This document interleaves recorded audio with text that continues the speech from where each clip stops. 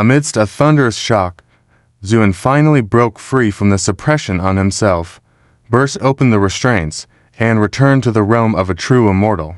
If a true immortal were to traverse the void, it would attract the scrutiny of the heavenly laws and easily arouse suspicions, so Zuan had suppressed his strength to half a step short of a true immortal upon entering the divine realm. Now, there were no reservations, so Zuan lifted the suppression. Arrays of heavenly laws transformed into rainbow lights swirled around Zuan. The immense power even forced the large array of the cursed goddess back. The whole scene was in shock. Zuan raised his hand and pointed lightly, saying, "Now, tell me your answer." With the imposing momentum of Zuan, the cursed goddess's mind trembled, a flash of panic in her eyes. But soon, she gradually calmed down. "Even if your power is astonishing, what can you do? Just a mere true immortal. Do you think I am afraid of you?" As she spoke, the long hair behind the cursed goddess began to wildly grow, instantly transforming into countless evil vines that wriggled and twisted like living creatures. In an instant, over half of the immortal platform was occupied by the cursed goddess's evil vines. Everyone panicked and huddled in corners, watching in fear. Pu Yan's face turned grave. "Great goddess," thoroughly enraged. Indeed, beneath the cursed goddess's snow-white skin, strands of blood markings appeared, twisting together, looking unsettling. And as for the cursed goddess's lips, they turned from red to black, and her eyes gradually faded to a gray-white, filled with evil and eerie beauty. This transformation left everyone stunned. Only Zuan stood there, looking on with a smile that seemed neither friendly nor wicked. At this moment, the cursed goddess spoke in a chilling and hollow voice. "You have forced me to reveal this form, which is already commendable. Today, I will make you understand what true divine power is." Boom! With the cursed goddess's words, the countless evil vines that roamed everywhere, seemingly seeking prey, rushed towards Zuan at an astonishing speed. Wherever they passed, space collapsed as if doomsday had arrived. A hint of seriousness appeared on Zuan's face. The cursed goddess was now unleashing all her divine powers, directly manifesting the ultimate and strongest form. Her current strength was several times greater than before. However, the stronger she became, the more Zuan's fighting spirit surged. When he traversed the heavens alone in his youth, Zuan was able to achieve the position of the supreme immortal in just 1,000 years because he never shied away from a fight, regardless of his opponent's strength. Whether high or low in cultivation, strong or weak in power, to gain respect, one had to rely on their fists. Thus, Zuan, who once fought the heavens and the earth alone, rose to become the pinnacle immortal by his own power. And now, Zuan had a heart as firm as iron and a fierce fighting spirit. This was the way of a cultivator. Without defying the heavens and overcoming all obstacles, one couldn't talk about crossing the ages or mastering the universe. At this moment, the sky filled with evil vines had arrived. Their sheer number resembled a gradient wave that seemed to engulf Zu. And the next second, Zuan's eyes turned as resolute as iron as he calmly said, "When I created the 6 forms of the god of slaughter, countless strong opponents perished under my fists. But you, a true deity, will be the first to be slain by me today. So, I will make you understand what it means to be invincible. God of Slaughter's 6 forms, unite." With these words, Zuan clenched his fist and struck out. Boom! A terrifying light erupted.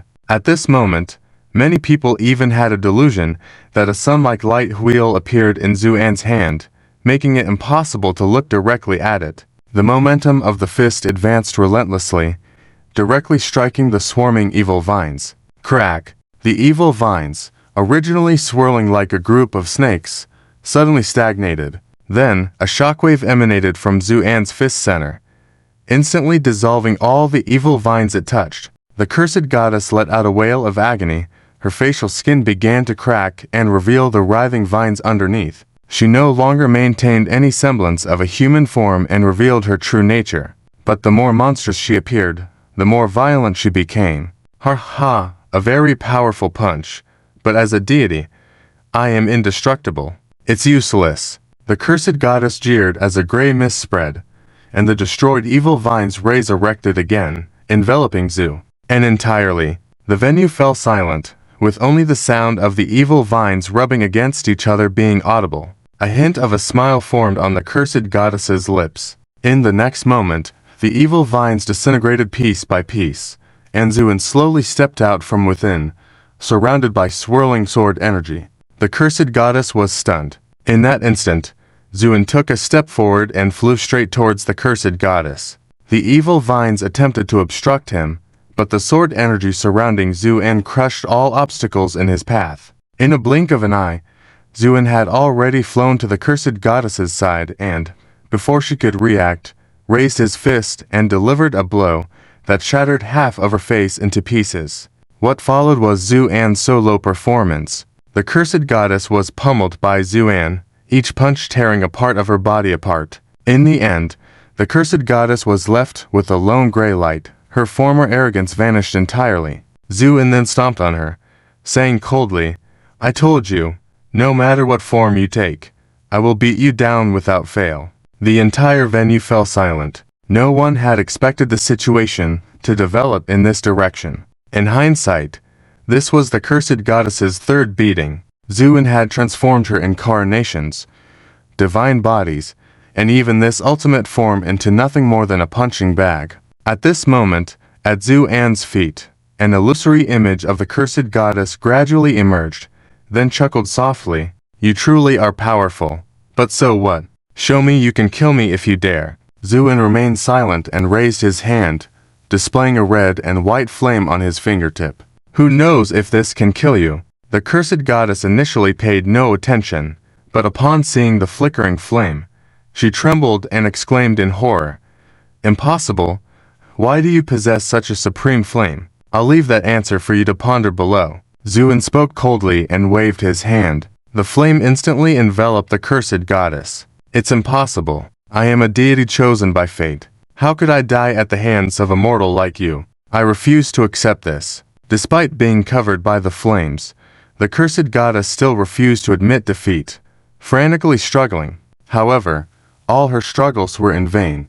The red lotus karma fire began to fervently incinerate her divine body, dissolving her cursed divine power. Amid the screams, the cursed goddess fell. The flames gradually dispersed, and the figure of the cursed goddess was no longer visible on the ground, only a dazzling bright crystal floating in midair. Zuan took it in his hand, and the radiance on the crystal gradually dissipated. Everyone stared blankly.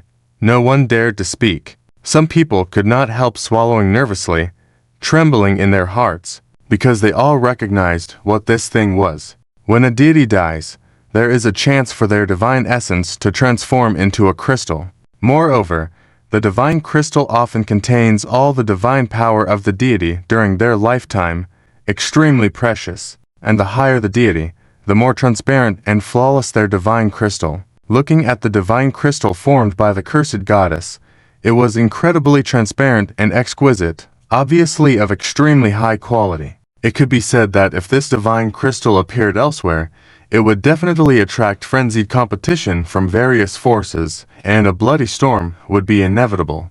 But now, no one dared to have the slightest hint of greed. Therefore, at this moment, this divine crystal was being held by Zuan. Everything that happened at this divine celebration was witnessed by everyone. From the moment Zuan arrived until now, which was just an hour's time, several great aristocratic clans' geniuses died, and the power temple was destroyed. In the end, even the cursed goddess, who had just been promoted to the level of an ancient deity, died on the spot. With such strength, it was unavoidable for everyone to be shocked and terrified.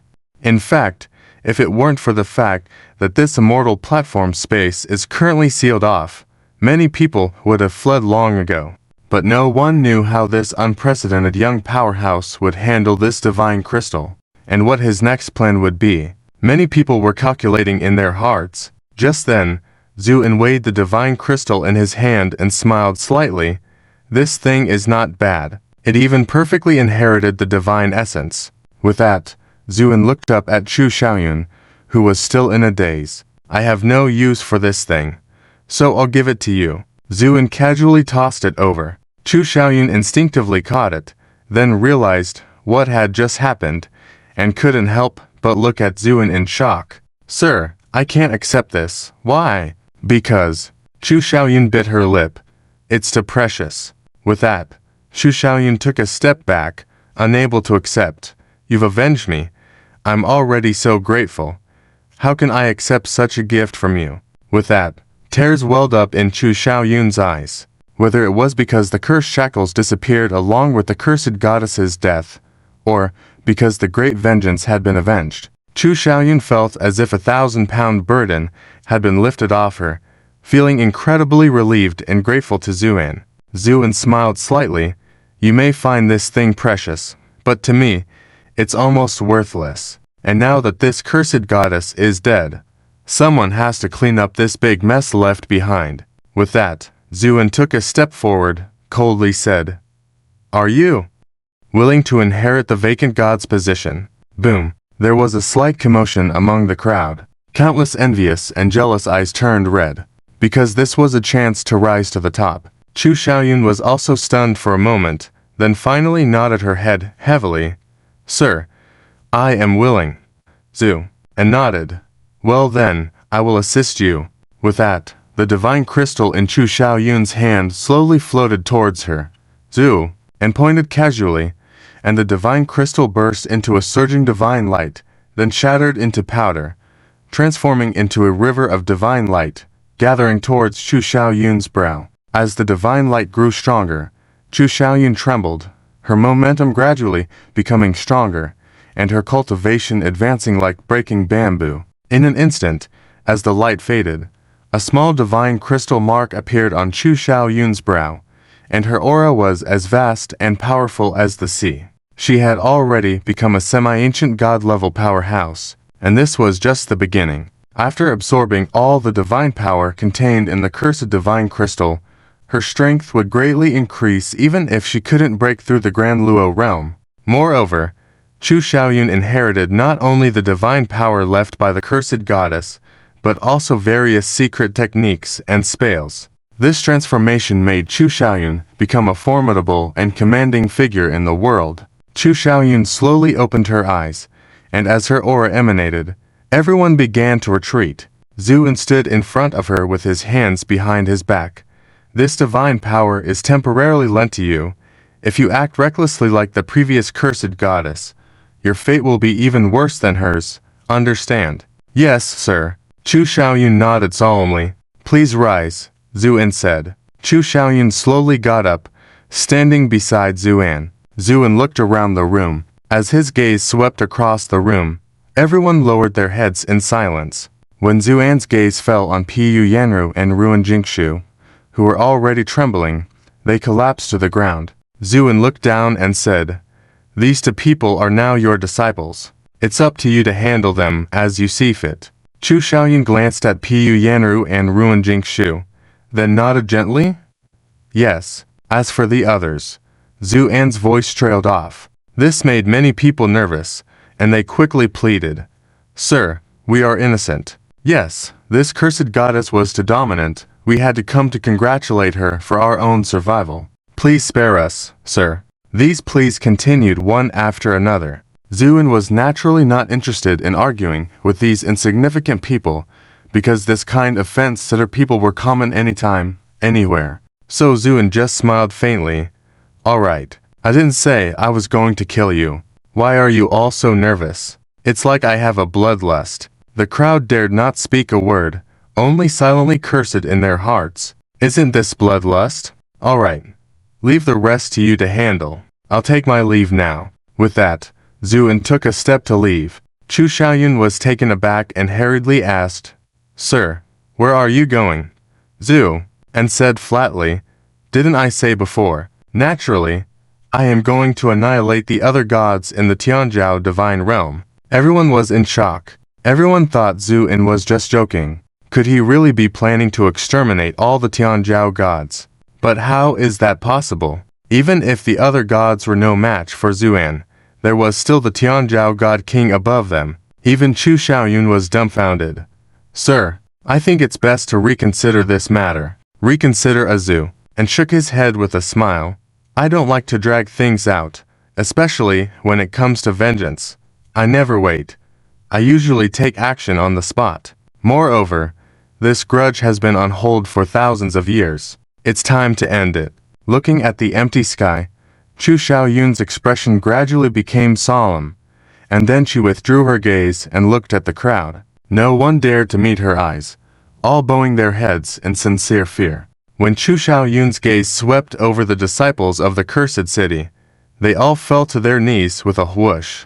"Greetings, my lady. Greetings, goddess my lady." Hearing these shouts, Chu Xiaoyun couldn't help but feel a moment of trance. Once, she was also one of those kneeling on the ground, and even the most shunned one. But in just a few days, her fate had undergone an earth-shattering change. Those who once looked down on her were now all kneeling on the ground, respectfully calling her my lady. This stark contrast made Chu Xiaoyun feel as if she had traveled through time. However, she quickly regained her composure, took a deep breath, and slowly walked towards the group on their knees. The sound of her footsteps was crisp and pleasant, but to the ears of these people, it sounded like a curse, making their faces paler with each step. When Chu Xiaoyun stopped, the two people kneeling at the front were almost about to prostrate themselves. Yes, it was Pu Yanru and Ruan Jingshui. When they heard the footsteps stop in front of them, they were filled with fear and dared not raise their heads, only tremblingly calling out, my lady." Chu Xiaoyun looked at them quietly, and after a while, she said calmly, "Raise your heads." Pu Yanru and Ruan Jingshui trembled all over, not daring to defy Chu Xiaoyun's order, and slowly raised their heads. Both of them had very pale faces, but they were full of flattery. Chu Xiaoyun lowered her eyes. "Is there anything else you want to say?" The two of them showed fear in their eyes, and then Pu Yanru stuttered to explain, "Chu, goddess my lady, I was kind to you before. You have forgotten." "Enough." Chu Xiaoyun's eyes flashed with cold light. "Do you think what I inherited was just her cultivation? I have also inherited her memories. Do you still want to quibble?" Pu Yanru shuddered all over, her heart slowly sinking into despair. And Ruan Jingshui seemed to see a lifeline and pointed at Pu Yanru indignantly. "That's right, you heartless and scheming person. You actually wanted to harm goddess my lady. Fortunately, goddess my lady has a good fate, and didn't let you succeed. Do you still want to quibble now?" This series of accusations left Pu Yanru dumbfounded, and Ruan Jingshui hurriedly nodded and smiled flatteringly at Chu Xiaoyun. "Goddess my lady, you see." But Chu Xiaoyun was unmoved. "Is that all? If that's all, then let's be on our way." "No!" Pu Yanru and Ruan Jingshui exclaimed in unison. In particular, Pu Yanru even thought about running away. But to Chu Xiaoyun, who had inherited all the assets of the cursed goddess, all this struggle was futile. With a wave of her hand, the heads of the two exploded with a bang, and then their corpses fell to the ground unwillingly. Seeing this scene, the disciples of the cursed city were all trembling, fearing that Chu Xiaoyun would kill them next. But Chu Xiaoyun just glanced coldly at everyone, then turned around, returned to the main seat on the high platform, and slowly sat down. She said faintly, "I'm sorry. This immortal platform needs to be sealed off for a while. Without my orders, no one is allowed to leave. So, you all have to bear with it here for a few days." When can we go back then?" Suddenly, someone in the crowd, Zhang Anan, asked. Chu Xiaoyun glanced at her, then looked up at the sky outside the window, and said lightly, "Until the master returns." Zhang Anan hesitated for a moment, then smiled bitterly and nodded. "Well, in that case, we'll just have to wait." Zhang Anan understood that Chu Xiaoyun was doing this to block the news. She was probably afraid that these guests would spread what happened here, which would hinder Zuan's plan. But did she really think Zuan could single-handedly slaughter the gods of Tianzhou? However one thought about it, it all sounded like a fantasy. Zhang Anan pondered in her heart. Meanwhile, Chu Xiaoyun's face was cold as ice. She had already made up her mind. If Zuan couldn't return, then everyone present would accompany all that followed. At the same time, high above the vast sky, Zuan was flying at astonishing speed. While flying, Zuan was taking in everything below. It had to be said that the Tianzhao divine realm was truly vast. Since Zuan returned as a true immortal, his speed had increased by more than 10 times, and he could even cross thousands of miles in an instant. But even at this speed, Zuan had been flying for a full hour, and there were endless mountains below him. These mountains were more or less similar, and after flying for so long, it was almost impossible to determine the direction. Without a detailed map of this realm, he would probably not even be able to find his way and would be lost in this endless mountain range. Zuan, however, was not in a hurry because during the refining of the cursed goddess, he had extracted her memories. However, after careful searching, the former Zuan was slightly disappointed. He had hoped to find some clues about the great battle that occurred thousands of years ago through these memories. Unfortunately, the cursed goddess had only risen as a new god nearly 1,000 years ago, and had no knowledge of what had happened thousands of years ago. However, it was not a complete loss. At least Zuan had obtained a detailed map of this Tianzhao divine realm. Zuan now knew that if viewed from above, the Tianzhao divine realm looked like a big pancake. The Tianzhao divine king was located in the center of the Tianzhao palace. Surrounding the Tianzhao palace were several major cities arranged in a circular structure. These cities served as guards, firmly protecting the Tianzhao divine king. The cursed city was located in the northwest corner of the Tianzhao divine realm, and to enter the Tianzhao palace, one had to pass through a city, an extremely cold city. Guarding this extremely cold city was the most favored general under the Tianzhao divine king, Su Han. From the memories of the cursed goddess, it could be learned that this Su Han had become famous very early and had been by the side of the Tianzhao divine king. His strength was so great that he was known as the first general of Tianzhao. There were even rumors that he was already a strong person in the Dharma realm. The cursed goddess had only had a few encounters with Su Han, but they were merely casual, and she had no idea of his true strength. She only knew that this person was absolutely not to be underestimated. However, Zuan had no hesitation about this, because he understood that no matter who dared to block his path, they would all die. Finally, after flying for 3 hours, this frigid city is entirely constructed of ice crystals. When the sunlight shines upon it, it looks so crystal clear and translucent, from afar resembling a fairy tale world. However, this fairy tale world is filled with danger, as Zuan can still clearly sense, despite the vast distance, that within this city lies the hidden presence of countless powerful individuals. Among them are even ruler-level strong beings. But Zuan furrows his brow slightly because he realizes that, although there are many strong individuals within this city, not a single one emits the aura of the god of frost. Could it be that he is not in this frigid city? Zuan is somewhat surprised, because the memories of the goddess of curse clearly state that in order to enter the golden palace of Amatarasu, one must go through several major cities surrounding it. If one were to fly directly over or forcefully enter, they might easily fall into a temporal rift. This was a defense measure set up by the former god king Amatarasu. It must be said that this god king Amatarasu is overly cautious, with all these measures taken just to stay alive. The more cautious he is, the more Zuan sneers in his heart. Only someone with a guilty conscience would be so fearful. Although temporal rifts cannot confound Zuan, if he doesn't want to alert others, the quickest way is still to enter the golden palace of Amaterasu through this frigid city. Therefore, Zuan decided to land on the ground and blend in with the crowd entering this frigid city. Once he steps inside, this frigid city reveals its magnificent side. It even appears larger than it seemed from the outside. Zuan knows that this is because within the seemingly transparent ice crystal walls are engraved with countless intricate divine patterns. These divine patterns not only possess strong defensive capabilities, but also compress the space of the entire frigid city, creating the illusion of a small exterior but an immensely vast interior. This measure indeed has a bit of a god king's grandeur. Zuan thinks to himself and then strolls on the main street of the frigid city. The main streets of this frigid city are very wide, and the buildings along the street are also constructed of ice crystals, giving them a mystical appearance. The pedestrians walking on the street seem to all have remarkable cultivation levels. Zu, and even spots several strong individuals on the level of city lords, chatting and swaggering along. Although Zuan came for revenge, the scene before him still gives him a sense of leisure, especially this frigid city, seeming as exquisite as an ice palace.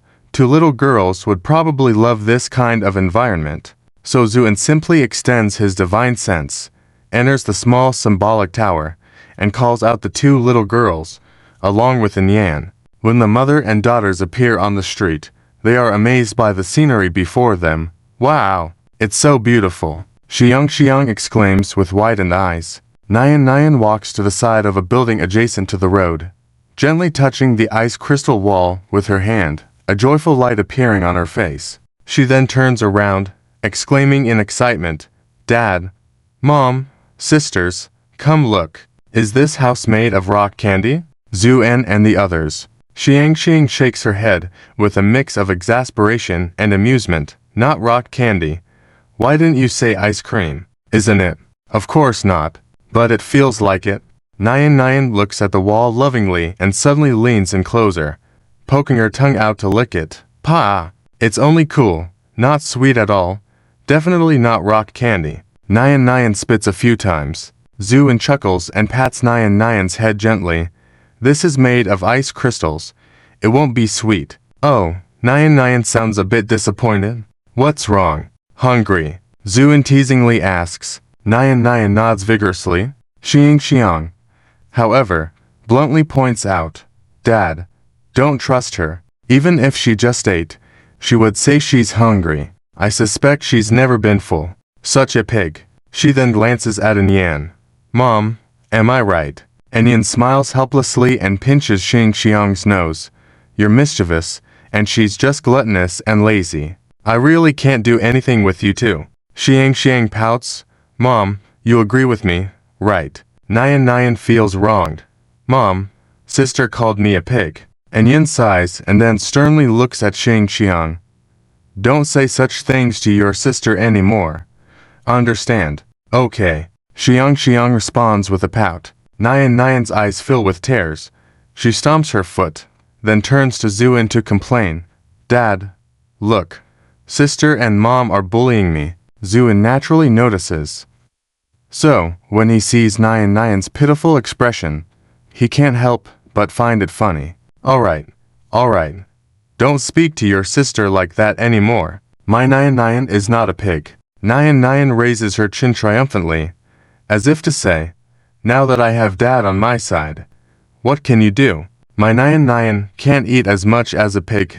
Zuan remarks seriously. Nyan's triumphant expression crumbles instantly. She then angrily retorts, "Dad." They all burst into laughter.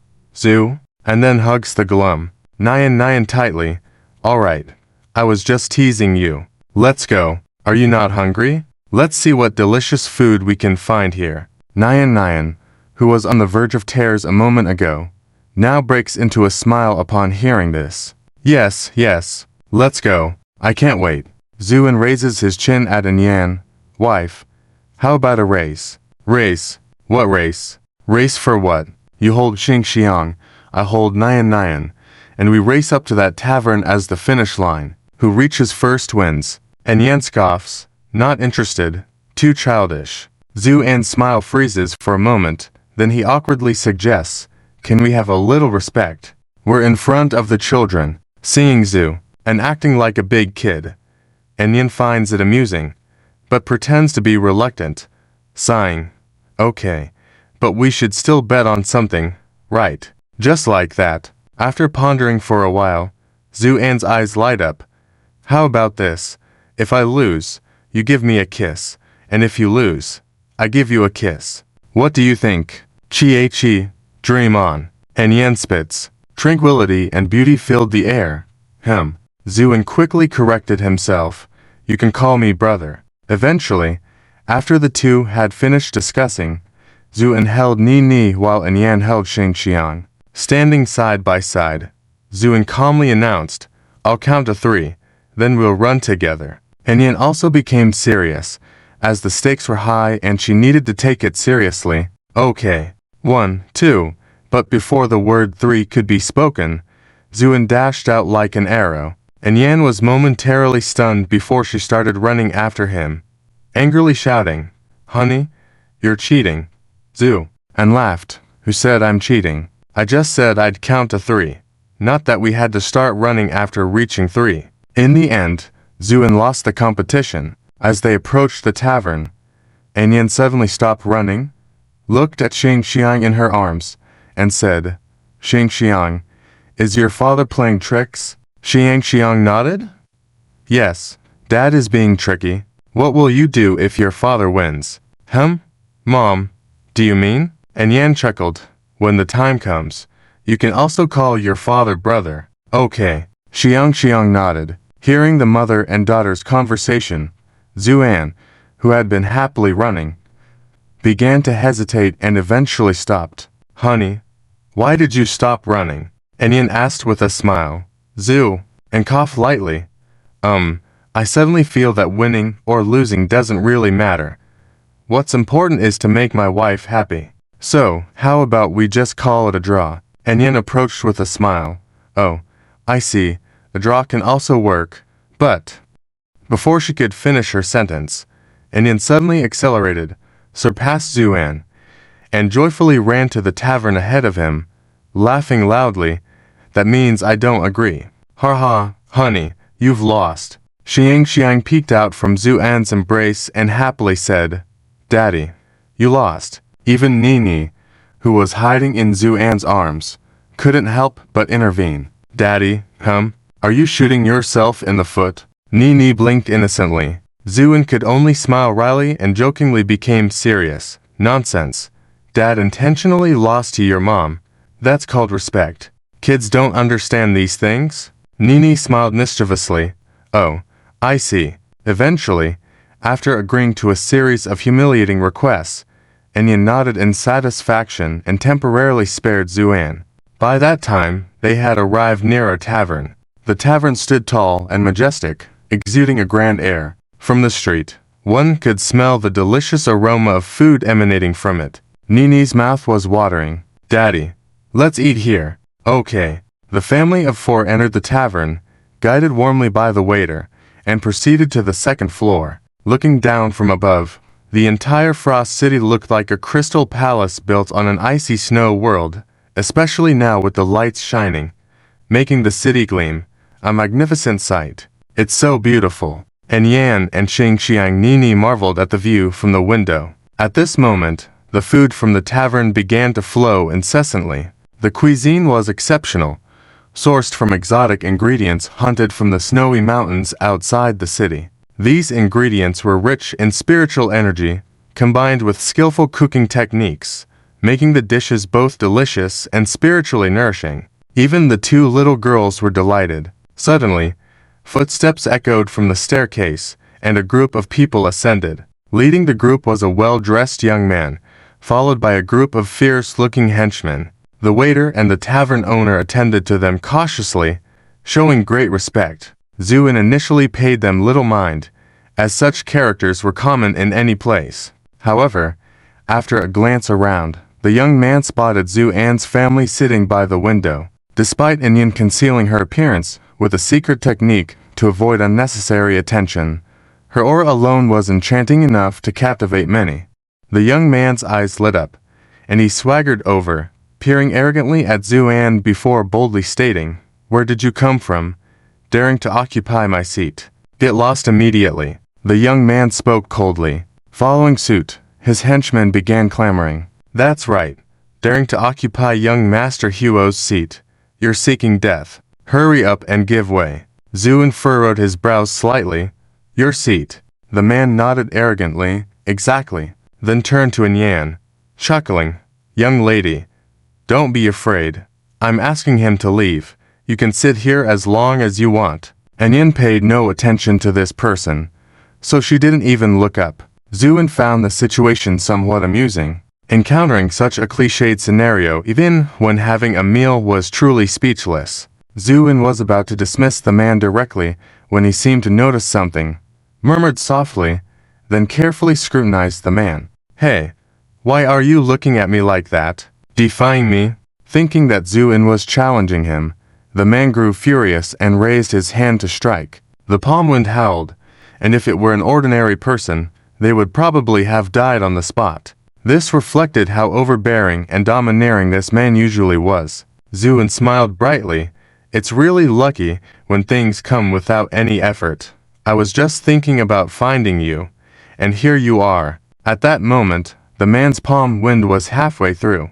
But as soon as Zuan's words fell, an immense force descended from above, directly pressing down on the man. Bang! The man couldn't even resist, being forced down to his knees under the tremendous pressure. The power was so great that it even cracked the hard floor. This turn of events dumbfounded his henchman, Young Master Huo. In these shouts, the man tried to struggle but was horrified to find that he couldn't even move his fingers. Zuan slowly raised a cup, took a sip, then smiled lightly at the henchman. "I'll give you the time it takes to burn an incense stick to inform his parents. If no one comes after that time, get ready to collect his body." His words were calm, but carried an undeniable authority. At that moment, even these henchmen, despite being fools, could tell that the man was no ordinary person.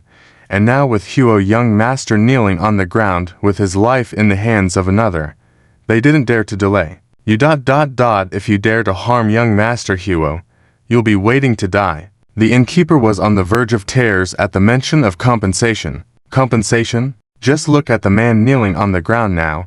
If his inn is not demolished later, that would already be considered lucky. Daring to hope for compensation? He is the notorious playboy Young Master in the ice-cold city. An existence that ordinary people cannot afford to provoke. Who is this young man anyway? How can he be so domineering? The innkeeper was puzzled. Equally puzzled was the kneeling man, Huo Shao. He stared grimly at Zuan and angrily said, "Kid, do you know what you're doing? If you release me now, I might spare your life. Otherwise..." Before he could finish his sentence, Zuan squinted his eyes. Huo Shao felt a huge force coming at him, and his entire body was instantly completely immobilized. Now, not to mention speaking, even blinking became a luxury. He could only kneel there like a piece of wood or clay sculpture. And continued to drink without changing his expression, while Anyan curiously approached and asked softly, "Husband, do you know this guy?" And smiled, "I don't know him." "Then why make him kneel there? Just teach him a lesson and send him away." Anyan was puzzled. "Although I don't know him, his parents should know me." "Yanner, mind your own business. I know what I'm doing." Anyan nodded at his words and stopped asking further questions. So there appeared a very strange scene in the room on the second floor. Zuan's family sat around eating and drinking, while a man remained motionless kneeling on the side. Just then, a furious roar came from a distance. "Who's there? How dare you bully my brother?" The voice echoed far and arrived above the inn in an instant. The innkeeper and others trembled at the sound, their faces filled with fear. At that moment, the roof of the inn was lifted open, and amidst the flying bricks and tiles, a man fell straight down. This man was young, with features very similar to Huo Shao. Upon seeing this person, everyone in the inn's faces changed, because the newcomer was none other than the elder brother of Huo Shao. The man was hot-tempered, powerful, and even more formidable than Huo Shao. As soon as he saw his brother kneeling motionless on the ground and sitting calmly across from him, the elder brother couldn't help but roar in anger. "How dare you insult my family? Go to hell." With that, he rushed forward in a rage and attacked. Zuan, seeing that the newcomer was yet another young man, instead of the one he expected, frowned slightly, but didn't even glance at him, just gave a cold smile. Boom!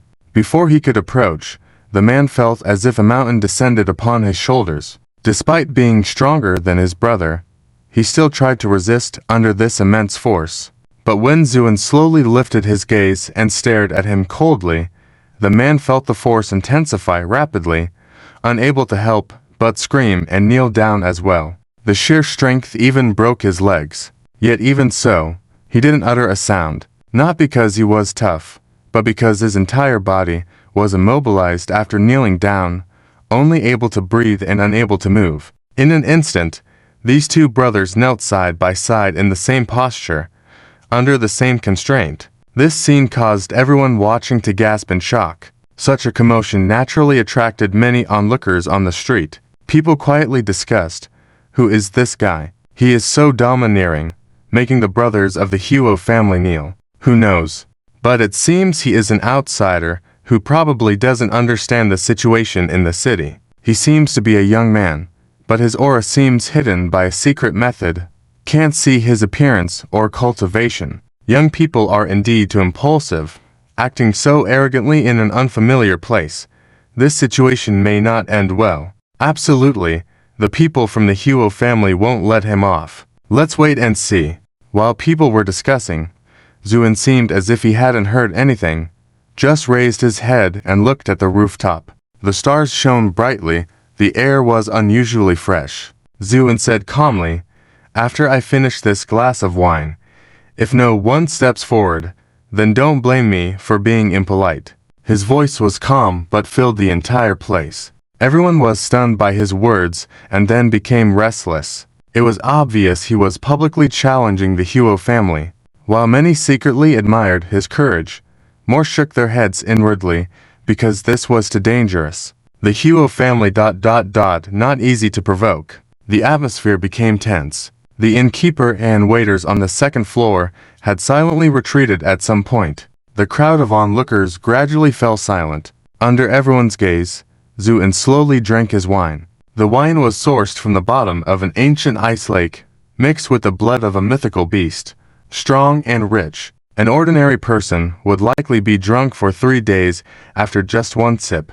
But Zuan had drunk almost half a pot, yet his gaze became sharper with each sip. At that moment, as the wine in the cup vanished, Zuan's lips lifted with a cold smile. He raised the cup, took a sip, raised his head, and drained it all at once. "Since they haven't come, then your brothers can leave together," Zuan said coldly, raising his hand to act. Just then, a sharp piercing sound was heard from the sky, followed by a furious voice shouting, "Who dares to oppose our Huo family?" The crowd stirred violently upon hearing this voice. "He's here. The Patriarch of the Huo family has arrived. Oh, things are getting exciting." Upon hearing this voice, Zuan slowly smiled, but his eyes were filled with coldness. At the same time, a streak of light shot across everyone's heads and appeared above the inn in an instant.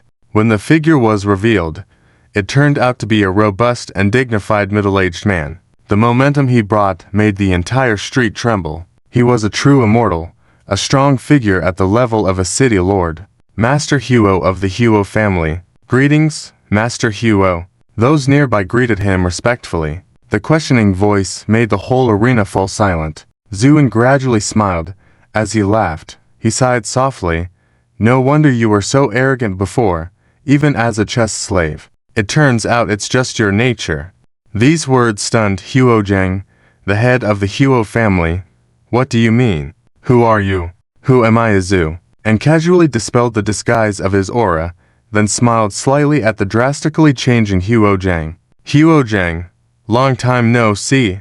Yes, the current head of the Huo family that came was the one who previously seized the body of the chess saint of Tianzhou in the Tianzhou Star territory, a chess slave, committed heinous crimes, was defeated by Zuan in a game of chess, and exposed his true identity. But in the end, the one who managed to escape was Huo Zhang. At this moment, when Huo Zhang saw Zuan dispelling the disguise of his aura, he could hardly believe his eyes.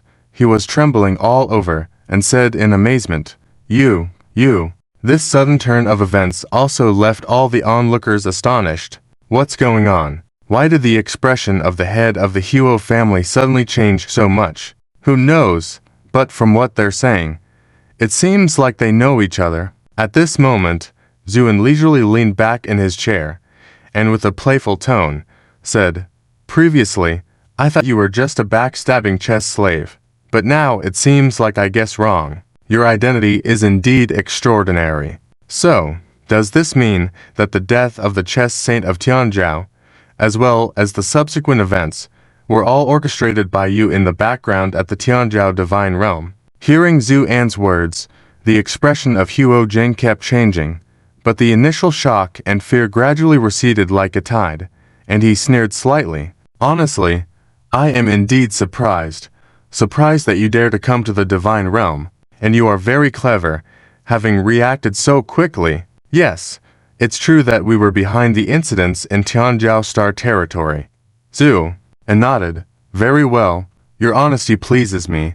At this moment, the Huo brothers kneeling on the ground felt the restraint loosen, and they were able to speak. They immediately shouted wildly, "Father, save me! Father, please save me!" Huo Jing looked at his sons on the ground, who couldn't move, then turned coldly to Zuan. "What do you mean by this?" Zuan smiled faintly. "Nothing much. I just happened to pass by here, and coincidentally discovered that the bloodline carried by this man is very similar to yours. So I coincidentally played a game with them. Am I right?" Zuan smiled at the two men. The first man who knelt down cursed, "Kid, you're finished. My father is here now. No matter who you are, you won't be able to leave." "Oh, is that so, Zhu?" And laughed. "Of course. Inside this frigid city, dragons coil and tigers crouch. You dare to go against my Huo family, you will await death. And even the woman beside you can't survive. I will." The man with the face full of hatred was about to continue speaking, but Zuan's eyes flashed coldly, and directly sent the mother and daughter, who were already full of mother-daughter meal, back to the enchantment treasure tower. At the same time, a powerful divine sense surged out, and the man's head and body exploded like firecrackers. Not only that, his soul was also annihilated. The whole scene was in shock. No one had expected that this delicate-looking young man would be so ruthless, and he even dared to kill someone directly in front of the head of the Huo family, Huo Jing. Huo Jing was also stunned for a moment, and then came to his senses, shouting furiously, "Zhu, you dare to kill my son? What's wrong with killing your son? Did you think I only killed one?" Zuan slyly smiled, pointing casually at another kneeling member of the Huo family. The man shuddered, shouted in fear, "Father, save me." Before he could finish his words, his head and body exploded into fragments. Amidst the blood flowing, Huo Jing stood frozen, motionless. Meanwhile, Zuan stood up slowly, saying calmly, "I'm sorry. Both of your sons are dead now." The whole place fell silent. The Huo brothers, who were extremely arrogant and committed countless heinous crimes in the Frigid city where no one dared to offend, died just like that. Countless people felt a sense of relief in their hearts, but on the surface, they dared not show it. However, to everyone's surprise, Huo Jing, who should have been furious, suddenly became extremely calm. He looked coldly at Zuan and suddenly said, "Now that you've killed my sons as well, I won't pursue it any further. Let's consider this matter settled. What do you think?" Boom. This statement was like a bomb, terrifying everyone's hearts. In the Frigid city, where actions were always decisive and ruthless, the head of the Huo family, after his two sons were killed, actually said he wouldn't pursue it further. It sounded as unbelievable as a fairy tale. In the eyes of many people, Zuan's image instantly became extremely mysterious. Who is he exactly? How could he have such a strong deterrent power that even the head of the Huo family feared him? Just when everyone thought Zuan would back down and let it go, he smiled. "I killed them because they deserve to die for their sins. And what does that have to do with you? And now that you won't pursue it, do you think you're worthy?" Many people were stunned by these words and dared not look at Huo Jing's expression, because this was not just a slap in the face, but a kick in the face with one's foot. Indeed, Huo Jing's face turned ashen. His angry voice said, "Zuan, don't push it too far. Do you really think I'm afraid of you? When facing the weak, you talk about the law of the jungle. When facing the strong, you talk about pushing it too far. The tricks of people like you are really full." At this point, Huo Jing was left with no way out. In fact, at the beginning, apart from being surprised by Zuan's arrival, he did not have much fear, because previously in the Tianzhou Star Territory, Although Zuan had shown strong power, at that time he was just a clone, so it was not surprising if he lost. And now, this was the Frigid city, his own territory, so Huo Zhang thought Zuan was just there to die. But later, when Zuan directly killed his two sons, he dare not think that way anymore. Especially the powerful divine sense shown by Zuan made Huo Zhang fearful, so his attitude changed drastically, wanting to calm things down first, cover up this matter, and deal with it later. But now, with Zuan being so relentless, he couldn't retreat any further. Retreating further would mean the end of the Huo family's presence in the Frigid city in the future. Therefore, he sneered, "Since you want to die so much, I'll grant your wish." As he spoke, countless ice crystals appeared around Huo Zhang. 1,000-mile ice seal. Zuan's response to this was also very simple. With one step, Zuan appeared in front of Huo Zhang, then kicked out. Huo Zhang, who was fully exerting his divine power, never expected that his ice spirit technique had no effect on Zuan at all. Caught off guard, he was directly kicked to the ground by Zuan. With no divine power to back him up, the ice crystals naturally dissipated. Just as Huo Zhang was about to get up, Zuan took a step forward, stepping on his head, and calmly said, "Don't move, or I'll crush your head." In the blink of an eye, Huo Zhang succumbed to being Zuan's defeated foe. Throughout the encounter, Zuan didn't even use the power gap between them, keeping his hands behind his back, leaving everyone astonished. Huo Zhang was furious and shocked, but soon calmed down and hoarsely shouted, "Zuan, what do you want to do?" Zuan smiled faintly and said, "It's simple. I want to find the cold god general of your Frigid city." Huo Zhang trembled all over. You're looking for the god general for what?" "Guess," Zuan said with a smile. Huo Zhang was momentarily puzzled, then his eyes showed horror. You want to go to the central palace." Zuan grinned coldly.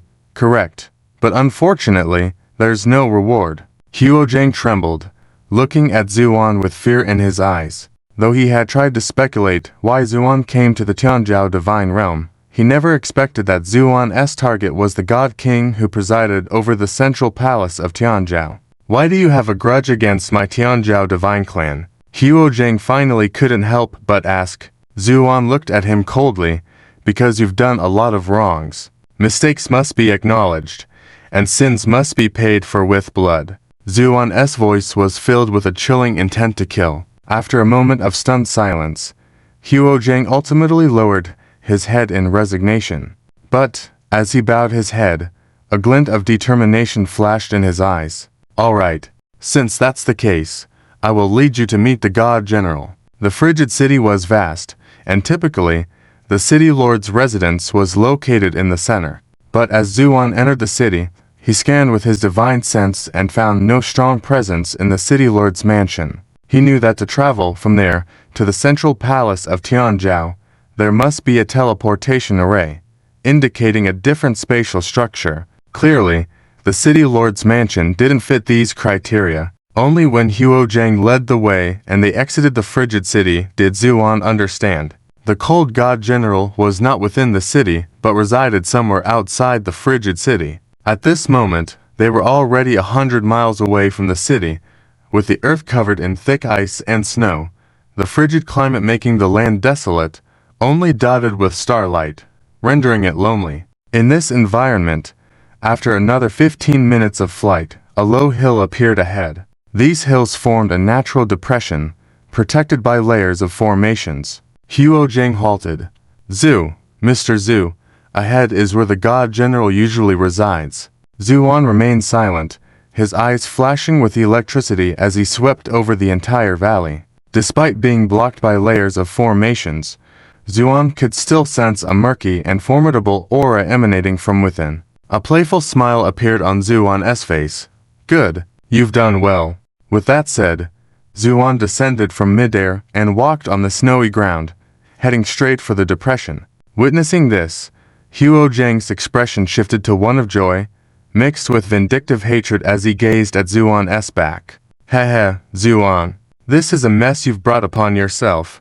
No one else to blame." Meanwhile, Zuan had reached the protective formations. He looked up, then extended his hand and pressed down slowly. Buzz. A soft sound was heard, and a blue ice screen emerged, attempting to push away Zuan's palm. Zuan coldly smiled, as his palm continued downward forcefully, causing the ice blue screen to shatter less than a second later. However, in the process, a dozen or so formation screens inside were activated simultaneously, followed by a low growl coming from within. As the roar resounded, ice and snow within 1,000 miles trembled.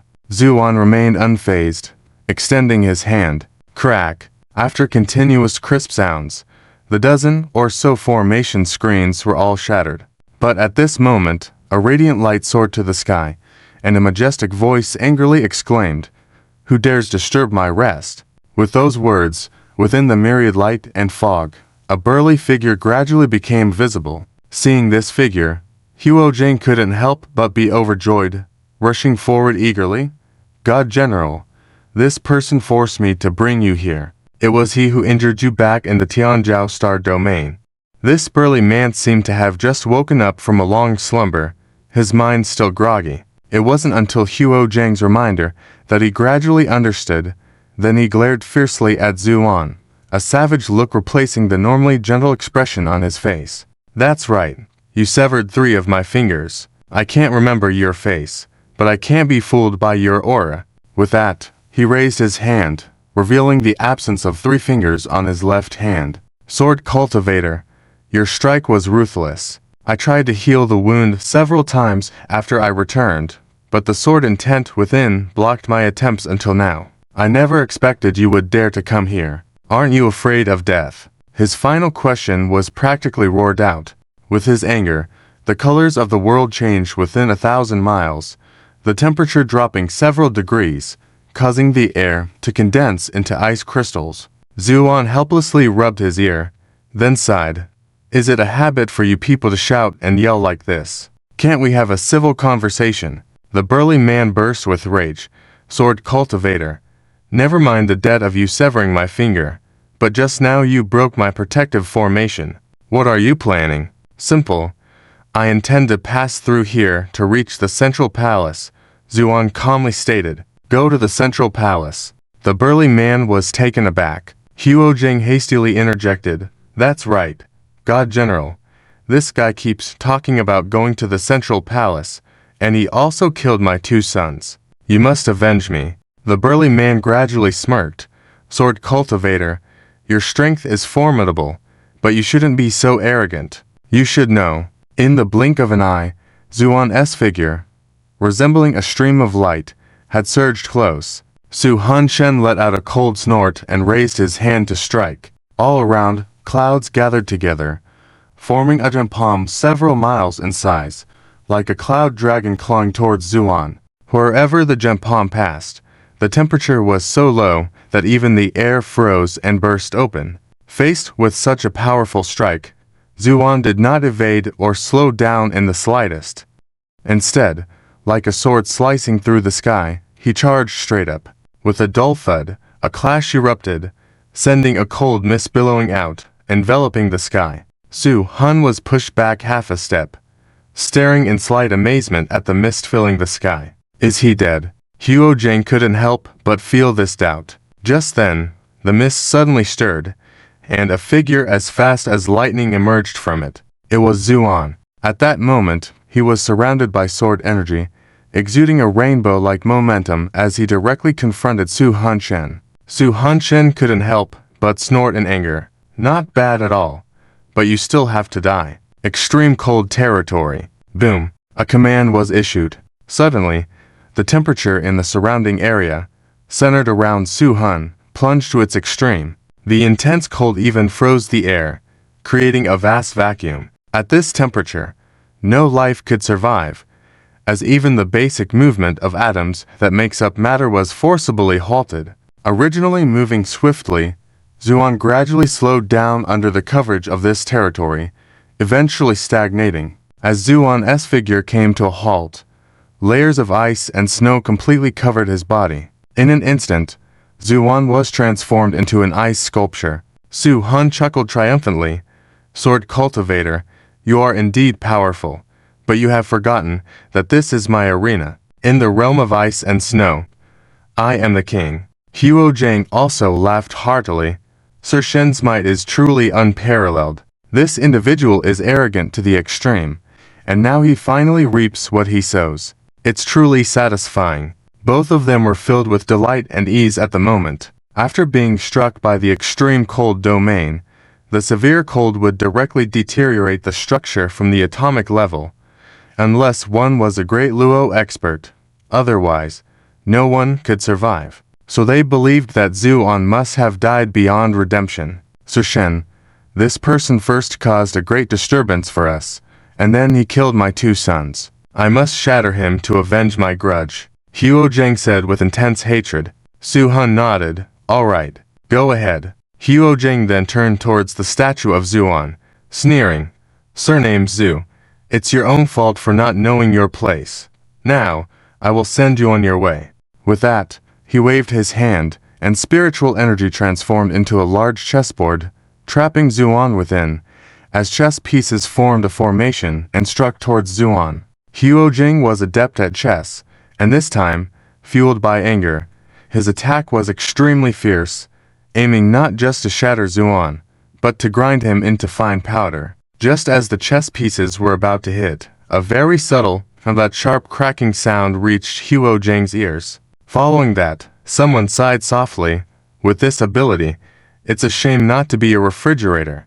With a breaking sound resounding like firecrackers, the ice crystals covering Zuan shattered and dispersed with immense force in all directions. Bang! In the ensuing explosions, the chess pieces in the sky were utterly crushed by the ice crystals. Subsequently, Zuan stood proudly in the void, looking calm as he gazed at Huo Jang and Su-hun. Sir Shen. Huo Jang's voice trembled, crying out in shock. Su-hun Shen was taken aback before snarling.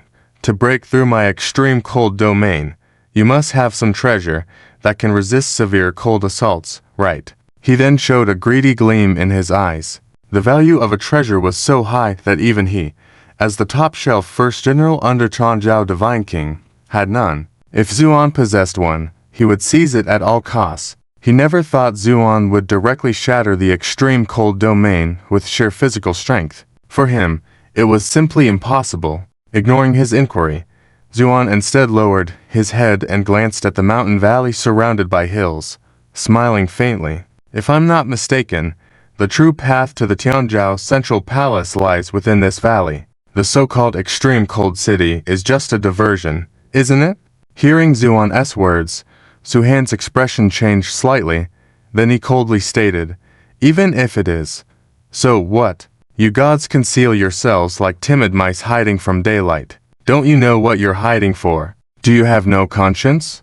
Before Su-hun could reply, Huo Jang burst out, Surname Zhu, you.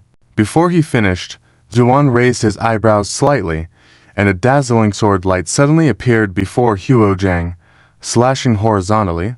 Splatter. His head fell, blood spraying everywhere. Huo Jang's corpse plummeted from midair. Zuan said coldly, in the face of a powerful opponent, respect must be maintained. Isn't this the rule you divine beings should adhere to? Su-hun was stunned by Zuan's ruthless act of glaring and killing. At the same time, surprisingly, Huo Jang's soul, looking disheveled, flew out of his body and fled to Su-han's back in terror. Sir Shen, please be my advocate. Huo Jang cried out. Su-han's face darkened gradually.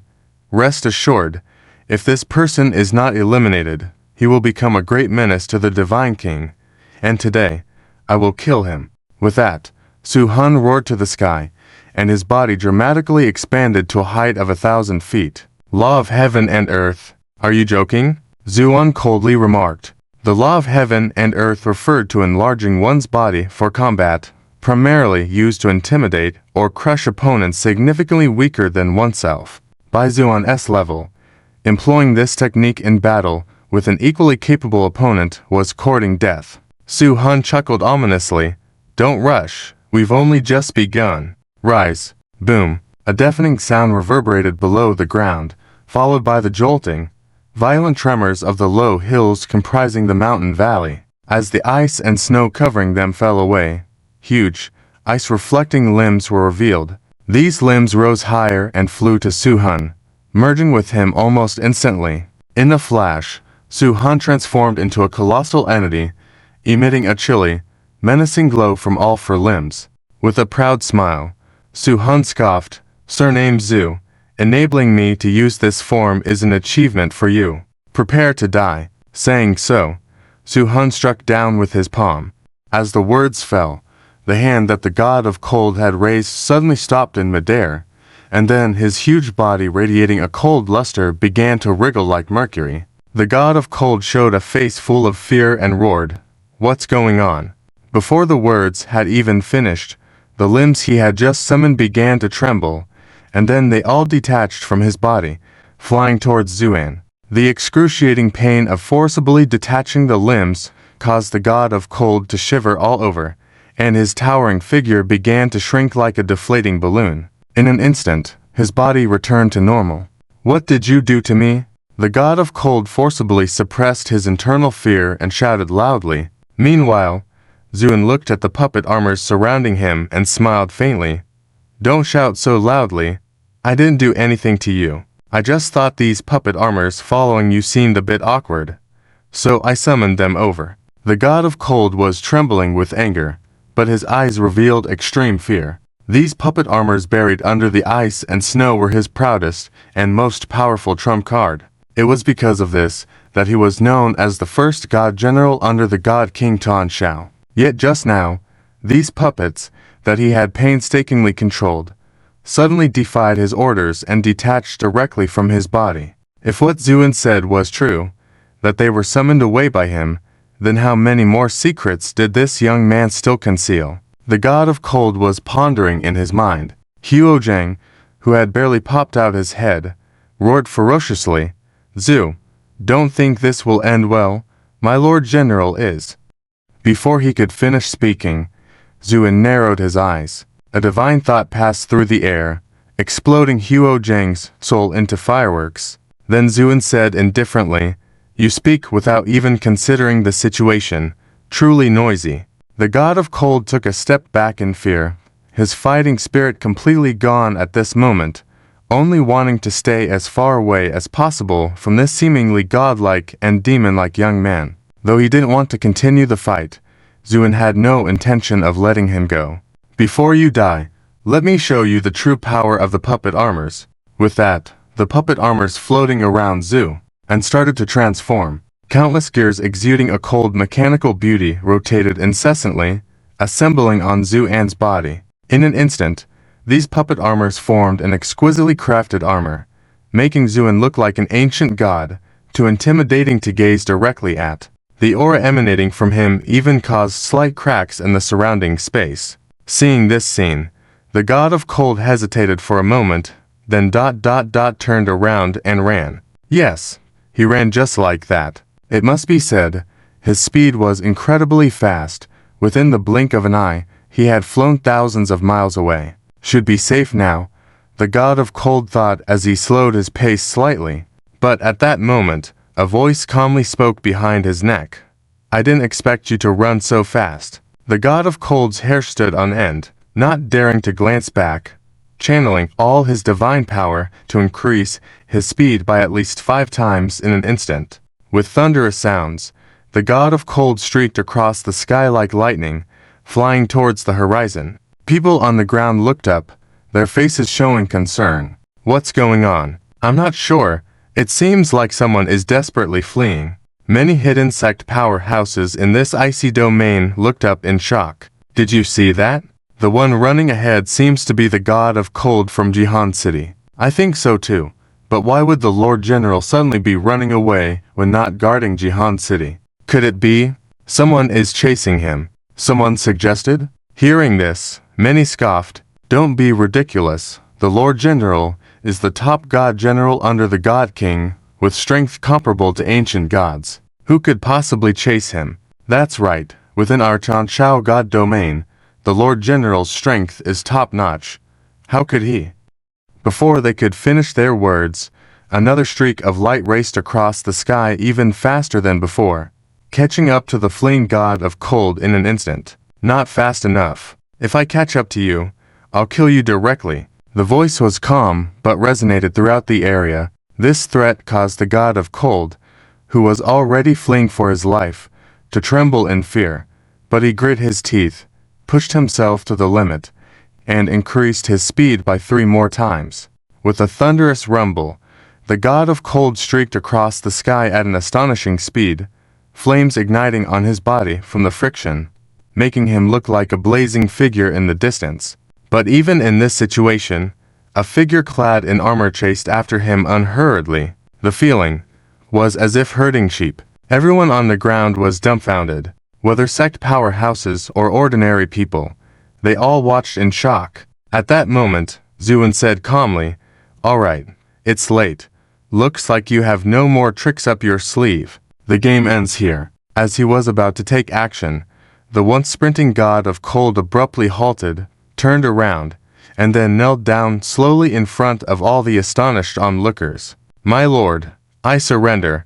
I beg for mercy." Silence enveloped the land. Everyone gaped in disbelief. This land belonged to Jihan City, and the god of cold had ruled it for 1,000 years. All sect powerhouses had visited him in Jihan City and saw the god of cold as someone high and mighty. So seeing him kneeling with a submissive expression in the void made everyone unsure if they were seeing things. What is happening? Who is this mysterious figure clad in armor? Why could he make the god of cold kneel and beg for mercy? At that moment, the mask of the puppet armors opened automatically. Zuan looked down at the god of cold, then said with a half smile, "Oh, you surrender?" "Yes. My lord's power is unmatched. I cannot compare. Please spare my life." The god of cold spoke sincerely. "I see. That's how it is." Zuan nodded. Zuan waved his hand. "All right. No need to say more. Neither of us are fools, and the heavenly sun god king is not a fool either. Since he has placed you in such an important position to guard, he must have a way to control you. Otherwise, if everyone surrendered as easily as you, he would have died 8 times over by now. Am I right?" Before the words could finish, Sui Han, who knew his true intentions had been exposed, leapt up, his body filled with divine power, and launched his strongest attack. This attack made the wind and clouds change color and the sky reverse. Those who witnessed this scene on the ground, those with slightly weaker strength, thudded to the ground directly. Even those with good strength had pale faces, swaying unsteadily, barely holding on. But Zuan did not make any movement, just stood there quietly, seemingly prepared to resist this blow. There was a hint of joy in Sui Han's eyes. Even a powerful figure like Daluo would have to retreat after this reckless attack. This guy is indeed powerful, but still too arrogant. But the next moment, all his smugness turned into nothing, because his supposed surefire blow, upon touching Zuan, produced a deafening clang of metal, and then disappeared. Yes, it vanished silently. There wasn't even a trace left on the armor. The scene instantly became awkward. Sui Han's mouth twitched, then he forced out a smile. "Sir, I was just playing with you." "Oh, just playing." Zuan smiled nonchalantly. Sui Han nodded as if pounding garlic. Yes, just playing." But before the words fell, and without any visible movement from Zuan, he suddenly appeared in front of Sui Han, then lifted his hand and grabbed his neck directly. In terms of size and body shape, Sui Han appeared much bulkier compared to Zuan. However, once Zuan grabbed his neck, Sui Han felt as if the mountains were squeezing him, and he couldn't move. Sui Han was now in a panic, trying to break free by scrabbling and kicking.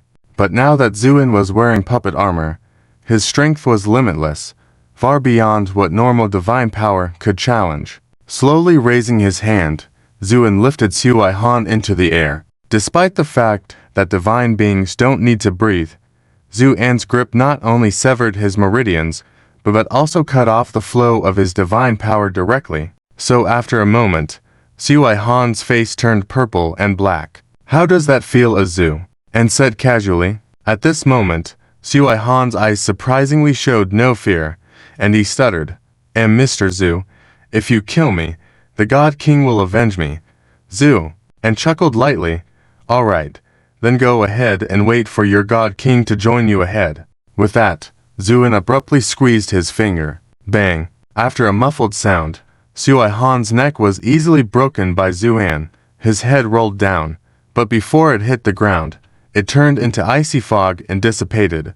Zu, and not only broke his neck with that move but crushed his soul and cultivation completely. Hiss! Everyone who witnessed this scene gasped. It was too brutal. And to be able to annihilate a divine being with one hand. Who on earth was this person? Just as everyone was horrified, Zuan looked around at the sky, his voice cold. My name is Zuan. Remember this name, because soon, I will cleanse the entire heavenly sun god realm with blood. With that, Zuan's figure turned into a stream of light and disappeared into the sky. After a moment of silence, the whole place erupted. Zuan, have you heard of this name? No. Seems like a new face. Heh. Youthful recklessness can be forgiven, but what he's saying is too far-fetched. To cleanse the entire heavenly sun god realm with blood, if the God King hears this, he probably won't make it through the day. Some people were disdainful, not believing Zuan's words, but many others had fearful expressions and hung their heads low. Even Sui Han, the God General, fell. From now on, the heavenly sun god realm is probably going to be in unrest. Someone sighed softly. At the same time, Zuan had returned to the valley. At this moment, Yan flew out of the talismanic tower. In fact, she was so worried that she had been secretly sensing with her divine knowledge, and when the outside turmoil settled, she hurried out. But when she saw Zuan covered in armor, she couldn't help but be stunned. How does my husband look in this outfit? Zuan smiled slightly, and Yan couldn't help but nod approvingly. Handsome. Then, with a face full of curiosity, she approached and touched the glistening golden armor. What's this, Zu? And smiled, his eyes flashing slightly, and the armor on his body started to peel off like scales, turning into a palm-sized signed golden seal in an instant. Wow, how magical! And Yan picked up the seal, marveling at it as she turned it over in her hands. This seems to be an ancient puppet armor passed down by masters. It's a pity that Sui Han didn't recognize the treasure and used it as a weapon. Zu and explained. Something passed down from ancient times. And Yan was even more surprised. Do you like it? If you like it, try putting it on. Me. And Yan was a bit dazed, then shook her head vigorously. I don't want to. That armor is for men. I don't like it. Zuan smiled and pointed at the seal. A flash of light passed. The seal began to transform rapidly, and in an instant turned into an exquisitely beautiful dress that fit Yan perfectly. And Yan blinked, looked down at the finely crafted, stylish dress, and couldn't believe her eyes. Husband, how can this thing transform? Of course it can. Unfortunately, this puppet armor is old and has some damage. Otherwise, just with this suit of armor, you would be able to withstand a full force blow from a Daluo or even an immortal king. Wow! And Yan's mouth fell open. This armor is so amazing. Zu. I nodded, looked up at the sky, and said lightly, the world knows that cultivators are powerful, but few know that in ancient times, the brilliant alchemy civilization was no less powerful than the cultivators today. So, where did they all go now? And Yan asked, looking puzzled. The Sun Palace. This is a vast land. In fact, all the sun, moon, and stars of the entire sun god realm emerge from here. Therefore, the scenery here is also very unique. Half of the sky is daytime and the other half is night. The exchange of day and night is the interpenetration of the two, ultimately swapping camps. In the middle of this vast land stands a mountain peak of immeasurable height. If you stand at the foot of the mountain and look up, you will feel like the entire sky is being held up by this mountain peak. Therefore, this mountain is also known as the sky supporting peak, and the master of the entire sun god realm, the sun god king, resides in the sun palace at the top of this mountain peak. At this moment, the area surrounding the sky supporting peak is filled with various flying boats, and numerous powerful gods and spirits are getting off the flying boats and walking towards the mountain top. The reason for this bustling scene is because today is the day of tribute. According to tradition, on this day, all the powerful gods and spirits of the Sun God realm must come to pay their respects to the Sun God King. However, for nearly 1,000 years, this Sun God King has almost never shown his face. Even the gods and spirits residing in this land find it almost impossible to see the God King. Nevertheless, on the day of tribute, all the gods and spirits still arrive early, not daring to show any slack. Although the mountain peak is high, under the steps of these powerful beings, they quickly reach the top, and at a distance from the mountaintop, there is an extremely spacious square at the mountainside. All the gods and spirits have ascended the square and have begun to converse with each other. Although the tribute has become meaningless, through this assembly exchanging information has become a customary practice. Hey, do you think the Lord God King will show up this time? A god whispered. I doubt it. The Lord God King has not shown himself in 1,000 years. The so-called tribute is just for show. I believe it will be the same this time. Another replied. Hey, have you heard? Heard what? The speaker lowered their voice. I heard rumors that the Lord God King seems to have a problem with his cultivation, and his power has greatly diminished, which is why he has not shown his face in 1,000 years. This statement caused everyone around to pale. Are you looking for death? How dare you speak such words here? Someone rebuked loudly, then glanced fearfully at the mountaintop shrouded in thick mist. He knew that behind the mist was where the Sun Palace was located. Upon hearing this person's reprimand, the speaker remained indifferent. Oh, come on, why be so timid and afraid? Since I dared to speak, I must have my reasons. And look, I'm still fine right now, right? With that, he remained nonchalant. But, enough with the buts. If the Lord God King were normal, I probably would have been obliterated before finishing that sentence. The crowd fell silent. Just then, a cold voice sounded. Oh? By your meaning, do you seem to be insinuating that the Lord God King has already died? As the voice spoke, a brilliant light appeared out of nowhere above the square. When the light dissipated, a cold-faced woman stood before them. This woman was not extremely beautiful, but rather charming, with a cold countenance that sent chills down one's spine. As soon as they saw her, everyone on the square hurriedly bowed and saluted. Greetings, Chief Officer. That's right. The newcomer was none other than the most trusted chief officer by the Sun God King's side, King Hong, who had appeared as a spokesperson during the Sun God King's seclusion over the past 1,000 years. King Hong nodded coldly, and then looked at the person who had spoken earlier, saying lightly, Were you suggesting just now that the Lord God King is in trouble? The person trembled all over, fear showing in their eyes, and then shook their head in panic. No. How dare I curse the Lord God King? I just heard some rumors and gossip, begging for Chief Officer King Hong's forgiveness.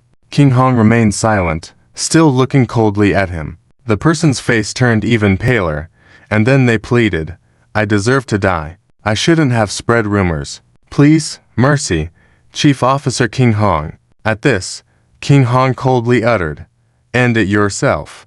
With these words, the person fell to the ground, crying out, My lord. King Hong squinted her eyes.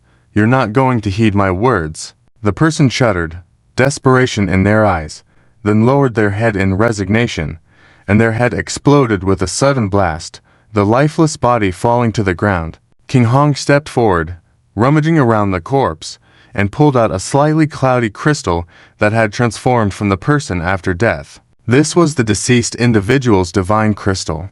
But as King Hong held it in her hand, she weighed it lightly and then crushed it in one squeeze. The faces of everyone present turned pale. They knew that for a god, this was equivalent to utter destruction. Such ruthless means indeed had the desired effect. When King Hong swept her gaze over the entire square again, every person, regardless of their cultivation or status, bowed their heads respectfully. Greetings, Chief Officer King Hong. Only then did King Hong nod in satisfaction. All right, this was merely a lesson. But if I hear anyone speaking ill of the Lord God King behind his back again, the consequences will be 10 times more severe than this. Do you understand? The crowd echoed.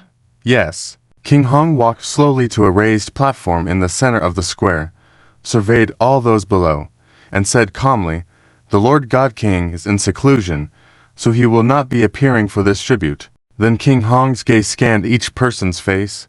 Now, are all the people present? No one dared to speak. Many hands were trembling slightly, though they might be powerful godly dignitaries in their respective regions.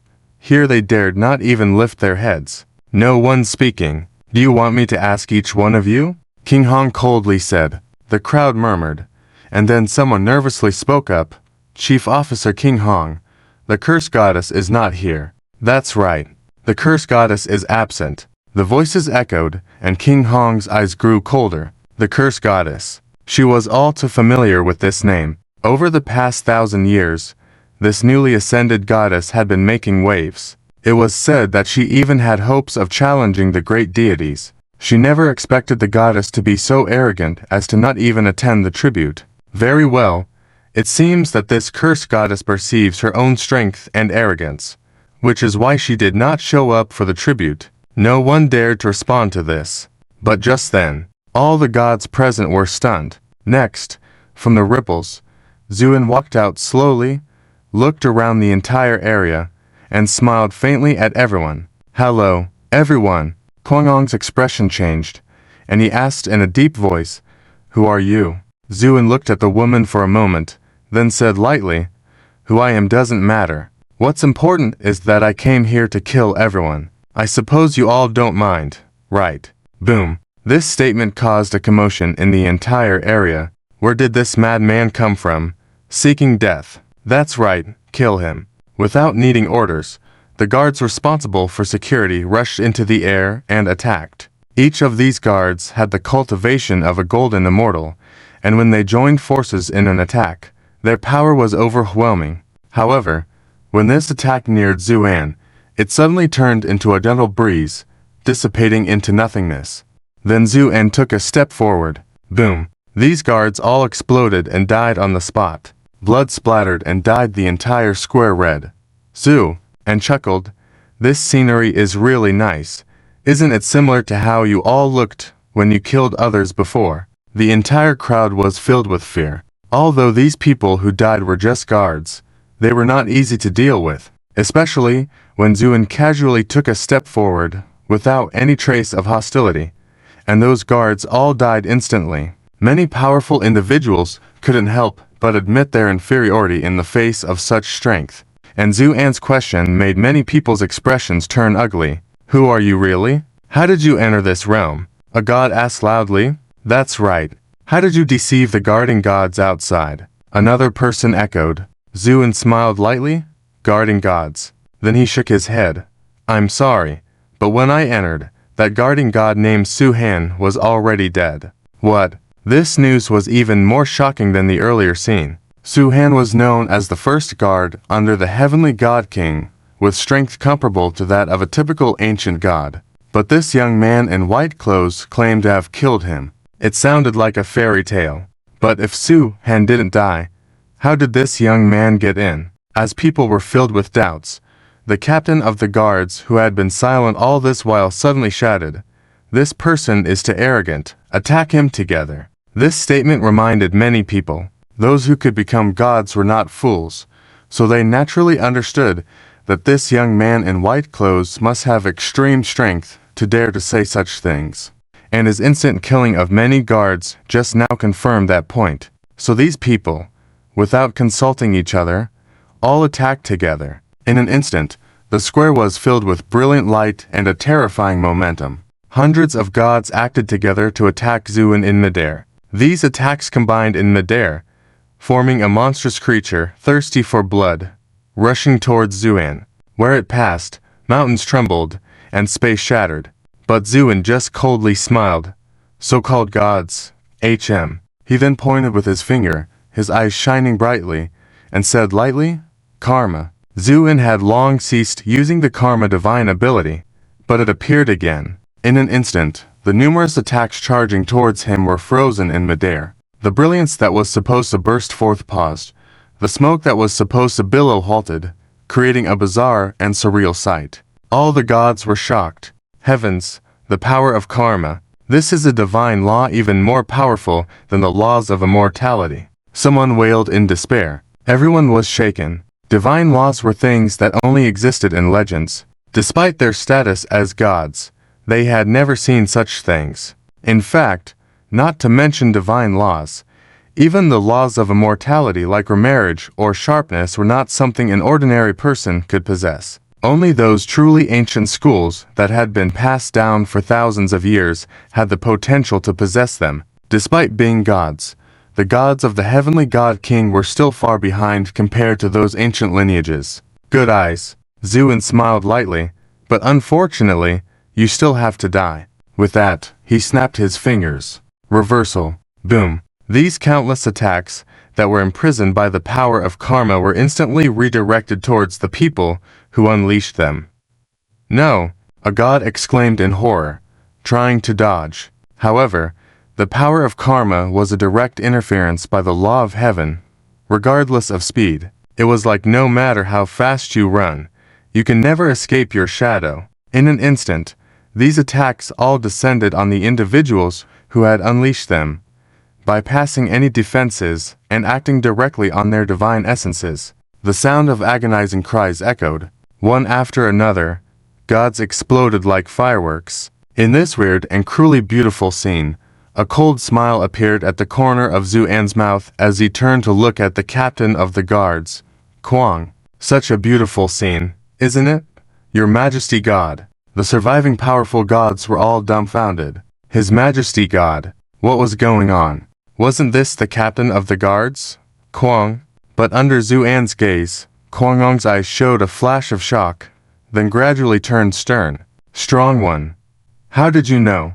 Zuan smiled faintly. You've hidden it well indeed. Even the core of this Kwang's soul has not been destroyed but has directly parasitized within her soul. However, these things can't be hidden from me. With that, a coldness crept into Zuan's eyes. You are very clever, knowing that you have committed to many sins in the past. So, you have secluded yourself for nearly 1,000 years, staying hidden while controlling everything outside through this strand of soul. I guessed it. Am I right? Hearing Zuan's words, all the surviving powerful gods were dumbfounded, but no one doubted the truth of Zuan's words. For centuries, many had already had doubts, and when they heard these words, many of their doubts had a very reasonable explanation. Indeed, Kwang's face gradually calmed down, then she sighed lightly. Strong one. You guessed correctly. As she spoke, a powerful aura rose from Kwang. Many gods around fell to their knees, too scared to get up. Kwang's face was enveloped in a majestic light, and then she said coldly, Strong one. If I'm not mistaken, you must be from the Hua family. Zu, and nodded. That's right. Indeed. Amatarasu, the sun goddess, had a sudden change in expression and then said gloomily, Strong one of the Hua clan. Don't think that I'm afraid of you. Besides, those things from 10,000 years ago. What I did may not necessarily be wrong. Oh, you weren't wrong. Then was it the Hua clan that was wrong? Zuan said coldly. That's hard to say. Who made the Hua clan at that time so inflexible? Amatarasu sneered. Zuan's gaze grew colder as he waved his hand. Enough. No need to say more. No matter what you say. Today, it's your time to die. With that, Zuan took a step forward, appearing in front of Amatarasu in an instant, raising his hand for a punch. The force of this punch directly sent several weaker experts and godly beings flying. However, Amaterasu didn't face the punch head-on, but instead quickly retreated, sneering, Strong one of the Hua clan, I've already given you face. It's your own lack of tact. You gave me face. Are you even worthy? Zuan retorted bluntly. His fist then accelerated suddenly, catching up to the retreating Amaterasu, who was going madly backward. Boom. After a loud bang, Amaterasu's body exploded, blood splattering all over the ground. Is that it? Many people were stunned. Zuan, however, showed no signs of relaxation, because he knew that the real battle was just beginning. Indeed, a sigh from the sky was heard. Being a little arrogant is nothing, but being too arrogant is courting death. As the voice faded, the sky, originally black and white, suddenly lost its color, and in the center of the sky, a proud sun appeared. The brilliance of this sun shone across the land, and the pressure it emitted made everyone prostrate on the ground, unable to even lift their heads. In an instant, on the vast square, only Zuan stood proudly. Zuan looked up at the sun and disregarded Amatarasu's taunts, saying calmly, "So, you are the ancient Golden Crow. No wonder the our nation dares to claim to be the origin country. In that case, you should also be a divine spirit that emerged from Earth, just like the Norse god King Odin." In fact, from the very beginning, Zuan had doubts about the identity of this Amatarasu and the entire Amaterasu deity, because all the clues showed that these divine spirits had intricate connections with the gods of the myths passed down in the Ar nation. Only when he saw this sun, Zuan dared to confirm that these so-called Amaterasu deities were not native gods of the divine realm, but, like Odin from the Norse mythology, they all originated from Earth.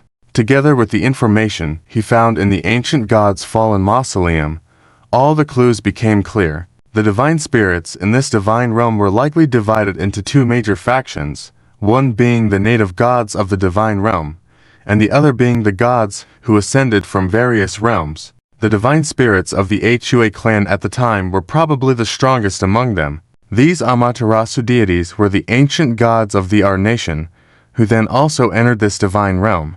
Because they all came from Earth and were not far apart, the divine spirits of the Hua clan accepted them into their camp. However, they never expected that their goodwill would lead to a huge hidden danger. When the great calamity thousands of years ago arrived, the Amaterasu deities were the first to betray, dealing a heavy blow to the divine spirits of the Hua clan and ultimately leading to their total defeat.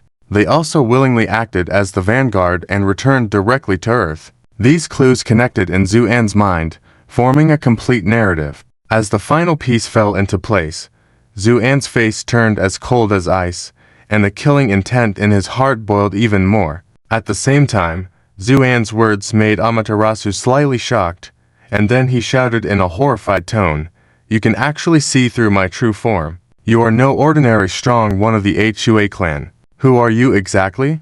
Zuan coldly smiled. "You're only asking that question now. Isn't it too late?"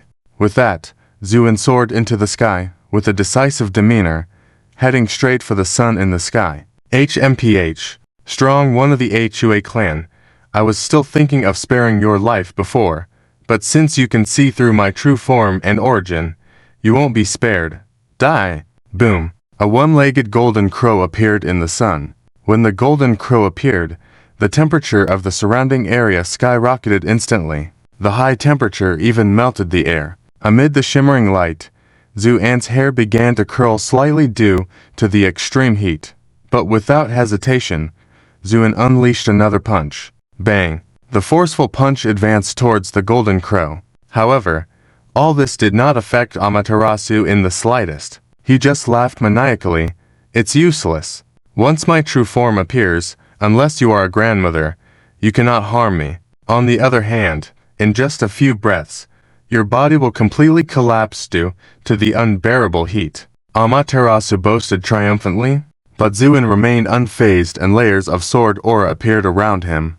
"Huh, you're still a swordsman." Amaterasu was slightly surprised, then sneered, "It's pointless. I am an ancient divine beast. How can a mere sword intent affect me?" As he spoke, Zuan unleashed numerous dazzling long swords that smashed towards Amaterasu like a river of sword aura. Clang! In a series of loud noises, the intense sword intent pushed Amaterasu back 100 meters. But that was it. When the sword aura dispersed, the sun remained, without even a hint of dimming. Amaterasu laughed wildly. "Strong one of the Hua clan. Surrender. You can't lay a finger on me. Surrender, and I will give you a quick death. Don't even think about avenging the Hua clan. Thousands of years ago, your Hua clan was exterminated, and thousands of years later, you will fall too. This is the fate of your Hua clan. Ha ha ha. Amid the laughter, Zuan raised his head proudly, much like the ancestors who chose death over surrender thousands of years ago, and then said indifferently, Fate. The fate of the Hua clan has always been in our hands, and not accepting fate, that is our fate. Heh heh, nice words, but what can you do to me? Amatarasu sneered. Amaterasu Shino was first stunned, then furious. This is that piece of alchemy armor of the winter year, Zu, and nodded. That's right. But now, it's mine. Zuan held the blue golden seal in his hand and said lightly, Aren't you the one who claims that no one under the heavens can hurt you? Today, I will let you die happily. With that, Zuan suddenly pressed down. The blue golden seal seemed to come alive, suddenly extending countless gears, and then began to rotate frantically. In an instant, this piece of alchemy armor transformed into a strange, exaggerated, yet coldly gleaming semicircular object. Everyone was a bit puzzled because they couldn't make out what it was. Amaterasu Shino was first stunned, then sneered. You make it sound so exciting, but you end up with a flaming stick. What? Are you planning to stab me to death with this? With that, he burst into laughter again. Zuan, however, remained unfazed, just took a deep breath. Suddenly, the clouds shifted in all directions and the wind stirred on all sides. It seemed like Zuan had sucked all the air in the world, as countless sword auras appeared in the sky. The sword auras covered the sky, their might shaking the earth. Amaterasu Shino was also stunned, but still didn't take it too seriously. As an ancient mythical beast, as long as he revealed his true form, he could be immune to all attacks under the heavens. This terrifying trait had made him shine brightly in the great battle thousands of years ago, where countless gods and cultivators of the Huaju clan perished by his hands. If not for the old man who could foresee fate 1,000 years ago warning him that a catastrophe would come and a strong figure from the Huaju clan would seek revenge, he might not even bother to hide, as he had never taken these matters to heart, even feeling proud of it. Heh heh, a good attempt with the sword intent. But as I said, these things are totally ineffective against me. So I advise you to save your effort. Amaterasu Shino lazily said. However, at that moment, the sword auras in the sky gathered and formed a huge vortex, with the end of the vortex pointing directly at Zuan. The target was the strange weapon in Zuan's hand. The sword auras, like threads of silk, crazily infiltrated the strange weapon. Glowing spots began to appear at both ends of the semicircular weapon, growing rapidly and eventually connecting. At the moment of connection, a powerful aura emerged from the weapon. Everyone witnessing this scene was left in awe. This is a bow and crossbow. Someone exclaimed in shock. Yes, what appeared in Zuan's hand was an exaggerated and bizarre bow and crossbow, exuding an extremely powerful aura. Amaterasu Shino, who had originally been nonchalant, now seemed to have seen something extremely terrifying, subconsciously retreating several miles. Then, his voice trembled as he yelled, What? What do you want? Zuan smiled coldly. What do I want? Naturally, to kill you. With that, Zuan raised his hand and lightly commanded, Release the arrow. Boom. With a single command, the vortex of sword energy condensed rapidly. In an instant, the boundless sword energy that covered the sky transformed into a bright silver arrow, only about a yard long. As the arrow flew into Zuan's hand, Amaterasu Shino couldn't help but scream in horror, as if this scene had triggered some extremely terrifying memories. Zuan paid no attention to this. His only thought now was to kill the Amaterasu Shino in front of him. So he drew the bow, aimed the arrow at the sun. The atmosphere locked down. The world fell silent. Amaterasu Shino let out an extremely fearful scream. Impossible ... How could you have this aura? With his scream, the glaring sunbird that had been hanging in the sky began to flee like a startled bird. Seeing this, all the surviving powerful gods were dumbfounded. In their eyes, the invincible lord of the gods was actually scared off by a small bow and crossbow. This was simply unthinkable. A cold smile gradually appeared on Zuan's lips. After all these years, it seems that the Jinwoo clan still can't get over their fear of bows and crossbows. But no matter how you run, today you must die. Watch as I fire. One arrow to shoot the sun. With that, Zuan released the string. With a heavy and dull bang, the silver arrow flew out silently, piercing through the void in an instant and then directly crossing behind the frantically fleeing Amatarasu Shino. Sensing the approaching arrow, Amatarasu Shino was scared witless. No, but everything was beyond his control. With his scream, the silver arrow, carrying supreme power, sliced through him. With a thud afterwards, the once radiant sun in the sky dimmed instantly, and after a few flickers, it extinguished completely. At the same time, a figure appeared out of thin air in the high sky, staggered, and then fell down. It was then that people realized that this figure was actually a middle-aged man with a pale and sinister face. "It's the Lord of the Gods," the surviving powerful gods exclaimed. Amaterasu Shino was obviously already injured, his body falling rapidly. However, Zuan had no intention of letting him go, taking a step and appearing in front of him. "The arrow just now was to avenge the Hwaju gods who died at your hands. This punch now is to repay the innocents who perished at your hands." With a light command, Zuan shouted, "Merge," and then delivered a punch. The killing god's 6 styles combined into one. Its power enough to make heaven and earth change color. Amaterasu Shino screamed in agony, "Mercy!" Before he could finish his plea, Zuan's punch had already struck. Boom! Amaterasu Shino was directly sent flying, then exploded in midair. Golden blood splattered across the sky, staining the firmament crimson. But even this was not enough. Due to the great vitality of the Jinwoo, although shattered by Zuan's punch, the fragments combined and regenerated in an instant. Zuan had anticipated this. So, when Amaterasu Shino began to regenerate, he rushed forward again and delivered another punch. This is to avenge the Hwaju gods who perished. Boom! Amaterasu Shino exploded once again, and then he regenerated again. This is to repay the Hwaju mortals who were slaughtered by you. Boom boom boom. Finally, after going through numerous rounds of rebirths, the form and aura of the Sun God King became extremely weak.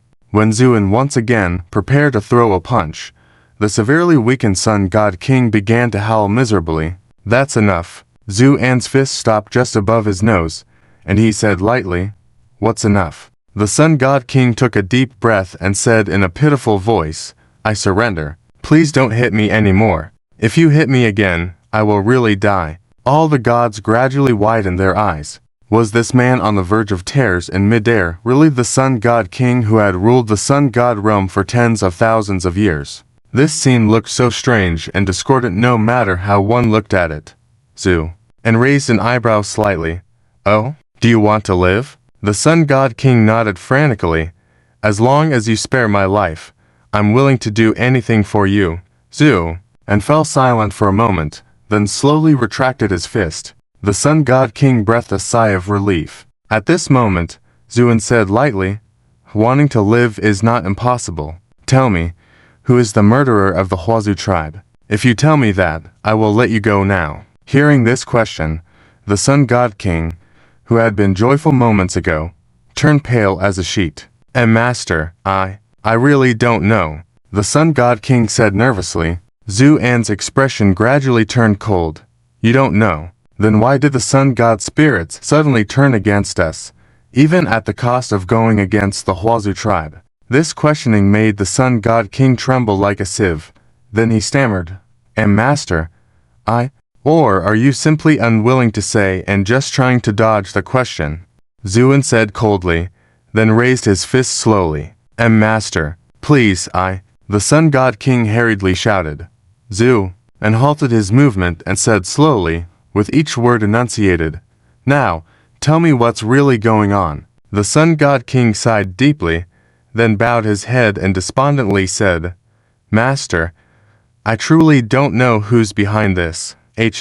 Zuan raised an eyebrow. "Master, don't rush. These matters are truly beyond my reach. Even if I venture to Earth later, I still wouldn't be able to see clearly who is behind the massacre of the Huazu tribe. As for why our sun god spirits suddenly turned against us, the sun god king hesitated for a moment, then raised his head and solemnly said, "It's because of a promise from Li Heng, the god of misery. He promised that if I betrayed the Huazu tribe, he would grant me a divine realm and make me a true god king of a realm." Li Heng Azu. An's expression gradually turned colder, because he remembered that in the earlier battle, where he was sealed into the cycle world, it was done by Li Heng's people, and the ones planning to massacre the Huazu tribe again on Earth were also Li Heng's son. Zuan hadn't forgotten these things, and in fact, he had planned to deal with Li Heng after settling matters here in the Sun God realm.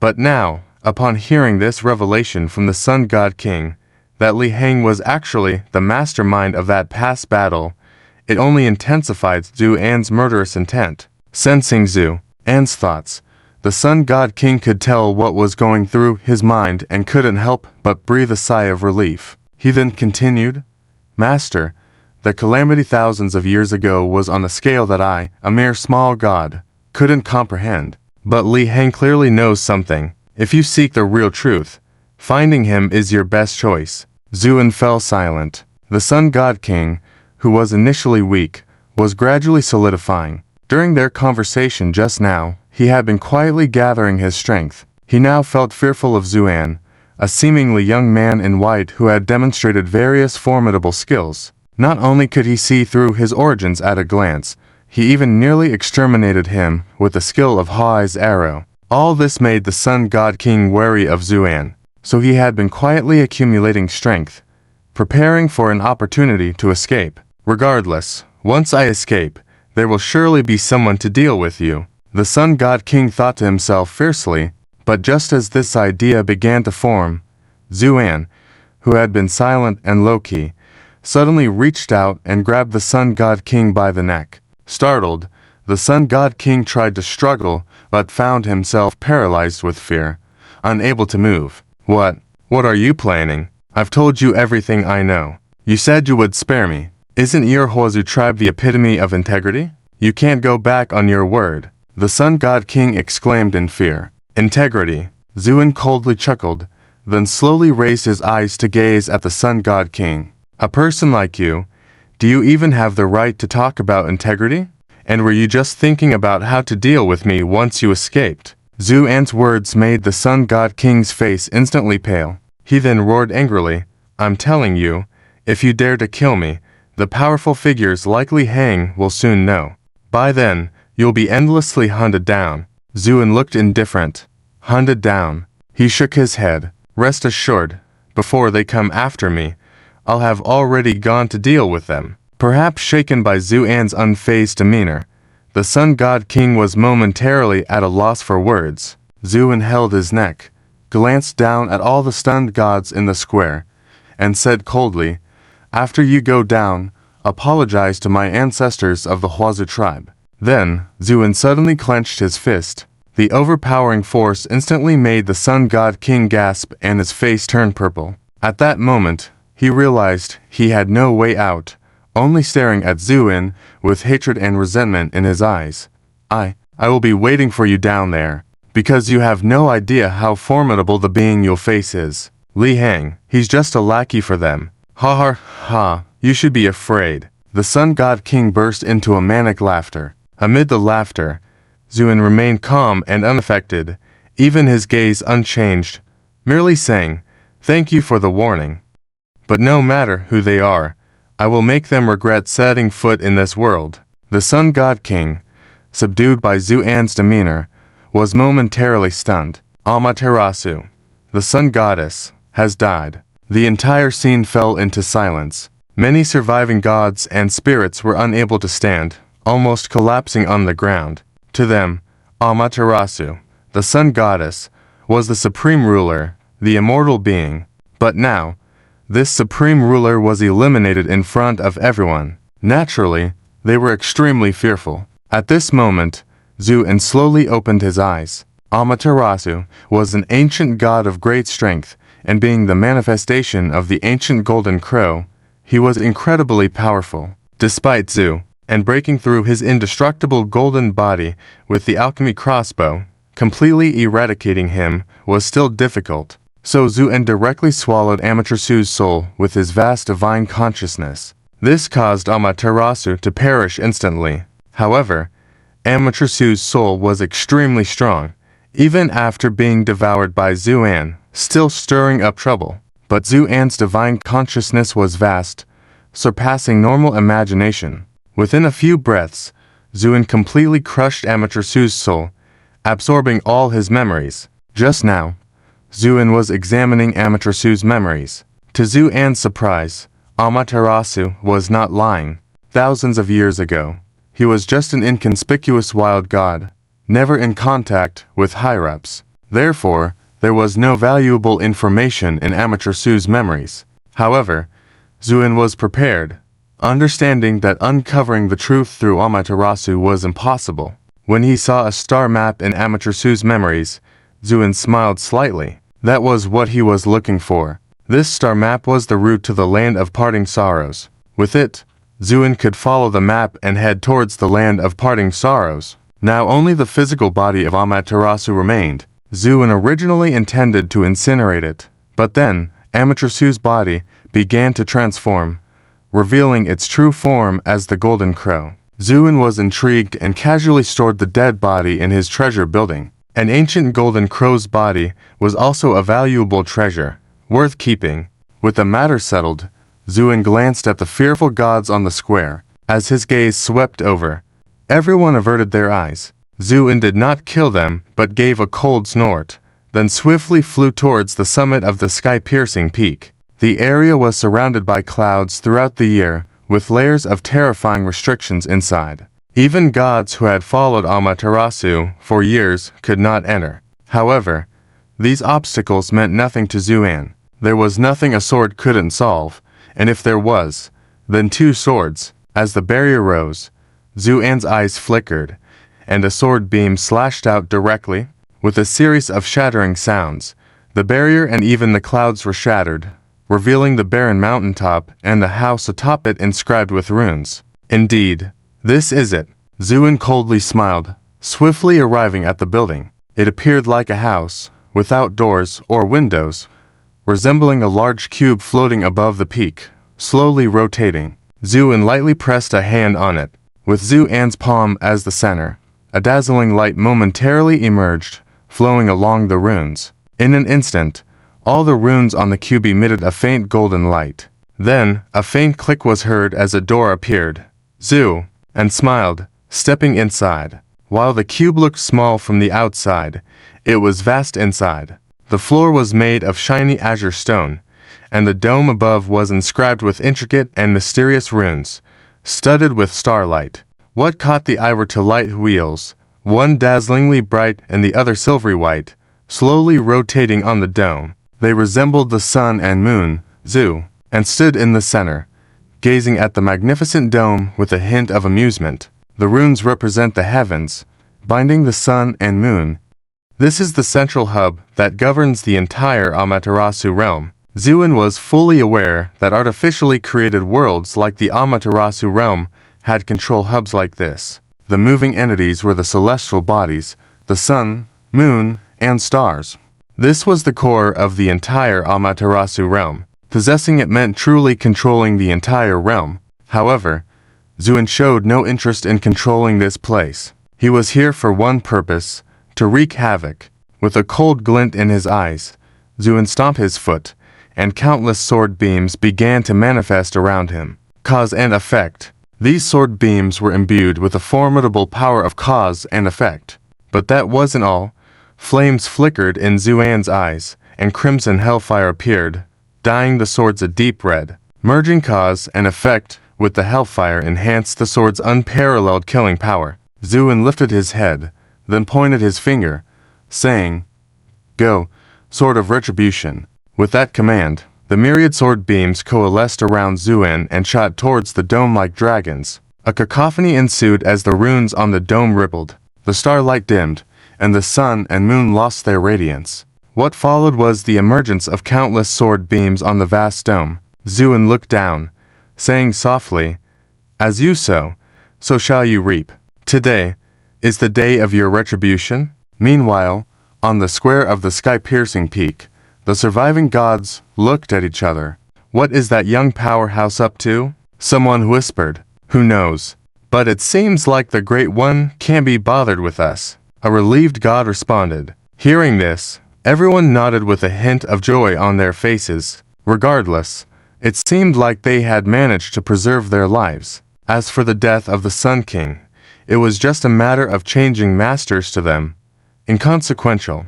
Just then, someone trembled and shouted, "Look up at the sky." All heads turned upward, witnessing countless crimson sword beams staining the azure sky as blood. Although far apart, all the gods felt the overwhelming power within these sword beams. What's going on? Someone exclaimed in shock. An elderly figure suddenly understood, saying with deep horror, "It's the control hub." That young man went to the control hub. The swords fell like rain. However, the rain brought vitality, while the sky full of sword aura brought death. The first to bear the brunt were the surviving gods on the Kingshan Peak Plaza. They wanted to escape, but when the sword rain blocked off the sky and earth, escape became a luxury for them. Those weaker gods had no resistance at all, and they were torn apart by the sword rain, emitting earth-shattering screams.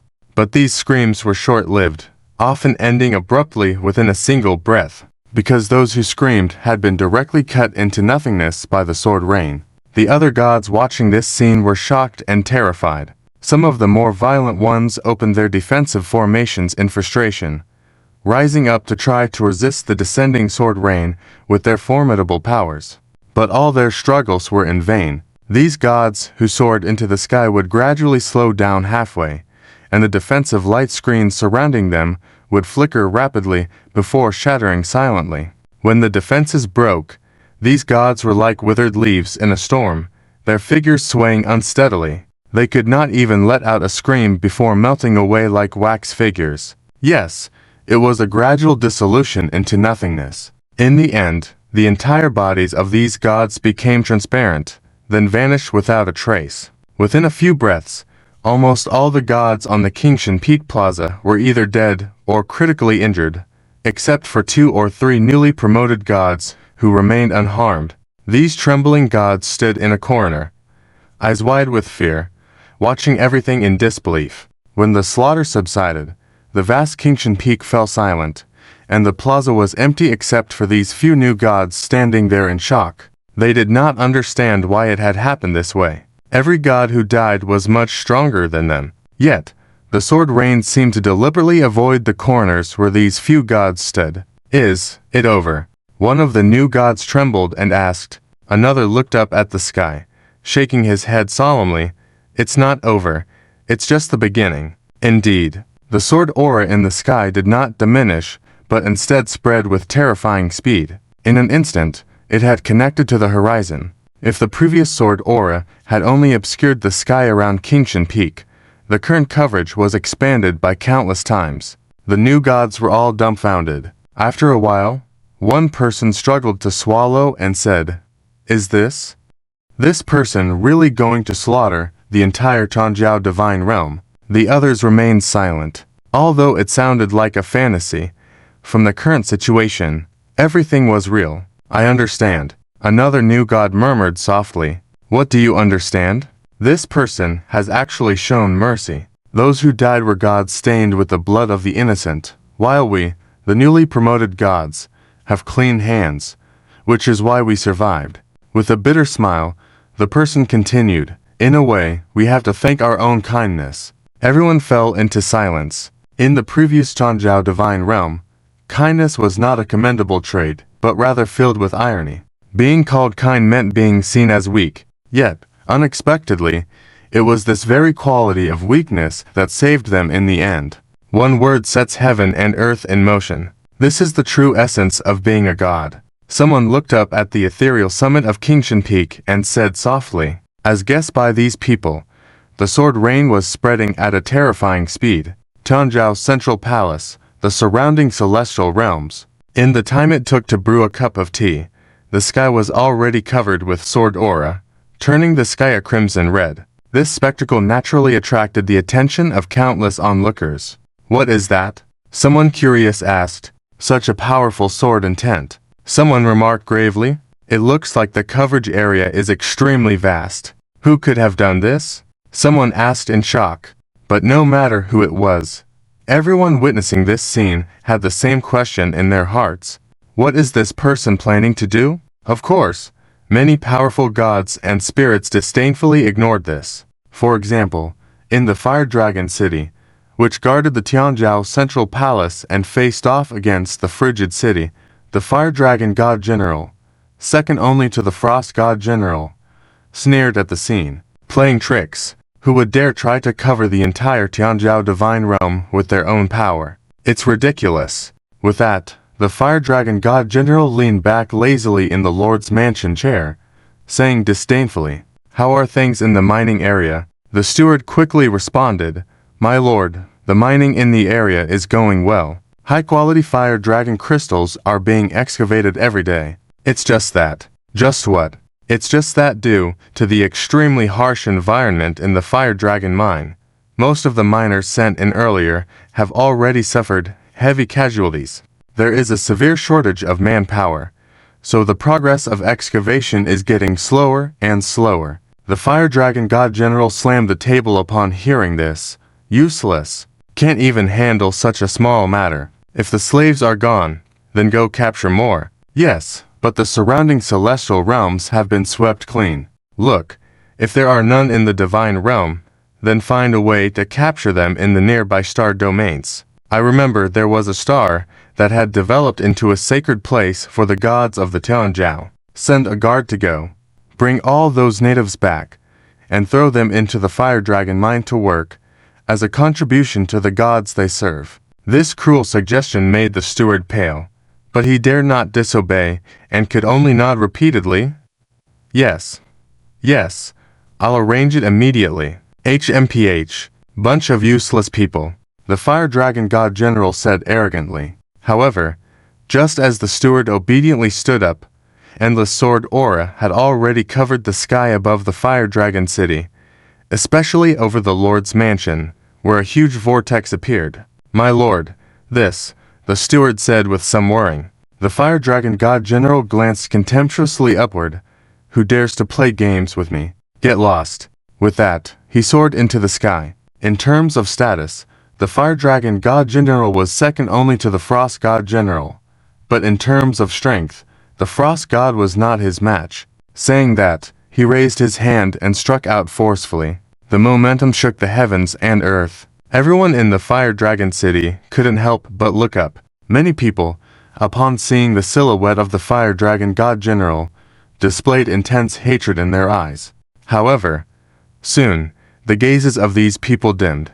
This Fire Dragon God General had always been cruel and ruthless in his actions, and no one knew how many innocent people had died at his hands. Many wanted to kill him to get it over with, but his strength was too overpowering, and so no one had ever succeeded. Over time, these people had even become somewhat numb. They probably thought the same this time as well. Thinking this, the people lowered their heads in resignation.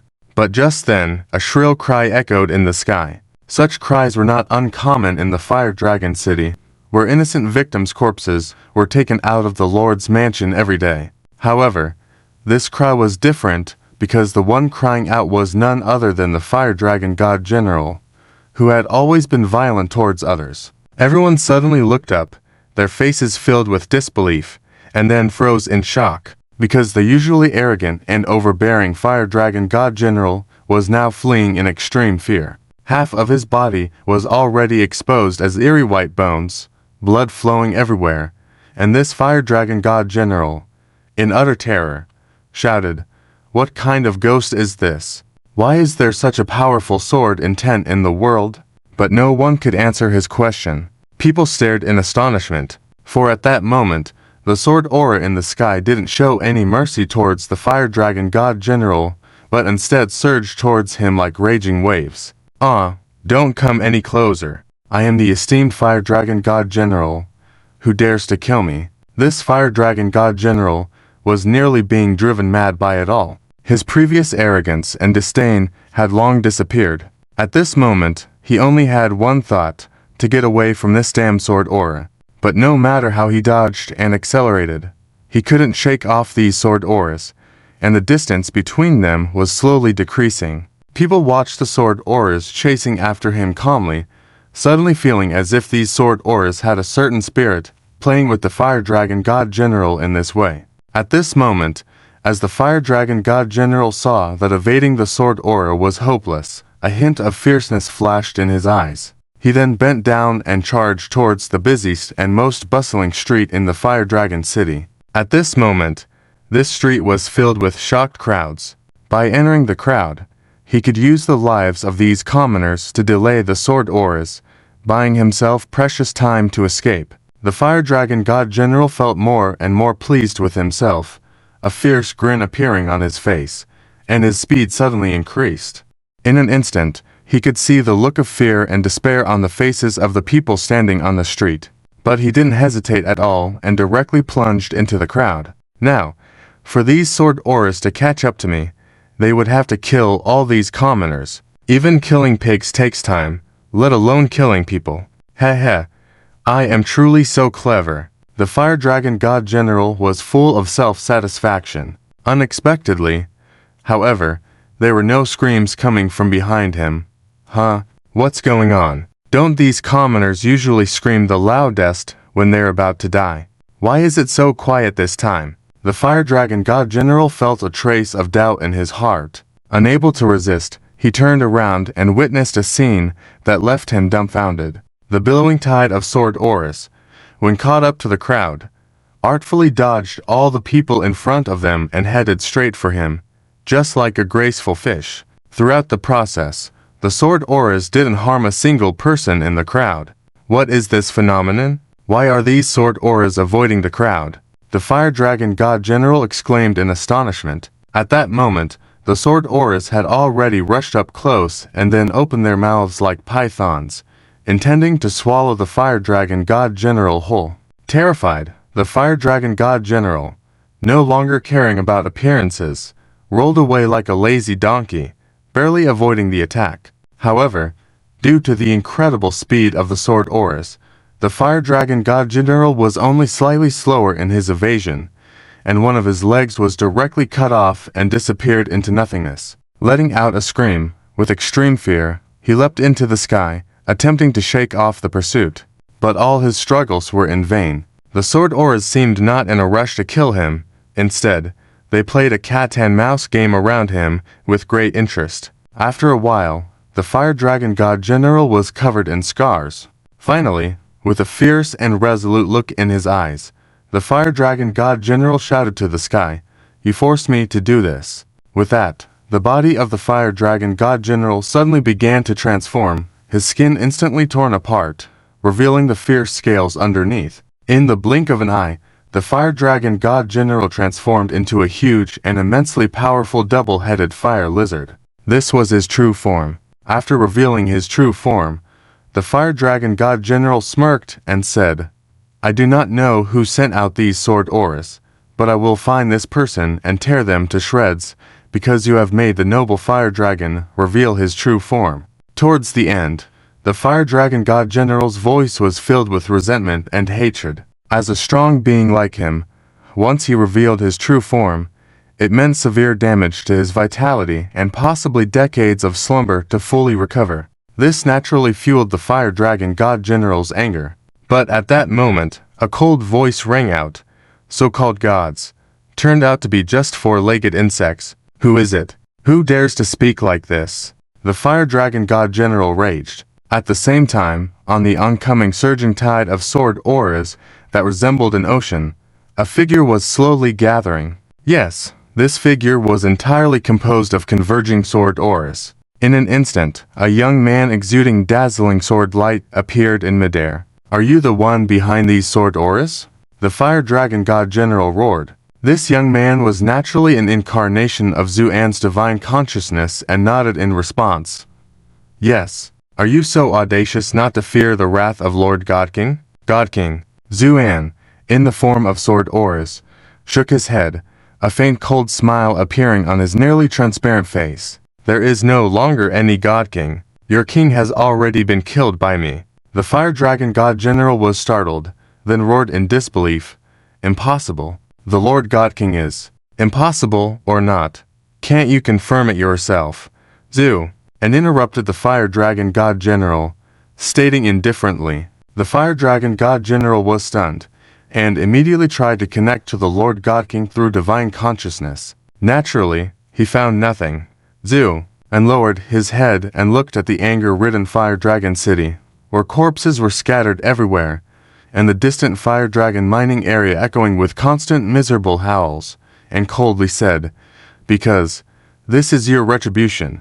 With these words, Zuan's figure once again scattered into sword energy, and then the sword energy surged like the sea, rushing forward. The Fire Dragon God emitted a deafening roar, trying to activate his divine power to resist, but at that moment, he was horrified to find that he couldn't move. The previous sword energy was just teasing him deliberately, but now, when it was time to really take action, under the locked aura, he couldn't move at all, and could only watch himself being consumed by the sword energy. The miserable cries and begging lasted for only a short time. After a few breaths, everything returned to calm. However, in the empty space, there was no longer the figure of the Fire Dragon God. The ruthless and cruel Fire Dragon God was thus extinguished. Everyone in Fire Dragon City witnessed this scene, but it was far from over. Sword energy rained down, cleansing all the evil deeds. When everything was over,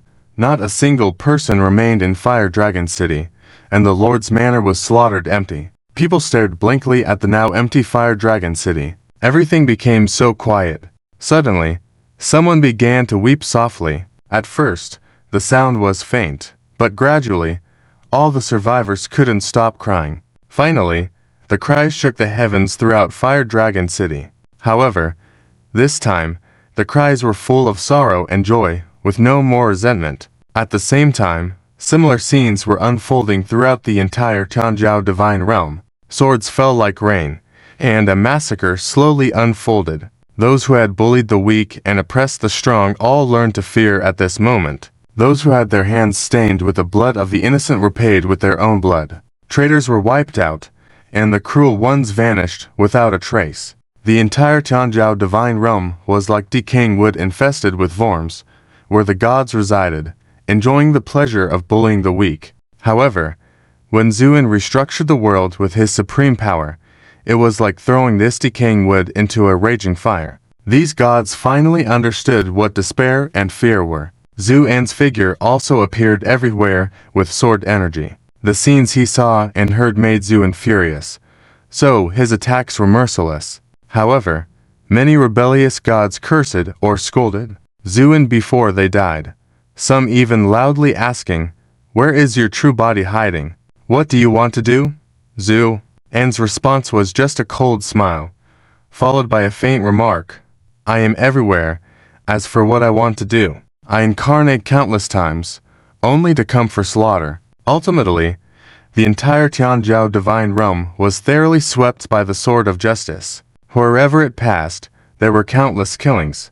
Only 1 out of 10 Tianzhou gods survived. The people who survived were filled with mixed feelings of sorrow and joy, silent as the cicadas in winter. The mixed feelings were because, no matter what, they had survived. They were silent because Zuan's supreme methods displayed this time left everyone in awe. Zuan's name resonated throughout the Tianzhou Divine Realm, becoming an intimidating presence that no one dared to look up to. This event was dramatically inscribed into the history of the Tianzhou Divine Realm. In the thousands of years that followed, people would speak of this event with utmost respect, calling it heaven's punishment. As the sword energy dissipated and the divine consciousness returned, Zuan, who controlled the hub, slowly opened his eyes. A trace of extreme fatigue flashed across his face. After all, confronting the entire Tianzhou Divine Realm single-handedly had left Zu, and feeling a bit weary, especially since he was only at the true immortal level. If others knew that Zuan, who overcame the God King and brought down heaven's punishment, was only at the true immortal level, they would probably be astounded, because it sounded unbelievable. Crossing a major realm, exterminating the God King of the Grand Luo realm with the cultivation of a true immortal, then bringing down heaven's punishment and sweeping through the entire Changjiao divine realm. What terrifying strength and talent that must be.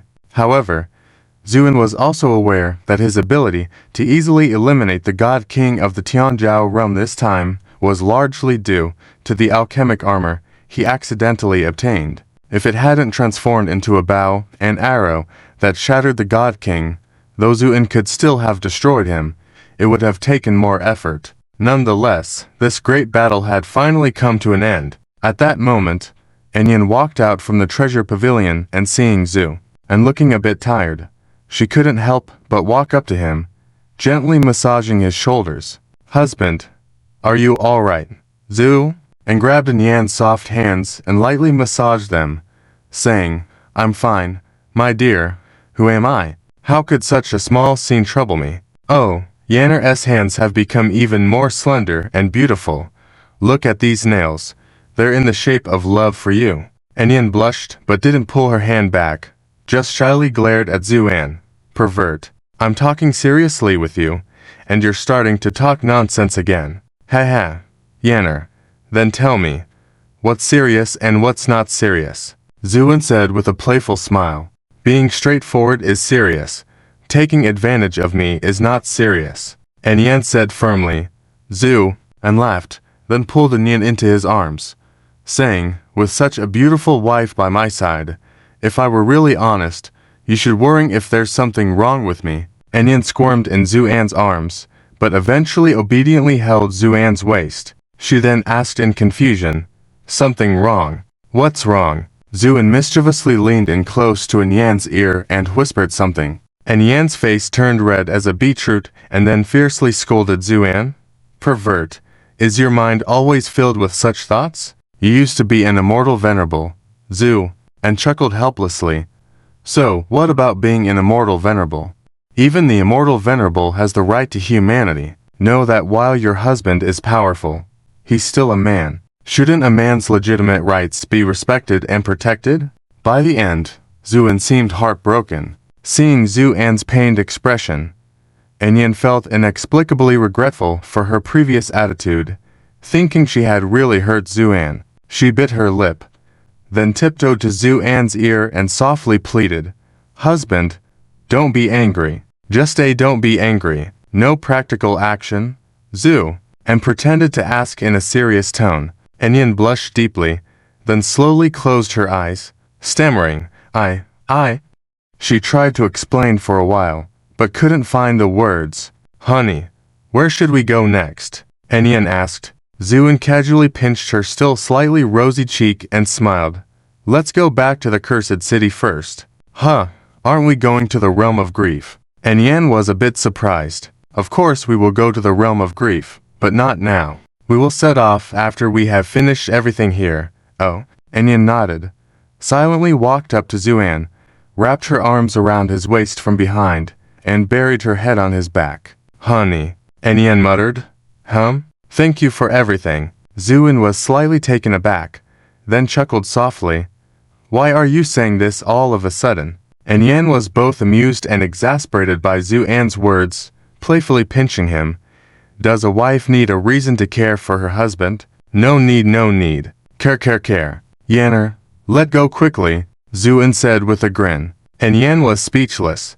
"Do you have to be so dramatic? I didn't even use any strength." "Yanner, I'm worried about hurting your hand." "Bah, always talking nonsense." Enyan spat, but ended up laughing. However, after laughing for a moment, Enyan leaned back against Zuan's back, saying softly, "Honey, you have so many burdens on your shoulders. I really feel sorry for you. And this time, you're fighting against so many deities alone. Although you're powerful, you're still just one person." As she spoke, a hint of choking emotion could be heard in Enyan's voice. "Zhu?" and fell silent for a moment, but felt a warm current in his heart. Single-handedly facing countless deities, blooded a realm of gods. Everyone saw his glorious side. Only this woman felt sorry for the pressure he was under. Regardless, having such a woman by his side was enough for Zuan. Zuan turned around, embraced Enyan, gently stroking her long hair. "All right, Your husband is always measured in his actions. If I dare to do this, it means I am confident of winning. Don't overthink it. Understand? Enian nodded lightly, but after a while, she said in a low voice, but I'm really worried about you. In the symbol tower, I can see what's happening outside, but I can't help at all. It's so agonizing. Enian lifted her head, looking at Zuan with a pleading expression. Honey, during this time in the symbol tower, I've been studying the techniques you gave me, and now my strength is pretty good. So, if there's a situation like this again, don't lock me up in the symbol tower. Let me come out and fight alongside you. Okay. And Yan's face was full of sincerity as she said this. Zuan quietly watched her. Their eyes met, and after a moment, Zuan nodded with a smile. All right, I promise you. Really? And Yan's eyes lit up. Then she cheered. That's fantastic. Then she quickly calmed down, her face determined. Honey, trust me, I won't be a burden to you. I'll be your strongest support. I believe in you. Yanner is the best in the world. You can definitely do it. Zuan affectionately stroked Yan's hair, saying softly, while Zuan and Yan were indulging in their sweet moments, in the cursed city where the immortal platform was located, the atmosphere had become extremely heavy. This immortal platform formed its own world, and coupled with Chu Xiaoyun's order to block it off, it had completely cut ties with the outside world. In other words, they were unaware of what was happening outside. But after all this time, people had their own speculations. Calculating, it had been 3 days since Zuan left. At first, people were drinking and chatting, the atmosphere quite relaxed. But as time passed, everyone gradually fell silent, and the ambience became more solemn, especially Chu Xiaoyun, her complexion turning paler by the moment. At this moment, the crowd gathered quietly in a corner of the immortal platform, starting to discuss in hushed tones. It's been 3 days, and this Zuan still hasn't returned. I think he's in big trouble, someone said with a worried expression. Ha ha ha, I always thought this whole thing was a joke. To single-handedly slaughter the gods of the heavens. It just doesn't sound plausible. Someone scoffed. Exactly. Zuan probably has already turned cold in his grave by now. He won't come back at this rate. Yeah, waiting like this is pointless. But the key is that this newly appointed goddess has sealed off the entire space. We can't leave even if we want to. I don't believe she can keep this blockade up forever. Our respective clans are not to be trifled with. It's been days since we've heard any news, and it won't be long before someone comes looking for us. I want to see how she will deal with that. Someone said angrily. What if this goddess has chosen to burn it all down? Someone suddenly interjected. With that, everyone's faces turned grim. Damn it. I refuse to accompany this mad woman to her death. Why should I wait here? A burly man stood up in anger, walking towards the front. Goddess. The man called out loudly. Chu Xiaoyun, resting with closed eyes and supporting her forehead with her hand against the armrest of the chair, slowly opened her eyes at the sound. What's the matter? Dong Wuju. The man who spoke was the lord of the Fi Long clan, named Dong Yingji, also considered a powerful figure. Dong Yingji took a deep breath and said solemnly, Goddess, I just want to ask, we've been waiting here with you for 3 days. If this Mr. Zhu really doesn't come back, are we supposed to just keep waiting like this? His words were echoed by many. That's right, Goddess, we've been waiting here for 3 days. If there isn't anything urgent, we should leave. So, please lift the blockade. Yeah, if you're willing to wait, then stay here. We all have other matters to attend to. Someone chimed in, and the crowd began to clamor. Faced with numerous questioning voices, Chu Xiaoyun's face turned frosty, and she suddenly slammed the table. Shut up. The room fell silent. Then Chu Xiaoyun scanned the room, coldly stating, I'm telling you, if Mr. Zhu doesn't return, none of you will leave. Chu Xiaoyun's eyes were filled with cold light, and she spoke sharply, Mr. Zhu will definitely be fine, and no matter what, as long as he doesn't come back, none of you should think about leaving. This statement caused a commotion throughout the entire scene. Dong Yingji was burning with anger, But now Chu Xiaoyun had inherited the position and power of the cursed goddess, and strength that should not be underestimated. So he didn't dare to be too harsh, only glaring resentfully at Chu Xiaoyun before sulking away. However, after this disturbance, the atmosphere in the room became increasingly bizarre. Many people looked at Chu Xiaoyun with unfriendly expressions, with occasional flashes of hostility in their eyes. Chu Xiaoyun was well aware of this, but she had already made up her mind. If Mr. Zhu really met with an accident and couldn't come back, then these people would never leave. They would all stay here and be buried with her. Chu Xiaoyun did this in order to block the news from getting out. After all, when Mr. Zhu wiped out the talents of several major clans, if word got out, those clans would definitely not let it go, and would surely come to seek retribution. Then Mr. Zhu would have the sun god in front and the major clans behind.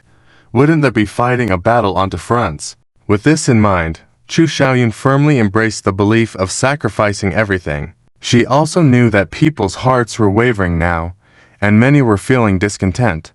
But Chu Xiaoyun sneered slightly at this. Anyway, she had completely sealed off the space here. Unless she volunteered to open it, anyone who wanted to leave would have to kill her. Thinking of this, Chu Xiaoyun closed her eyes slowly once again. Her silent declaration caused another stir in the room. Damn, this woman must be insane. That Mr. Zhu is probably 99% dead. Are we really going to wait here and end up being buried with him? That's right.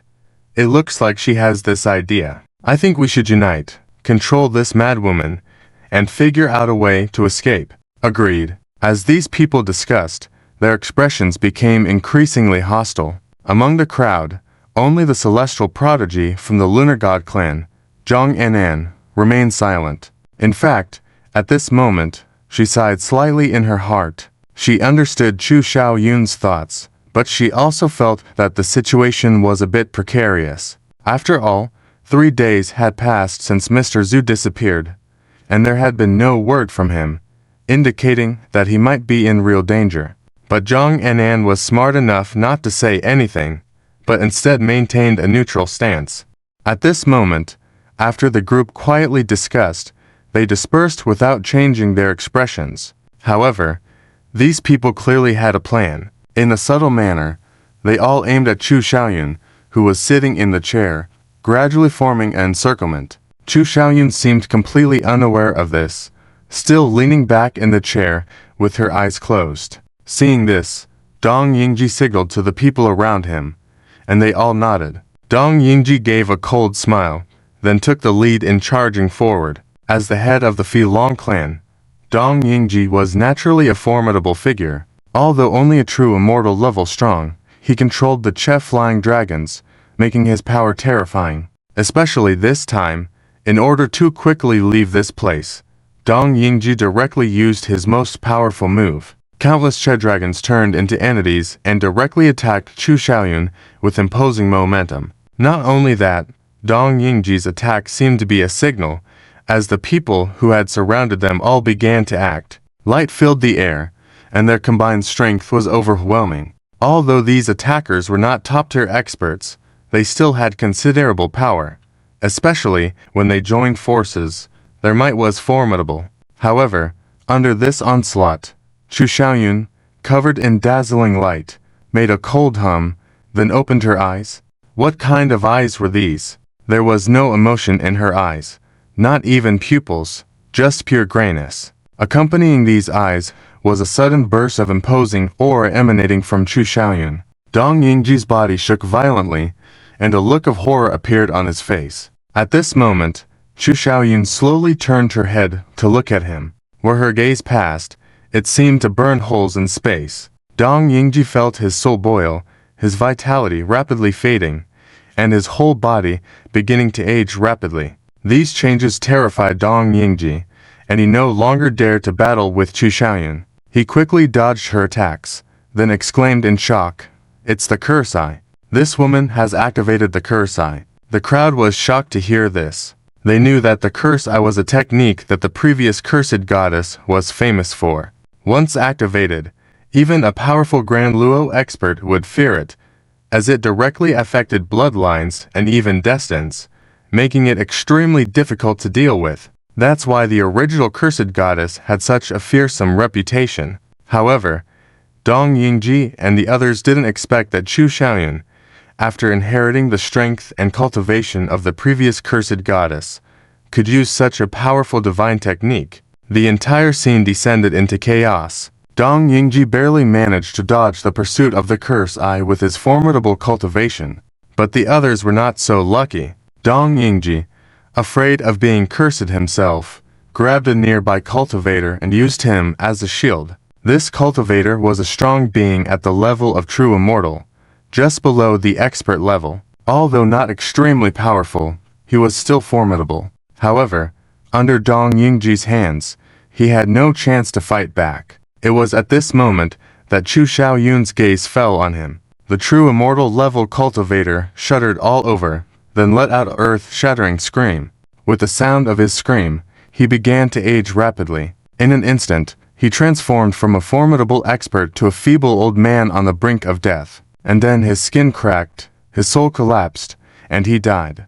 This scene made all those who were attacking frightened, especially Dong Yingji. He was extremely terrified. He had thought that Chu Xiaoyun had just inherited the position of the cursed goddess and shouldn't be too powerful.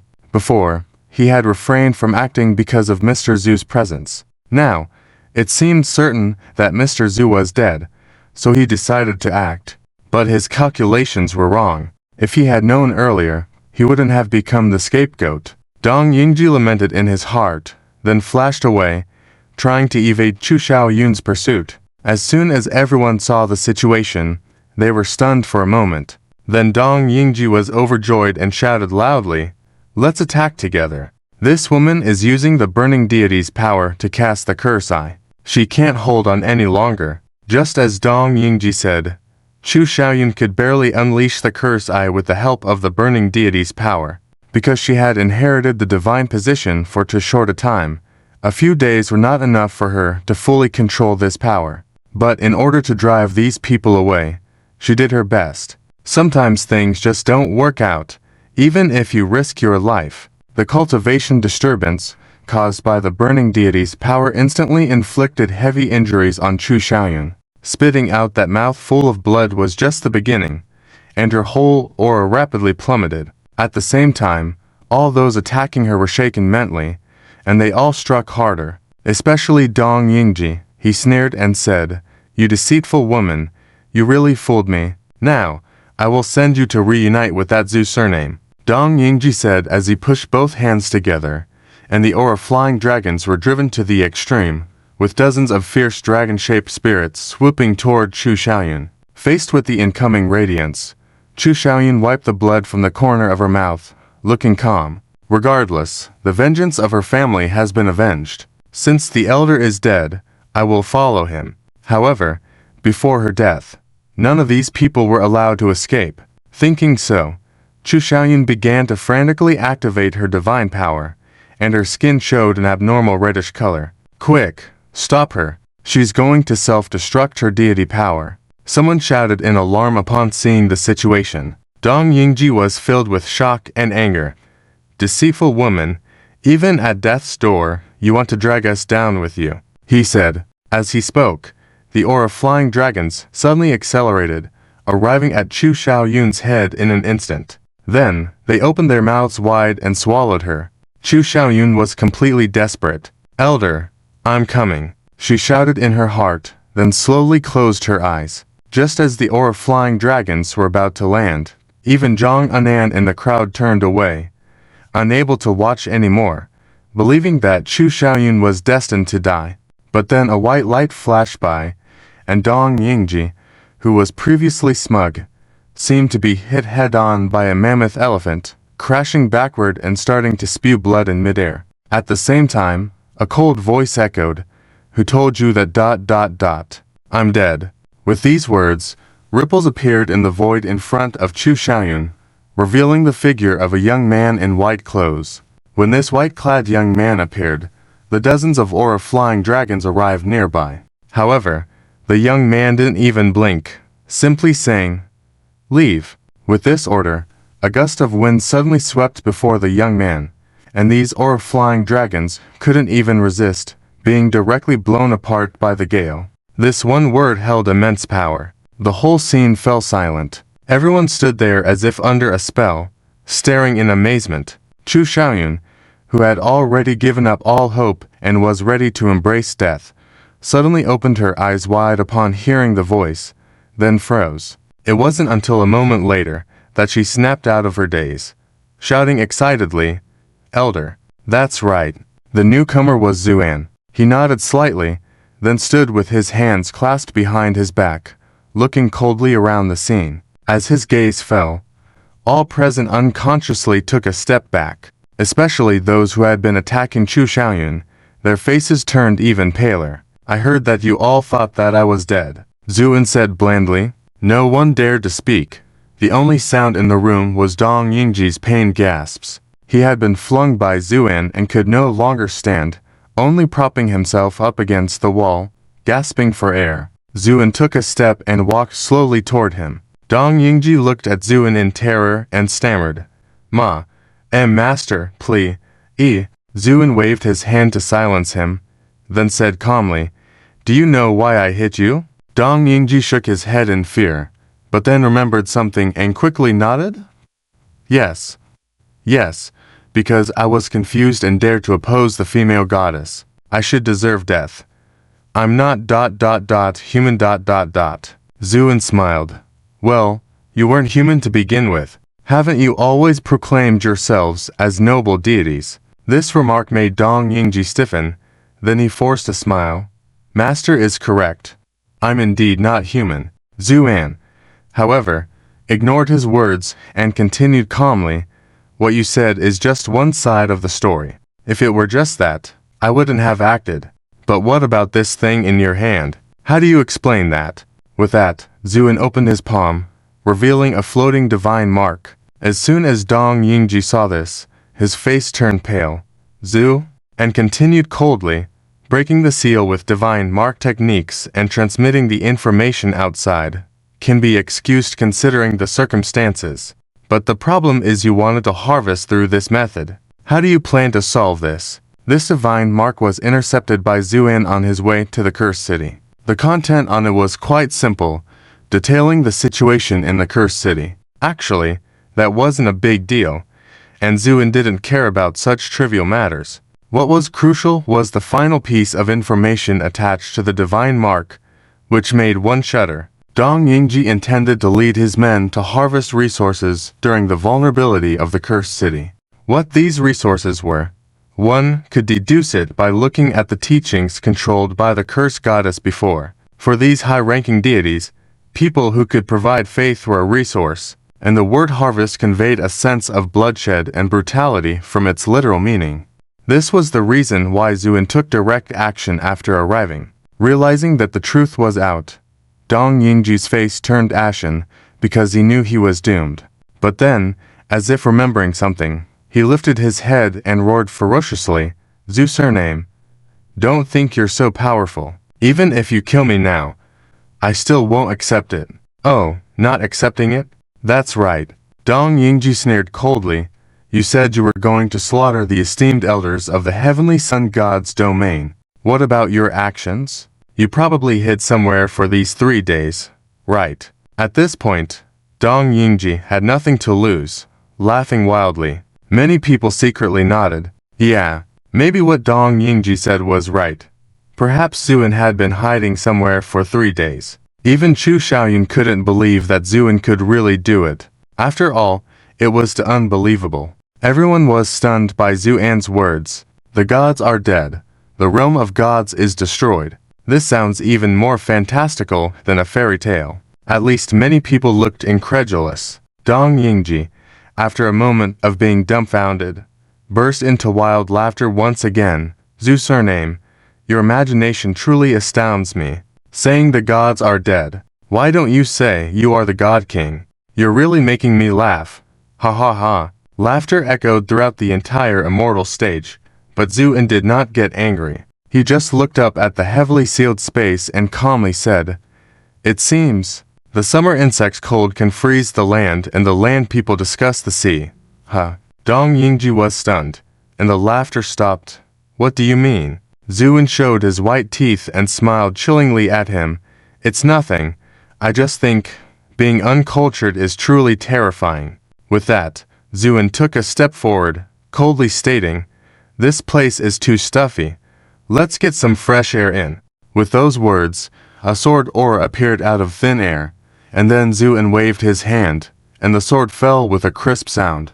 The bindings that sealed this area of the immortal stage shattered layer by layer. But it did not end there. After the bindings were shattered, cracks appeared in the space. These cracks started out fine, but rapidly expanded in the blink of an eye. In just a few breaths, the space was cut and shattered. When the cracks reached their limit, there was a deafening roar, and this temporary, hidden immortal stage shattered. As the space fragments, shining like stars, dissipated, the starry sky outside, which was already night, became increasingly surreal. Everyone stared in disbelief. No one spoke, and no one dared to speak. They were not only awed by Zuan's earth-shattering sword strike. More importantly, everyone sensed something unusual outside. In the past, the divine realm exuded a domineering aura from the gods, permeating the entire universe. That feeling was like a blazing bonfire in the wilderness.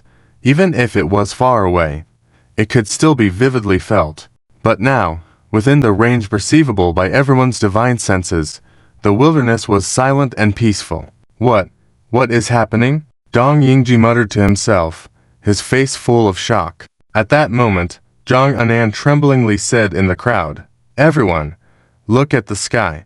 People looked up one after another. They saw beside the moonlight in the night sky, a glaring sun was emerging. Under the sunlight, the already darkened land gradually brightened, the sun and moon shining together. This is an omen that only occurs when the God King goes on patrol. Zhang Anan muttered to herself. At that moment, Zuan walked slowly towards the sky. Although his pace seemed slow, it was actually extremely fast. In the blink of an eye, Zuan stood in the void.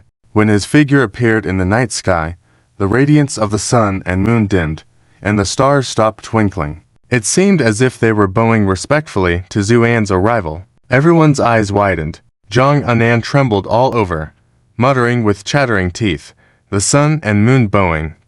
This is the tribute to the God King." At the same time, as Zuan stood proudly in the sky, he looked down at everyone and calmly said, "I said, the gods are dead. Now, do you believe me?" Boom. The crowd was initially in a deathly silence, and then a fierce commotion ensued. How is this possible?" Someone exclaimed in shock. "My goodness, one person slaughtered all the gods of the sun god domain. Who exactly is he?" Some were filled with doubts. "If only we had known earlier, we shouldn't have opposed the cursed goddess." Some regretted, but regardless of shock or regret, in the end, everyone involuntarily bowed deeply, showing the utmost respect for Zuan. Zhang Anan stole a glance and saw that the sun and moon in the void were without light, and the creatures on the ground were bowing. The entire world seemed to fall into silence, with only Zuan standing proudly between heaven and earth. The fluttering sound of his white clothes being blown by the wind seemed to gather all the light on him alone, making it almost impossible to look directly at him. Zhang Anan was deeply shaken. As a noble descendant and prodigy of the Zuan maiden clan, she had seen countless young prodigies and encountered numerous powerful divine entities. However, no matter how supreme or noble these powerful gods were, none of them could compare to the shock Zu and brought her. Who exactly is this young man? Why does he possess such overwhelming power? These questions spun in Zhang Anan's mind. At that moment, Zuan's gaze swept over Dong Yingji, who was petrified, and he calmly asked, "Do you still find it amusing now?" Dong Yingji's mind was blank, and what was happening before his eyes had surpassed his understanding. It was only when Zuan spoke that he slowly regained his composure. Then he did something unexpected by everyone. He placed a palm on his forehead. With a dull thud, his brain matter splattered, and he fell down dead. People were dumbfounded. Dong Yingji was, after all, the leader of the Filong sect, a powerful figure in his own right. But after encountering Zuan, he didn't even dare to resist and chose to end his own life. Zuan looked at Dong Yingji's corpse on the ground and smiled inexplicably. He was somewhat sensible. It's a pity. He only knew how to play some clever tricks. With that, Zuan flicked his finger, and a glimmer flew straight into the sky. After a breath, a distant and anguished wail echoed from the sky. The wail was brief, and then everything returned to silence. Note: the translation is continued in the next message due to the character limit. As soon as these words were uttered, the crowd's expressions changed in unison. It is important to know that all these people present come from prominent families, and their strengths are not to be underestimated. Even during the reign of the Sun God King in the past, these prominent families were never truly subdued. For this white-clad youth to speak such arrogant words naturally caused a lot of dissatisfaction among many people. At this moment, Zuan's divine light flashed like lightning, sweeping across the entire scene. And then he calmly said, "I know, there are many among you who are very discontent. This is normal, and I don't blame you all. But I just want to say, in 10 days, if any of the prominent families are not present, then they have no reason to exist. Do you understand?" Boom. Zuan's words were like a bomb, shocking the entire crowd, because they all understood what it meant by having no reason to exist. But the way this was said was also too arrogant. It is worth noting that the forces behind these people present were not weak. If they were to unite, they might even be stronger than the Sun God realm. Therefore, many people's eyes revealed unease. Zuan naturally noticed this, but he just smiled indifferently and waved his hand. "Go. In 10 days, I will be waiting for you all here." The people looked at each other, then all bowed to Zuan, before soaring into the sky in streams of light, dispersing in all directions. Zuan watched their receding figures, then smiled coldly and flew down. At this moment, only Chu Xiaoyun and some disciples from the Cursed City's main gate remained in the field, but one person had not left. That was the Heavenly Yin clan's Zuan Nu Qiajiao, Zhang Anan. When Zuan landed, Zhang Anan took a deep breath, walked forward gracefully, and bowed respectfully. Heavenly Yin clan's Zuan Nu Qiajiao, Zhang Anan, pays respects to Mr. Zhu, and glanced at her indifferently, then smiled a smile that was not a smile. "I remember you. You were also at the banquet in the Jade Pavilion that night, right?" Zhang Anan nodded. "Sir, that's correct. I was indeed there that night. So, you should be together with Cha Hongbo and others from the Heavenly Fire Clan. What business do you have with me now?" Zhu, and raised his eyes and glanced at Zhang Anan. Zhang Anan felt a huge shock in her heart, and her hair stood on end. She couldn't help feeling increasingly horrified. Just a casual glance from him made her tremble all over. How strong is this person's strength after all? But soon, she suppressed her shock, and said respectfully, "Sir, I am the Heavenly Yin clan's Zuan Nu Qiajiao, and I can make decisions in many matters. So I have decided that from now on, the Heavenly Yin clan will unconditionally submit to you." "Sir." "Oh." Zuan's eyes lit up slightly, then he looked at Zhang Anan with interest. "Why?" Zhang Anan smiled charmingly. "In the divine realm, the strong are respected. Your strength is evident to all, and as the weakest prominent family, it is only right for the Heavenly Yin clan to submit to you." Zhu, and smiled, but there was no joy in being praised by a Heavenly Yin clan's Zuan Nu Qiajiao. He just said mildly, and then, Zhang Anan was stunned. "You have not left all this time. I am sure you did not come just to tell me this." Zhang Anan lowered her head, with a touch of awe in her eyes. Among the strong in the divine realm, there are not many who are as clear-minded and unaffected by external glory or disgrace as Zuan. Especially considering how young Zuan looks, it is even more terrifying. In Zhang Anan's experience, those young strong people she had encountered were all passionate and eager. Moreover, being a Zuan Nu Qiajiao, a casual compliment could easily make those young people worship her. Zhang Anan also wanted to improve her relationship with Zuan, so she had not left. But she did not expect Zuan to be indifferent to her words. This feeling left Zhang Anan somewhat desolate, but soon, she bit her lip.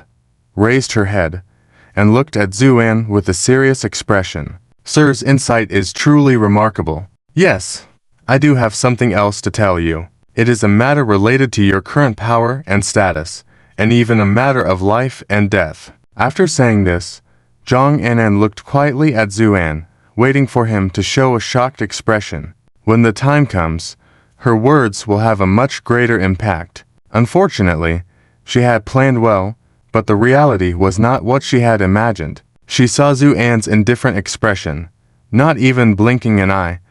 Oh, let's hear it then. Zhang Anan was taken aback by Zuan's attitude. What's going on? Could it be that she didn't explain clearly enough? Why is he not reacting at all? But soon, Zhang Anan reacted, and then bit her lip. Instead of beating around the bush, she went straight to the point and said, Sir, as you just did, you will definitely anger the various prominent families. These forces are deeply rooted, and have existed even longer than the Sun God realm. If that was the only issue, it would be fine, as the relationships between these forces are intricate and difficult to unravel under normal circumstances.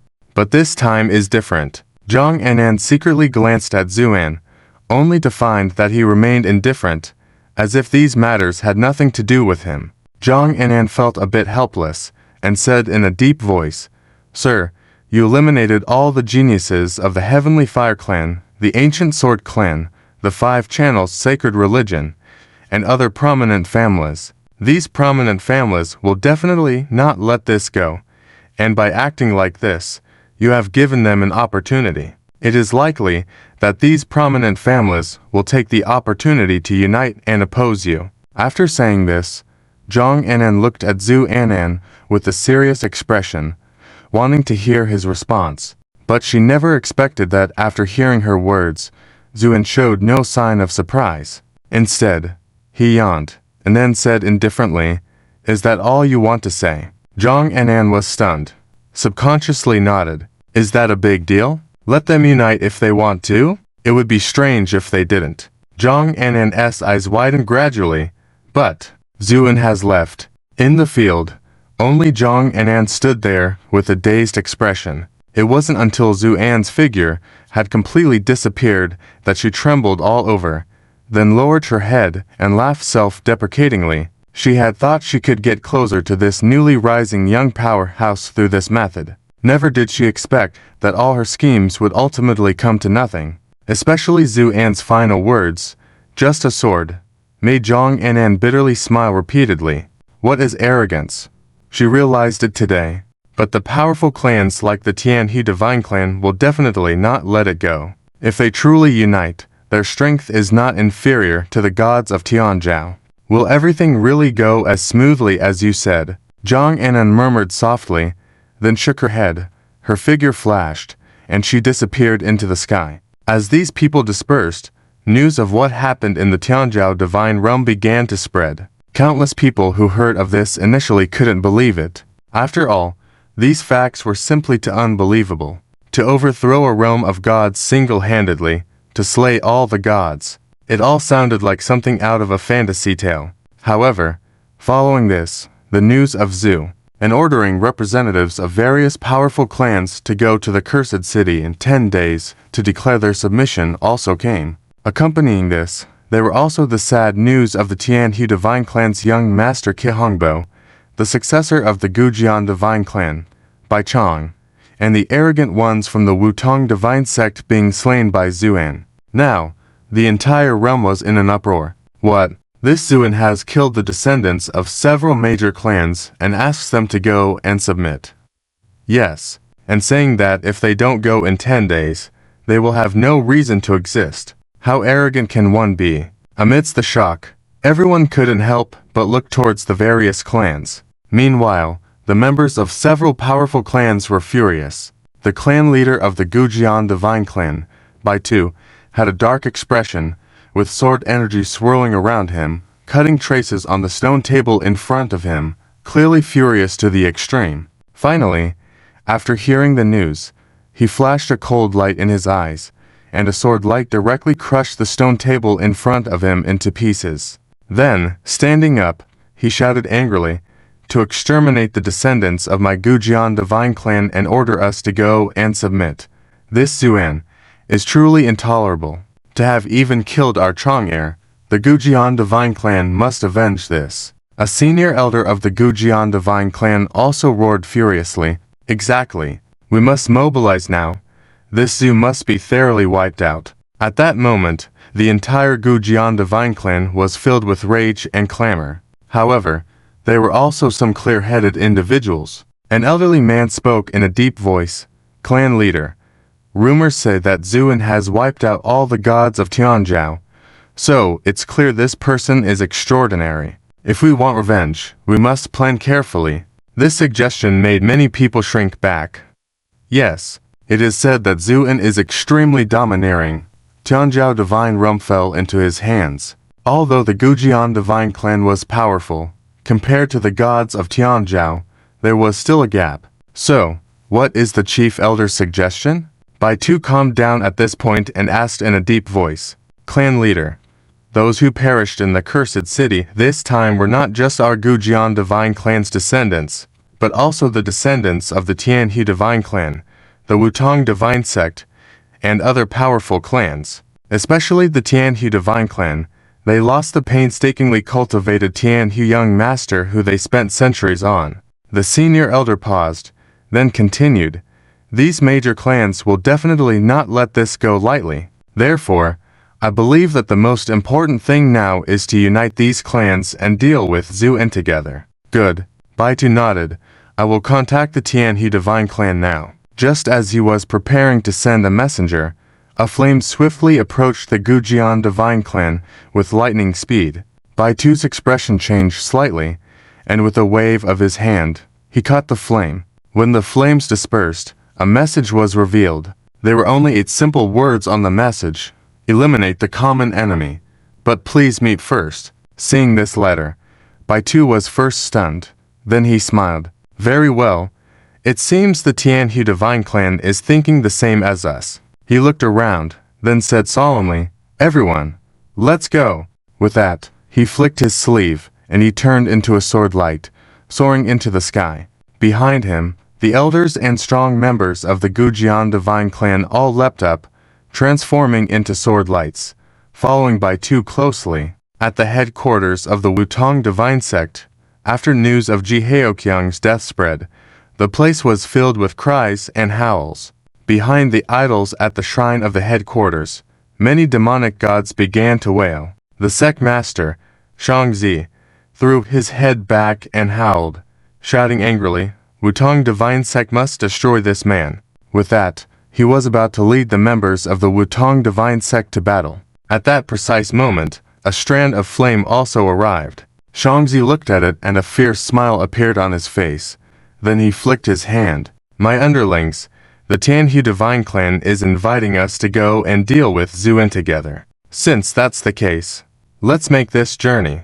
With that, he extended his robes, instantly transforming into a black wind rising into the sky. The various demonic gods of the Wutong divine sect followed suit with eerie laughter. Furthermore, these flame messengers were darting back and forth across the land, notifying various powerful clans. In no time, the entire realm was in motion, with countless mighty beings rushing towards a single direction. This was a land of crimson flames.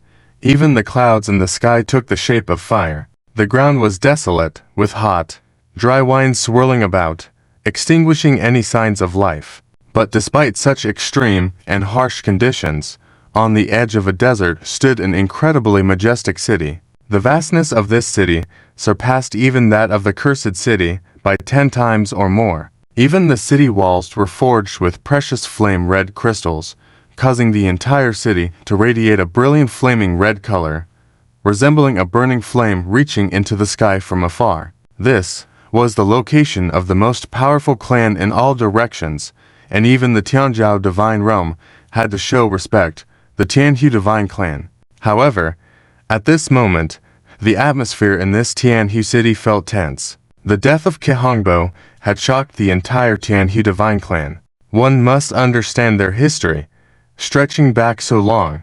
Even in their eyes, the gods of Tianzhou were merely outsiders. And in this long history, No one dared to show them the slightest disrespect. Their formidable strength was one aspect, but the key was that they also mastered, even among the extremely rare flame in the entire divine realm. Hence, even the powerful deities suppressing entire domains had to show respect when facing them. After all, to acquire a strand of the flame, one had to go through the Tianhe divine clan. So over the eons, not only had the Tianhe divine clan accumulated unimaginable wealth, but had also made everyone in the clan exceedingly arrogant. Yet, this time, the death of the Tianhe young master Kihongbo seemed like a resounding slap to the face of every member of the Tianhe divine clan. Here in the Tianhe God Pavilion, the Tianhe God clan has stood for thousands of years, and no one has ever dared to provoke us.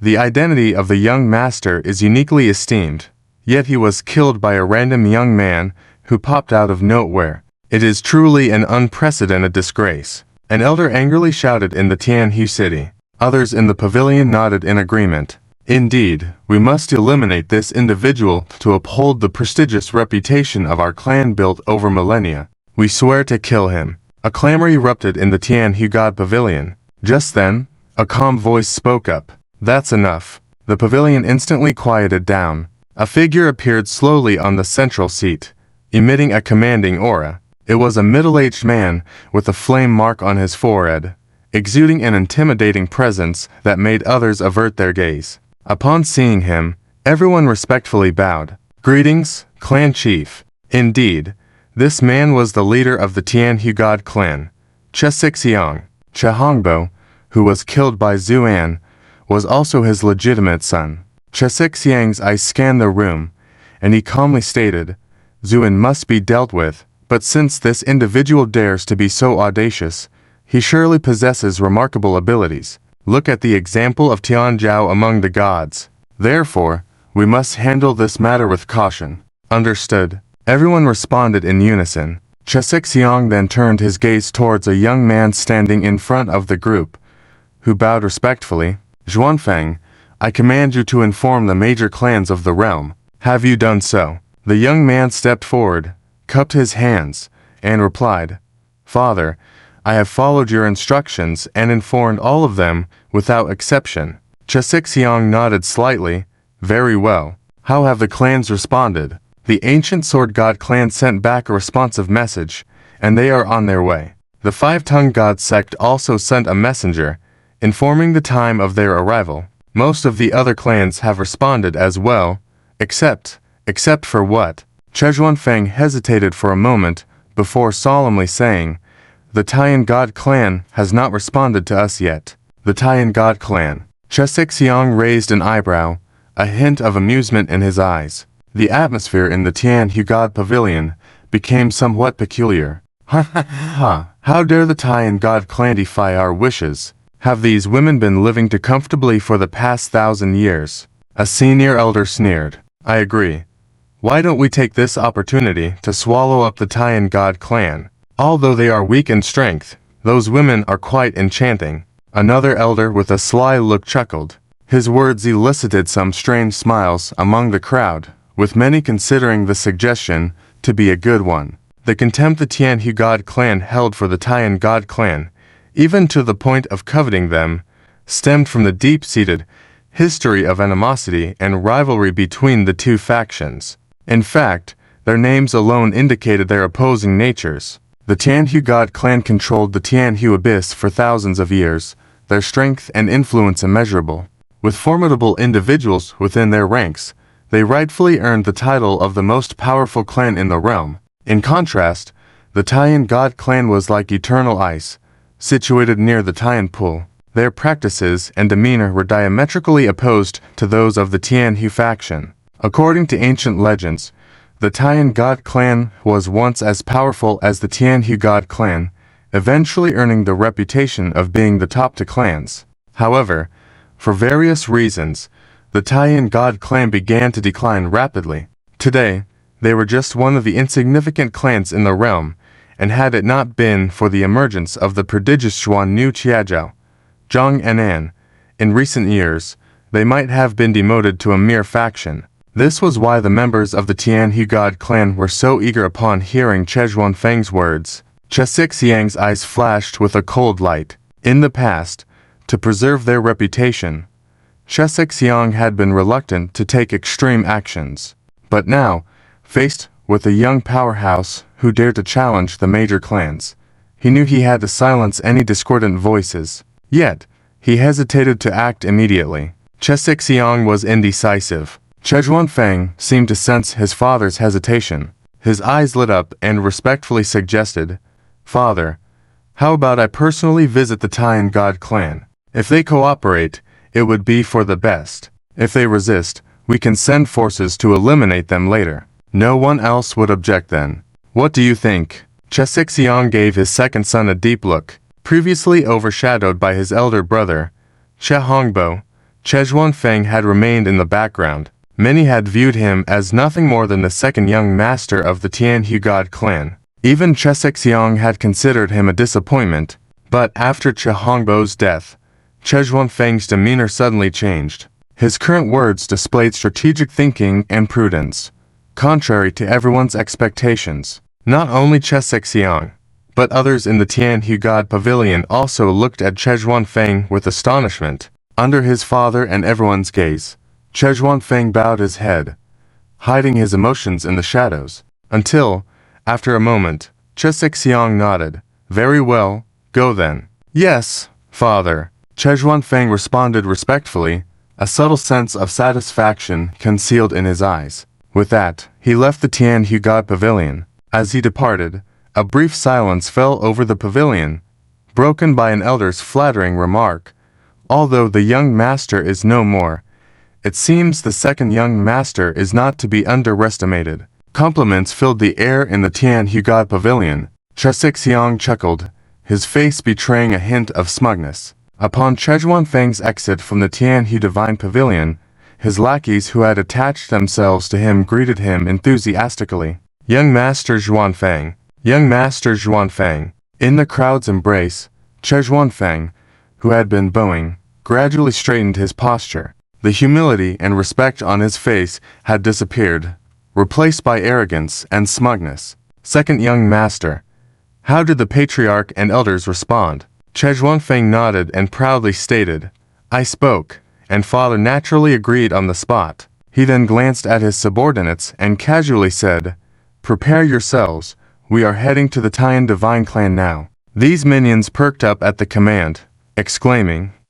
"Yes, for them, going to the Tyan Divine Clan was like a pleasure trip, with the added possibility of encountering beautiful female cultivators." Excitedly, they quickly made preparations and followed Zhuan Feng on their journey. Compared to other noble clans, the Tyan Divine Clan's territory was not far from the Tianhu Desert. Furthermore, with Zhuan Feng leading a group of minions on a flying boat, they reached the location of the Tyan Lake within half a day. The scenery here was completely different from the Tianhu Desert. Endless water stretched out beneath their feet, with islands dotting the vast expanse. The entire area was filled with a soft water-based spiritual energy, nurturing a thriving ecosystem in the vast lake. The sight left Zhuan Feng and his companions in awe. Having been accustomed to the barren desert, they found the beauty of this place breathtaking. No wonder they say the women of the Tyan Divine Clan are exceptionally beautiful. I used to be skeptical,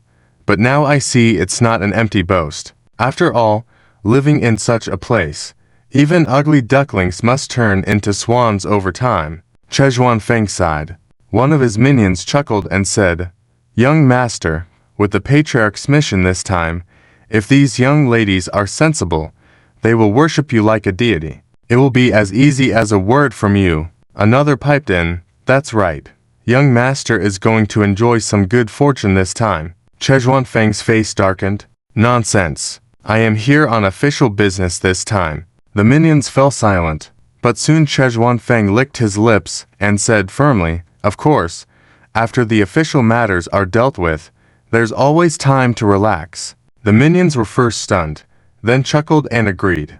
Young master is absolutely right. As their conversations turned increasingly inappropriate, the flying boat suddenly jerked, and a voice ahead commanded, "Halt." This is the territory of the Tyan divine clan. A gentle water barrier blocked their path. Zhuan Feng stood up abruptly and saw two figures in midair ahead. The flying boat erupted in whistles upon seeing the two women. Wow, no wonder they say the Tyan divine clan has many beautiful women. It's true. Even the gatekeepers here are stunning. Heh. Following young Master Zhuan Feng means we'll enjoy some good fortune. The minions were excited because the two women blocking their path were exceptionally delicate in appearance. Despite their youthful looks, their tender beauty was even more captivating. The lead female disciple spoke in a firm tone. Who are you, and why do you come to the Tyan divine clan? Hearing this, Zhuan Feng smiled faintly, flickered out of the boat, and stood at the edge to address them. I am Zhuan Feng, second young master of the Tianhu divine clan, here to pay my respects. Upon hearing this, the two women's expressions changed. They understood the significance of the Tianhu divine clan and Zhuan Feng's status as the second young master. They both showed deference and said, So, you are the second young master of the Tianhu clan. Please wait here for a moment. We will go report this. Zhuan Feng greedily eyed the two women, especially sensing the mysterious aura emanating from them, which made him feel at ease. He nodded with a smile at their words. Very well. Just as the two women were about to report to their clan, a cold female voice carried across the water's surface and into everyone's ears. There's no need to report. Since young Master Zhuan Feng has come in person, please come in. This voice startled the two women, who then nodded towards Zhuan Feng.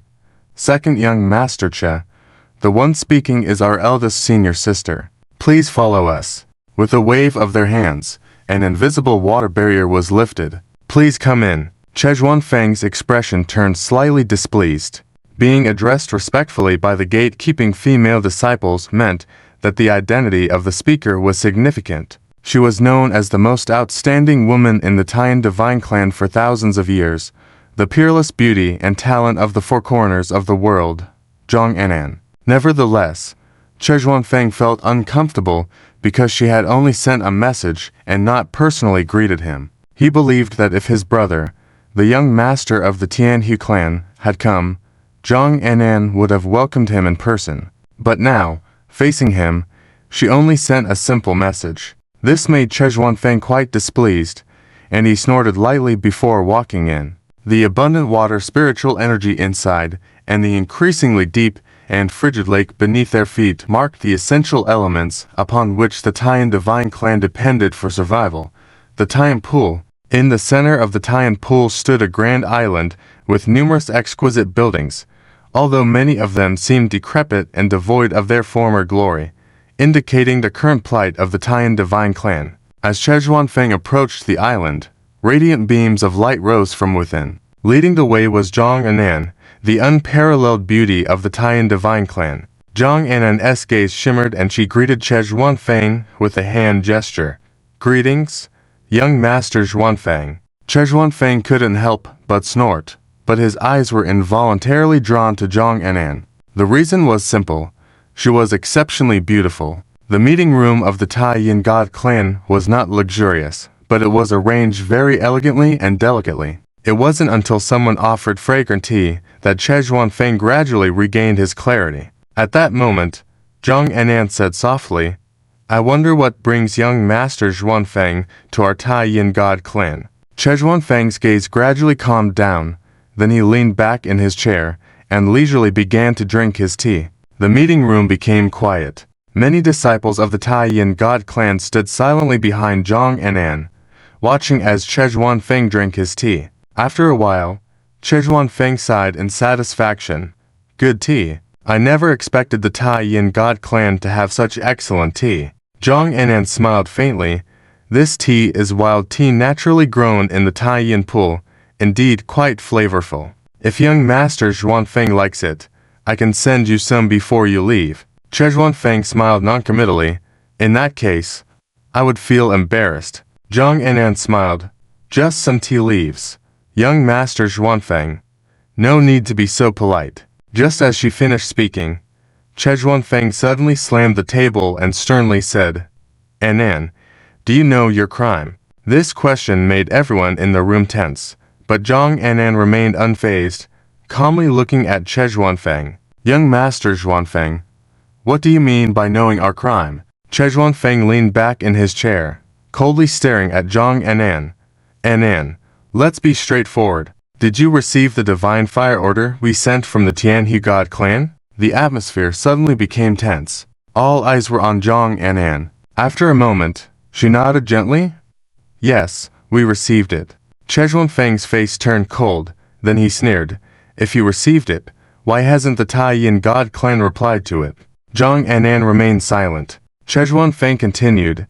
Do you know that my father has issued 100,000 divine fire orders, calling on all powerful clans from all corners of the world to unite against Zuan, the Labor, the Ancient Sword God clan, the Five-Element Religion, and the four great religious sects have all responded, but the Tyan God clan has remained silent, making no statement.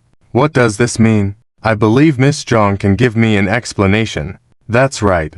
The second young master personally came to visit the mountain, and you didn't even come out of the mountain gate. This attitude is already extremely disrespectful. It shows that the Tyan God clan doesn't regard our second young master at all. A servant spoke. At this moment, the faces of many disciples of the Tyan God clan turned unpleasant, especially the silence of senior sister Zhang Anan, causing many to change color. However, in Che Zhuanfeng's eyes, Zhang Anan's silence was a sign of submission. Therefore, he gradually showed a smug expression in his eyes.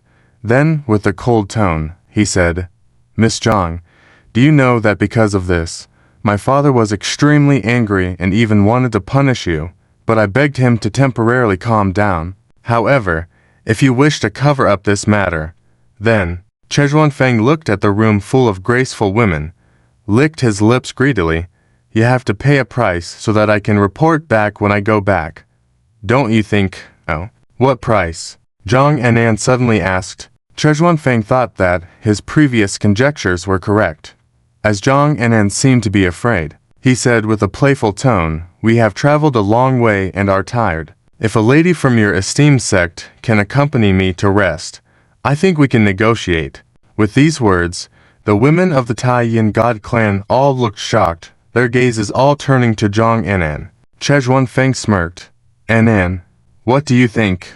Just then, Zhang Anan raised her head abruptly, her gaze coldly fixed on Che Zhuanfeng, and she said in a cold voice, First of all, I want to tell you that the Tyan God clan is not under the Tianhe God clan. So, you have no right to come here and demand anything. Secondly, I did receive your divine fire order, but I don't believe that your alliance this time will succeed. So our Tyan God clan is not prepared to participate. Lastly, Zhang Anan looked Che Zhuanfeng up and down, with a hint of disgust and disdain on her face. With your behavior, do you even think you're qualified to covet the women of our Tyan God clan? Truly ignorant and arrogant. Zhang Anan's words stunned the entire room into silence. Che Zhuanfeng was shocked and it took him a while to recover. Then he angrily said, What did you say? Say it again if you have the guts. Zhang Anan stared at him coldly. I've made myself clear. The Tyan God clan does not need your interference.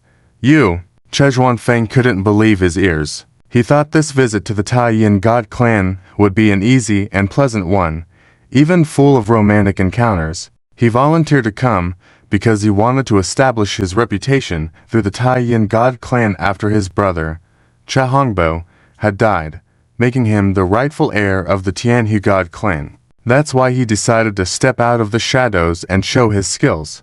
However, he never expected to hit a wall on his first attempt, especially Zhang Anan's words, completely pushing him back. If he couldn't counterattack now, his position as the second young master of the Tianhe God clan would be doomed.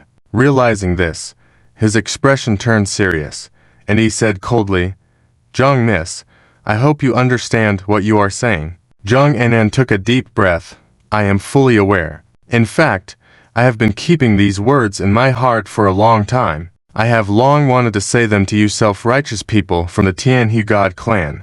This time, not only was Che Zhuanfeng shocked, even the members of the Tyan God clan were stunned. Normally, When facing the Tyan God clan, the Tyan God clan would always yield and endure. Even Zhang Anan, as the esteemed Princess Zuan Jiao, when she met the second young master of the Tyan God clan Cha Hongbo, she would step back and never dare to show any neglect. But what was happening to senior sister Zhang today? How could she suddenly become so bold, even daring to confront the second young master of the Tyan God clan? Nonetheless, the disciples of the Tyan God clan were greatly encouraged by this, admiringly looking at Zhang Anan. Thinking about this, Chejuan Feng became even more enraged. You despicable person, today I will let you know the power of the Heavenly Fire God clan. Attack. Giving the order, the group of evil slaves behind Chejuan Feng rushed forward. In their eyes, this Zhang Anan, though also known as a proud member of the aristocratic clan, was nothing more than a powerful woman. With so many people on their side, they were definitely going to defeat this woman. Moreover, Zhang Anan was so beautiful, they could take advantage of the situation during the fight. With this thought in mind, these evil slaves all smirked as they charged forward. But before their smiles could fully bloom on their faces, their bodies froze one by one. Zhang Anan's body shimmered with a cold light. A wave of extreme cold air swept through, turning the group of evil slaves into ice sculptures. Cracks appeared on these ice sculptures. Then they turned into powder. Just one strike, and all the evil slaves died on the spot. This stunned Chejuan Feng. He stared blankly at the powder on the ground, then looked up at Zhang Anan with a fierce look. Despicable person, you dare to kill a member of my Heavenly Fire God clan. It seems like you are tired of living. Today I will teach you a lesson. With that, Chejuan Feng raised his palm and struck out. A fierce gust of hot wind and waves of heat came forth. A palm wind surged forward. But Zhang Anan didn't even move, as the palm wind was bound by the icy air that appeared out of the void, eventually dissipating invisibly. Chejuan Feng widened his eyes in disbelief watching this scene. Zhang Anan coldly smiled. Using the Heavenly Fire decision in my Tyan Pool, it's hard for you to think, not to mention you. Even if your father were here, his power would be halved. Chejuan Feng trembled, finally understanding what was going on. It turned out that, within the scope of this Tyan Pool, all spiritual powers besides water attributes were suppressed, especially the fire attribute, which was weakened to the extreme. Even with his extraordinary skills, he could not unleash them here. But soon, he regained his composure, and then looked at Zhang Anan coldly. Very well, you people of the Yin God clan have done well. I will definitely inform my father when I return, and by then, I hope you won't regret it. With that, he turned to leave. Wait, Zhang Anan suddenly called out to him. Chejuan Feng turned around, looking at her coldly. What? Do the people of the Yin God clan still want to kill me? Zhang Anan shook her head. I won't kill you, but you must explain the insult you just made our Yin God clan. Explain. What a joke. What do you want me to explain? Chejuan Feng sneered disdainfully.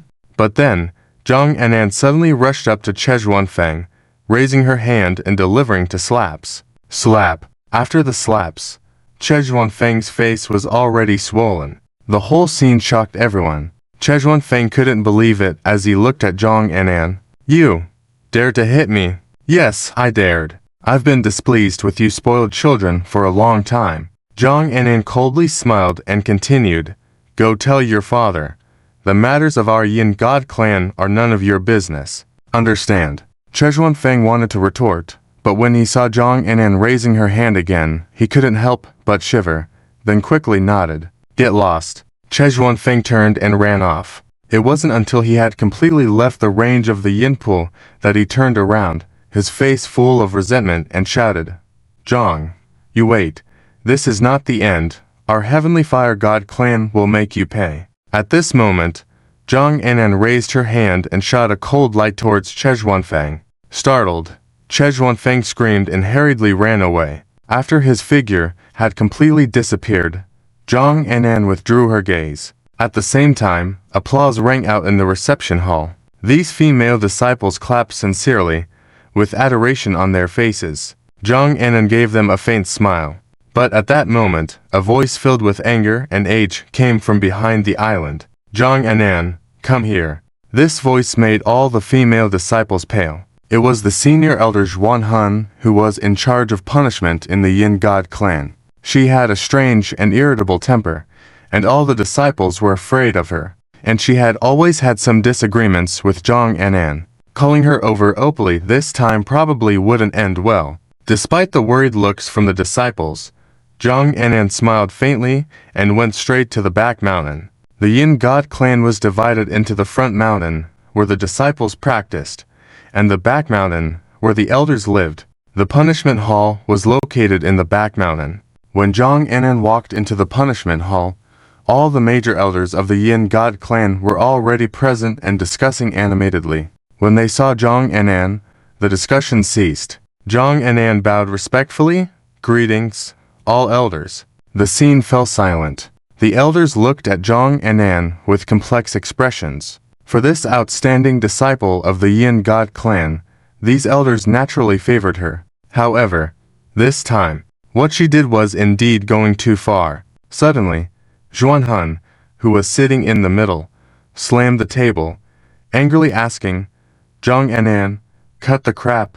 Tell me, what did you do just now? Zhang Anan slowly raised her head, her gaze clear, and said, Elder Zuan Han, what are you referring to? Zuan Han impatiently said, Stop pretending to be dumb. Didn't the people of the Heavenly Fire God clan just come? That's right. How did you deal with it? Zhang Anan remained silent for a moment, then said calmly, he was disrespectful, so I scared him off. This statement caused a stir among the elders. Zuan Han was enraged. Scared him off. Do you realize what you're doing? Zhang Anan nodded. I do? You do. Do you even know you are a disciple? Even though the clan leader said before he entered seclusion that you could partially manage the affairs of the clan, you are too bold and reckless. Zuan Han's face turned cold. Do you understand the consequences of your actions? Do you admit your guilt? The whole room fell silent. Not guilty. Ha, then tell me, what counts as guilty? Zuan Han scoffed repeatedly. As an elder of the punishment hall, she was very dissatisfied with this Zhang Anan. Initially, she had thought that after the clan leader closed his seclusion, she would be in charge of the Lunar Divine clan, but she never expected the clan leader to hand over the power to this inexperienced girl with yellow hair. This naturally made her very angry, always wanting to show Zhang Anan some attitude. However, Zhang Anan had a great reputation within the Lunar Divine clan and conducted herself very steadily. She couldn't find any faults with her and could only hide her frustration. It wasn't until this incident that she saw an opportunity to take advantage, so naturally she was determined to get to the bottom of it. Zhang Anan raised her head to look at Zuan Han and said lightly, Elder Zuan Han, you say my actions will lead our clan to destruction, but in my opinion, I am actually saving our clan. Not only Zuan Han, but all the elders were stunned. Anan, why do you say that? One elder asked urgently. Zhang Anan lowered her eyes, and after a moment of silence, she chuckled softly. It's simple. This time, the Tianhu Divine Clan, as well as the Ancient Sword Divine Clan and the Wudong Divine Sect, on the surface are uniting under the banner of collectively dealing with Zuan. But in reality, they are consolidating their strength through this method. The phrase consolidating strength made many elders change color. Only Zuan Han coldly smiled and said, Oh, how are they consolidating their strength? What does that have to do with our Lunar Divine Clan? Zhang Anan glanced deeply at Zuan Han and said, It's simple. Now that the Tianzhou Divine Realm has become an heir domain, such a huge opportunity naturally attracts numerous powerful clans. The Tianhu Divine Clan, Ancient Sword Divine Clan, and other powerful clans, as the leading figures, naturally want to take a big piece of the pie. But the premise is that they need to consolidate all their strength, and in order to achieve this goal, they will definitely target many weaker powerful clans. It's like big fish eating small fish and small fish eating shrimp. And in that case, how long do you think our Lunar Divine Clan can hold on? After hearing Zhang Anan's words, everyone's faces turned grim. Only Zuan sneered and wanted to say something, but was interrupted by another elder beside her. Anan, are you saying that the Tyan Divine Clan's gathering of powerful clans from all directions is not for a good purpose? Zhang Anan nodded. Exactly, and our Lunar Divine Clan is different.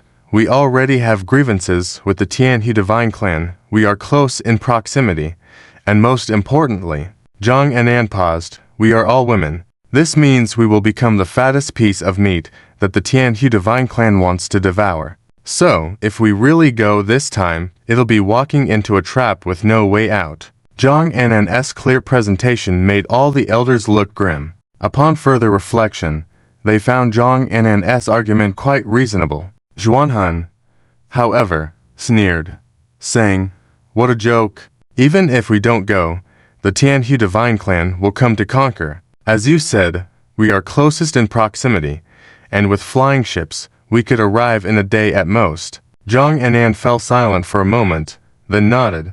Though cruel, the fact is just that. So, according to your logic, our Lunar Divine Clan is doomed. After all, whether we go or stay, it's death. Zuan said mockingly. Zhang Anan shook her head. No, there is still one option. One option? What option? Zuan was taken aback. Zhang Anan took a deep breath and said slowly, to pledge allegiance to the cursed city. Boom. The room erupted into uproar. Pledge allegiance to that young strong man of unknown origin. An elder asked incredulously, I think it's not reliable. After all, no matter how powerful this young strong man is, even if he really single-handedly wipes out the Tianzhou divine realm, he can't possibly be a match for the many powerful clans from all directions. Right. Exactly. I also think this is risky. The elders began to discuss fervently. Zuan laughed even louder, full of mockery in her laughter. What a joke. Pledging allegiance to the cursed city. Do you know that by doing so, we are essentially putting our Lunar Divine Clan against various powerful clans? Have you thought about the consequences? Zhang Anan smiled faintly and said, do you think we are not already at odds with various powerful clans at this moment? You! Zuan was left speechless. It took her a while to react, and then she sneered repeatedly, but no matter what you say, if we truly pledge allegiance to the cursed city, it will truly be a point of no return, because it's essentially going to our deaths. Zhang Anan shook her head. No, I think this will be an opportunity for our Lunar Divine Clan. An opportunity. What opportunity? An opportunity to rise again, to surpass many powerful clans, and even to take control of the Tianzhou divine realm, Zhang Anan said in a deep voice. The room fell silent. Many elders were stunned by the vision that Zhang Anan painted, and it took a moment before Zuan burst into laughter. Zhang Anan, do you know what you're talking about? I really think you've either gone crazy or hit your head. A chance to rise again. How will you rise again? Do you really think this Zuan can overcome the numerous powerful clans? Zhang Anan nodded firmly. Yes, that's what I believe. Zuan face was almost overflowing with cold laughter. You believe? What basis do you have to believe this? Do you have any evidence? Zhang Anan took a deep breath. I have no evidence, but I have a premonition that the various powerful clans this time will definitely suffer a big loss, and the ultimate victor will surely belong to this Zuan. Everyone was dumbfounded. Based on a premonition alone, she was willing to make such a risky move. Zuan laughed even more scornfully. Zhang Anan, you truly live up to being the most talented descendant of our Lunar Divine Clan in 1,000 years. To act solely on a premonition is quite something. But have you considered what kind of blow we will suffer if your premonition is wrong? And this time, it will be our Moon Yin God Clan's only chance. If we win, we will return to our former glory, and even surpass it. If we lose, then we will stake everything and fight these people to the end. This way, at least we won't feel regret before we die, because we have struggled and worked hard. If our destiny is not favorable, then we will just accept it. At this point, Zhang Anan raised her head to look at everyone, speaking slowly and deliberately. Elders, do you think what I said is right? Zhang Anan's words quieted the whole room. All the elders fell silent, clearly contemplating her words. Only Zuan had a cold expression. Gambling. So after all that talk, you're just gambling. But, before she could finish, a faint sigh came from the back of the mountain. Anan is right. At this moment ... we indeed only have this one bet to make. With these words, a slightly haggard but extremely beautiful woman appeared in the midst of the crowd. All the elders in the punishment hall were shocked. Then they all stood up, excitedly exclaiming, "Clan leader." Zhang Anan couldn't help but be stunned. Then she respectfully knelt down. "Greetings, honored master." That's right. The visitor was the long-closed Moonian God clan's clan leader, Mu Gyuking. She nodded slightly. "Please rise." Everyone stood up, all showing excited and joyful expressions. Only Zuan face became extremely unpleasant. Mu Gyuking ignored her, just nodded at Zhang Anan. "I heard what you just said. Well done." Zhang Anan looked at Mu Gyuking, especially noticed the weariness on her face. A hint of worrying flashed in her eyes. Then she bowed her head and replied, "Thank you, honored master." Mu Gyuking then turned to look at Zuan, her expression turning cold. "Elder Zuan, I remember clearly that when I was in seclusion, I made it clear that all matters should be handed over to Anan to handle, and you all should cooperate fully with her. However, what have you done?" Upon hearing these words, Zuan kneeled down with a thud, trembling as she said, "Clan leader, I..." Mu Gyuking waved her hand, speaking coldly, "Enough. I know that you bear grudges because I did not entrust you with great authority, indicating that the resentment in your heart has not diminished.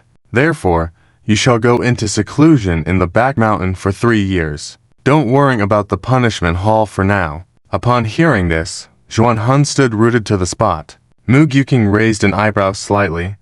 "Did you hear what I said?" Yes. Zuan face turned gray and she hung her head. "Go." Mu Gyuking flicked her sleeve. Zuan left dejectedly. "All of you, please leave as well," Mu Gyuking said in a low voice. Many elders bowed respectfully, then exited the punishment hall. When only the two of them, master and disciple, remained in the room, Mu Gyuking suddenly spat out a mouthful of blood, her face turning ashen. Zhang Anan exclaimed, "Honored master," rushing to Mu Gyuking's side. Mu Gyuking weakly waved her hand and said, "Don't touch me. I went astray in my cultivation and ended up in a demonic path." Zhang Anan's body trembled, finally understanding why her master looked so weary, and even her aura had become weakened when they met this time. Mu Gyuking wiped the blood from the corner of her mouth, her face gradually returning to normal, but the weariness in her eyes deepened. She ignored these signs and softly asked, "Anan, do you truly believe this new young powerhouse can win?" Zhang Anan nodded. "Honored master, I represented the Moonian God clan on a trip to the Cursed City and witnessed the whole incident, also coming into direct contact with this Zuan." "Oh, and what do you think of him?" Mu Gyuking asked softly. Zhang Anan fell silent for a moment, then raised her head, saying very seriously, "I can't see through him." Mu Gyuking's expression changed drastically upon hearing this assessment was too high. Zhang Anan looked a bit puzzled, as if she were recollecting something, then whispered, "I met him for the first time at the Yuzu Pavilion in the Cursed City. At that time, he was following Chu Xiaoyun, who was insignificant at the time. At first, no one paid attention to him. Not even I thought he was anything more than an ordinary youth, with nothing remarkable except for his outstanding appearance. But later on, he faced heroes like Cha Hongbo without arrogance and dared to act on the spot. This caught my attention. But back then, I still thought he was just an ignorant teenage powerhouse. But what happened next overturned my imagination. At the celebration of the Cursed Goddess, he captured all the noble heroes like Chai Hongbo, exterminated the Cursed Goddess, and forcibly took the god's throne and gave it to Chu Xiaoyun. These things may sound like a fantasy, but in his hands, they were so casually done, it didn't seem worth mentioning. But that's not all. After doing all these things, he actually said he would eliminate all the gods, and then left arrogantly. At that time, we all thought he was just boasting. But this young man could actually massacre it with his own strength. How terrifying must his strength be? Zhang Anan took a deep breath. If that's all there is, that's fine. The key is that from beginning to end, I haven't figured out his character and temperament. You say he is arrogant and kills ruthlessly, but he only acted recklessly because of an unrelated person. You say he is cold and unfeeling, but sometimes he behaves like a child. Later, I deliberately approached him, wanting to have a few words with him to get closer, but I found out that he didn't buy it at all. All my flattery in front of him was like air, and even under his gaze, I felt like a clown. All my thoughts were seen through by him in an instant. At this point, Zhang Anan trembled all over, with a look of fear on her face, obviously remembering Zuan's expression at the time. Mu Gyuking remained silent. Zhang Anan took a deep breath, steadied her mind, and said in a deep voice, "Master, this time the Heavenly Fire God clan and other powerful clans have joined forces. It seems powerful, but because of the complex relationships between them and the huge amount of interests involved, they cannot sincerely cooperate. This will only create conflicts among them. Therefore, I have a premonition that Zuan will definitely win this time, and my Yin God clan, we can only rise by seizing this opportunity." Mu Gyuking didn't hesitate at all and directly nodded. "Okay, what are our next steps?" Zhang Anan said. "Master, we have completely torn our faces with the Heavenly Fire God clan now. Chejuan Feng may not have other skills, but he is good at stirring up trouble. So, when he goes back, the Heavenly Fire God clan will definitely send people over. Therefore, I think it's best to go to the Cursed City now." Mu Gyuking furrowed her brows slightly. "Are you saying, temporarily give up the Yin Pool?" Zhang Anan nodded. "Yes, only by doing this can we preserve our strength. But won't this be too risky? With the protection of the Yin Pool, we may be able to hold on for another 10 days. Mu Gyuking's voice lowered as she spoke, because she suddenly understood Zhang Anan's intentions. Zhang Anan lowered her eyes and said, "Master, although I am a woman, I also know that we cannot have it both ways, otherwise we will be harmed. If our Yin God clan really wants to seize this opportunity, we have to take a risk. Only by doing so can we show Zu and our sincerity." Mu Gyuking looked quietly at her most beloved disciple, and after a moment she nodded. "Well said, Anan. It seems that after these years of tempering, you have matured enough. In that case, I can rest assured." Zhang Anan was stunned. "Master, what did you say?" Just as she spoke, suddenly there was a cry of surprise from outside. "Elder Zuan Hun, the mountain gate is not open. What are you trying to do?" Then came a few screams. Hearing this voice, Zhang Anan's expression changed abruptly. Mu Gyuking, on the other hand, remained much calmer. Her eyes flashed, and then she grabbed a very cleverly hidden eavesdropping charm from under the table. Zhang Anan immediately understood. "Master ... Mu Gyuking's face was cold as ice. "Anan, you are right. This Zuan Hun is indeed not a good person. Unfortunately, I didn't listen to you at the beginning. I should have directly stripped her of her cultivation and expelled her from the sect." With these words, Mu Gyuking and her disciple had already rushed outside. At that moment, the bodies of the disciples responsible for guarding the mountain formation fell from the sky. The mountain protection formation had just been broken open. Zuan Hun saw Mu Gyuking and her disciple rushing out, couldn't help but smirk. "Clan leader, I'm sorry.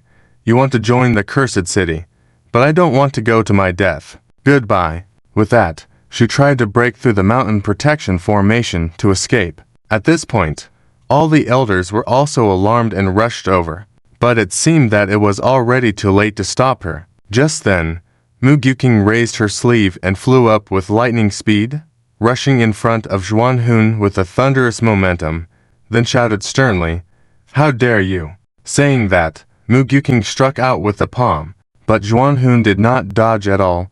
Instead she smirked and also struck out with the palm. Bang! The two palms met. Zuan Hun's figure shook violently, her face turned pale, but she used the force of this palm to fly directly out of the protective formation. Then her triumphant voice came through the formation.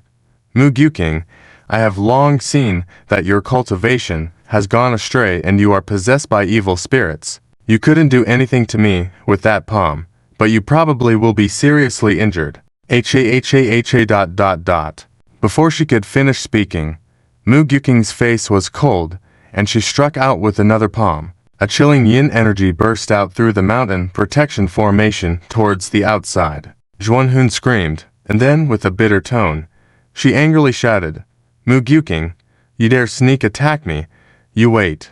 When the elders of the Heavenly Fire God clan arrive, none of you can escape. Zuan voice gradually faded away and quickly disappeared. At this moment, all the elders and disciples of the Yin God clan had already arrived. Just as everyone looked up, they saw Mu-Gyuking, standing in midair, spitting out a large mouthful of blood, and then falling straight down. Everyone was shocked. Master. Zhang Anan was even more shocked, shouted, and with a flash, she appeared in midair and held her master in her arms. After landing slowly, all the elders and disciples gradually recovered from their shock, and then anxiously surrounded them. Clan leader. Clan leader. The voices echoed one after another. Mu-Gyuking leaned against Zhang Anan's shoulder, as pale as paper. Her momentum had reached its lowest point.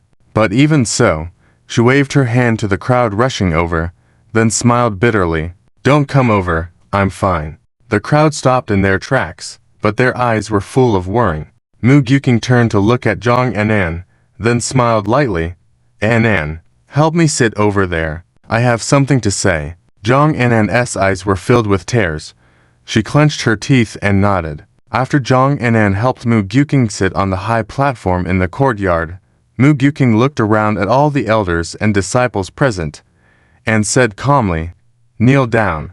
With this command, the crowd did not hesitate at all and all knelt to the ground. Mu-Gyuking continued softly, Now I will say a few things. First, Zuan has betrayed us and cut off ties with the Yin God clan. You must treat her as a mortal enemy and eliminate her.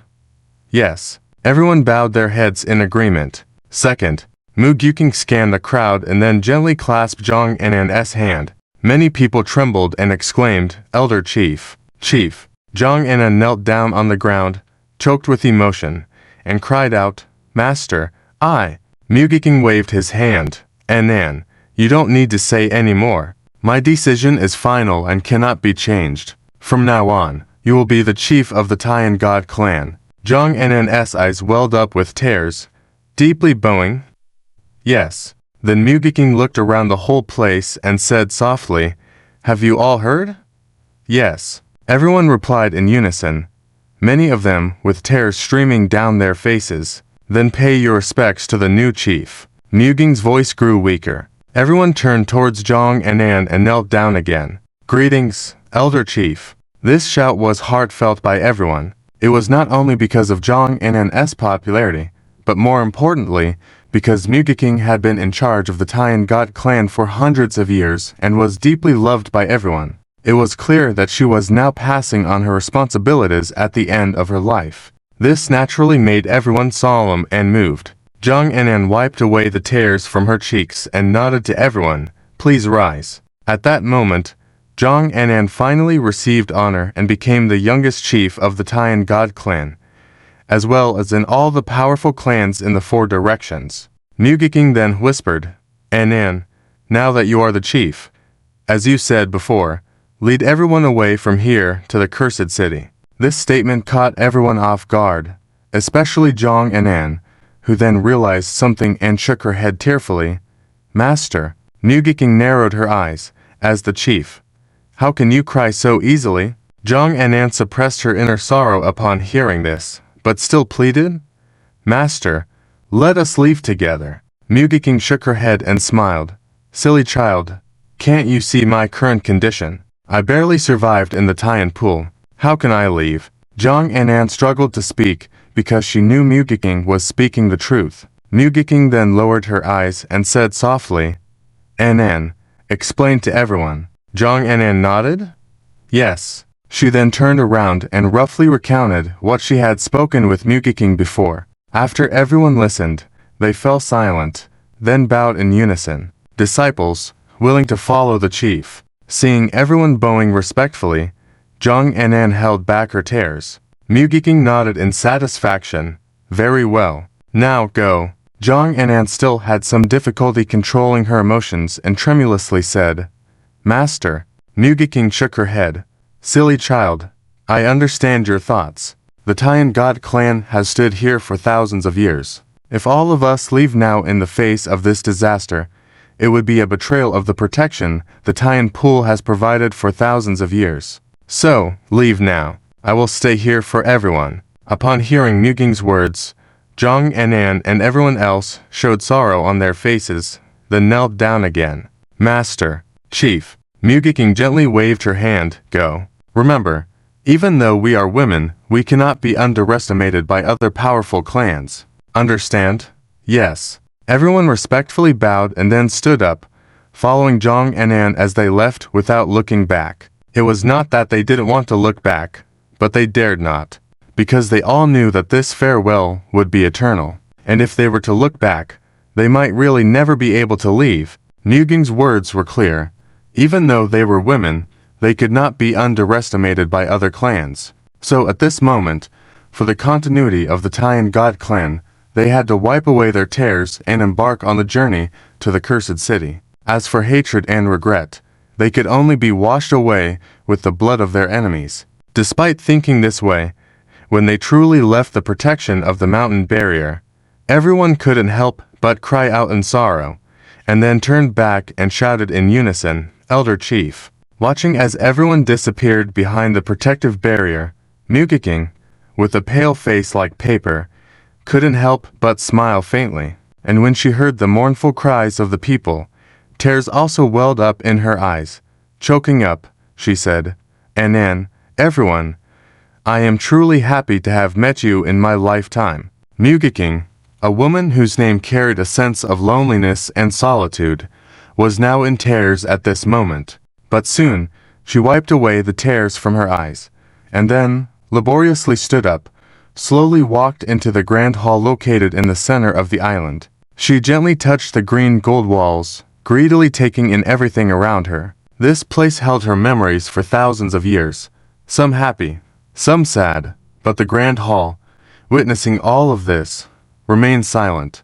Mugiking walked to the center of the grand hall before the fountain emitting a cold and eerie atmosphere, smiled softly and said, Old friend, you have worked hard all these years. The fountain made no sound, continuing to bubble with cold air. Muging's figure, now even more unsteady, still leaning on the wall, made her way to the main seat of the grand hall, then sat cross-legged. At that moment, a sword light rose from the fountain, circled around Mugiking a few times, then trembled and floated in front of Mugiking. Mugiking smiled and gently touched the sword, emitting a cold light. After so many years, I am surprised you still remember me.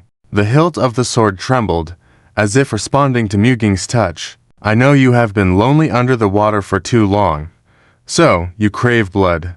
Right. The sword light moved slightly, seeming to nod. Muging's smile gradually turned cold. Good. Then you will stay with me here and see if we can defeat all our enemies. With that, the sword light retracted and fell into Muging's lap. A sword lay across her knees. One person sat in the mountains. Mugiking slowly closed her eyes, as if she had prepared herself for whatever was to come. Meanwhile, Zuan, after using dozens of void crossover talismans, returned to the headquarters of the Tyan God clan like a lost dog.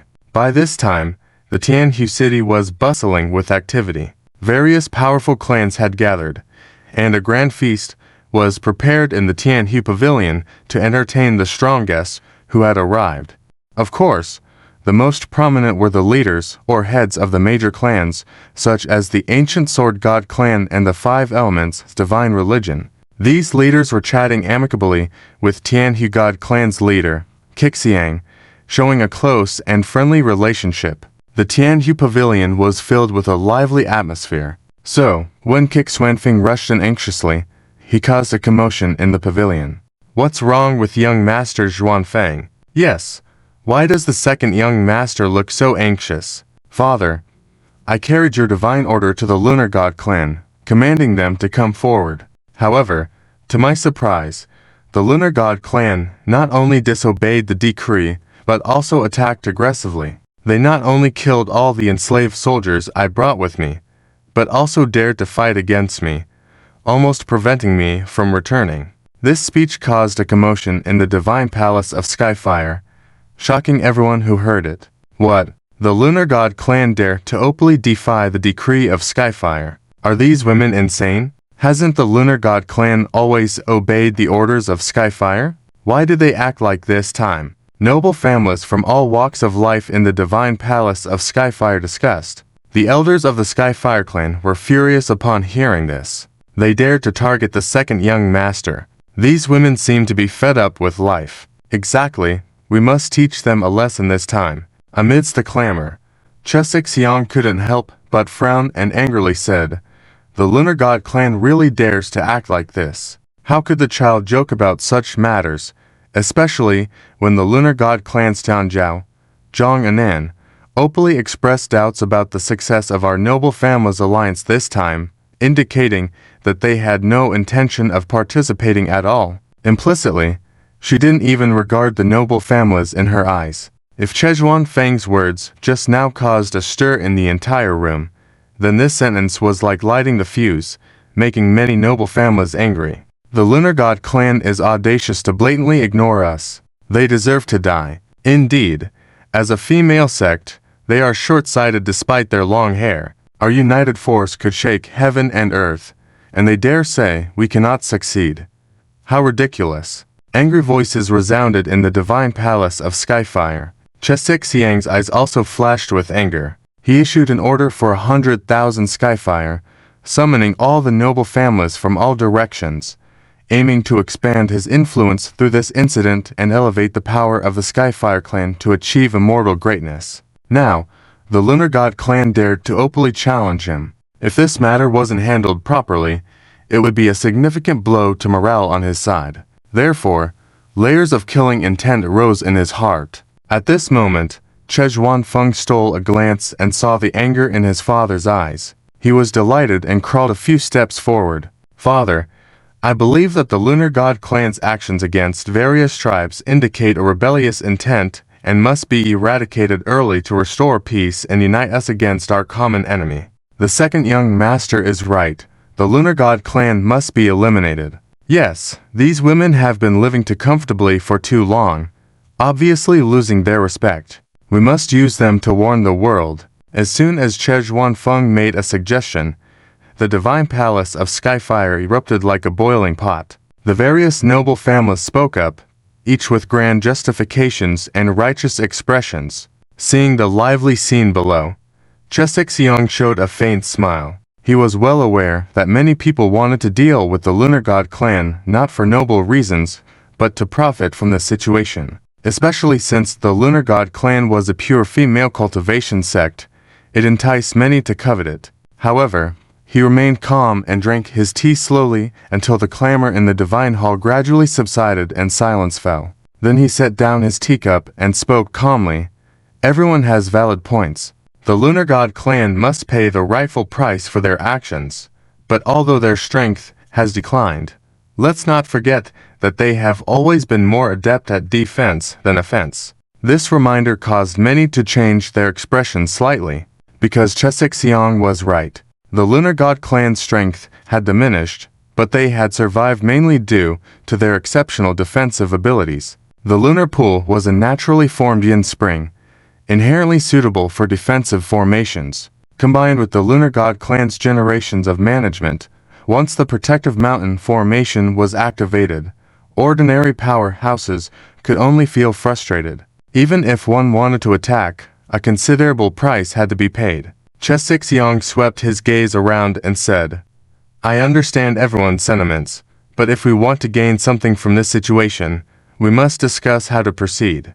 The lively scene in the divine palace of Skyfire quieted down. Everyone had hoped to take advantage of the situation, but when it came down to shedding blood, they all fell silent. Chesexiang looked at the situation with a frown. "What? Does no one have any objections?" Everyone looked at each other and remained silent. "Very well. If that's the case, then the Skyfire clan will take action on its own, Chisixiang began. Before he could finish his sentence, a guard rushed in hastily. Chief, there is a peculiarly dressed woman outside who claims to be an elder of the Lunar God clan. She insists on seeing you for an important matter. An elder of the Lunar God clan.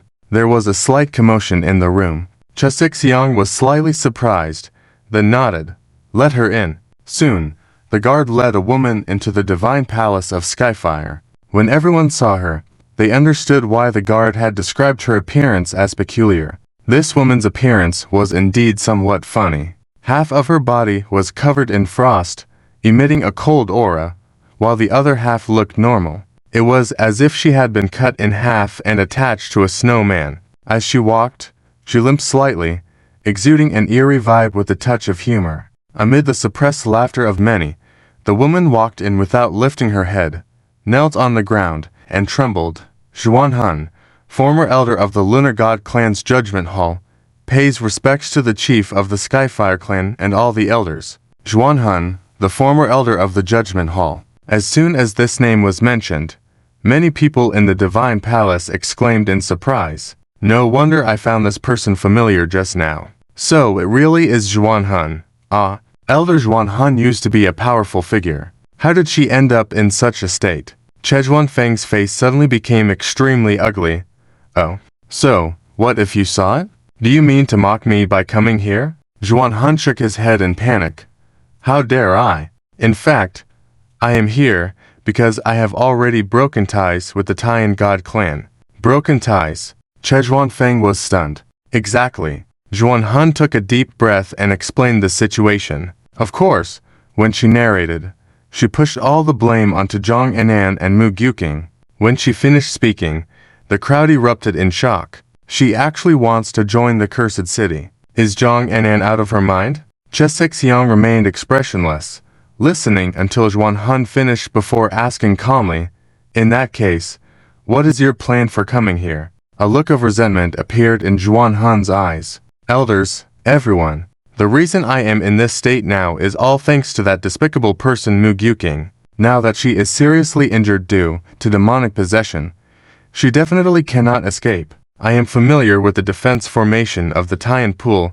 I can lead the way and guide this person to attack the Tyan Pool and eradicate the Tyan God clan. After hearing Zuan's words, the whole place fell silent. Many people looked at Zuan with disgust and fear. After all, her current actions were incredibly malicious. Not only did she betray her own clan, but she also colluded with an outside clan. Such a person naturally made many people feel a sense of distance and respect. However, after listening to it, Chisixiang's eyes lit up. Oh, is that so? Zuan kowtowed. Elder, I have already become like this now, already irreconcilable with the Tyan God clan. I only hope that after the success of this mission, you can give me asylum. Chisixiang laughed heartily. Good. Since you are so sincere, after the success of this mission, I will not only give you asylum, but also let you become an honorary elder. Zuan was overjoyed. Thank you, elder. Thank you, elder. Chejuan Feng, seeing this, quickly added, Father, let me go on this expedition. Not killing those ignorant women will be hard to quell the hatred in my heart. All right. Chisixiang nodded in agreement. At that moment, the Patriarch of the Ancient Sword God clan, Bai Tu, said calmly, Since the Tyan God clan opposes the unity of our clans, my Ancient Sword God clan naturally has a responsibility as well. Bai Chi, disciple is here. A man with a decent appearance, but a frivolous demeanor responded, You shall go together with the second young master. Bai Kai's face lit up with joy as he respectfully replied, Yes. Seeing his actions, the leader of the Five Elements sect, Shangzi, also sent out a trusted subordinate. Soon, a strong and powerful team was formed, and Chejuan Feng could not wait to lead Zuan away. After they left, Chisixiang withdrew his gaze and raised his cup with a faint smile. Come, let's drink. Everyone raised their cups, but this time when they drank, many people's moods were completely different, especially for many weaker and smaller clans. Their hearts were filled with unease. After all, everyone could see that Chesik Xiang's actions were not just about punishing the Tyan God clan, but also about asserting authority. As the banquet continued in the Skyfire God Pavilion, Zhuan Feng led everyone on a very powerful flying boat, traveling to the Tyan God clan at a speed 10 times faster than before. It took half a day to get there last time, but this time it only took a little over an hour to arrive outside the Tyan Pool. At this moment, the protective mountain formation stood proudly, surrounding the Tyan Pool. Zuan Han looked at it with resentment, before saying in a deep voice, "Follow me, everyone." With that, she led the group to a corner in the southeast. It seemed ordinary here, but after a moment of investigation, Zuan Han pointed to a spot. "Elders, this is the weakest point in the entire protective mountain formation. A full-strength strike can easily break it." "I'll do it." Bai Qi, excited, stepped forward, a sword aura forming in his hand before he slashed down. Crack! After a crisp sound, the protective mountain formation shook violently but did not shatter. Bai Kai's face turned slightly ugly, and he couldn't help but roar, "Open up." With those words, he struck again. This time, the protective mountain barrier swayed before shattering with a loud crash. "Let's go," Zhuan Feng shouted, rushing in first.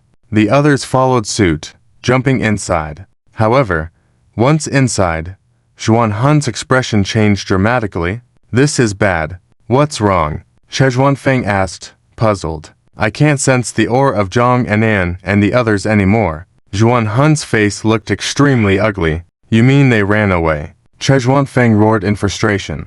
His hatred towards Zhang Anan was already at its peak, so upon hearing that, he felt even more enraged. Faced with Zhuan Feng's questioning, Zuan Han looked panicked, but soon her eyes lit up again. "No. One person hasn't escaped."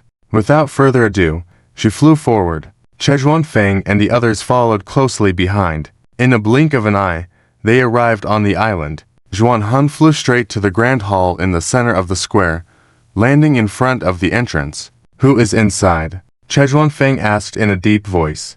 Zuan Han grinned. "Of course, it's the head of the Tyan God clan, Mu Gyuking. I told you this woman is at her last gasp, relying solely on the Tyan Pool to avoid death. So she definitely can't escape." With that, she strode inside. Zhuan Feng, Bai Qi, and the others exchanged a glance and followed her in. The massive Tyan temple seemed extremely desolate, and on the raised platform in the center, there sat a woman meditating. It was none other than Mu Gyuking. Upon seeing her, Zuan Han burst into triumphant laughter. "Mu Gyuking, you indeed didn't leave." Mu Gyuking slowly opened her eyes. After waiting for several hours, her aura had become increasingly weak, and even her eyes had become extremely dull. At first glance, she looked like an ordinary person, devoid of her previous imposing aura. However, upon seeing Zuan Han's smug expression, Mu Gyuking did not seem surprised at all.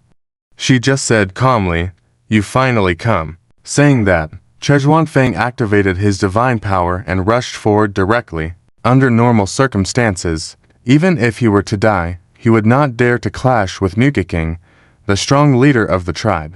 But now even a fool could see that Mu Gyuking was clearly on his last legs. Seizing the opportunity to gain the limelight while remaining safe, he naturally had to act first. However, just as his figure rushed halfway, a dazzling sword light suddenly flew out and directly slashed towards his head. The speed of the sword light was so fast that many people couldn't react in time. Zuan Han was so scared that his soul seemed to want to flee. If Zhuan Feng died here, she would have to follow him to the grave. So she risked her life and rushed forward, pushing Zhuan Feng to the side. Crack! After this sword cut off one of Zuan Han's arms, it turned back towards Mu Gyuking. Zhuan Feng was unharmed, except for being scared out of his wits and sweating profusely.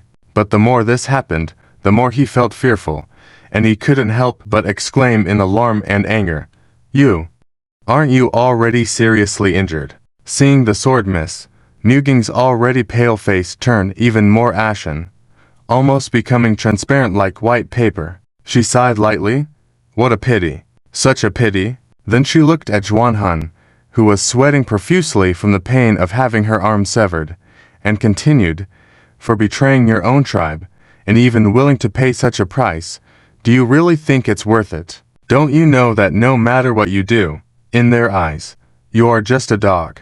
Zuan, trembling with pain, but with a face full of resentment, shouted, "Stop preaching to me, Mugiking, you are doomed today." Despite saying that, she dared not take a step forward. After all, that sword strike just now was too terrifying. Who knew if she still had any tricks up her sleeve? Zhuan also took a few steps back, somewhat timidly, then said coldly, "Let's all attack together. I want to see how long this woman can hold on." Zhuan, wait a moment. At this point, Wai Qi from the ancient sword god clan stepped forward, first looking covetously at the long sword by Muging's side, then restraining his gaze and lightly smiling. "Great sword. I never expected that the renowned leader of the Mu clan would also possess such formidable swordsmanship." Mugiking remained silent, just listening quietly. After a while, she spoke in a calm tone, "And who might you be?" "I am from the ancient sword god clan, Bai Qi. I have met Leader Mu." Bai Qi slightly bowed, smiling as he spoke. "Ancient sword god clan, ha ha." Mugiking chuckled softly, but soon furrowed her brows slightly, as if enduring immense pain. Zhuan and the others exchanged glances, seeing excitement in each other's eyes. It was clear that Mugiking was already at her breaking point. Bai Qi feigned sympathy and sighed. "Leader Mu, you were once a dominant figure in the world. Seeing you like this, I can't help but feel some pity." Mugiking remained silent.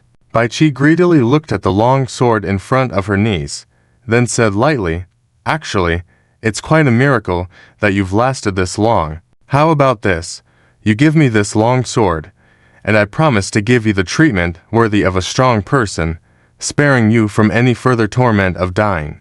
What do you think?" In fact, since he arrived, Bai Qi had set his eyes on the long sword before Muging's knees. As a descendant of the ancient sword god clan, although his cultivation was not as good as the late Bai Chong's, he still had a keen eye. He could see the extraordinary nature of this long sword at a glance. That's why he pretended to show sympathy at this moment. After a moment of silence, Mugiking chuckled lightly, "The treatment worthy of a strong person.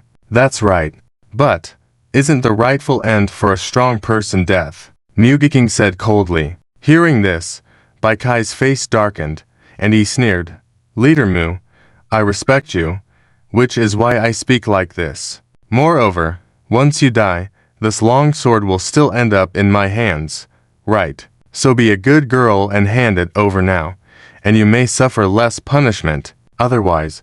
Bai Qi looked at Muging's tired yet beautiful face and said with a sinister smile, "I cannot guarantee that you won't suffer some unbearable treatment." This made Zhuan and the others chuckle sinisterly. "That's right.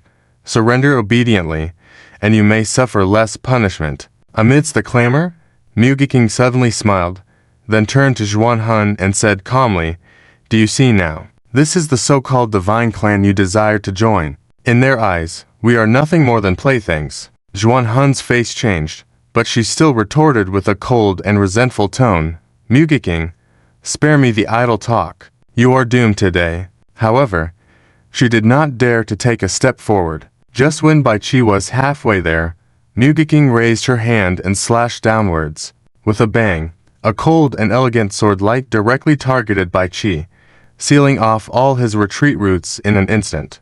Bai Qi was shocked. How is this possible? But seeing the sword about to strike, he had no choice but to activate his sword intent, and a sword light appeared in his hands. Then he rushed forward to counter. Bang! After a loud noise, Bai Kai's body shook violently, screaming as he was thrown back. When he finally landed, his clothes at his chest were torn by the sword light, narrowly avoiding a fatal blow.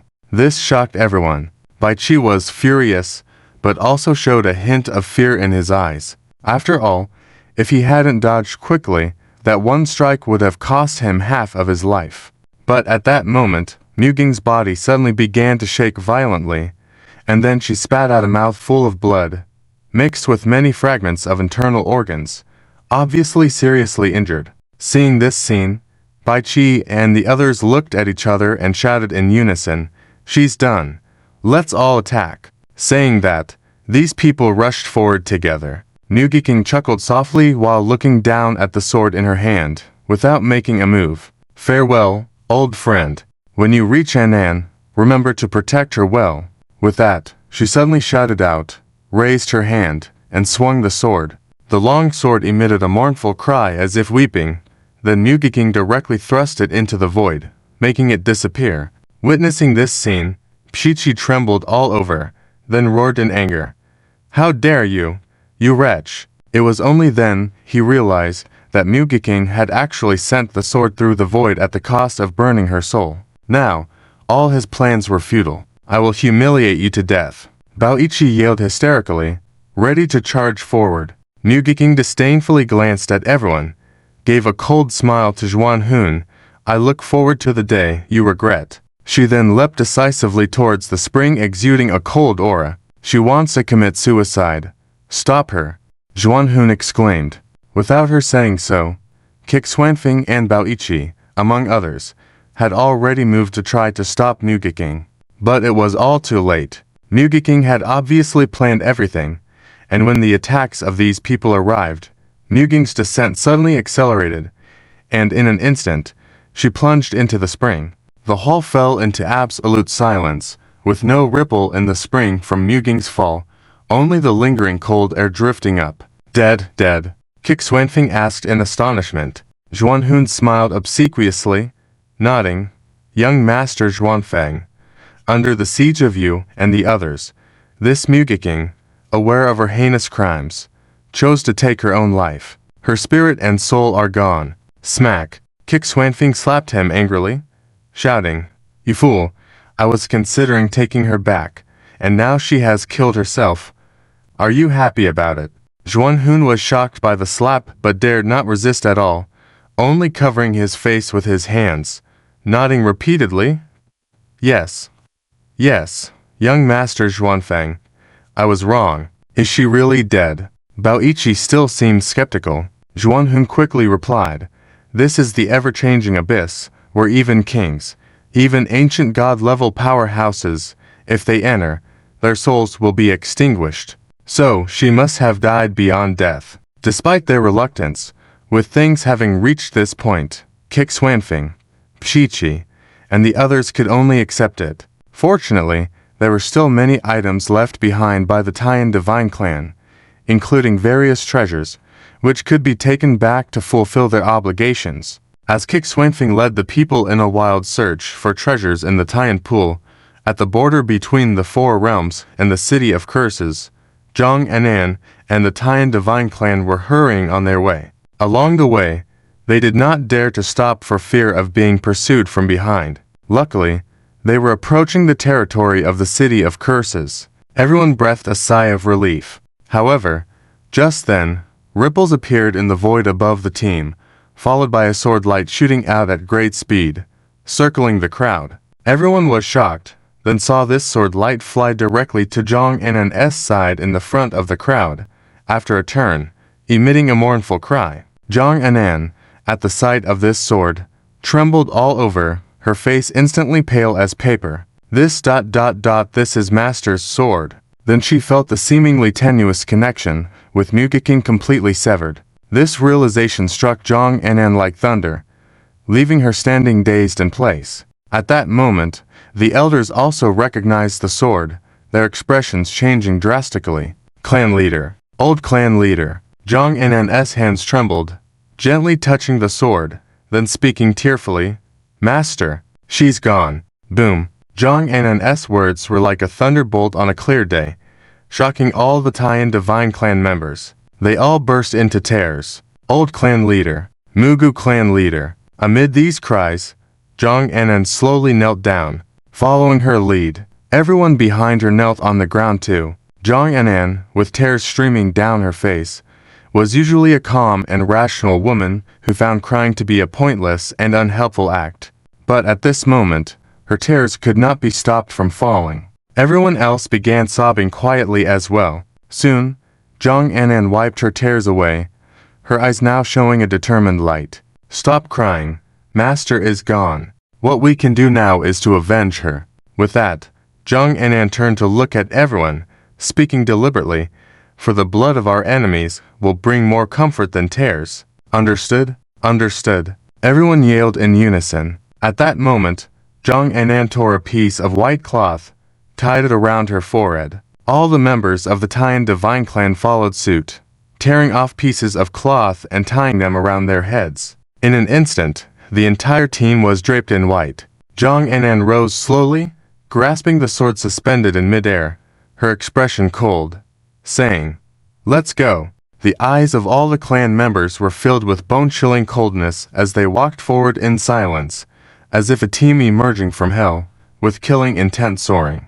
The City of Curses. It was the third day, and the entire City of Curses was cold and desolate, with not even a prominent family, let alone a regular force, coming forth. This scene left many in silence, because everyone understood the implications. 3 days had passed since the 10-day agreement, and the news must have spread everywhere, yet no one had arrived. Clearly, all the prominent families were just waiting to see the show, particularly as Chu Xiaoyun heard that the prominent families from the 4 realms were gathering. It made her even more anxious. However, unlike her anxious state, Zuan had spent these 3 days leisurely.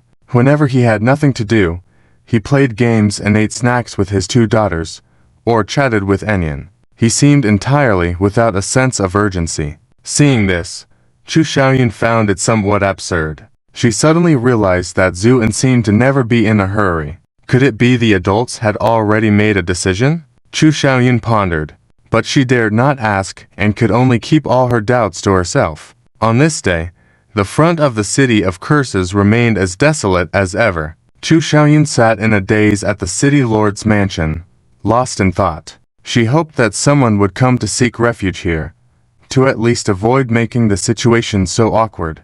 But after staring blankly, waiting for an hour, she got nothing. Chu Xiaoyun shook her head wryly, stood up, and prepared to go to the rear courtyard.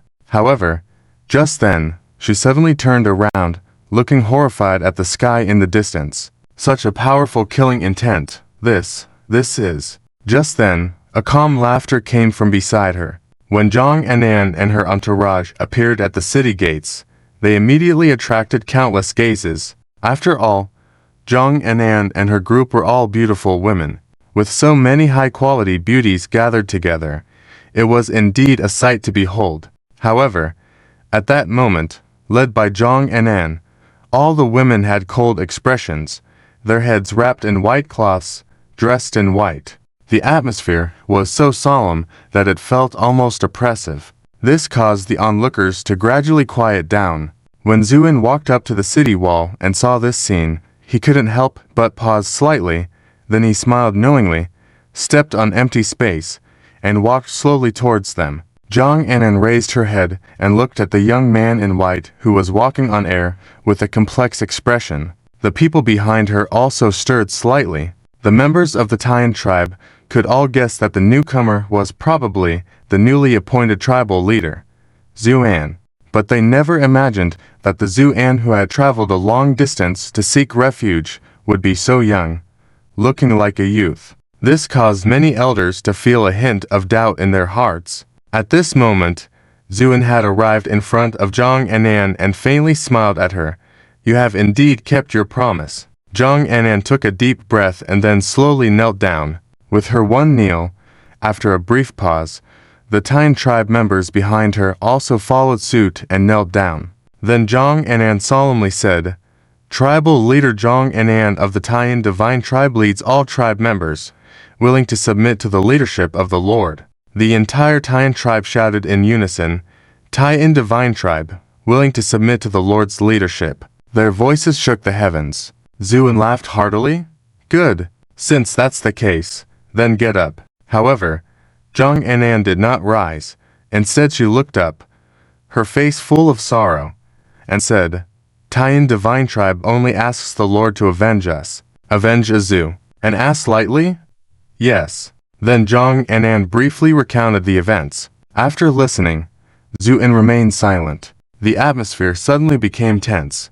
The Tyan divine tribe's people all held their breath, especially many elders, who stared at Zuan with a sense of distrust growing in their hearts. After all, this white-clad youth was too young and handsome. There was not even a hint of killing intent. He looked just like an ordinary youth. But Zhang Anan looked at Zuan earnestly. After a moment, a faint smile appeared at the corner of Zuan's mouth, and he nodded. "All right, since you have come seeking refuge, I will take care of this grudge for you. When the time comes, not a single powerful clan will be able to escape. What do you think?" Zuan's voice was indifferent, as if he was talking about a trivial matter. But the people of the Tyan divine tribe were stunned to hear this. The arrogance was too much. But Zhang Anan let out a sigh of relief. Then she respectfully bowed. "Thank you, my lord, Zu," and smiled and waved his hand, lifting all the kneeling people with a gentle force. Then he turned around and said casually, "You've all come a long way.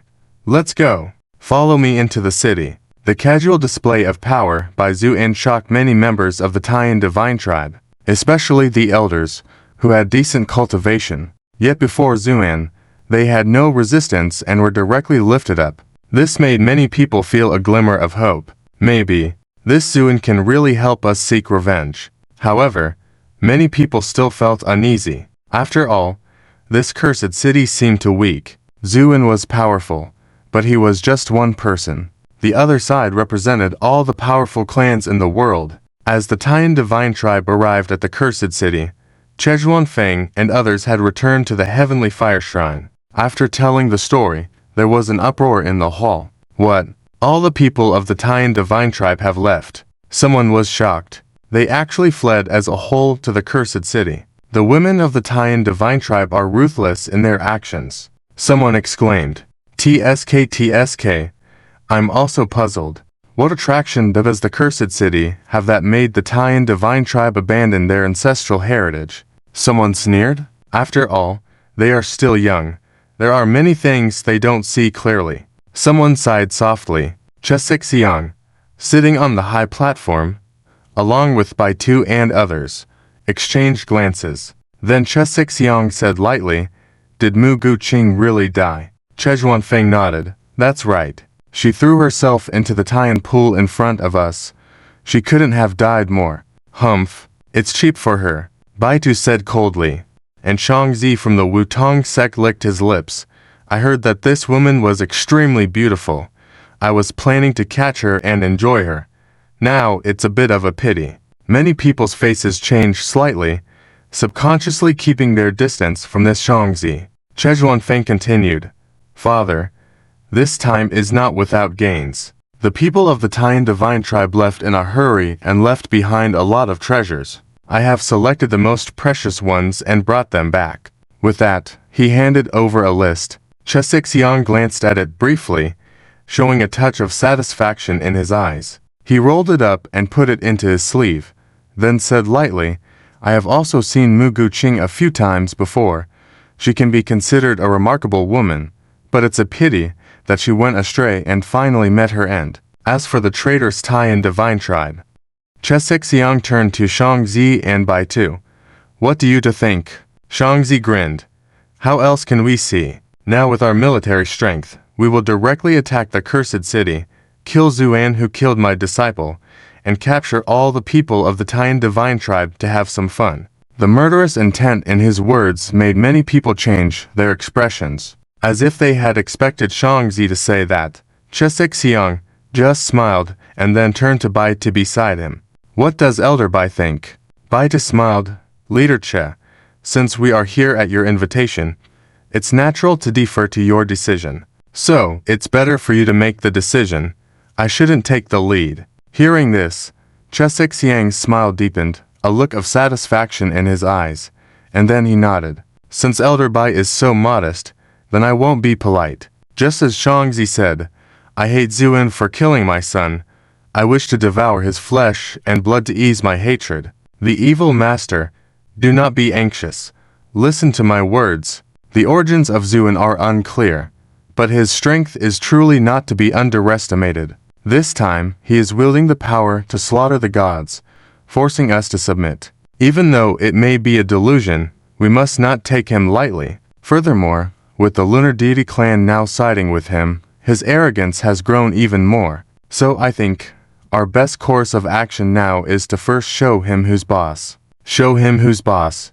What do you mean? The evil Sky Lord asked in confusion. It's simple. Didn't he say that he wanted us to go to the City of Curses in 10 days to show our submission? Then let's remain motionless. When the 10 days are up and no one besides the lunar deity clan goes to pledge allegiance, I want to see how arrogant Zuan will be by then. Beside him, Tu clapped his hands in admiration. Great.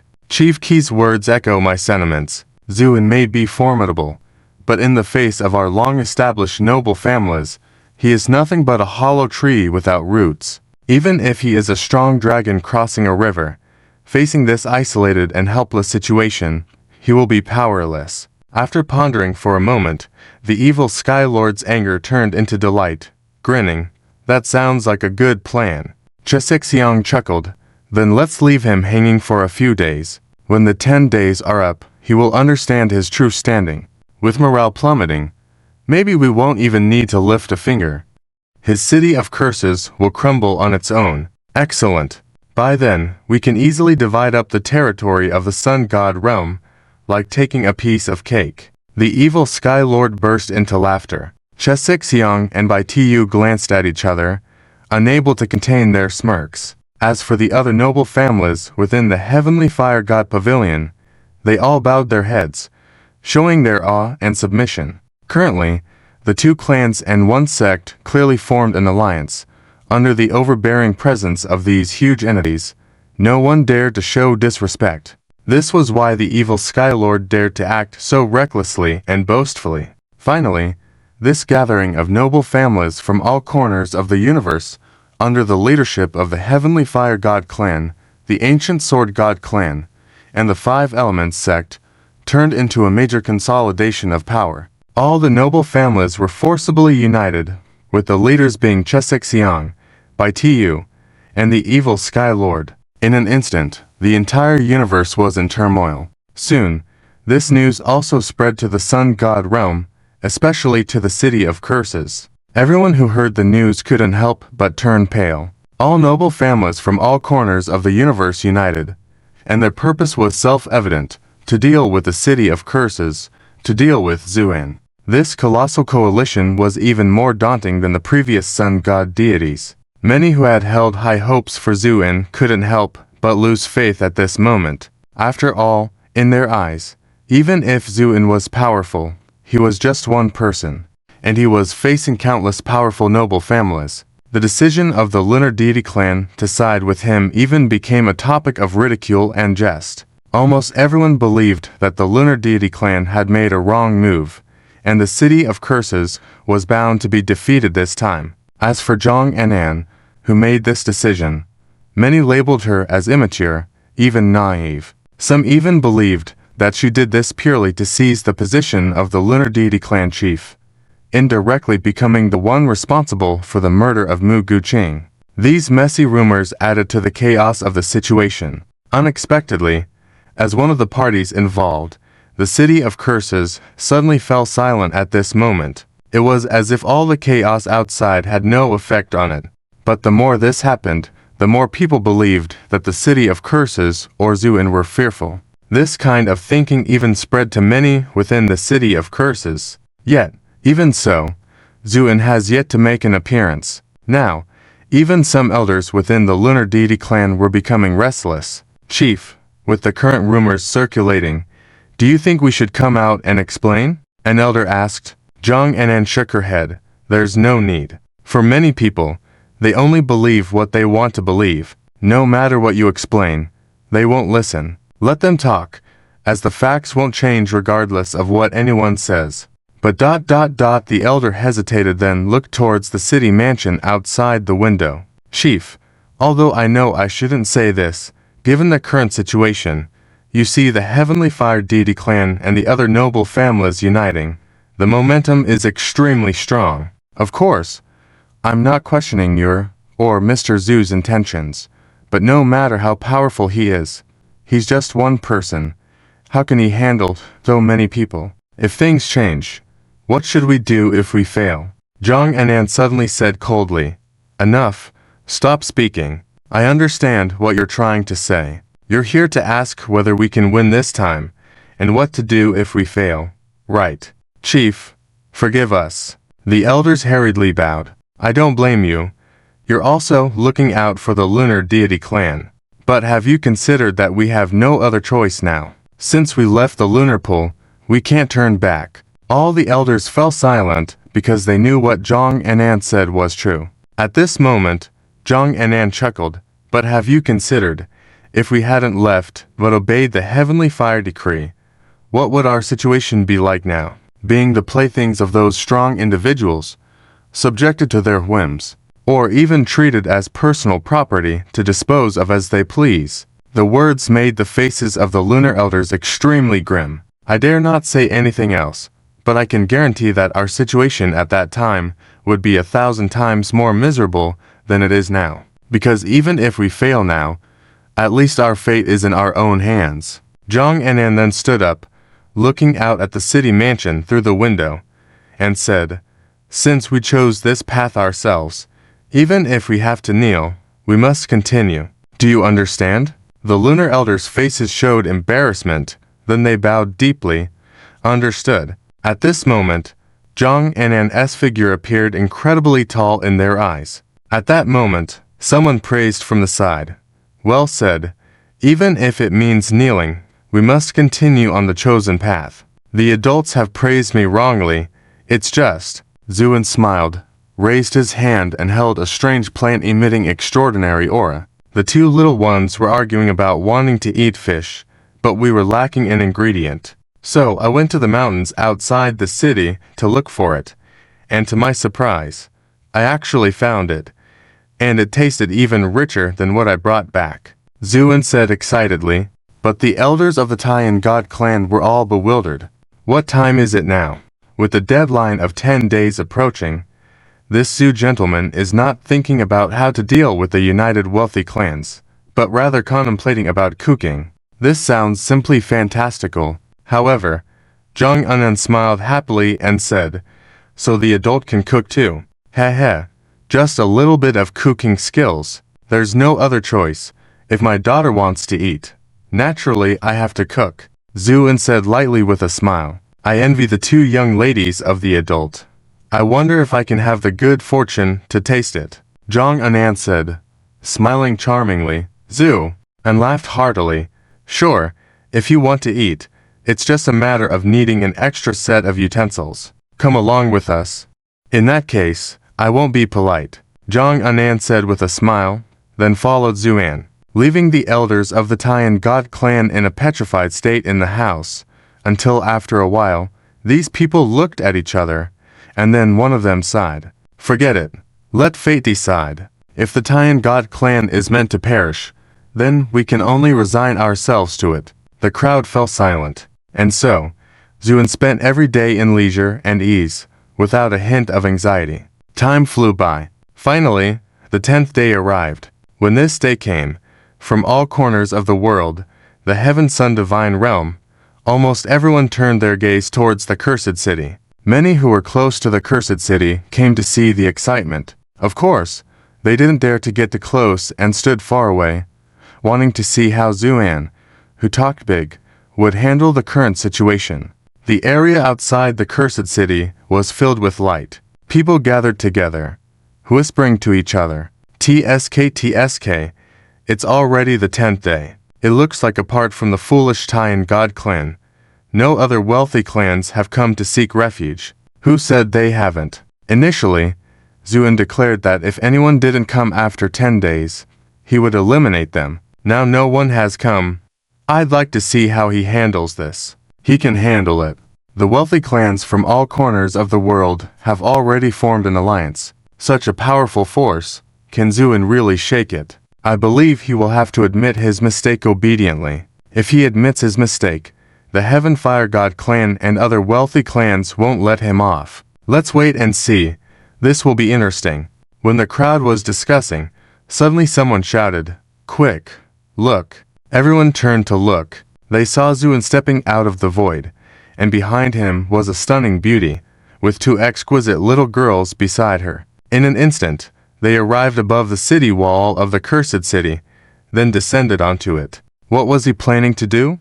And who were the elegant beauty and those two little girls? Everyone couldn't help but frown in confusion. At the same time, Zuan seemed to be performing a magic trick as he pulled out many things from the void, including tables, chairs, stools, and various ingredients. In no time, everything was set up. They saw a huge table placed on the city wall, filled with all kinds of ingredients. But the most eye-catching was the large copper pot emitting a tantalizing steam in the middle of the table. Were they going to have a meal? Everyone witnessing this scene couldn't help but be dumbfounded, under the scrutiny of so many eyes, and Yan's face blushed slightly as she whispered, "Honey, are we really going to eat here?" Zu, and smiled, "Why not? With the refreshing breeze here, it's a great place for hot pot. What do you think, Zu?" and lowered his head to ask his two daughters. "Yes, Dad is right. It's nice to eat here with the open space and good food," and Yan said like a little adult. Since watching an animation series, she had upgraded her address to Zuan from Dad to Father. Zuan seemed quite pleased with this title. As for Nyan, the little girl's eyes sparkled as she looked at the ingredients on the table, completely ignoring Zuan's question. She mumbled to herself, "Look, that furry thing must be beef tripe. Slurp. I love eating tripe the most. Wow, what's that over there? Duck blood. It must be delicious." Hearing Nyan talking to herself, full of anticipation, Zuan found it amusing. She's truly a full-fledged foodie. Sit down and eat. The family sat together and began to eat as if no one else was around. After eating a few bites, Nyan softly said, "Honey, we can't finish so much food. Let Hying and Xiaoyu join us, Zu." I nodded, "Sure." With that, he sent out a strand of divine thought and directly pulled Hying and Xiaoyu, who were playing games in the symbol tower, out. Not only that, the ball transformed from the divine symbol he had subdued in the divine punishment sea also followed out. Seeing the steaming hot pot, Xiaoyu's reaction was almost as excited as Nyan, with saliva almost dripping out. "Wow, hot pot. Quickly, put some fish balls and crab sticks. I love those the most." "What? Octopus balls? Even better. Octopus meat is tender and delicious. It's amazing." Hying was a little annoyed and knocked on Xiaoyu's head. "Look at you. So excited. Are you really that enthusiastic about eating your own meat?" Xiaoyu rubbed her head and chuckled. "Sis Hying, you probably don't know that our octopus hands can regenerate. When I was hungry in the sea before, I used to eat my own tentacles often. It tasted really good." "HMPH, you're really something," Hying said. As soon as the name was mentioned, Xiaoyu became a little agitated. "I told you I'm not a squid. Squids have tentacles. Is there a difference? After all, it's all about having tentacles." "Of course, for us octopuses." Xiaoyu started to explain the difference between squids and octopuses next. But unfortunately, no one was listening at all. Seeing the table still had a lot of space, Zuan turned his head towards the direction of the Lord's mansion and said casually, "Don't just stand there from a distance. Come over and join us for a meal." Zuan nodded slightly. "Come sit down." The two girls hesitated for a moment, but ultimately walked over and sat down at the lower end of the table. Now, this large table became lively. The two young maids and Zhang Xiaoyu were enjoying the hot pot, eating with great gusto. Chu Xiaoyun and Zhang Anan had never had hot pot before. In fact, with their cultivation level now, they didn't need to eat at all. But after tentatively taking a bite, they couldn't help but be pleasantly surprised. The taste ... was simply amazing. Zuan smiled. "Is it delicious? These past few days, I have been patrolling the nearby mountains and found many good ingredients. The broth is made from spiritual herbs with at least 1,000 years of cultivation, and the meats are rare spiritual birds and beasts. With each bite, it contains at least 50 years of cultivation for an ordinary person." Chu Xiaoyun and Zhang Anan were dumbfounded. They couldn't imagine there was a way to refine cultivation like this. Hu Ying, after indulging in eating for a while, sighed contentedly. Zuje, it's been a long time since I've had your personally prepared hot pot. It's so fragrant. Zuan chuckled. Is it really that good? Hu Ying nodded.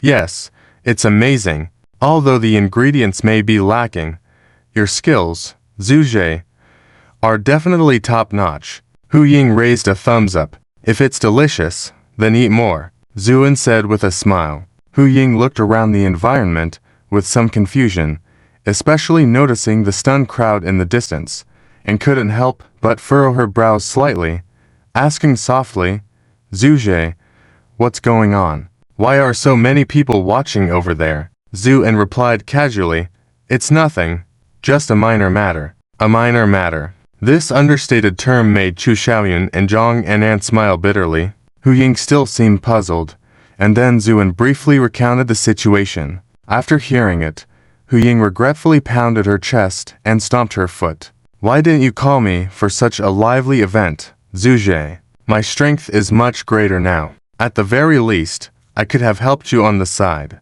There's no need for help. It's not worth it to deal with these guys, Zuan said nonchalantly. These words were not only heard by those present, but also by the crowd in the distance, causing a stir. This Zuan is simply too arrogant. To think that dealing with such matters is not worth it, then what is worth it? Exactly. These words sound so absurd. Many people whispered with mocking faces. After hearing Zuan's words, Hu Ying, however, nodded matter-of-factly, that's right. Just a group of gods who have long been eliminated by the heavenly trend. It's their good fortune that Zuje can deal with them. This statement caused a moment of silence among the crowd, followed by speechlessness. Gods should have been eliminated long ago, and being able to be dealt with by Zuan was their good fortune. These words sounded so jarring. The expressions of Chu Xiaoyun and Zhang Anan couldn't help but change. They couldn't understand the background of this girl who exuded such extreme nobility and dared to speak like this. Hu Ying was oblivious to these gazes, just smiling lightly. Zuje, today is the deadline of 10 days. What are your plans? Zuan looked up at the sky and said lightly, what else can I do? I've given them a chance. If they don't know how to treasure it, then it's not my fault if I act ruthlessly. Upon hearing Zuan's words, Hu Ying's eyes lit up and softened, almost melting. This was the Zuje she remembered, standing above everyone else, holding the power of life and death. It seemed that she had noticed her gaze. Zuan did not look back, but playfully tapped her head. What are you looking at? Hurry up and eat. Oh? Hu Ying rubbed her head in pain, and then pouted, bowing her head to start eating. Zuan took a few more bites, then put down his chopsticks and began to sip his wine slowly. Whenever his cup was empty, and Yan would refill it for him. Time passed sip by sip in this manner. As the light of day descended on the horizon, and the stars and moon rose together, the atmosphere gradually became tense, because the deadline of 10 days was getting closer. The gates of the cursed city were wide open, but there was no figure appearing in the distance. Instead, more and more people gathered to observe from afar. Many do-gooders even spread the scene here through the water mirror method to various places. Various forces watched quietly the white-clad young man who drank cup after cup of wine. Many people showed indifference and mockery, thinking that Zuan's action was just a way to delay time. Some even noticed that Zuan was drinking drunken flower shadow, a highly potent liquor that would render an ordinary person unconscious after just one cup, and he had already drunk more than a dozen pots by now. With so much alcohol, even a true immortal would likely be drunk. How could he fulfill his previous words? It seemed that Zuan wanted to cover up this matter with alcohol. People had their own thoughts, but without exception, they all considered this 10-day appointment to have become a joke. But they didn't notice that although Zuan was drinking cup after cup, his eyes were becoming clearer and clearer, and by the end, they were shining brightly like stars and moonlight. Finally, when a gentle breeze passed by, Zuan looked up at the starry sky with a faint smile. All right, time's up. His voice was not loud, but in an instant, it spread across the entire venue, attracting everyone's attention. At the same time, Zuan finished the wine in his cup, then slowly stood up amidst countless astonished and unbelieving gazes, stretching lazily. Well fed and well drunk, it's time to move a bit. At that moment, Anyan also stood up. Husband. Zuan turned to her with a slight smile. Yanner, wait for me here. I'll be right back. The two little maids who had been eating with their heads down also looked up at this moment, clenching their fists to cheer on Zuan. Dad, good luck, Hezu, and laughed. All right. With that, Zuan scanned the entire venue. The crowd in the distance took half a step back when they met Zuan's gaze, full of astonishment. Zuan smiled faintly and then said coldly, Miss Zhang, you want revenge, right? Then come along. Zhang Anan was startled for a moment, then nodded solemnly. Yes. Then she turned to the darkness and shouted, Come over here. The elders and strong members of the Lunar God clan all walked over. Zhang Anan lightly exhorted, Keep up. With that, she also activated her divine power and flew up closely following. In an instant, the entire Tyan divine clan, under the blessing of Zuan's sword light, soared into the sky together and disappeared into the horizon in the blink of an eye. Everyone dumbly stared at the disappearing streak of light, their minds momentarily blank. They had thought Zuan had conceded, but they didn't expect him to be so audacious, daring to go to all corners of the world to seek retribution from those prestigious clans. But could he return after going there? After all, those prestigious clans were not to be trifled with. A smirk appeared on many faces. Chu Xiaoyun and others looked worried, fearing for Zuan's safety. Even Anyan felt somewhat worried. Only Hu Ying had a carefree expression. It's okay, Sister Yan. Don't worry about Brother Zhu. These miscellaneous gods are nothing in Brother Zhu's eyes. In the past, even a single glance from Brother Zhu could crush them to dust. So just relax. Despite this, Anyan still couldn't help but feel uneasy. Just then, the divine pattern transformed Koi Ball, after circling around the table several times, suddenly jumped into the pot. Ball, Xiang and Nai Anyan exclaimed. After all, the hot pot was boiling. Unexpectedly, the ball poked its head out and leisurely swam inside. Seeing this, Zhang Xiaoyu, who was already enjoying the meal, was stunned, and then stretched out her chopsticks. This fish looks delicious. But as soon as the chopsticks entered the pot, the ball suddenly thrashed its tail, splashing hot broth all over Zhang Xiaoyu's face. Zhang Xiaoyu screamed miserably, then furiously shouted, How dare you do this to me? Today, I will definitely tear off all your fish fins. Saying that, she rolled up her sleeves, ready to take action. However, the koi fish showed no signs of fear at all. It even lay on its back in the soup, showing its white belly and provokingly looked at Zhang Xiaoyu. Zhang Xiaoyu became furious. Today, no one can stop me. I must eat this guy. With that, Zhang Xiaoyu increased the flames under the hot pot. The broth boiled.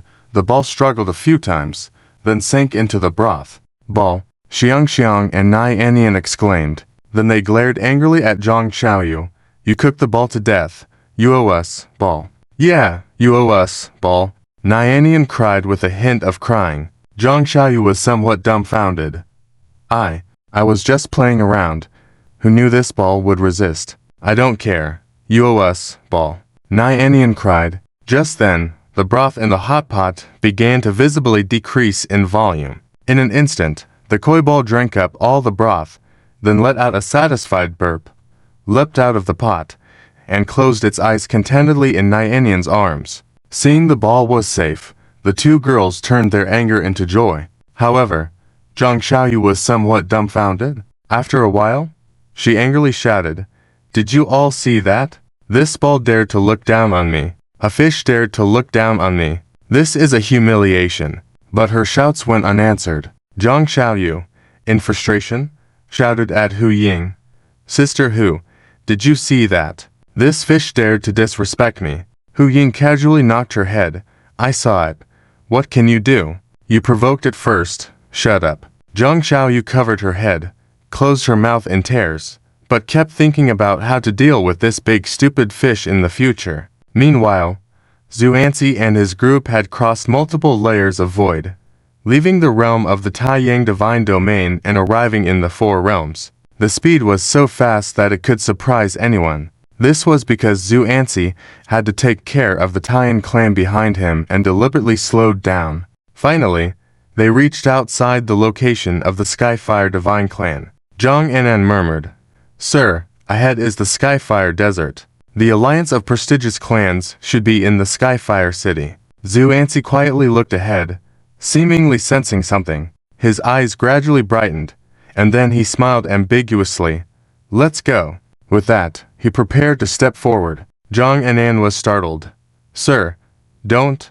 Because powerful clans like the Skyfire Divine Clan would definitely have defensive formations on the borders of their territory. Walking in directly like Zuan did might trigger the defenses and alert the people inside. But it was too late. Zuan's foot had already stepped into the void. Zhang Anan sighed inwardly, thinking he must have alerted them. However, the scene that followed greatly exceeded her expectations. As they entered the void, a light curtain appeared, with flames flickering on it, emitting intense heat, evidently the defensive formation of the Skyfire Divine Clan. But when Zuan's body touched the defensive formation, the light curtain rippled and then, as if seeing a master, silently receded. A huge gap appeared in front of everyone. Zhang Anan and the people of the Tyan Divine Clan looked in astonishment. The Skyfire Divine Clan's defensive formation had been effortlessly broken. Such a turn of events was unbelievable. Zuan, however, paid no attention and stepped forward. As Zuan and his group entered the Skyfire Desert, the Skyfire Divine Pavilion remained a lively scene of revelry. All the prestigious clans gathered, feasting and enjoying themselves, filled with joy. Even Chesexiang and Bai Tu sitting on the high platform looked smug. Heh, now that the 10-day deadline is up, I guess that guy surnamed Zu is probably making a fool of himself in the cursed city. Bai Tu sneered. Zhang Gao also smirked. I think he might not be acting a fool. He might be hiding and crying under the covers. This comment resulted in a burst of laughter from the crowd. Zhuan Feng laughed the most exaggeratedly, and in a mocking tone said, "I wonder how those despicable people of the Tyan Divine Clan are feeling right now. Probably regretting it so much they want to bang their heads against the wall." Standing behind him, Zuan Han respectfully concurred with a smile. "Young master is right. I believe those people of the Tyan Divine Clan must be hating that wretched woman Zhang Anan now." Zuan Han hurriedly nodded. "Yes, HMPH. When we catch this despicable person, I will definitely handle her properly, make her beg for life and death." Zhuan Feng's eyes were full of resentment, because upon hearing the name Zhang Anan, he felt his face burning painfully. This feeling made him almost go crazy. Chesexiang noticed the situation and was about to speak. Just then, a fire line suddenly flew over and appeared in front of him. Chesexiang waved his hand and the firelight fell into his hand.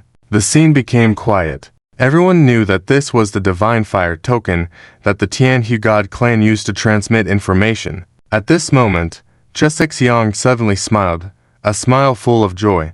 Bai Tu on the side asked, "Chief Che, what's happening?" Chesexiang smiled. "Nothing.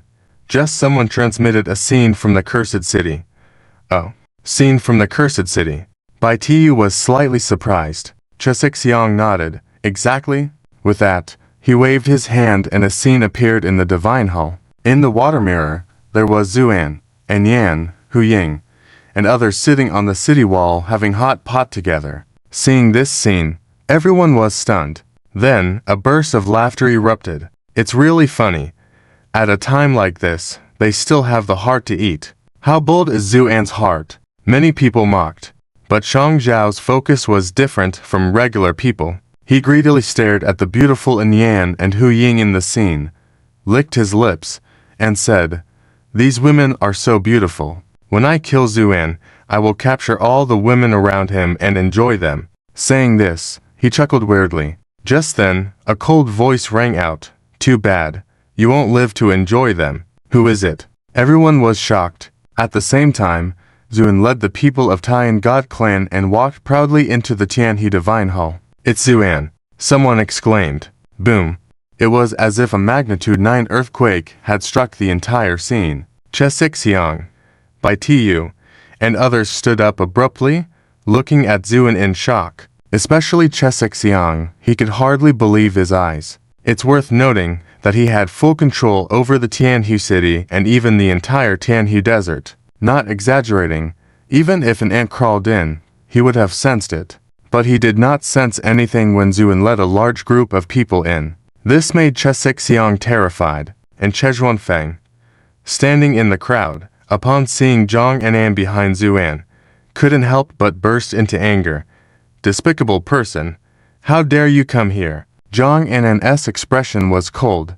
After glancing at Chejuanfeng, she then turned her gaze to the frightened Zhuanhan. Although she didn't speak, the chilling killing intent in her eyes made Zhuanhan tremble, feeling very guilty as she timidly hid behind Chejuanfeng. At this moment, Zuan looked around and said calmly, "Is everyone here?" His voice was not loud but reached everyone in the hall. In an instant, the Tianhe Divine Hall became extremely quiet. Many people looked at Zuan with incredulous eyes because no one expected him to arrive so suddenly. Just moments ago, he was seen eating in the water mirror image. What was going on? Many were puzzled.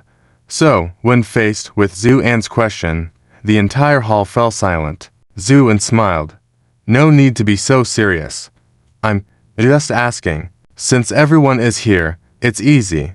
With that, Zuan looked at Shangzi, his eyes glinting slightly, and said, "Judging by your aura, you should be from the Five Paths Divine Sect, right?" Strangely, when faced with Zuan's gaze, the fierce Shangzi involuntarily took a step back. In that moment of being stared at by Zuan, he felt he was not facing an ordinary young man, but a mammoth beast. This slightly thin figure of the white-clothed youth seemed to conceal a primordial dragon, making Shangzi feel a hint of fear. But soon, he realized his reaction and stepped forward fiercely, angrily saying, "Yes, I am the leader of the Five Paths Divine Sect, Shangzi."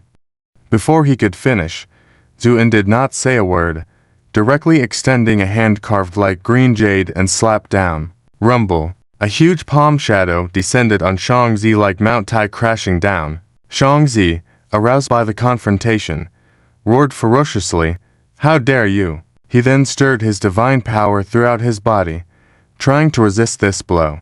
But he underestimated Zuan or overestimated himself. As soon as they made contact, a series of intense bone-breaking sounds, like firecrackers, came from Shang Zhao's body. Then, Shangzi screamed miserably as he was smashed directly into the unyielding ground, height reduced by half in an instant. His skin was torn apart by broken bones, blood flowing, revealing white bony scraps. A single palm strike. The leader of the Five Paths Divine Sect was left coughing blood continuously by Zuan, on the brink of death. The whole scene fell into deathly silence. Those who were expecting to laugh at Zuan were all dumbfounded. Even the followers of the Tyan God clan who came with him were also shocked in their tracks, because they did not expect Zuan to be so powerful, not uttering many words upon entering, and instead directly taking action. In the midst of the silence, Zuan said lightly, "I don't care who you are, but based on what you just said, this palm is just an appetizer." Hearing Zuan's domineering words, many people fell into silence. Even the timid ones took a few steps back, trying to distance themselves from Zuan. At the same time, Chesixiang snapped out of his shock and stared at Zuan coldly, saying, "Zuan, I truly admire you. How dare you have such audacity? Have you grown tired of living, daring to cause trouble in my Tianhe city?" "That's right, Zuan, you killed my son, and I haven't settled that score with you yet. Today, you dare to come to my Tianhe city on your own accord." By Tu of the Gujian God clan also shouted fiercely. Even Shangzi, who was almost turned into minced meat by Zuan's palm, after spitting out a mouthful of blood, stared at Zuan with a fierce and bloodthirsty gaze, wiped the blood from his mouth, and smirked sardonically. A giant figure made of flesh and blood began to take shape, and in an instant, an unscathed malicious character appeared in front of everyone. He sneered at Zuan and said, "Zuan, didn't expect this, did you? I am truly immortal. Ha ha ha." The malicious character laughed arrogantly. At the same time, Tian Huershao, Chejuanfeng, secretly signaled to the people behind him. The powerful members of the Tian Hu God clan quietly approached and began to surround Zuan. The same actions were taken by members of the Ancient Sword God clan and the Wudong Divine Sect. The members of these three major forces formed a triangle, trapping Zuan and his group in the middle. Even under the locking of their auras, the space began to tremble slightly. Seeing this scene, the malicious character laughed even more proudly and aggressively. "Zuan, kneel down and beg for mercy now, and offer your women to me. I might give you a quick death. Otherwise, I will show you what true fear is," he said arrogantly. "Oh, show me what true fear is." Zuan coldly smiled, and then suddenly looked up. "Then let this massacre begin with you." This time the malicious character became cautious. Before Zuan could finish speaking, he snorted, "You're asking for death." With that, his figure moved, charging towards Zuan and extending his hand, clawing out. With a sharp sound, the space was torn apart by the malicious character's claw, and then he swiftly struck towards Zuan. The power of his attack caused several nearby weaker individuals to burst into pieces, both physically and spiritually. The malicious character's face showed a sinister smile, as if he could see Zu, and dying in his hands the next second. The feeling of piercing through flesh, hot blood, crushing bones and organs was so satisfying, it even made the malicious character shiver in excitement. But in the next second, none of what he had imagined happened. All he felt was an unfamiliar sensation in his arm. Zuan had somehow grabbed the malicious character's attacking hand. Startled, the malicious character tried to pull his hand back in fear. But to his horror, Zuan's slender hand felt as unbreakable as a mountain, rendering all his struggles futile. At that moment, Zuan smiled coldly and said, "Do you think you can challenge me with such a technique?" With that, Zuan's hand suddenly clenched. There was a sound of bones breaking as Zuan crushed the malicious character's hand into a bloody mess. The malicious character let out a piercing scream. He enjoyed bloodshed and hearing others in agony, but he only enjoyed being the executioner, not the victim. The tormenting of an opponent, slowly breaking them until death was the thrill he sought. He did not want to experience that kind of torture himself. Now that the tables had turned and he had become the prey, he couldn't accept it. What's more, he was shocked to find that despite his attempts to use his divine power to mend his crushed hand, he couldn't do it. There seemed to be a barrier preventing his hand from rejoining his body, causing him immense fear. He angrily roared, "What have you done to me, Zu?" and smirked, "Nothing much, just a little appetizer before the meal. As I've said, this massacre, you are the first course, so enjoy it slowly. Isn't that what you like?" The malicious character was now filled with shock, anger, and fear towards Zuan. He couldn't understand why this seemingly delicate young man would show such ruthless aggression. Zuan's ruthless actions were more vicious than his own. What unnerved the malicious character was Zuan's calm and even slightly compassionate gaze while committing these acts. It made the malicious character feel like a sinner being judged by a divine entity, a feeling he couldn't bear. He understood that if he couldn't defeat this man, he could forget about his position as the leader of the Wudong Divine Sect. So he suddenly retreated, flying back dozens of yards, and forcibly separated his hands, which were already reduced to pulp, then coldly stared at Zuan. "You are indeed strong. I underestimated you, but you have successfully provoked me. Now, I will make you understand the price of provoking a true powerhouse." With that, the malicious character's eyes suddenly turned blood-red and he roared to the sky, "Demon God manifest." With his command, ripples appeared in the void, and a demon god with a sinister headgear and a demonic lotus under his seat emerged. Following closely were more demon gods. In an instant, the sky above Tian Hu God clan was filled with numerous formidable and evil-spirited demon gods. The malevolent and powerful aura even caused the entire Tian Hu God clan to tremble. "Ha ha ha, Zuan, You should be proud that you made me release all the demon gods worshipped by our sect at once. Destroy him, the malicious character ordered. Countless demon gods' overwhelming auras stacked upon each other and descended upon Zuan's head. In that instant, it seemed like Zuan was wearing a crown made of innumerable demon gods. The combined aura of these many demon gods formed a formidable pressure, then fiercely struck towards Zuan. Wherever they passed, the space shattered like the sea. Even the members of the Tyan god clan were forced back by this pressure. But Zuan didn't pay any attention to these demon gods. He just coldly smirked. A group of wild beasts dwelling in spatial crevices, daring to call themselves demon gods. With that, Zuan suddenly looked up, and a surge of divine consciousness rushed out. With a sound, an invisible shockwave spread out. Many low-level god-level cultivators groaned in pain, almost having their souls dispersed by this shockwave. As for the oncoming demon gods, they hesitated for a moment, then let out unwilling roars, one after another bursting apart. In an instant, all these demon gods turned to dust. The backlash force made the malicious character's nose and mouth bleed, but what he found unbearable was the fear in his heart. No, this can't be. He couldn't believe that all the demon gods that brought fame and victories to the Wudong divine sect were unable to withstand Zuan's mere glance, and were reduced to dust. But reality couldn't be changed by one's will.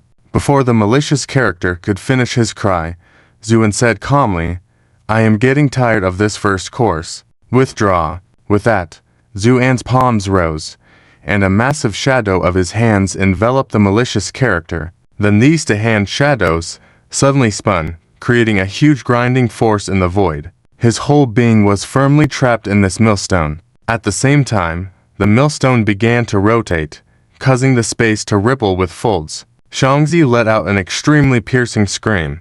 "No, I was wrong. Please don't kill me." His voice faded faintly and quickly disappeared into nothingness. All that could be heard in the entire scene was the faint sound of bones being ground by the palm shadows. Finally, after 3 breaths, the palm shadows dissipated. When the scene was observed again, there was no longer a trace of Shangzi, only a faint mist of blood floating in the air. This was the last thing Shangzi left in the world. Under the blow from Zuan, Shang Zhao's soul was completely shattered. Although it may sound slow, all of this happened in less than the time it takes an incense stick to burn. Yet, within this short period, Zuan directly extinguished the leader of the Wutong Shinjiao, Shangzi. This outstanding achievement left everyone's minds blank. At the same time, Zuan looked at Xiang and Bai Tiyu, whose expressions were constantly changing, and smiled faintly. "You've had your dessert before. Now it's time for the main course." Faced with Zuan's smile, Xiang and Bai Tiyu shivered all over, then roared in unison, "Let's go together." With this command, numerous strong individuals from both sides rushed forward, joining forces in an attempt to corner Zuan. Bright lights shimmered, power emanated. Zuan's figure was like a flat boat in the sea, completely submerged. "My lord!" Zhang Anan and the others from the Tai Yinshinjiao shouted in horror, then rushed up together, trying to rescue Zuan. However, at this moment, Zhuan Feng led his subordinates to block the way, then smirked. "Zhang Anan, your lord has nowhere left to be buried. Surrender obediently. Maybe if I'm in a good mood, I might let you live longer. Otherwise, today will be your day of death." "That's right. Zhang Anan, don't be delusional. Surrender." Although that Zuan is powerful, in the end, he died at the hands of several lords, didn't he? Zuan Han advised persuasively. Zhang Anan's expression turned cold as ice, glancing at Zhuan Feng, then towards Zuan Han, and said emphatically, "Just because you're willing to be a dog, doesn't mean others are. You." Zuan Han's expression changed, his face full of venom as he said, "Zhang Anan, don't provoke me, and if you are unwilling to surrender, your people behind you might be willing." It was clear that Zuan Han was trying to sow discord. Zhang Anan couldn't help but pause. What if her own people behind her also had treacherous thoughts? Thinking of this, she turned around to look at the others. seeing all the members of the Tyan Pool who followed her bowing at this moment. "Lord, we are willing to fight to the death." Their voices echoed throughout the Tyan Pool, making Zuan Hun's face instantly turn very unpleasant. Zhang Anan was also stunned, then felt a surge of emotion and took a deep breath, smiling proudly.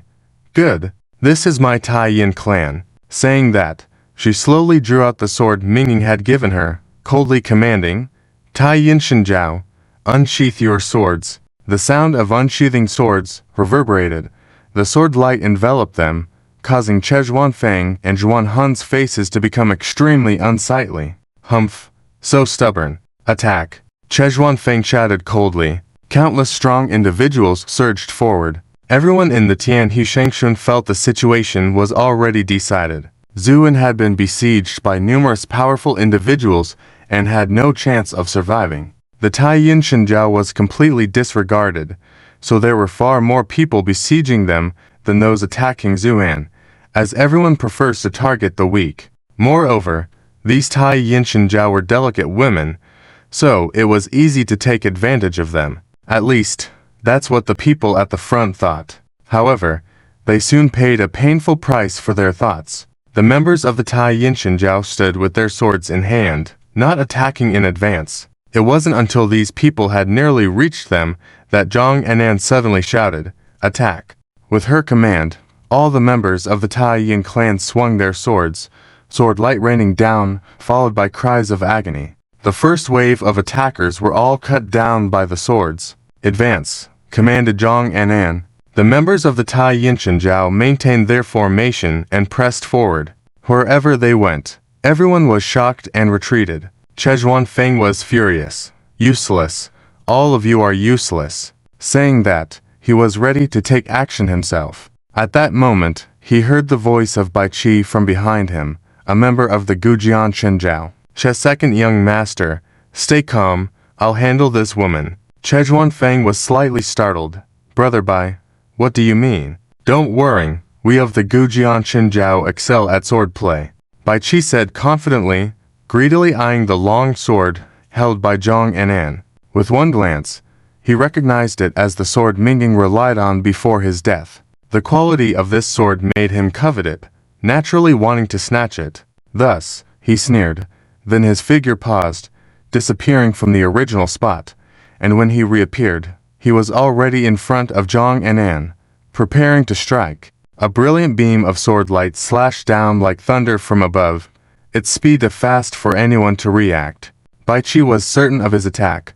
Believing Zhang Anan was doomed to die, he could see that Zhang Anan's mastery of the sword was actually quite average. Indeed, Zhang Anan's figure shook.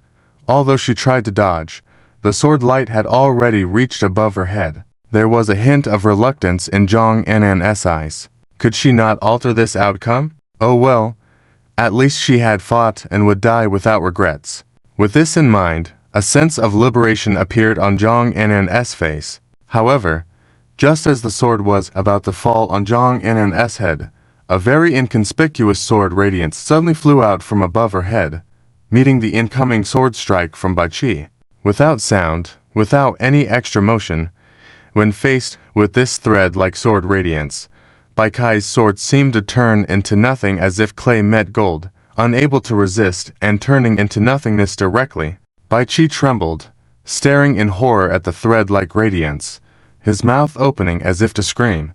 But at that moment, the thread of light turned into a streak, passing directly through his mouth. With a dull thud, a hole exploded in the back of Bai Qai's head.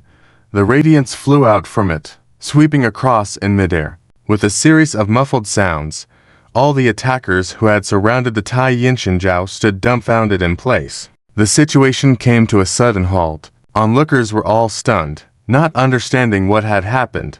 Only in Bai Qai's eyes did an infinite sense of awe and fear appear. His mouth moved, wanting to say something, but in the next moment, his eyes instantly dimmed. Then his entire being was completely cut off, his spirit extinguished forever. At the same time, the whole scene fell silent and one could hear the crowd's fearful breath. Many people were stunned by the scene in front of them. Even Zhang Anan was a little dumbfounded. as she didn't know what the sword energy was all about. Just then, the sword energy flew towards the heavily guarded radiant light that was sealed off by many powerful individuals. "Stop it!" Chexixiang reacted first, shouting in alarm. On the side, Bai Tiyu also recovered from his shock and angrily yelled, "Chire!" Wai Chi was also one of his most valued sons. This was already his second son who had died, all at the hands of Zuan. He hated Zuan to the core, and without waiting for Chexixiang to speak, he flew forward to directly face the oncoming sword energy, and sneered, "Daring to play with swords in front of my ancient sword god clan. You're asking for it." With that, he roared, and a quaint small sword appeared in front of him. The small sword lengthened in the wind, transforming into a nearly 10-foot-long giant sword, engaging directly with the approaching sword energy. A sharp metallic clashing sound was heard, and then the giant sword was pushed back over 10 yards, trembling slightly, clearly injured. But this strike had its effect, as the sword energy paused for a moment before finally shattering and dissipating into nothingness. Bai Tiyu laughed heartily upon seeing this, then shouted towards the still sealed radiant light, "My sword is named Liuko. There is nothing in this world that can withstand its strike. In terms of swordsmanship, no one can match my ancient sword god clan. Zuan, don't even think there's anything that can save you. Useless, just accept your fate." His voice was full of arrogance and joy. Zhuan Fang and the Zhuan Han people, who were on edge, also couldn't help but breathe a sigh of relief. At least the terrifying sword energy had been destroyed. With the combined efforts of many experts, it seemed that Zuan's downfall was only a matter of time. However, just as many people had begun to relax, Zuan's light laughter could be heard coming from the sealed radiant light. "Liuko sword, unstoppable, unmatched in swordsmanship. I really wonder, who gave you the courage to boast so shamelessly?" Bai Tiu's expression changed, and with a cold snort from his nostrils, he sternly said, "Zuan, what? Still not convinced? Unfortunately, even if you're not convinced, what can you do? You're already in a desperate situation, unable to escape." "Ha ha ha." Bai Tiyu laughed wildly again. In fact, he was not only happy to avenge his slain sons, but more importantly, even the Lord Shangzi of the Five Communication Divine Religion had died. This was a great piece of news for him. After eliminating Zuan, the vast Tianjiao God realm would be shared territory between the ancient Sword God clan and the Heavenly Fire God clan. By then, the ancient Sword God clan would undoubtedly become one of the top clans. So, naturally, he was extremely happy. However, just then, a cold voice poured cold water over his excitement. "Who said I can't get out? I just wanted to see what abilities you all still have. But now, it seems you are all just merely so-so. So, the game is over." As soon as the 4 words, "the game is over," were spoken, ripples appeared in the space blocked by countless powerful individuals, and the radiant light also began to flicker. Then a pair of hands suddenly reached out and tore the collective light created by the power of many strong individuals in half, causing a backlash that directly sent these powerful individuals flying. When the light dissipated, who was standing there proudly in white clothing, if not Zuan? The strong individuals who were flung away caused a commotion in the entire venue. The survivors looked at Zuan with eyes filled with astonishment, because they had all thought that Zuan was inevitably going to lose this time, but they didn't expect him to effortlessly break through the sealed light. Zhang Anan and the people of the Tyan Divine Clan breathed a sigh of relief, as the safety of the adults was the best outcome. At this point, Bai Tiyu also came to his senses and a look of deep fear appeared in his eyes. He couldn't understand why this young man was so powerful. Zhu, and calmly assessed him, and then rested his gaze on the Liuko sword floating beside him, and with a faint smile, said, "Is this the supposedly invincible treasure sword you spoke of?" Bai Tiyu's eyes gradually turned cold, and without changing his expression, he nodded slightly to the people of the ancient sword god clan standing not far behind Zuan, then coldly said, "Yes." Zuan shook his head lightly with a smile. "I take back what I just said. It's not just boasting, but pure ignorance on your part. It was a harsh statement, but Bai Tiyu paid no attention to it. As soon as Zuan finished speaking, Bai Tiyu suddenly shouted, "Attack!" With the command issued, he grabbed the liukel and struck out first with a sword. The people of the ancient sword god clan also drew their swords at the same time. Countless sword lights engulfed the scene, with the intensity of their sword energy even making onlookers feel as if their facial hair was being cut, and their bodies were stung by the frosty sword intent, causing them to involuntarily retreat. Despite being covered by countless sword lights, Zuan remained calm and gave a cold smile. "Since your ancient sword god clan is so confident in your swordsmanship, today I will show you what truly invincible swordsmanship is." With that, Zuan raised his gaze suddenly, and a powerful sword intent rose from his body, dispelling all the sword energies, turning them into nothingness. Bai Tiyu and the people of the ancient sword god clan were shocked by this sword intent, particularly Bai Tiyu. He could hardly believe what he was witnessing. "No, how can you possess such a strong sword intent?" Zuan coldly smiled. "Why not? Is swordsmanship only limited to your ancient sword god clan?" Bai Tiyu's face showed an incredibly solemn expression, and his fear of Zuan deepened. But now he and the entire ancient sword god clan had no retreat. Their only choice was to kill Zuan, otherwise, they might face total destruction. "Sword formation," Bai Tiyu said in a deep voice. With a bang, all members of the ancient sword god clan transformed their figures and formed a formidable sword formation. Bai Tiyu was the center of the formation. Streams of sword energy converged and adhered to the liukel sword in Bai Tiyu's hand. The sword's power became even more formidable. Boom! This sword slashes down directly, with such a domineering and imposing presence that words seem to pale in comparison. At least everyone who sees this sword has their minds completely captured. A look of smug satisfaction appears on Bai Tiyu's face. The ancient sword god clan is able to achieve a prestigious reputation through swordsmanship, naturally having its unique qualities. This sword formation is among the best of them. Once activated, it can gather the swordsmanship of everyone within the formation into one person. It can truly be said to be undefeatable. Therefore, in his eyes, this sword can definitely end Zuan's life. But before the smug expression completely takes over his face, Zuan looks up and smiles faintly at the sword coming down, saying, "Interesting, but that's all there is to it." With that, he slowly raises his hand as if wanting to block the sword with a flesh and blood palm. Seeing this scene, many shake their heads in secret, all thinking that Zuan must be confused by the momentum of the sword. Otherwise, how could he think of resisting the fierce sword aura with his flesh and blood? Bai Tiyu, attacking with his sword, is even more smug and almost bursting with laughter. He believes that Zuan must be at his wit's end, with no way out. Just as everyone thinks that Zuan is about to meet a bloody end in the next moment, they see the radiant sword light momentarily freeze. Everyone is taken aback, including Bai Tiyu.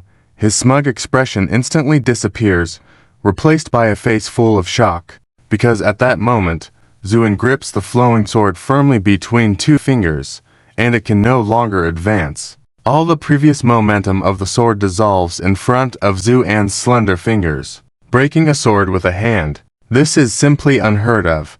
Bai Tiyu has never seen it before, but he grits his teeth and tries to pull the sword out of Zuan's hands. But at this moment, he realizes that Zuan's fingers are like to mountains, impossible to budge. At the same time, Zuan smiles faintly.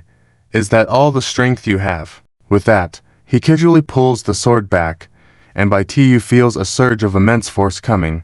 Unable to hold on, his hand opens directly, then he steps back in horror, staring blankly at Zuan. Not just him, but everyone's gaze also converges on Zuan. At this moment, Zuan holds the flowing killer sword, looks up and down at the sword a few times, then shakes his head lightly. "A good sword, but its wielder's swordsmanship is to rubbish." With that, Zuan sneers at Bai Tiyu and the others of the ancient sword god clan. "Today, I will show you the true power of this sword." With that, Zuan lightly flicks the flow sand sword. A sound like a dragon's roar rings throughout the entire Tianhe Divine Pavilion. Then, faint cracking sounds come from the flowing sand sword, as one after another inscriptions shatter. These are the formation left by generations of clan leaders of the ancient sword god clan on this flowing killer sword. Although they seem insignificant, when accumulated generation after generation, they are not to be underestimated.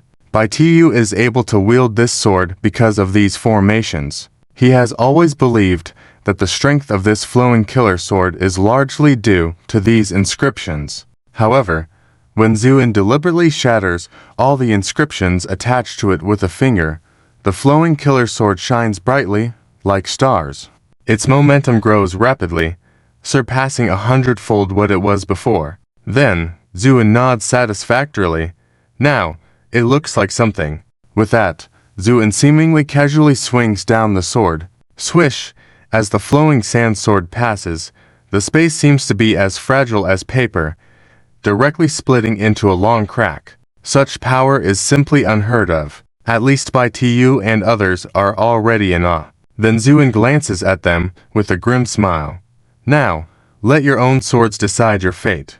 With that, Zuan waves his hand. The flowing killer sword flies out and begins to hover over the heads of the people of the ancient sword god clan. Not good, Baityu exclaims. But it's too late. The flowing killer sword, like a nimble dragon, comes directly slashing down. Clang! In the midst of muffled sounds, the flowing sand sword, like a reaper's scythe, reaps the lives of one ancient sword god clan member after another. Cries of agony, indignant roars, and pleas for mercy echo throughout the Tyan Divine Pavilion. But all this is in vain. In just a few breaths, almost all the people of the ancient sword god clan are slaughtered. Only Baityu, with his strong abilities, barely manages to escape. But he is also shaken to the core by the endless methods of Zuan, with only one thought left in his mind, to escape. So he doesn't even dare to look at Zuan, turning around and running away. The speed of a sword practitioner is the fastest among all types of practices, combined with Baityu's decent cultivation. When he decides to flee with all his might, he nearly escapes Tyan Divine Pavilion in an instant. Once outside Tyan Divine Pavilion, with the vast world, I can ride freely. When I return to the clan territory, I will find a way to avenge this grudge. Baityu calculates in his mind. His entire cultivation erupts, and his speed suddenly increases. Seeing that he is about to leave the area, Zuan stands still without moving and just sneers. You think you can still run? With that, Zuan waves his hand and lightly shouts, "Go!" The flow sand sword roars sharply, pierces through the void in front of him, and disappears instantly on the spot. Meanwhile, Baityu, who is sprinting with all his might, suddenly feels his entire body covered in goosebumps, alarms ringing loud in his mind. He can't help but stop abruptly. As soon as he stops, the flowing sand sword comes down right next to him, so close that Baityu feels a chill at the tip of his nose, the sword aura cutting through his skin. Blood gushes out, but Baityu is too terrified to care. His courage shattered. Now all he wants is to get away from Zuan as soon as possible. So he turns around and tries to flee in a different direction. But before his speed picks up, another sword intent looms ahead. Baityu is in complete terror, turns around, with the same result. In an instant, Baityu seems to be trapped in a sword prison, unable to move at all. At this moment, Zuan smiles faintly, still running. Zu, and chuckled softly, being too arrogant. Anyone can say this phrase, but only you people are not qualified. And I am planning to make you nervous, because I want to see. What can you do to me? Baityu's face turned pale, and then white. He suddenly looked towards Chesexiong in the distance. Chief Che, our various tribes are united, but now the Five Elements sect is extinct. My ancient sword god clan is also in danger.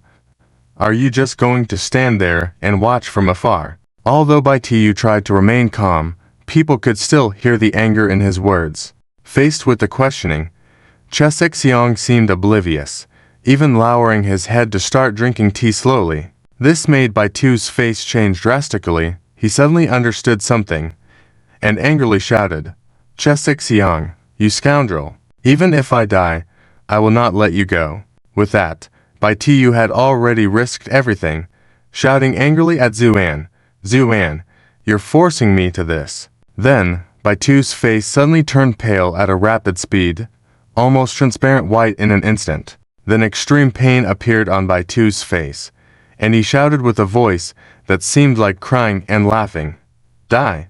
With that, Bai Tiyu's body suddenly exploded. However, there was no splatter of blood and flesh, because in that instant, all of Bai Tiyu's flesh and blood had turned into tiny sword energy, rushing towards Zuan like a torrent. Body into sword, someone exclaimed, recognizing the famous skill of the ancient sword god clan. This move was extremely powerful, but rarely used, because it would consume a lot of energy and lifespan, and even lead to real demise. But at this moment, Bai Tiyu had reached a dead end, so he used this move as a last resort. There was a hint of approval in Zuan's eyes. Not bad. This shows a bit of the spirit of a sword cultivator. But, do you dare to compete with the sun and moon with your feeble light? With that, Zuan lightly stomped his foot. The void trembled slightly, and countless sword energies appeared around Zuan. The momentum was so strong that it was almost unbearable to look at. "Go, Zu," and pointed casually, and the sword energies shot diagonally towards Bai Tiyu's sword energy. When the two clashed, there was no sound. Bai Tiyu's sword energy suddenly stopped in midair and began to dissipate rapidly. "No, spare me. I'm willing to serve you, my lord." Bai Tiyu's voice of infinite fear came from the void. Unfortunately, Zuan would never have any mercy towards such people, because he knew very well that any repentance from these people was only under the pressure of strong power. If he had no strength, no matter how he begged for mercy, he would only become a joke in the mouths of these self-proclaimed nobles. So he just smiled faintly. "Serve me. Ha ha ha, do you think you are worthy?" With that, the sword energies surged, enclosing everything of Bai Tiyu, and then directly crushed him. But at this moment, Bai Tiyu roared angrily, "Chesixiang, you despicable scum, even if I die, you won't have it easy." With that, all of Bai Tiyu's sword energies suddenly exploded, breaking open a small gap in Zuan's encirclement. Seeing this, Bai Tiyu was overjoyed and immediately turned all of his divine soul into overwhelming sword intent, rushing towards Chesixiang in an instant, ready to slay him. However, when Bai Tiyu's sword intent rushed forward, a faint golden flame suddenly appeared around Chesixiang. The flame was like peaches and plums, and everything melted within. When Bai Tiyu's final sword intent faced this flame, he could only let out a miserable cry, then shouted with great resentment, "Golden young celestial fire! Chesixiang, you despicable scum!" The scream suddenly stopped, and everything returned to silence. But everyone knew that the chief of the ancient sword god clan, Bai Tiyu, had perished both in body and soul. This meant that the once prestigious ancient sword god clan had fallen, and its final fate was to be swallowed up by others. The whole scene fell into silence. Many people's legs were trembling slightly, because the ferocity of this battle had exceeded the tolerance of many. From the beginning until now, in just half an hour, 2 major divine clans had fallen. The 5 Elements sect, the ancient sword god clan. Each one was renowned and powerful, but they were now extinct in the heaven's fire shrine. How could this not be terrifying? As the one who acted, Zuan was now deeply feared by countless people at this moment. Yet, he seemed to treat the consecutive extinction of the 2 major divine clans a trivial matter, then raised his head and smiled slightly towards Chesixiang on the high platform in the distance. "How's the show?" Chesixiang put down his teacup, stood up slowly, and smiled at Zuan. "Mr. Zu's power is indeed awe-inspiring. I admire it." With that, Chesixiang even bowed respectfully to Zuan. The people in the Heaven's Fire Shrine were all dumbfounded. What's going on? How did Chesixiang, who just shouted and killed Zuan, suddenly change his attitude and become so respectful? Only a few astute individuals seemed to understand what was going on, and they also lowered their heads deeply, not daring to look, but facing Chesixiang's gesture of goodwill. Zuan laughed. "Admire me." "Admire me for what?" "For destroying your 2 allies." The sarcasm in his words overflowed. But Chesixiang seemed to ignore it and smiled faintly. Among the strong in the divine realm, they provoked the adult. Their demise was their own fault, and they can't blame others. Oh. Zuan smiled faintly. So, in that case, how should we consider the matters of your Heaven's Fire God clan? After all, your son, what's his name, also died at my hands. This remark suddenly made the atmosphere tense. Many people looked at Zuan with fearful eyes. They did not understand why Chesixiang had shown such favor. Yet Zuan seemed relentless and even brought up this matter. But to everyone's surprise, Chesixiang laughed heartily. My son Hongbo has a proud and arrogant nature. He must have offended the adult. So although it's a pity, but if he died, he died. This statement shocked many. Was this still the Heaven's Fire God clan known for its brutality and tyranny? How did they suddenly become so reasonable? Only Zhang Anan stared blankly at Zuan's back. Intelligent as she was, she naturally understood why. Even the once extremely arrogant Chejuan Feng, at this moment, was bowing his head, not daring to even lift it up. As for Zhuan Hun, he was even more pale with fear, trembling behind the crowd, trying to make people ignore him. However, in this situation, Zuan chuckled lightly and whispered, "It is truly about reasoning with the strong and predation with the weak." When he said this, Zuan's voice was not loud.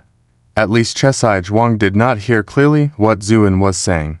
But that was not important for Chesai Zhuang at the moment. He smiled and said, "Mr. Zhu, I think we should end it here. From now on, my Tyan Woshan tribe is willing to submit to you. What do you think?" If Chesai Zhuang's attitude before caused a commotion, then his words now caused an earthquake. What? The Tyan Woshan tribe is actually willing to submit? Am I hearing correctly? Someone gasped. Yes, this sounds simply unbelievable. Someone else said with disbelief. I think it's clever of the Che clan chief. After all, this Zuan seems to overbearing. Submitting now is also a good thing. Exactly. This way, Zuan also has a step to descend. The crowd started to discuss in hushed voices, but almost everyone thought that Zuan would agree to this request. After all, previously, Zuan had given a 10-day period in the City of Curses for various powerful clans to submit. Now that the goal had been achieved, he had a way to save face. How could he not agree? Even the people of the Tyan Divine Tribe thought so too. Although Zhang Anan felt a bit unwilling and disheartened, he ultimately lowered his head. However, the elder had fulfilled his promise, so how could one demand too much from oneself? Oh, submit.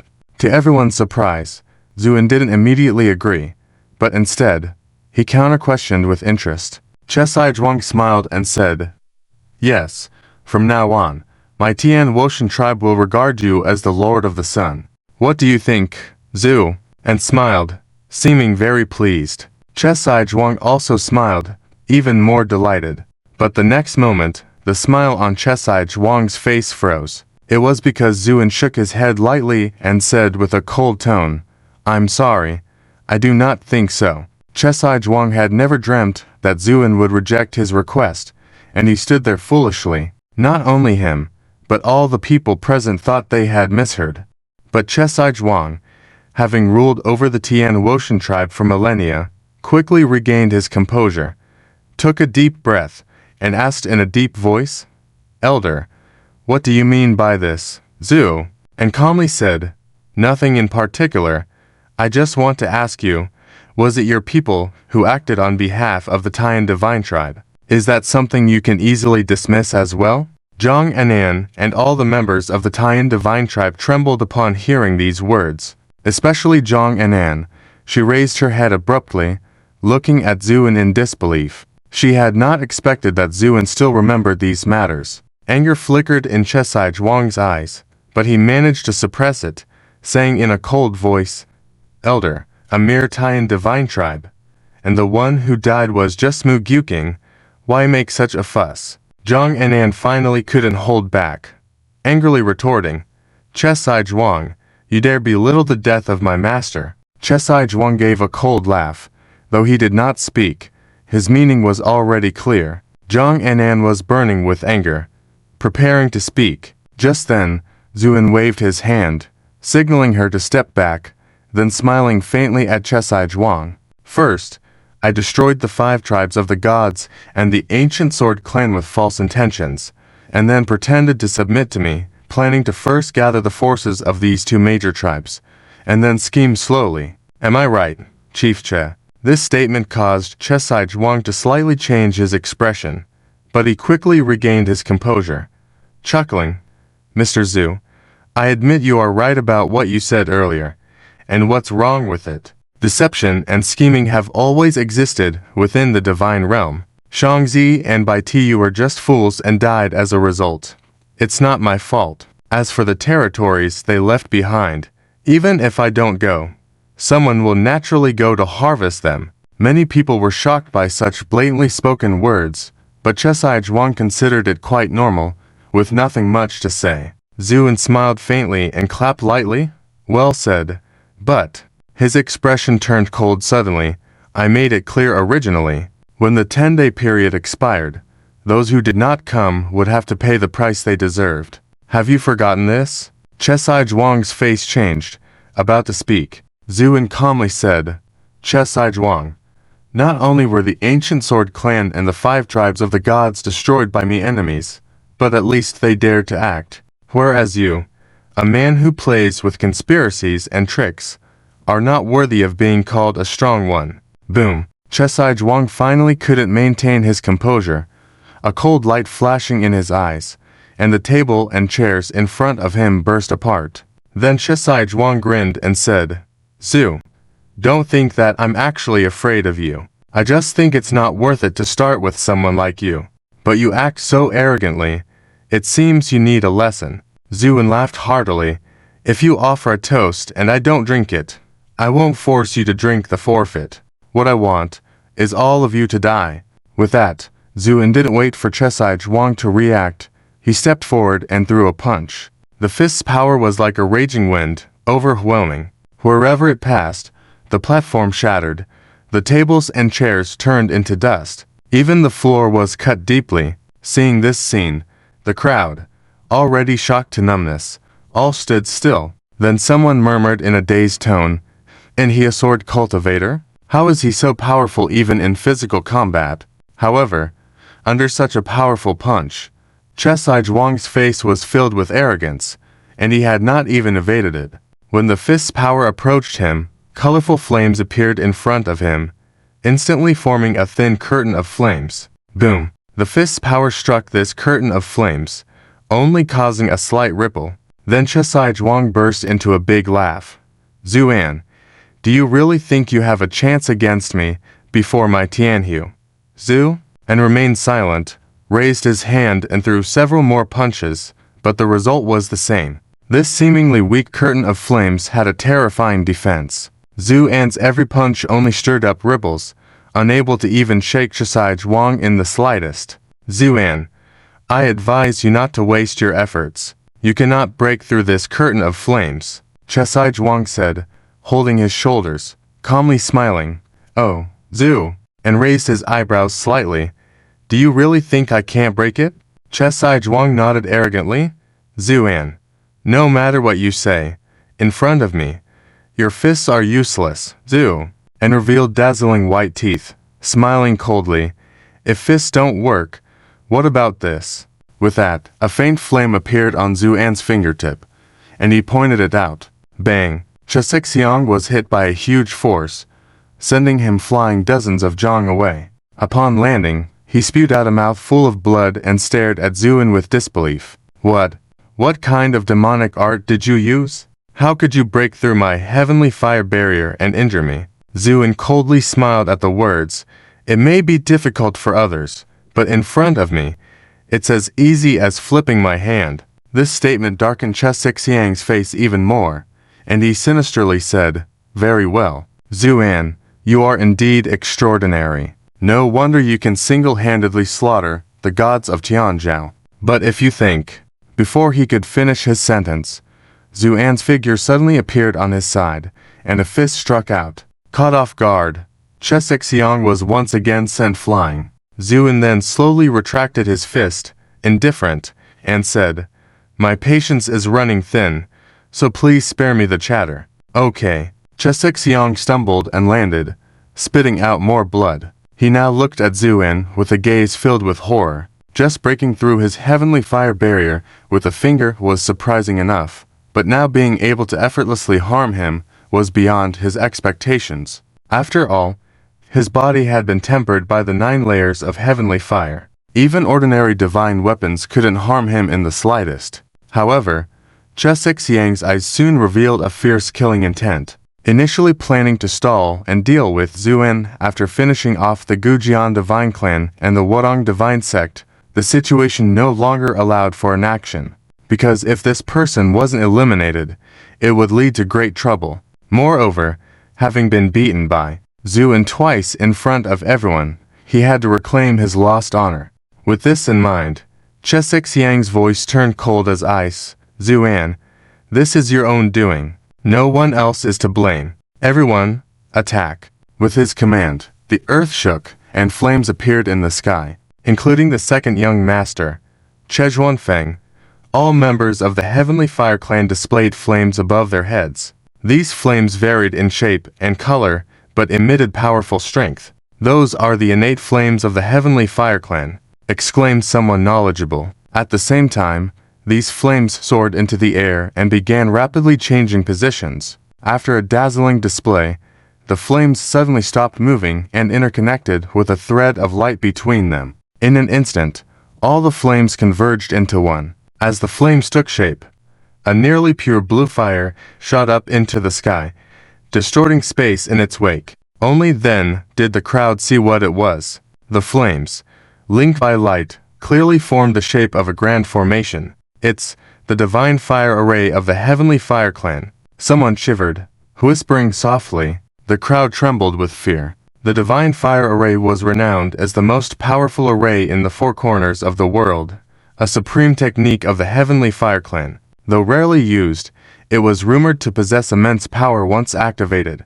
Seeing the combined might of the entire Heavenly Fire Clan focused in the divine fire array, its incredible power was unprecedented. Many felt the scorching heat from a distance, prompting them to hastily retreat. Xiang, with a smug tone, said, "Zuan, it's your fortune to die under such a divine technique of our clan." Zuan, seemingly oblivious to Xiang's taunts, lifted his head to calmly assess the intimidating divine fire array. After a moment, a faint smile formed on his lips, and he calmly said, "Let's begin." "Huh?" Everyone was baffled by his words.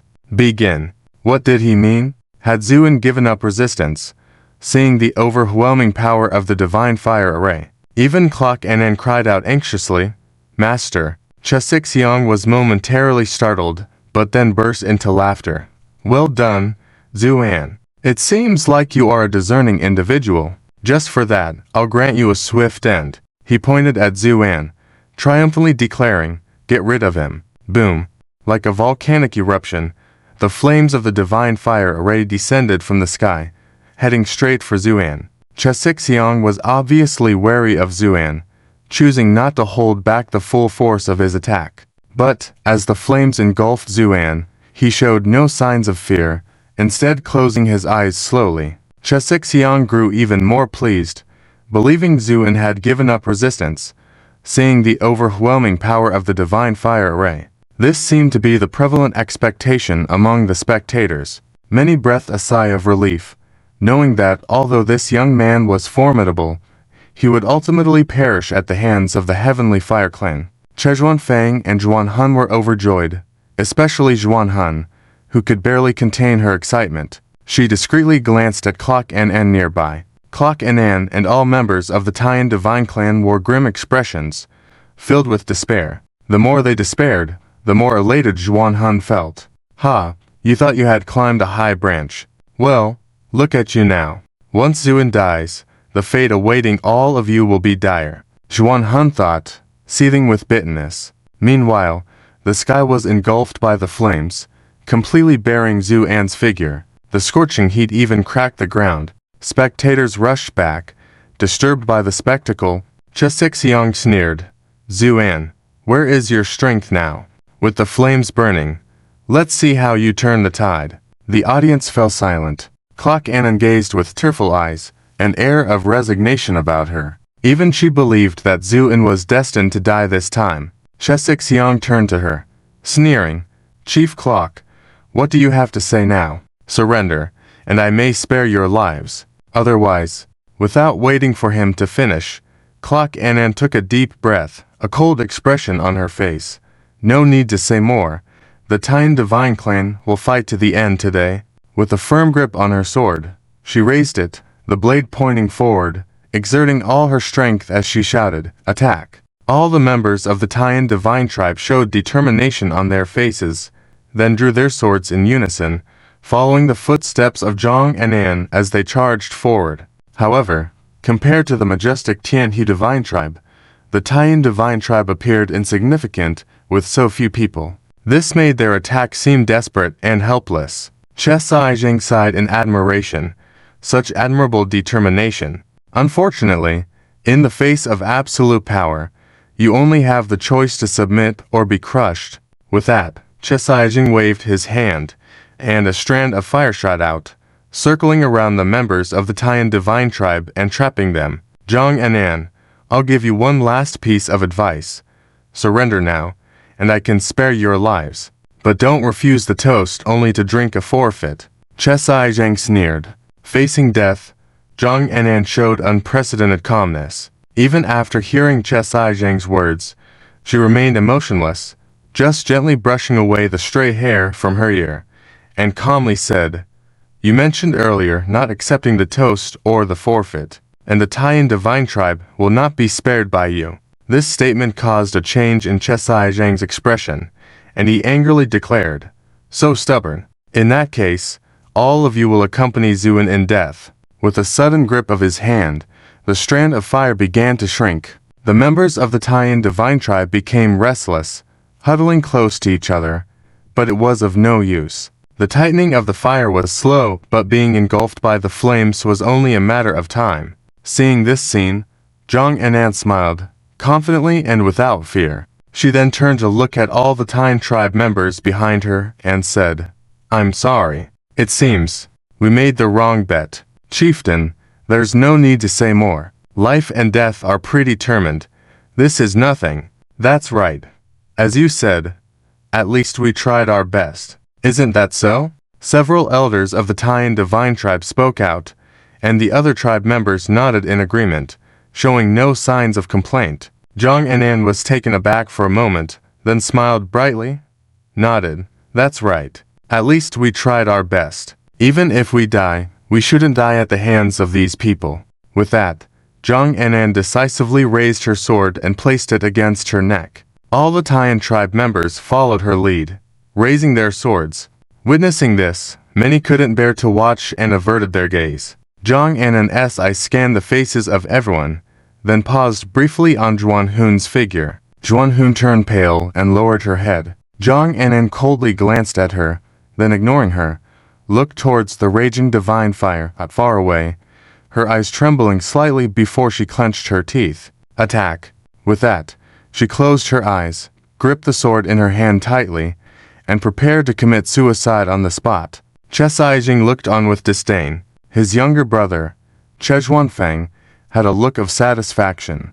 But just then, Zhang and An felt an irresistible force coming towards her, causing her sword to fly out of her hand uncontrollably. This unexpected turn of events left her wide-eyed in shock. Not just her, but all the Tyan tribe members had released their swords, which were now floating in midair. The tips of the swords were all aimed at the burning divine fire, and then the sword bodies bent lightly, as if paying homage. What was happening? Zhang and An's eyes widened in disbelief. Chesai and others were also at a loss. At that moment, a calm voice came from within the raging divine fire, to knowingly embark on an impossible endeavor, and dare to sacrifice oneself for a just cause at the final moment, even as a woman, is truly commendable. The voice was not loud, yet it reverberated throughout the scene. Zhang and An was shaken to her core, tears welling up in her eyes, because the speaker was Zuan.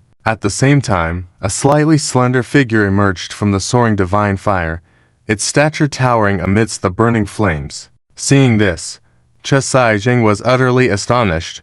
He was rendered speechless for a while, unable to continue speaking. Then, from amidst the flickering divine fire, a figure stepped forward. Clad in white, graceful and imposing, it was Zuan. The whole place fell silent for a moment, then erupted in astonishment. Elder, Zhang Anan and the others exclaimed excitedly. Zuan nodded slightly towards them. Just then, the second young master, Zhuanfeng, suddenly asked in a stern tone, "Are you a human or a ghost?" Zuan smiled faintly.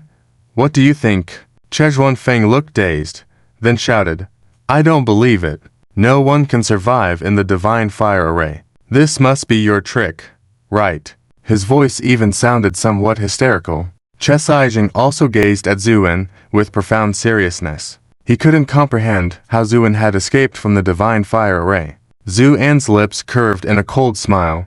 "Don't believe me? Very well, I'll make you believe." With that, Zuan lifted her head and glanced at the still swirling divine fire array. A glint appeared in her eyes, and she extended her left hand, palm facing up, and calmly commanded, "Come." Boom. With that word, the radiant lights connecting the divine fires instantly disintegrated. The once impenetrable divine fire array trembled slightly before shattering. Then, the individual flames, no longer under control, surged towards Zuan's hand. In a moment, the obscured firmament was revealed, and all the divine fires converged into Zuan's palm. The grandiose flames had transformed into tiny flames floating in Zuan's hand. "Zu," and raised her eyes slowly, and with a cold smile at the dumbfounded Zhuanfeng, she said, "Now, do you believe me?" Zhuanfeng shuddered, his face turning as pale as paper, his voice trembling. You. Not only him, but everyone witnessing the scene was dumbfounded. They had never imagined someone could effortlessly break through the divine fire array like this. At that moment, Zuan sighed lightly, then lazily said, "I wanted to see how powerful the so-called divine fire was, but I'm quite disappointed. So, I'm sorry. The game is over." As soon as she finished speaking, Chesai, who had been petrified, suddenly realized something and shouted in horror, "Don single quotes T.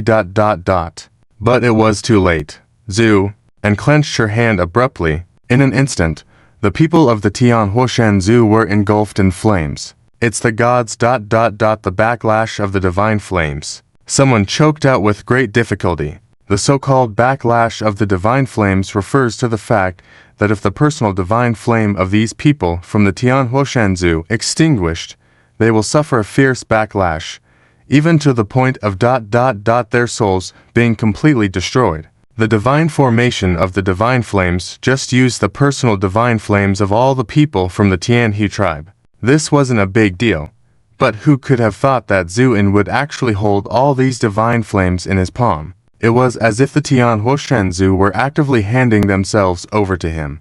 This was why the reactions of Chesai and the others were filled with shock. But in the end, they couldn't stop it, leading to Zu, and extinguishing all the divine flames with a single palm strike. Amidst a chorus of ghostly cries and wolf howls, the weaker members of the Tyan Huoshan couldn't even withstand 3 breaths before turning into ashes. The stronger ones managed to endure a bit longer. For example, Chesai and his son Zhuanfeng. At that moment, even though they were suffering from the backlash of their personal divine flames, they were still barely holding on with their cultivation. However, this kind of backlash directly affected their souls, which they were unable to break through. Hence, after struggling for just a moment, Zhuanfeng was the first to give in. He let out a desperate scream, "Father, save me! Father, please save me!" However, to his dismay, Chesai, who used to be omnipotent in his eyes, was now too preoccupied to save him. So after a few calls, Zhuanfeng realized that it was all in vain. In the immense despair and fear of their souls being completely destroyed, he suddenly knelt in front of Zuan. "Master, I know I was wrong. Please spare my life. I am willing to be your servant, to serve you for generations. Please spare me." Towards the end, He was so overwhelmed with fear that he burst into tears. This shameless plea for mercy caused many to change their expressions. Zuan let out a soft sigh. Why do all of you learn to fear only when facing death? Yes, master, you are right. I really know I was wrong. Please spare me. I am willing to be your slave. Zhuan Feng begged through tears. Zhu, and furrowed his brows slightly, and then coldly smiled. With your current pitiful state, you are not even worthy of being a woman, yet you still wish to be my slave. This rejection made Zhuan Feng tremble all over, his eyes filled with terror. He was about to say something when suddenly, crackling sounds echoed as his body, under the continuous burning of the divine flames, began to show cracks. No! Zhuan Feng screamed in agony. But soon, his screams came to an abrupt halt. His entire body disintegrated into ashes, including his soul, all disappearing without a trace. As the divine flames dispersed, apart from a thin layer of white powder on the ground, there was no longer any sign of Zhuan Feng's existence. Witnessing this scene, many felt their scalps tingle, trembling from head to toe. Zhuan Hun, who was closest to Zhuan Feng, was trembling like a sieve, on the verge of fainting. The rapid changes in the situation were too overwhelming, with the Tyan Pool, who had just been in an advantageous position, suddenly wiped out. Even the young master Zhuan Feng had his soul completely destroyed. Thinking back to the tragic scene before Zhuan Feng's death, Zhuan Hun felt her blood freeze as extreme fear almost drove her insane. However, Zuan was clearly not in the mood to pay her any attention at the moment. He slowly turned his head, gazing at Xiang, who was also covered in divine flames and still able to contend with them, with a faint smile. Sorry, your Tyan Pool is no more. At this point, apart from Xiang, all the Tyan Pool were taken away by Zuan in one fell swoop. After hearing Zuan's words, Xiang snorted in anger, but remained silent. Zuan looked at him calmly. Your son is also dead, but you don't seem to be grieving at all. Oh, I see. You are currently fully engaged in resisting the backlash of the divine flames, unable to be distracted, otherwise your soul would also be destroyed. Am I right? Amidst the rising flames, there was a moment of silence, followed by Xiang's chilly voice that resembled the depths of hell. Zuan, you are right. My people are all dead, even my son. Yet, do you really think you have won? Zhu, and raised an eyebrow slightly, and if not, at that moment, there was a crisp sound of cracking from the flames, followed by Xiang's roar of pain. The divine flames he had been desperately resisting had finally burned a crack in his body. However, after the roar of pain, Xiang burst into laughter. Zuan, I admit your cultivation is extraordinary. Your methods are strong and ruthless, but you still can't be considered a true strong person. Do you think that I would be saddened and desperate because of the deaths of these people? No, you are wrong. As long as I exist, the Tyan Pool will not perish. As for the people and the sun, they are just pawns that can be discarded at any time in my eyes. A stir rose among the crowd. Zuan raised his eyebrows slightly, and then asked with a smile that was not a smile, Oh, is that so? Of course, because in the eyes of a true strong person, besides myself, everything else can be abandoned.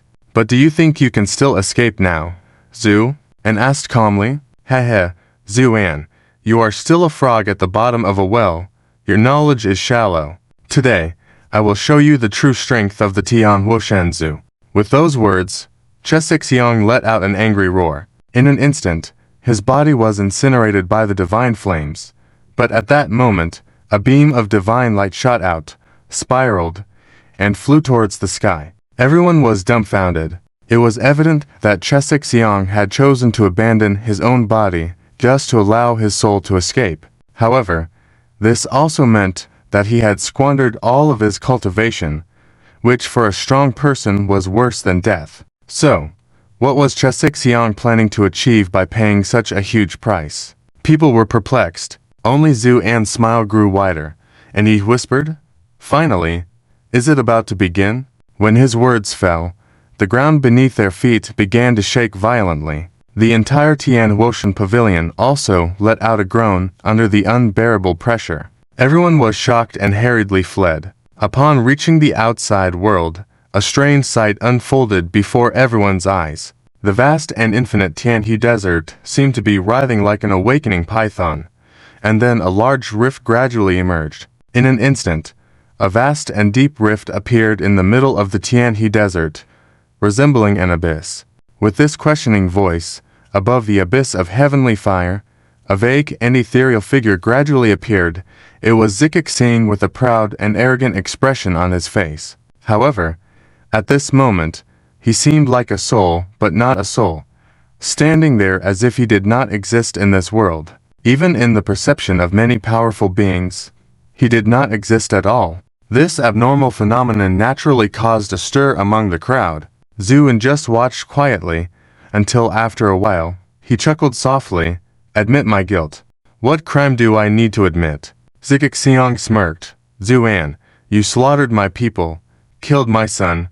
The crime deserves death. However, I am the chief of a noble tribe, with some tolerance. If you submit to me now, I may consider sparing you. Oh. Submit to you, Zu, and asked with interest. Exactly. At this point, a greedy look flashed in Zixyang's eyes. But the condition is that you must hand over all the secret techniques and skills you possess to me. If you do so, I may spare your life. This was Zixyang's true intention. He had long coveted Zuan's endless powerful secret skills. If he could attain them, the Heavenly Fire Divine Tribe could become the top noble tribe in all directions, and even advance to the high-level God realm, dominating the entire divine realm. Compared to this goal, the deaths of his tribesmen and 2 sons were nothing at all. Zu and remained silent, seemingly seriously contemplating the feasibility of Zixyang's proposal. At this moment, the members of the Tyan Divine Tribe all had a change in their expressions, especially Zhang Anan, who had a hint of fear on her face. Could it be true that the adult really intended to submit to this Zikixing? Because even Zhang Anan could see that the current Zikixing was not as simple as he appeared. Just by the fact that nobody's divine sense could perceive him, it was clear he was now very confident. As a member of the Tyan tribe, Zhang Anan had also heard many legends about the heavenly fire abyss. It was said to be a place rarely found even in the divine realm, filled with countless heavenly fires and various uses. Thinking of this, Zhang Anan's heart couldn't help but tighten, looking at Zuan with a worried expression. Zikixing saw Zu, and remained silent and couldn't help but feel delighted, then continued, Rest assured, as a strong individual, I will not blame you for the deaths of your tribesmen and son. After you offer your secret techniques, we can join forces, and even in the vast God realm, we can move freely. It had to be said that as the chief of a noble tribe, Zikixing had a strong talent for manipulating people's hearts. At least, with these words, many people were shaken. In their view, this was a rare opportunity, so Zuan would definitely agree. Zikixing also smiled knowingly, secretly planning that after squeezing out your usefulness, I will let you experience the refining power of the heavenly fire. But at this moment, Zuan suddenly sighed lightly. As a strong leader of a noble tribe, your actions might not be considered excessive, but your biggest problem is. Zuan suddenly raised his head. You lack boundaries. Perhaps in your eyes, using any means to become stronger is normal, but once you have such intentions, the power you control will eventually become the sword that destroys you. Because once a person's eyes are blinded, they can no longer see more. After all, weakness and ignorance are not obstacles to survival. Arrogance is. Many people in the audience were puzzled by Zuan's words because they did not understand. Only Zhang Anan showed a hint of thoughtfulness on her face. However, Zikixing obviously did not listen to these words. His expression turned cold, and he smirked. Zuan, it's not your turn to teach me a lesson. Don't think that just because you were able to roam freely before, you can do anything to me now. Where I am now is somewhere you cannot touch. With that, Zikixing laughed proudly. Oh, really, Zu? And smiled coldly, and then took a step forward. With one step, Zuan appeared in front of Zikixiyang in an instant, and then he slapped his palm down. The palm wind howled like a raging wind, terrifying enough to send shivers down one's spine. But this powerful slap passed directly through Zikixiyang's body. It was as if Zikixiyang's body was like a bunch of air, and Zuan's palm easily went through him without any effect. Zikixiyang laughed triumphantly. Zuan, you should save your effort. Where I am now is beyond your imagination. I repeat, surrender now, and I may spare your life. Just hiding in the cracks of space, acting as if you are powerful. And, you are really talkative, Zuan said coldly, then reached out with his palm. Zuan's palm pierced through layers of void and appeared directly in front of Zikixiyang, then grabbed his neck, pulling him out. Zikixiyang's face changed wildly, incredulously roaring, "You!"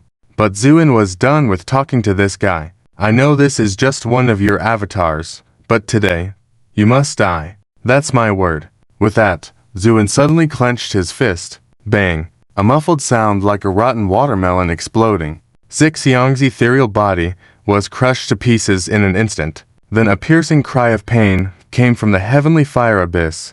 "Zuan, you forced me to this. Heavenly fire, manifest." Zikixiyang, hiding in the heavenly fire abyss, was clearly furious. With a command, glimmers of light emerged from the bottomless heavenly fire abyss. These lights resembled bioluminescent jellyfish in the dark sea, slowly drifting upwards. After a moment, these lights filled the entire heavenly fire abyss, and as they reached everyone present, they were all shocked to see that these lights were actually flames of various colors. These flames floated above the heavenly fire abyss, forming a colorful ocean of fire, a breathtaking sight. At the same time, a wave of fire surged, shaping into a figure about 100 feet tall, which was Zikixiyang. With his appearance, the temperature of the entire world suddenly rose. Many people felt as if their hair would ignite just by looking at him, and they were all horrified, unable to look directly at him. Zu, and stood proudly, gazing up at the giant Zikixiyang, and coldly smiled. "This is getting interesting." With that, Zuan flicked his sleeves and soared into the sky, instantly appearing before Zikixiyang. Chefor, adhering to the situation, could not help but roar, then lifted his huge fist and hit it head-on. Compared to Chefor's fist, Zuan's entire body seemed very small. Even under the fist wind brought by Chefor, Zuan's whole person seemed a bit shaky. However, despite this, Zuan did not show any sign of retreat, facing it head-on. Finally, the two fists collided. Unexpectedly, there was no earth-shattering sound, not even any extra noise. The two fists just quietly clashed together. It wasn't until after a breath of time passed that a terrifying shockwave formed around the two fists as the center, and then spread out directly, accompanied by a thunderous roar that made everyone's faces pale. In an instant, the shockwave swept across the entire world, clearing all the clouds. Who emerged victorious? Everyone was filled with doubt. After the light dissipated, they couldn't help but focus their attention. They saw Zuan's body retreating several yards, but other than that, there was no other abnormality. In contrast, Chefor had a much worse outcome. One half of his arm had been blasted to pieces. Although fire moved to him in an instant, restoring him to his original state, the pain still left Chefor trembling with anger. His eyes also filled with deep fear as he looked at Zuan. He had thought with the support of the abyss of heavenly fire, he could easily defeat Zuan. But he almost had his own body blown to pieces by this punch. Who is he exactly? Why does he have such formidable strength? This wasn't just Chefor's thoughts. It was a common question in everyone's mind. At this moment, Zuan looked down at the entire abyss of heavenly fire and said lightly, "Do you have any new tricks left? If not, I will send you on your way." Chefor was furious upon hearing this, and the flames around him soared high. He was now the embodiment of the spirit of fire, so naturally, his temper had become as aggressive as the uncontrolled heavenly fire. Thus, after hearing Zuan's words, Chefor angrily shouted, "Zuan, you are indeed extraordinary. But today, even if you were a powerful figure from the upper realm, you will still perish here." As he finished speaking, The fire in the abyss of heavenly fire rose higher and higher, then began to gather together. In an instant, it transformed into a colorful and vigorous giant fire. Zuan, it will be your fate to die under this move. With that, Sheffer pointed his finger and sternly commanded, Heavenly fire, burn down the firmament. Boom. With a command given, a huge fire rose into the sky, covering the entire area in an instant. Then, amidst the dazzling light, these flames rushed forward like raging giants. Everyone was shocked by this aura and hastily retreated. Looking up in horror, the sky was filled with flames, and Zuan stood atop the firmament, showing no signs of retreat. But in the next moment, his entire body was completely consumed by the blazing fire. This scene played out before everyone's eyes. Zhang Anan cried out in sorrow. Master, all the members of the Tyan divine clan felt desolate in their hearts. To them, the might of the heavenly fire was too overwhelming. Zuan being consumed by the flames meant he had little chance of survival. How could they not feel sorrowful and distressed? As for Zhang Anan, tears were streaming down her face at this moment. As for the other onlookers, they had various thoughts. Some were sympathetic and regretful, while others were secretly delighted. For example, Zuan Hun, who finally let out a sigh of relief. Either way, it was a good thing. Zuan had died. Otherwise, they wouldn't be able to protect their own lives. At the same time, Sheffer gazed at the burning fire and a sinister smile appeared on his face. Su, although you are formidable, you are still too young. Now that you're dead, you can't blame anyone else. Your arrogance led to your downfall. With that, Sheffer lowered his head and swept his gaze over everyone's faces. Everyone was surprised, then quickly bowed their heads. Sheffer's gaze then settled on Zhang Anan and the others, before chuckling a few times. Zhang Anan, do you have anything to say now? Zhang Anan's expression gradually turned cold, then shook her head. Sheffer, let's fight. Sheffer just smiled faintly. Fight. Zhang Anan, I know you're thinking of dying in battle. But that's just your wishful thinking. I will capture all of you and make you suffer before you die. Zhang Anan's face changed dramatically, and she raised her sword to commit suicide. But at that moment, Sheffer casually waved his hand, and a strand of fire shot towards Zhang Anan and the others, firmly binding their hands. Want to die? I will make you beg for life but not let you die, Sheffer said with a malicious grin. But at that moment, someone suddenly exclaimed, What? What is this? Everyone looked up in surprise. They saw spakes of light falling from the sky. When they landed, many were extremely shocked to find out it was snow. Snowfall. Everyone was dumbfounded. This place was a vast desert of sun, which had never seen snow or rain since ancient times.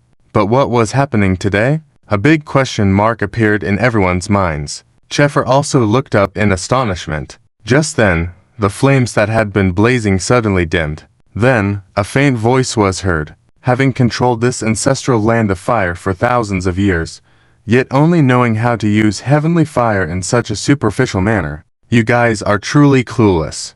With these words, the full sky of fire suddenly flickered and broke apart, turning back into faint sparks of heavenly fire. Zuan walked out slowly. As he appeared, the sky of fire suddenly shattered and turned into tiny bits of heavenly fire. Standing above the firmament, Zuan had snowflakes falling on his eyebrows, clad in white clothes even whiter than the snow, like an immortal walking alone, making it impossible to look directly at him. Everyone was dumbfounded at the sight. Zuan looked down at Sheffer, who was filled with disbelief, and smiled faintly. I was right, wasn't I? Sheffer trembled all over, suddenly understanding something. He pointed a finger at Zuan, raised his voice, and shouted, Heavenly fire, destroy this man. Unexpectedly, this time his command did not stir any waves. The floating heavenly fire remained still in the air, not responding to him. What's going on? Sheffer's eyes widened in shock, almost losing his mind. Zu, and chuckled. Sorry, but this heavenly fire now belongs to me. With a sudden change, a red and white flame appeared between Zuan's brows, instantly turning into a transparent and exquisite lotus flower. The red lotus of karma fire. As this flame emerged, All the heavenly fires floating in the firmament dimmed at once and bowed down to Zu. And like the subjects to their sovereign, this was ... the heavenly fire bowing, all fires paying homage. At the same time, the huge body of Qixi Xiang, which originally stood 100 zhang tall, was rapidly melting like snow under the scorching sun at this moment. Dots of light were breaking free.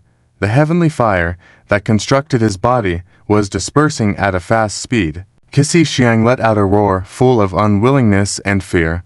Who are you? This question also represented the doubts in many people's hearts. Even a fool could see now that Zuan was far from the ordinary powerhouse he had claimed to be before. With the strength he was displaying now, even the outstanding descendants among the high-ranking god clans would not be able to possess it. Zuan coldly smiled. My name is Zuan, just that. And it was at this moment that Qixi Xiang's body completely disintegrated. Countless heavenly fires escaped. In an instant, only the ethereal soul of Qixi Xiang was left in the field. Zuan casually pointed and said, Extinguish. The heavenly fire surged forward and completely swallowed the soul of Qixi Xiang in an instant.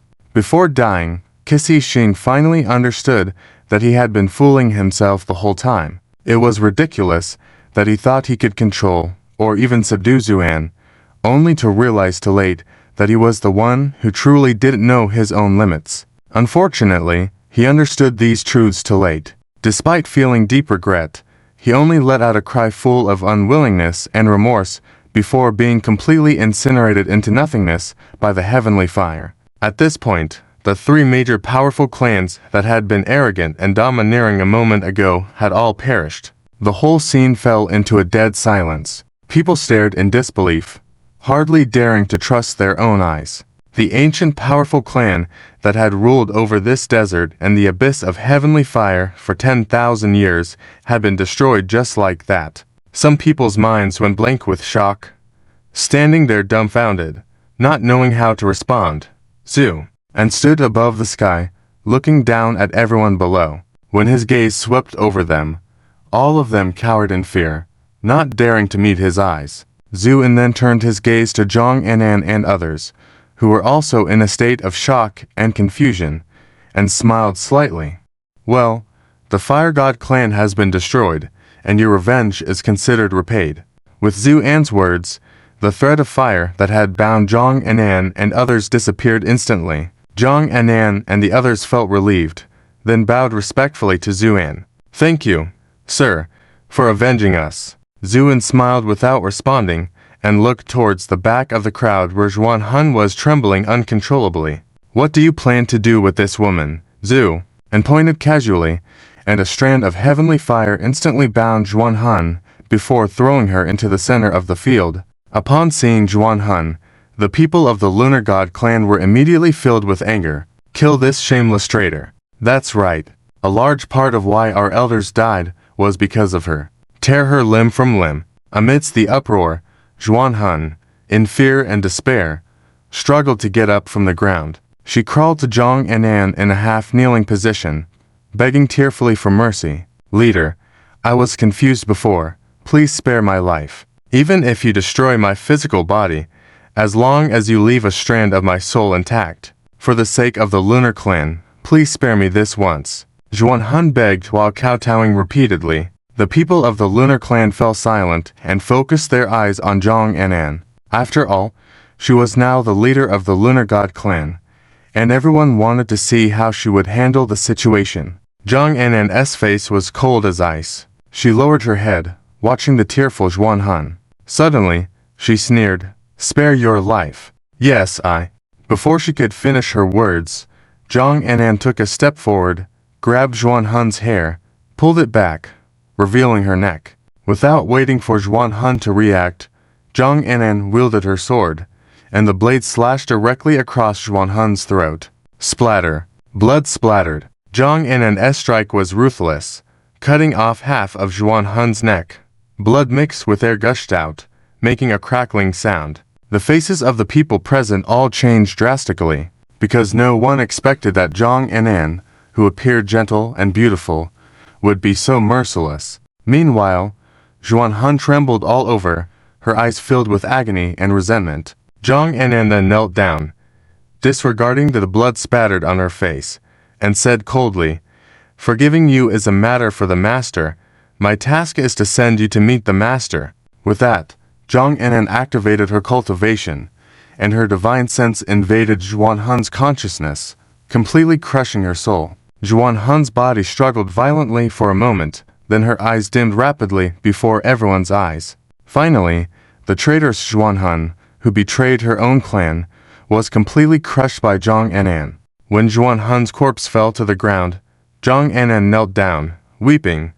"Master, the traitorous Zuan Hun has been executed. Please rest in peace." Her actions made all the Lunar Clan members burst into tears and kneel on the ground. At this moment, Zuan raised his eyebrows slightly, then beckoned, and Zhang Anan's sword flew back into his hands. Zhang Anan was puzzled by Zuan's gesture, but dared not ask, so she could only bow deeply. After Zuan inspected the sword with interest for a few moments, he said faintly, "Interesting. If I'm not mistaken, your master, who owns this sword, is probably not dead yet."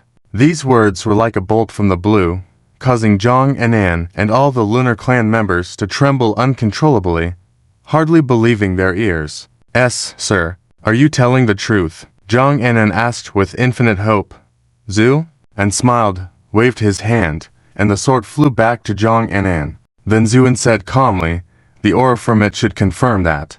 But as for the specifics, after settling things here, I will go to your Lunar Clan territory to take a look." Hope sparkled in Zhang Anan's eyes, and she knelt down deeply, trembling as she shouted, "Thank you, sir." Not only her, all the Lunar Clan members fell to their knees, saying, "Thank you, sir." Now that Zuan Hun had been executed, only the people in the field remained. However, there was no need for Zuan to kill them all, especially since he had already destroyed the 3 major god clans, so he only gave these people a cold glance. With a sweep of his eyes, all of them bowed in fear and submission, not daring to show any defiance. Zuan then said faintly, "Wait here, I'll take a look at the abyss of heavenly fire."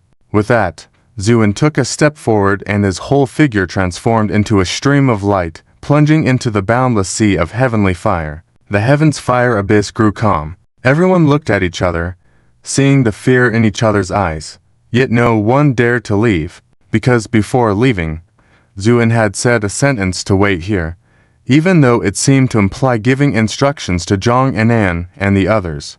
But what if it wasn't? What if he was testing everyone? If one left now and the god of killing emerged from the abyss, their lives would be in danger. After all, compared to the heaven's fire or the ancient sword god clan, they were far inferior. They were not even the match of the god of killing, let alone themselves.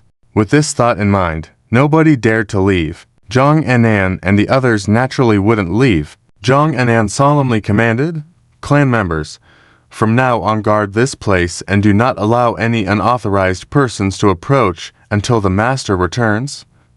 "Yes." All the Lunar Clan members replied in unison and proceeded to set up a defense line in front of the heaven's fire abyss, preventing anyone from entering. Meanwhile, Zuan had already crossed the entire abyss through the infinite heaven's fire, appearing in an unknown location. As Zuan's figure emerged, a raging flame capable of incinerating everything rushed towards him. The whole sky and earth were completely enveloped by the eternal flames. Flames were all around, and the sky flowed with fire. Countless flames collided and melted into each other at every moment, forming new flames. The dissipated sparks were the bits of heaven's fire previously seen in the abyss. This was the true face of the heaven's fire abyss, Zuan, and preferred to call it by its true name, the ancestral land of fire. Among the myriad worlds, there were many mystical places. The ancestral land of fire, as the source of various mystical flames, was one of them.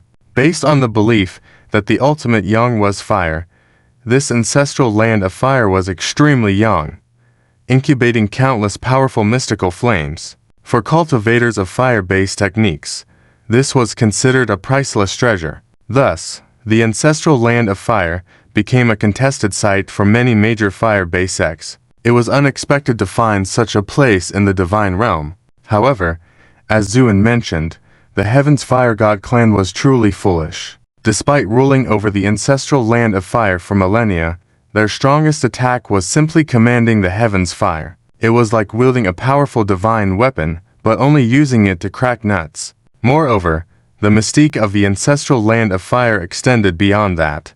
One of its most important aspects, and a benefit to the current Zuan, was its ability to refine the body with Heaven's Fire. Heaven's Fire body refinement aimed to strengthen the physical body to its limits, making it indestructible. However, this process also came with significant risks. Even the void sects that possessed the ancestral land of fire had to plan carefully when engaging in such endeavors.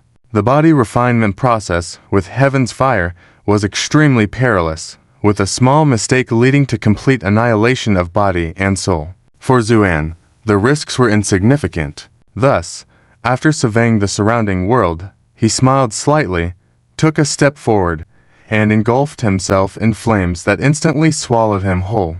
In this world, time held no meaning. For the eternal flames, only endless burning represented eternity. Zuan's arrival disrupted this delicate balance. The intrusion of this outsider completely enraged the flames. White-hot flames surged and surrounded Zuan, attempting to melt him into nothingness. Despite the almost brutal environment, Zuan showed no fear. He closed his eyes slowly, seated himself cross-legged, floating in midair as the flames swept over him. The flames burned fiercely on Zuan's body, thoroughly refining him from the most fundamental level. Though the refinement was slow, it was unwavering and pure. Despite being an immortal, Zuan would inevitably have various minute injuries from cultivation at the basic cellular level, imperceptible under normal circumstances, yet significant for cultivation progress. The flame's purification process served to eliminate these minute injuries,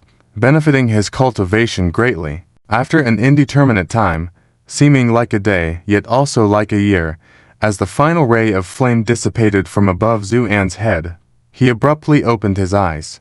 Two rays of light pierced through the flames, spanning the entire world, revealing two immense channels. Rising to his feet, Zuan's radiant gaze gradually calmed, becoming clear. However, his imposing aura only grew stronger. Even the sky full of fireworks dimmed under his overwhelming aura. Testing the waters, Zuan gently clenched his hand into a fist, causing a slight explosion and wrinkles in the air, almost crushing them. Nodding in satisfaction, Zuan praised, "Excellent. Although my realm hasn't advanced, my physical arts have improved several times over." He felt that now, relying solely on his physical strength, he could contend against any opponent of the same level, and confront even Grand Luo experts with ease. If anyone knew of Zuan's strength, reaching such levels with only true immortal cultivation, they would likely be astounded. Throughout history, even in Zuan's previous life's cultivation, such an exceptional level had never been seen. It could be said that Zuan was now the top true immortal among all realms. Surveying the flames around him, Zuan smiled faintly. "It's wasted for you to stay here. Follow me." With a bright flash in his eyes, the crimson lotus fire suddenly appeared before him. The whole land of fire trembled when this crimson lotus emerged. All the flames bowed in reverence, none daring to raise their heads. Simultaneously, the crimson lotus fire soared into the air, rapidly expanding after circling once. In an instant, it covered the entire ancestral land of fire. The flames within the land surged towards the crimson lotus fire. In just a short time, the entire land of fire was emptied of flames. The lotus petal trembled slightly, becoming slightly denser in color. Despite all the flames in the ancestral land converging, the crimson lotus fire remained unchanged. Zuan had expected this. While these flames were mystical, they were incomparable to the crimson lotus. With a casual summon, the crimson lotus shrank rapidly and returned to his brow. Then, Zuan leapt, passing through the void and returning to the vast universe. Heavenly Fire Abyss. It has been the 10th day since Zuan entered. During these 10 days, Zhang and An and all the members of the Tyan God clan did not move an inch away from the defense line before the abyss. However, as time passed, the atmosphere became increasingly heavy. The crowd gathered in front of the heavenly fire abyss not only did not decrease, but increased more and more. After all, after these 10 days, the events that happened in the city of heavenly fire had shocked the entire realm.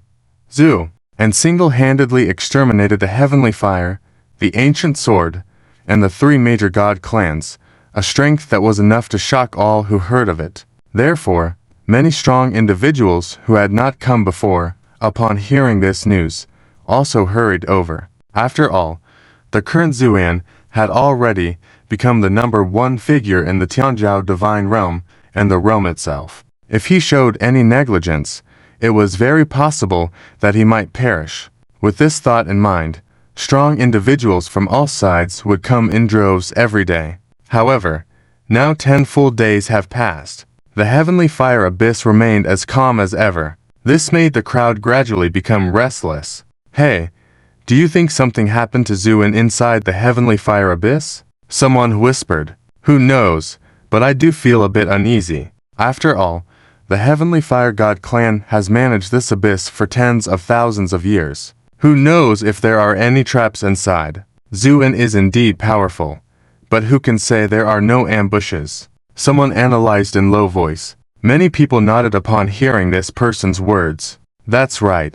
Although the heavenly fire god clan was annihilated by Zuan alone, he is still just one person, and no one knows the situation inside. Maybe he fell into an ambush and won't return. TSK. Young people are still too arrogant. If he hadn't gone to the heavenly fire abyss at the time, he might have already reached the supreme position in this realm. But he insisted on going and seeking his own death. Quite laughable. Someone said with a somewhat gloating tone, I hope he is really dead. If so, it would be very beneficial for us. Someone suddenly whispered. Upon hearing this, everyone fell silent, but a greedy light flashed in their eyes. Yes, now that the heavenly fire god clan, the ancient sword, and the 3 major god clans have fallen, and the Tianzhou divine court has also been destroyed, it can be said that the Tianzhou divine realm and the realm have experienced a rare power vacuum in thousands of years. If Zuan really died, then the surviving powerful clans could take advantage and seize territories. Therefore, almost all these people were silently hoping that Zuan would never come back. Sensing these people's prayers, another day passed. The heavenly fire abyss remained calm as ever, without any signs of change. This further intensified the restlessness among the crowd. Even the way they looked at Zhang Anan and others started to become strange. Zhang Anan naturally understood this. However, this time, she did not panic at all. After experiencing various incidents, she now had an almost blind trust in Zuan. She even felt like there was no one or nothing in the world that could defeat Zuan. A mere heavenly fire abyss was nothing. Therefore, she remained firmly waiting there. However, the Tyan clan members under her command seemed a bit restless. Clan leader, Mr. Zu has been gone for so long and hasn't returned yet. Could it be? An elder asked softly. Zhang Annan's face darkened. Do not speak of such things. Mr. Zu has an extraordinary cultivation. There will definitely be no issues. Besides, he clearly instructed us to wait here patiently. So, we shall do just that. But, this elder hesitated while looking at the crowd in the distance. Zhang Annan naturally also felt the unfriendly gazes occasionally cast by the crowd. A cold smile appeared on her lips. Ignore them. In the eyes of the leader, these people are nothing but ants. When he returns, those who have been harboring ill intentions won't be able to run away. Yes. The elder's mind quivered and she nodded hastily, not daring to say more, because she noticed that the current Zhang Annan was quite different from before. At least the imposing aura emanating from her made people not dare to underestimate her. After half a day passed, as night fell and stars twinkled, the restlessness among the crowd became even more intense. Finally, a group of people walked out and went straight to Zhang Annan. Clan leader Zhang, hope everything is well. The man leading the group saluted with folded hands, smiling insincerely. Zhang Annan looked at the man, then lowered her eyes after a moment and said indifferently, So, it's the second in command of Filong sect, Dongchang. That's right. The visitor was from the Filong sect, the force to which Dong Yingji belonged, who had been directly killed by Zuan in the Cursed City before. And this man was also the second most important figure in the Filong sect, and also the brother of Dong Yingji, Dongchang. Hearing this, Dongchang smirked. It seems clan leader Zhang is still unaware. I am now the head of Filong sect. Oh, congratulations, Zhang Anan said lightly. So, what business does Master Dong have? Dongchang, seeing Zhang Anan's attitude, couldn't help but feel a little cold inside, but his smile on his face remained unchanged. He nodded and bowed, saying, Clan leader Zhang, we have been waiting here for more than 10 days, and Master still hasn't returned. Could you please try to contact the Master? After all, if we continue to wait like this, when will it end? Despite the polite words, it was clear to the discerning that this was obviously an excuse. Dongchang was clearly trying to pressure the Tyan God clan through this matter. If Zhang Anan said she couldn't contact Zuan, the situation would definitely worsen. And if Zhang Anan said she could contact Zuan, Dongchang would certainly press for a specific date of Zuan's return. With one sentence, Dongchang blocked all possible retreats for Zhang Anan. This move was undoubtedly ruthless. At least many people not far behind, upon hearing this, showed a hint of playful smiles in their eyes, wanting to see how Zhang Anan would handle this matter. Zhang Anan fell silent for a moment. Dongchang felt a sense of victory and pleasure. As the current head of Filong sect, he harbored deep hatred towards Zuan, who had directly killed his brother. After all, it was too easy to rise to power on their own. If one couldn't avenge their brother's position and take over as the main lord, their own position would be unstable. Just as he was smirking and preparing to wait for Zhang Anan's response, Zhang Anan suddenly burst into laughter, the laughter full of sarcasm. Dongchang didn't understand and was about to speak. Then Zhang Anan pointed a finger at him, sternly saying, What are you? Dare to question me? Zhang Anan's domineering statement caught the crowd off guard, especially Dongchang, who was stunned and then said in a low voice, Chief Zhang, what do you mean by this? Zhang Anan sneered. What do I mean? Heh. Don't think I don't know what you're thinking. Do you think something unexpected happened since the Lord was gone for so long? Is that why you're so bold? Otherwise, if the Lord were here, you wouldn't dare say a word. This statement was harsh, and many people's faces turned ugly. Zhang Anan's face was cold as ice as he surveyed the crowd and said lightly, Let me tell you, when the Lord returns is his business. You have no right to speculate. I can only say that the Lord will return safely. This retort left Dongchang's face alternating between pale and red, sweat beads appearing on his forehead. He was at a loss for words for a moment. Just then, another burly man emerged from the crowd, smirking ominously. Chief Zhang, what you said doesn't make sense. The East Lord is only concerned about when the Lord will return. It's not a good idea for us to keep waiting in agony. Don't you all agree? This burly man's words garnered some response from the crowd. Zhang Anan stared at him coldly and said, And who might you be? The burly man chuckled. Chief Zhang, you may not know me, but you must know my brother. I am Li Shang, the current lord of the Temple of Strength, and Li Gang is my brother. Hearing this, Zhang Anan suddenly realized why the burly man's demeanor seemed so familiar. So, he was from the Temple of Strength. Previously, Li Gang had also died at the hands of Zuan. Not just him, but even the former lord of the Temple of Strength and several elders had also fallen. In terms of grievances, the Temple of Strength harbored much greater resentment towards Zuan than the Filong Bastion. So, they more than anyone hoped for Zuan's demise in the heavenly fire abyss. Zhang Anan was well aware of this. Hence a hint of a cold smile appeared on his lips. Then he said lightly, It's not your place to care about the Lord. Mind your own business and await the Lord's return. With that, Zhang Anan slowly lowered his eyes, not bothering to look at the two anymore. Dongchang's expression changed abruptly, about to speak, but was pulled away by Li Shang and dragged to a distance. Still full of anger, Dongchang said, Lord Li, this woman is so arrogant because of Zuan's strength. I can't stand it. Just as I was about to reason with her. Why did you drag me away? Li Shang chuckled. East Lord, in terms of deep-seated grudges, my temple of strength is no less than your Filong bastion, but now is not the time to pick a fight with Zhang Anan. She may be arrogant, but not for long. What do you mean? Dong Zhang's eyes lit up. Li Shang smirked. I've already gathered some strong allies. If Zuan doesn't show up by tonight, we'll strike together.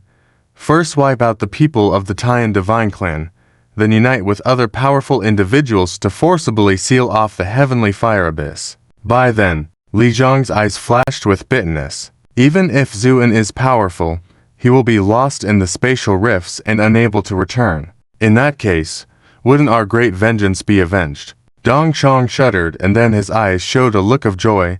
This plan is brilliant. But why not act now? Li Shang shook his head. No, sealing off the heavenly fire abyss is not that easy. It must rely on favorable timing and conditions. At sunrise tomorrow, it will be the rare occasion of a solar eclipse, causing even the spiritual energy of our divine realm to be chaotic, and only by harnessing the power of the solar eclipse can the heavenly fire abyss be completely sealed, ensuring that Zuan can never return. Dong Chong nodded heavily at these words. I see. So Lord Li has thought it through. My Filong bastion will also be prepared to act when the time comes. Excellent. Under the leadership of the Temple of Strength and the Filong bastion, a dark tide began to rise. Zhang Anan seemed to sense something but made no move, simply ordering all the Tyan clan members to be on high alert. As time passed, as night receded and the eastern sky turned pale, the appearance of a golden sun in the east, the people from the Temple of Strength, the Filong bastion, and several other powerful clan sects had silently gathered. Chief, the Tyan divine clan had naturally already noticed something was amiss, and a chieftain couldn't help but anxiously shout. Zhang Anan, sitting on the ground, opened his eyes at the sound and glanced at the approaching Li Shang and others, his face showing no surprise as he slowly stood up. What are you planning to do? Zhang Anan said coldly. Heh. Zhang Anan, do you still not understand what we're planning? Zuan has been missing for over 10 days, obviously perishing in the heavenly fire abyss. While you're content to wait here, we are not. Dong Chong sneered. That's right, we don't have time to waste here. Zuan is undoubtedly met with disaster. Otherwise, he wouldn't still be missing after so long. Someone else chimed in. Exactly. We don't need to mourn for Zuan. Amid the commotion, Zhang Anan's expression remained as cold as ice, silent. At this point, Li Shang also sneered. Zhang Anan, considering our previous status as outstanding talents of prominent clans, step aside now, and I won't trouble you. Otherwise, Zhang Anan cut him off. Delusional? Li Zhang's expression changed, his voice gruff.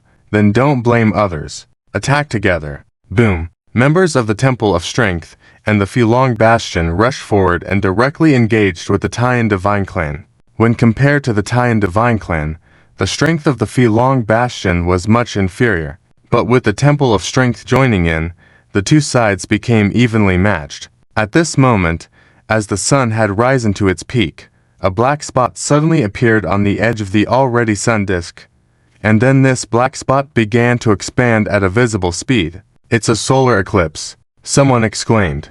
Seeing this scene, one person quickly flew out of the battle group, saying in a low voice, Master Dong, I leave these women to you. Dong Shang replied fiercely, got it. Then the person swiftly arrived above the skyfire abyss and took out an intricately designed bronze mirror from his waist. At the same time, from all directions, more than 10 beams of light rushed towards them, all of them formidable figures in their own right. The person nodded at them.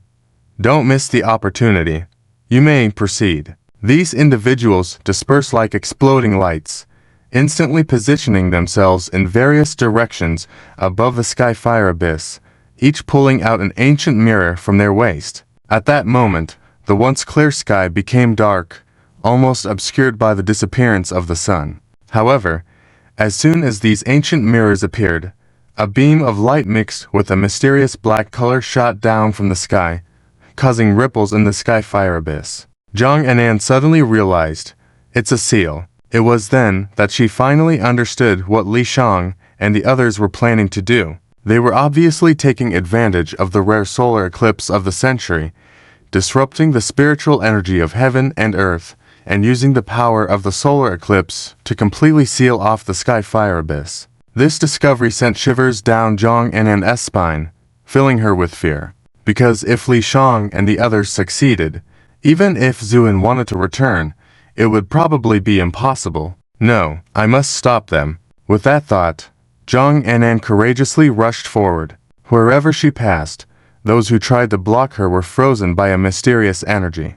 But just then, a dragon flying through the air blocked Zhang Anan's path, and Dong Shang smirked, saying, Leader Zhang, why the rush? We still have plenty of time to play. Get out of my way. Zhang Anan's eyes turned red with anger, and she struck out directly. Although her strength was slightly superior to Dong Zhang's, the members of the Temple of Power quickly surrounded her, trapping Zhang Anan. Despite several attempts to break free, Zhang Anan could only helplessly watch as a seal formed above the sky-fire abyss made of the essence of the solar eclipse. This discovery filled Zhang Anan with terror and despair. Under the pressure of anger and panic, she spat out a mouthful of blood with a sound. Ha!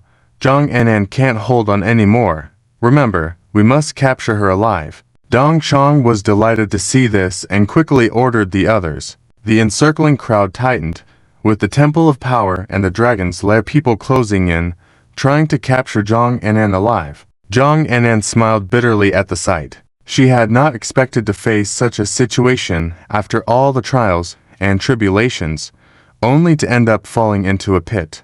But to die at the hands of these people was truly unacceptable. At that moment, the golden sun in the sky had already been completely devoured by the eclipse, casting a dark shadow over the land. Only the dozen or so ancient mirrors were emitting a cold light. The multiple seals were stacking up crazily. Finally, the sky-fire abyss suddenly trembled. Then Li Zhang's wild laughter rang out. Ha! The seal is complete. From now on, the sky-fire abyss will cease to exist. Hearing this, Zhang Anan closed her eyes in despair. All eyes in the crowd turned to Li Shang. At that moment, Li Shang, with a satisfied expression on his face, looked down at the sealed sky-fire abyss, then laughed and said, Zuan, are you satisfied with the tomb I've prepared for you? With that, he laughed heartily towards the sky. However, just then, the once successfully sealed sky-fire abyss suddenly began to shake violently, as if a giant beast inside was about to break free. The momentum of this event caused everyone present to change color. Zhang Anan suddenly opened her eyes wide and stared into the distance. Li Shang maintained a calm expression and said, chuckling, do not panic. This seal is powered by the solar eclipse. Such a seal of heavenly power is not something that can be broken by human effort. Indeed, as soon as he finished speaking, the tremors of the sky-fire abyss ceased. It was as if the giant beast within had given up struggling. Zhang Anan's heart tightened suddenly, and she murmured softly, Master. Li Shang continued to laugh. I told you, this seal is as strong as a fortress, totally beyond the power of man to break. Before he could finish his sentence, a thunderous sound rang out, and the seal shattered. At the same time, the golden sun in the sky, which had been devoured by the eclipse, began to tremble. Many people felt as though they heard a faint scream coming from the sky, and then the dark shadow covering the sun rapidly faded away. Sunlight returned to the land, and a beam of light shot down from the sun, pointing directly at the sky-fire abyss. Bang, bang, bang. In the continuous sound of explosions, the ancient mirrors held by each person shattered directly, along with the individuals themselves. In an instant, many of the formidable figures above the sky-fire abyss were reduced to only one. Li Shang, standing there trembling. His mirror had also shattered, but as a descendant of the Temple of Power, his physical training was good enough to avoid serious injuries.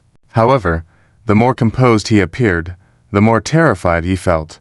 He realized he couldn't move at all and could only stare in horror at the sky fire abyss. Everyone was stunned, as the turn of events had occurred too quickly. Under the gaze of the many, a figure clad in white slowly emerged from the rising dust. As he appeared before everyone, beams of golden light shone down from the sun, reflecting on his body, making him appear like an otherworldly being. Zhang Anan was also shocked by this strange scene. Although Zuan could have unlocked this lock, he was too lazy to bother and instead smashed the lock open with his fist right in front of the fierce eyes of the lock that seemed as strong as metal soup. The lock couldn't withstand 3 punches from Zuan and shattered. Along with the broken lock, the unfortunate sun-eating celestial dog was also destroyed. As a result, this round of escape allowed Jin Yang to unleash his anger and unleash attacks, shattering a dozen ancient mirrors. At the same time, Zuan's eyes sparkled like diamonds, his palms suddenly clenched, creating a creaking sound in the air.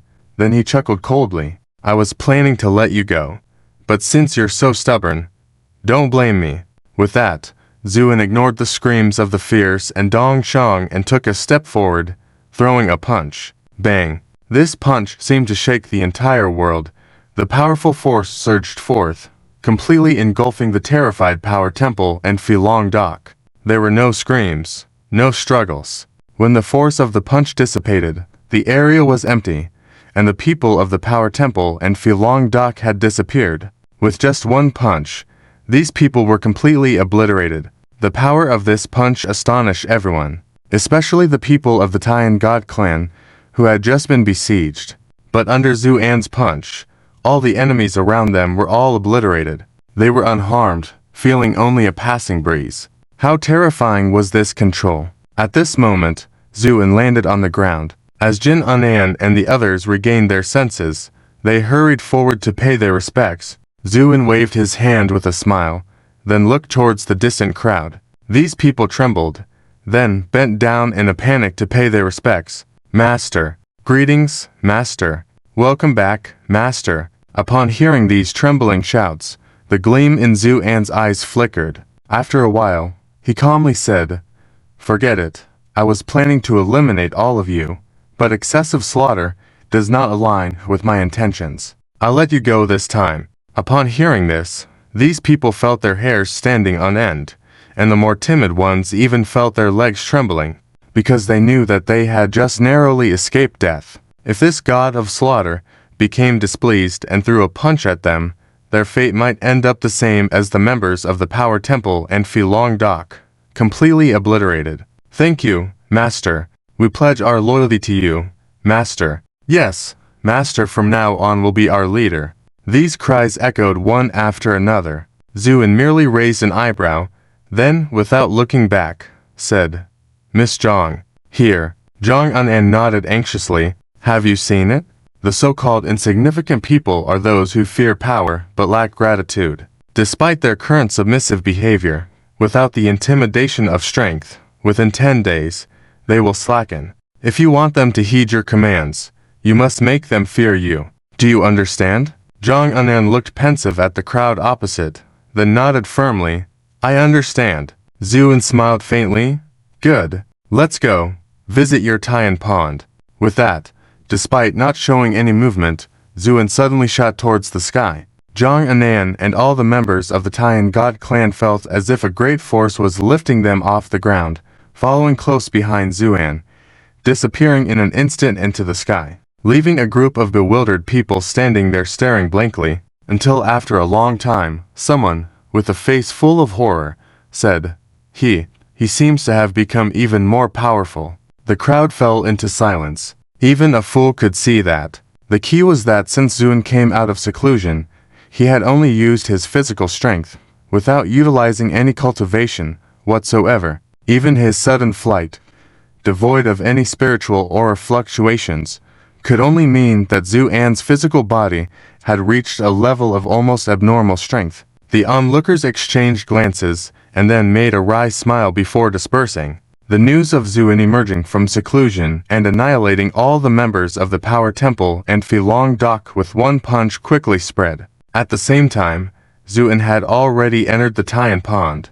When he landed on this island, Zhang Anan and the others rushed to his side. At this moment, the once beautiful island was now in ruins. Xuan Feng had wreaked havoc here to plunder treasures and destroy the ancestral land of the Tyan God clan. All structures were knocked down, valuable items looted. This sight naturally enraged all members of the Tyan clan. Zuan paid no heed to this and walked directly towards the central hall, which was now in ruins. When Zuan stepped inside, the wreckage was strewn everywhere, no longer resembling its former appearance.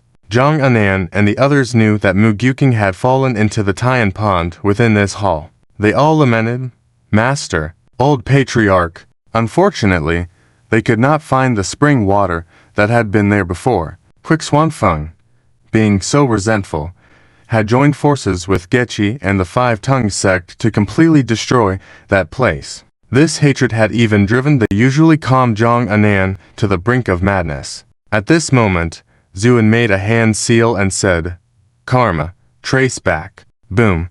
Beams of light extended from Zuan at the center and swept across the island in an instant. Then a miraculous scene appeared before Zhang Anan and the others. Under the enveloping light, the demolished buildings began to reconstruct, the damaged ground repaired, and even the shattered trees began to regrow. Reverse karma. Zhang Anan was utterly dumbfounded. She had only heard about such divine abilities, but had never witnessed one. She had heard that only the most powerful beings in Daluo or even higher realms could intervene in karma. Zuan smiled.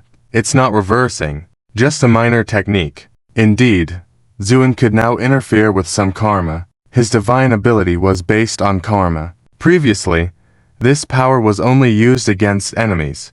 But after cultivating the heavenly fire body, the current Zuan could use simple techniques to retrace some karma. Of course, it was also due to the fact that Xuan Feng and the others, who had destroyed the place, had been slain by Zuan. If they were still alive, retracing karma wouldn't have been so easy. After everything was restored, Zuan walked to the spring that had reappeared and gazed at it for a moment, before flatly saying, "It seems I guessed right.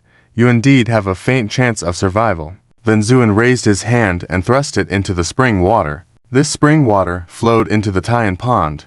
Extremely cold and dark, a mere touch could be life-threatening for an ordinary person. With this command, the entire island began to shake violently, then slowly rose amidst everyone's astonishment. Surrounding this island was endless water.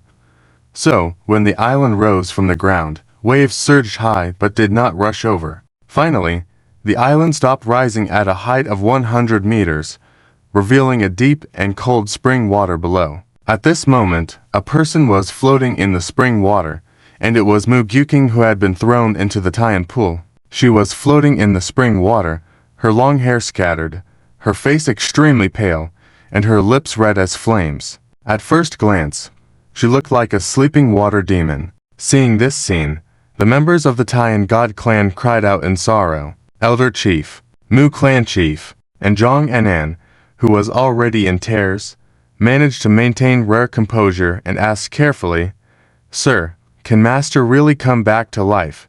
Zhu, and gazed at the deep spring water and said lightly, "The Tyan Pool is a naturally formed place of extreme yin. It happens to be complementary to the abyss of heavenly fire in terms of yin and yang. Generally speaking, anyone falling into it will die without a doubt unless they possess strong, extraordinary strength." Upon hearing Zuan's words, Zhang Anan trembled all over, her face instantly turning pale. Then what about my master?" Zuan turned to her and smiled faintly.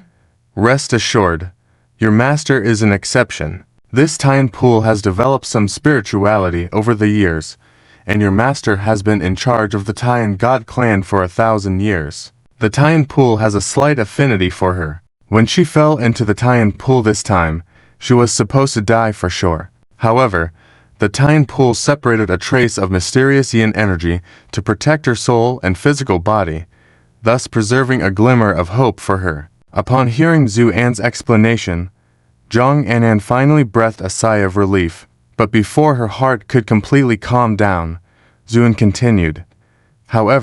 This, however, instantly raised the anxiety in Zhang Anan's heart. "Sir, However what, Zu? And shook his head lightly. Although your master has preserved a glimmer of hope, her meridians are severed, her cultivation is completely lost, and she is on her last legs. Moreover, the guardian of the Tyan Pool acts entirely unconsciously, not to mention that so much time has passed. That's why she and the Tyan Pool are inseparable now. Then, what should we do? Zhang Annan's face changed drastically. Zuan said calmly, for the plan at hand, there is only one way. What way? Zhang Annan and many members of the Tyan clan asked eagerly. Zuan smiled slightly, abandon the physical body, merge with the Tyan Pool, and ascend to godhood. Upon hearing this, the expressions of Zhang Annan and the Tyan clan members changed, especially Zhang Annan, who trembled as she said, "Are you saying to let my master become the master of this Tyan Pool?" Zu? I nodded. Yes, only in this way can her consciousness be restored. Of course, there is a drawback to this approach, which is that she will be forever imprisoned in this spring water, but the reward will be ... eternal life.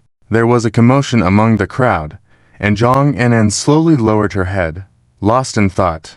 Zu, and gazed at her quietly. This is the only method now.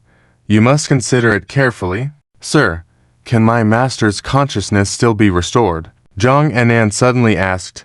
Zuan shook his head.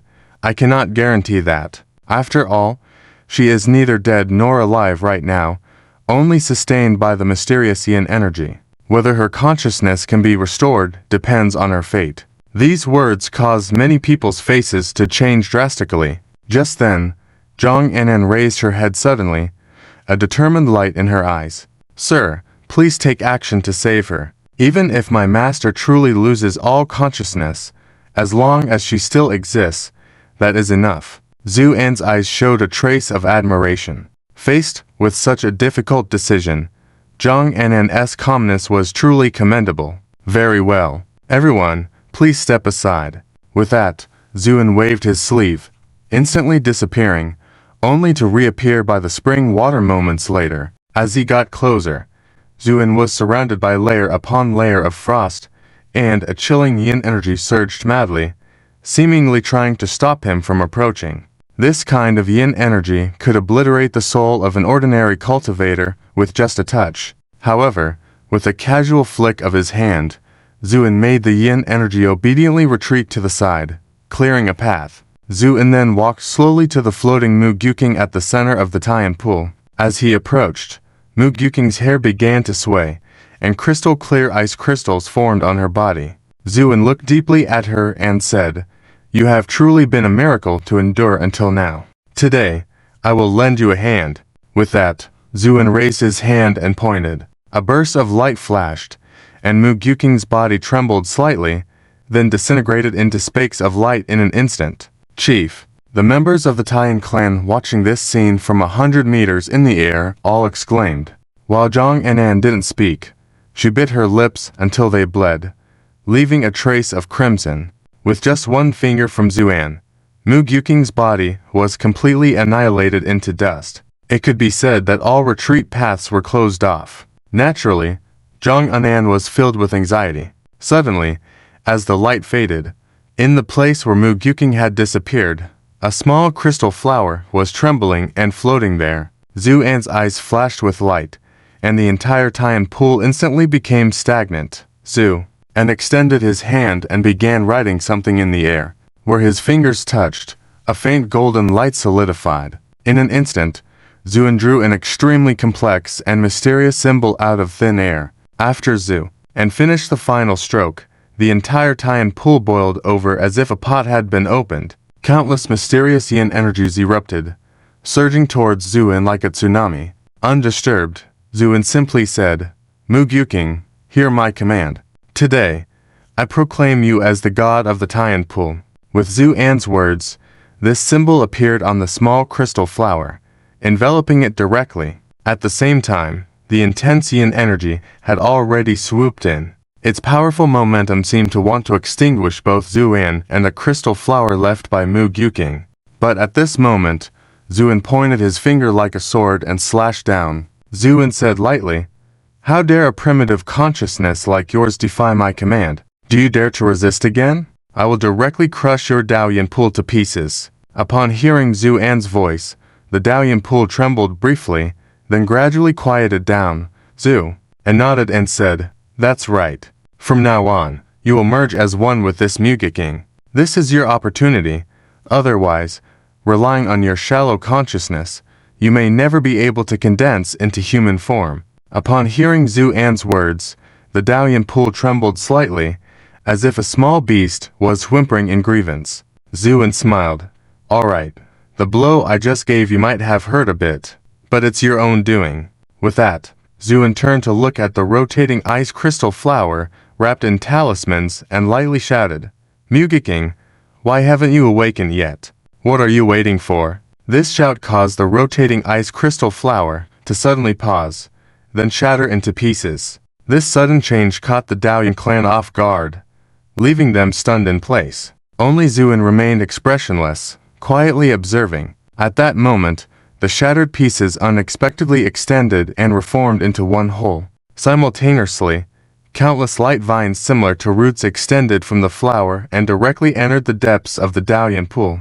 In an instant, beams of light traveled along these luminous vines. Subsequently, on the flower, a faint silhouette began to emerge. Within a few breaths, the true appearance of this silhouette appeared before everyone. At first glance, this silhouette resembled a lowly version of Mugiking, with long hair cascading to the ground, covering her body, revealing only her delicate collarbone. Mugiking slowly opened her eyes. As she did so, the entire Tyan Pool trembled slightly, as if welcoming its master. At that moment, intricate runes appeared in her watery eyes. The imposing aura caused the pool water around her to instantly freeze into ice crystals. Just as she was about to reveal her power, Zuan appeared before her, unexpectedly, and pinched her chubby cheeks, nodding in satisfaction.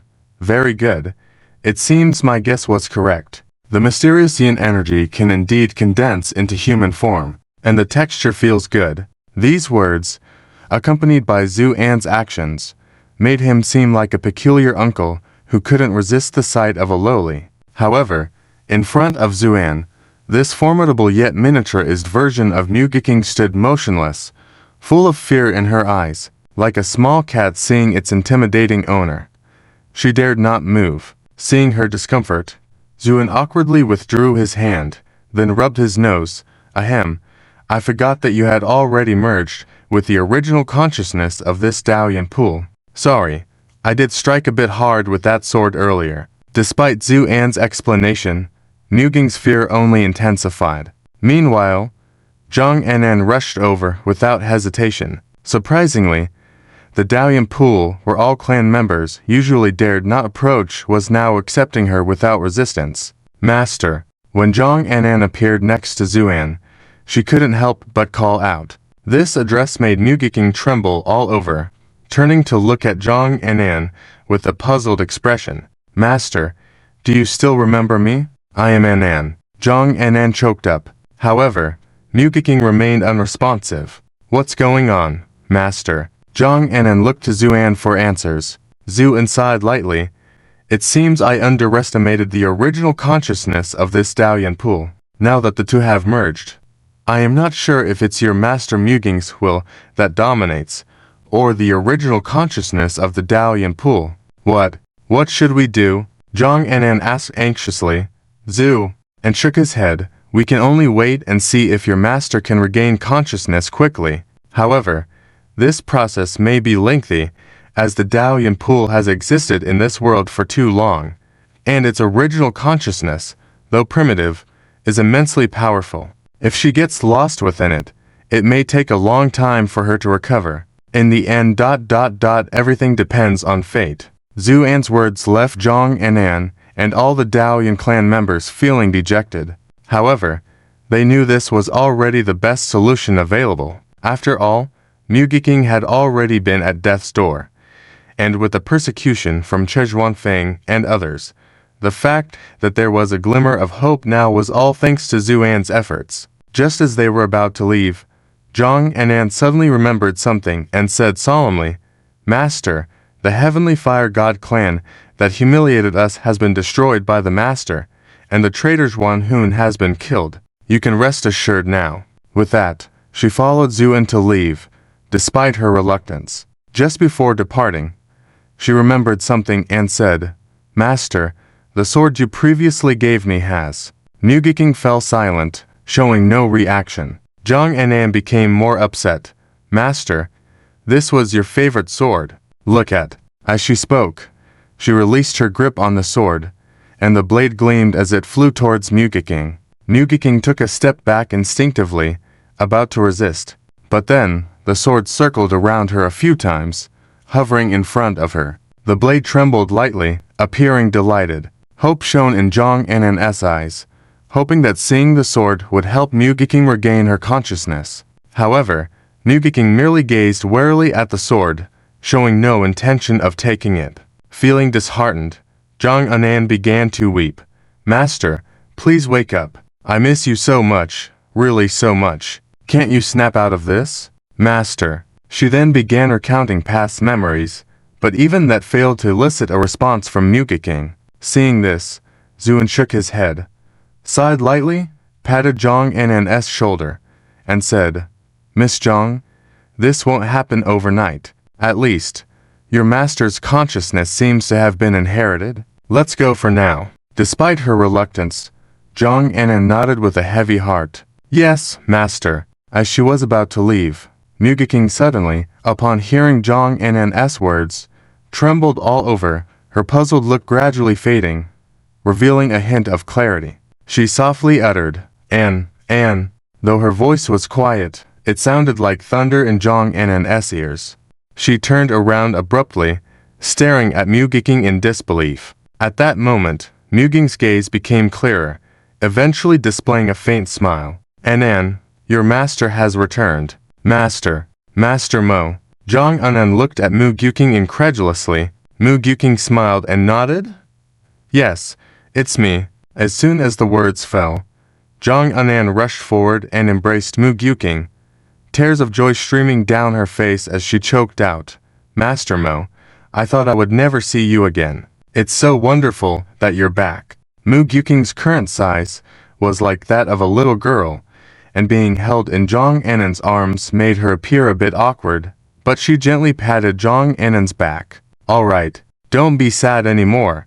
I have already returned, haven't I?" At this moment, all the people of the Tyan God clan also rushed over, then all knelt down and choked up as they shouted, "Elder Clan Leader. Greetings to Clan Leader Mu." These cries were all heartfelt, moving everyone present. Mugiking nodded slowly, "Please rise." With her words, a gentle power of dark yin lifted all the Tyan clan members who were kneeling on the ground. This move caused a stir among the crowd, as it indicated that Mugiking had already mastered control over the Tyan Pool. In other words, as Zuan had said, she had become the spirit of the Tyan Pool. This discovery naturally shook many people. At this point, Mugiking nodded towards Zhang Anan and the others. "All of you, leave. I have a few words to say to the adult." With that, Mugiking waved her hand, and the power of dark yin directly sent Zhang Anan and the others out of the Tyan Pool. In an instant, only Zuan and Mugiking remained in the Tyan Pool. Zuan stood with his hands behind his back, looking on with interest, without saying a word. Mugiking took a deep breath, then took a step forward, knelt down, and solemnly kowtowed 3 times towards Zuan. After the kowtow, Mugiking lifted her head and said solemnly, "Mugiking, the 18th generation clan leader of the Tyan God clan, thanks the adult for saving my life." Zuan faintly smiled. "Rise.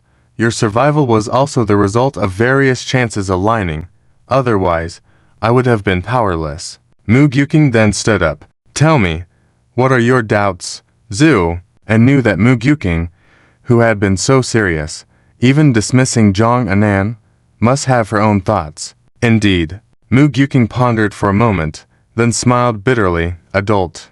Anan mentioned you to me before. At that time, I was skeptical of her words and thought she was exaggerating. But now, it seems that she still doesn't fully understand you." "Oh, why do you say that, Zu?" and chuckled. Mu Gyuking took a deep breath. Since I entered this Tyan Pool, my whole body has been in a state of neither living nor dead.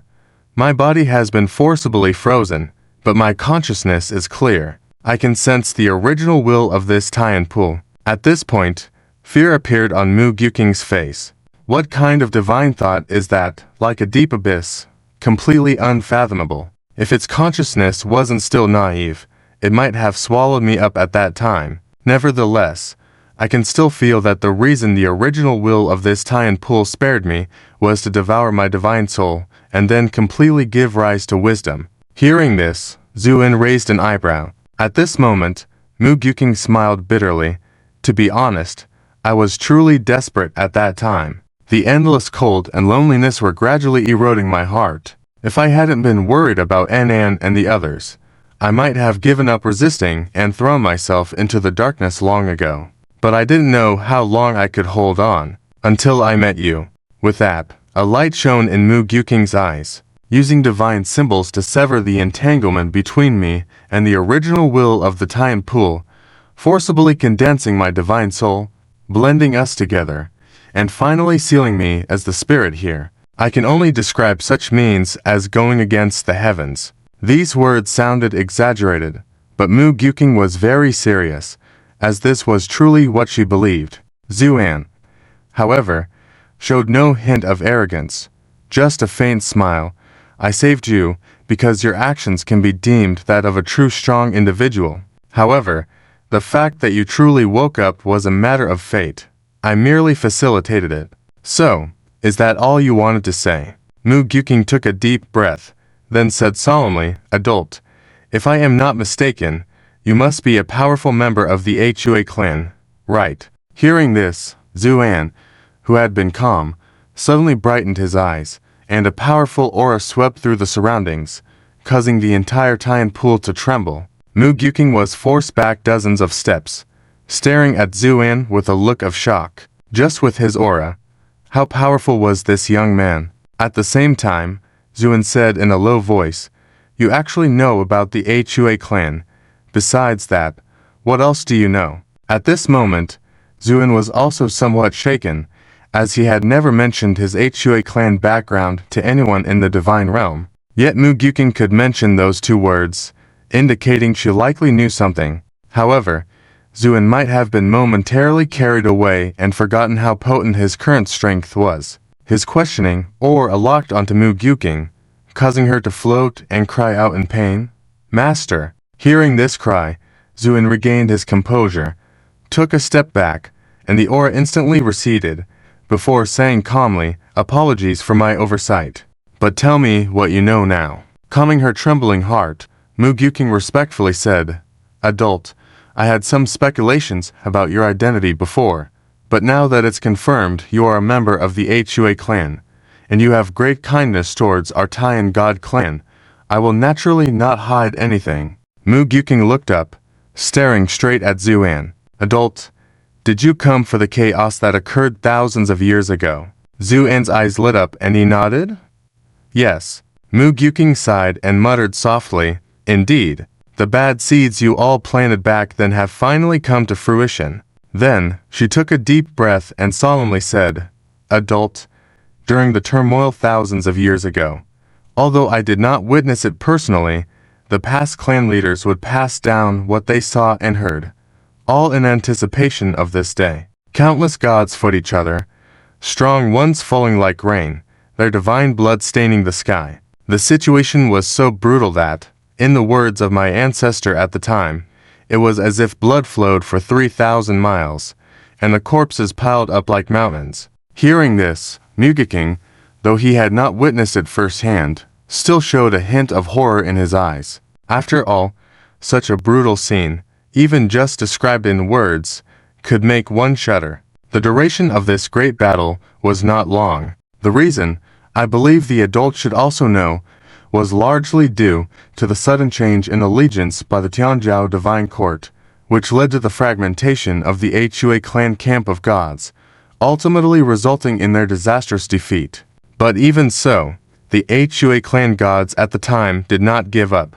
They instead launched a near-desperate breakout. My ancestor personally saw a young man with 3 heads and 6 arms teaming up with a god with vertical eyes to fight the enemy, cutting a bloody path through the besieging gods. The momentum was so overwhelming, as my ancestor said, that despite the heavy rain of powerful foes, none could stand a chance against these 2 gods. Just as they, leading the heavily wounded Hua clan gods, were about to break out of the encirclement, reinforcements suddenly arrived. Reinforcements, Azu. And listened quietly the whole time, not showing any change in expression even amidst the brutal fighting. It wasn't until the mention of reinforcements that his eyebrows raised suddenly. Yes, reinforcements. I know what you want to ask, but unfortunately, these reinforcements that arrived were all shrouded in dense mist, making their origin impossible to ascertain. Upon hearing this, Zuan did not show any sign of disappointment. In fact, he had already anticipated it. Those who had attacked the Hua clan back then had clearly planned meticulously, up to the point of leaving no room for leaks. With just the inheritance of a lunar god race, there would certainly be no major breakthroughs. However, the more intricate the plot, the fiercer the killing intent in Zuan's heart became. No matter how staggering the conspiracy may be, I will eventually uncover the mastermind behind it. Although these arriving individuals were obscured in the mist, their strength was incredibly formidable. Their intervention instantaneously changed the tide of the battle. The already battered Hua clan gods were completely surrounded, with no possibility of breaking free. Yet, even so, these Hua clan gods did not give up.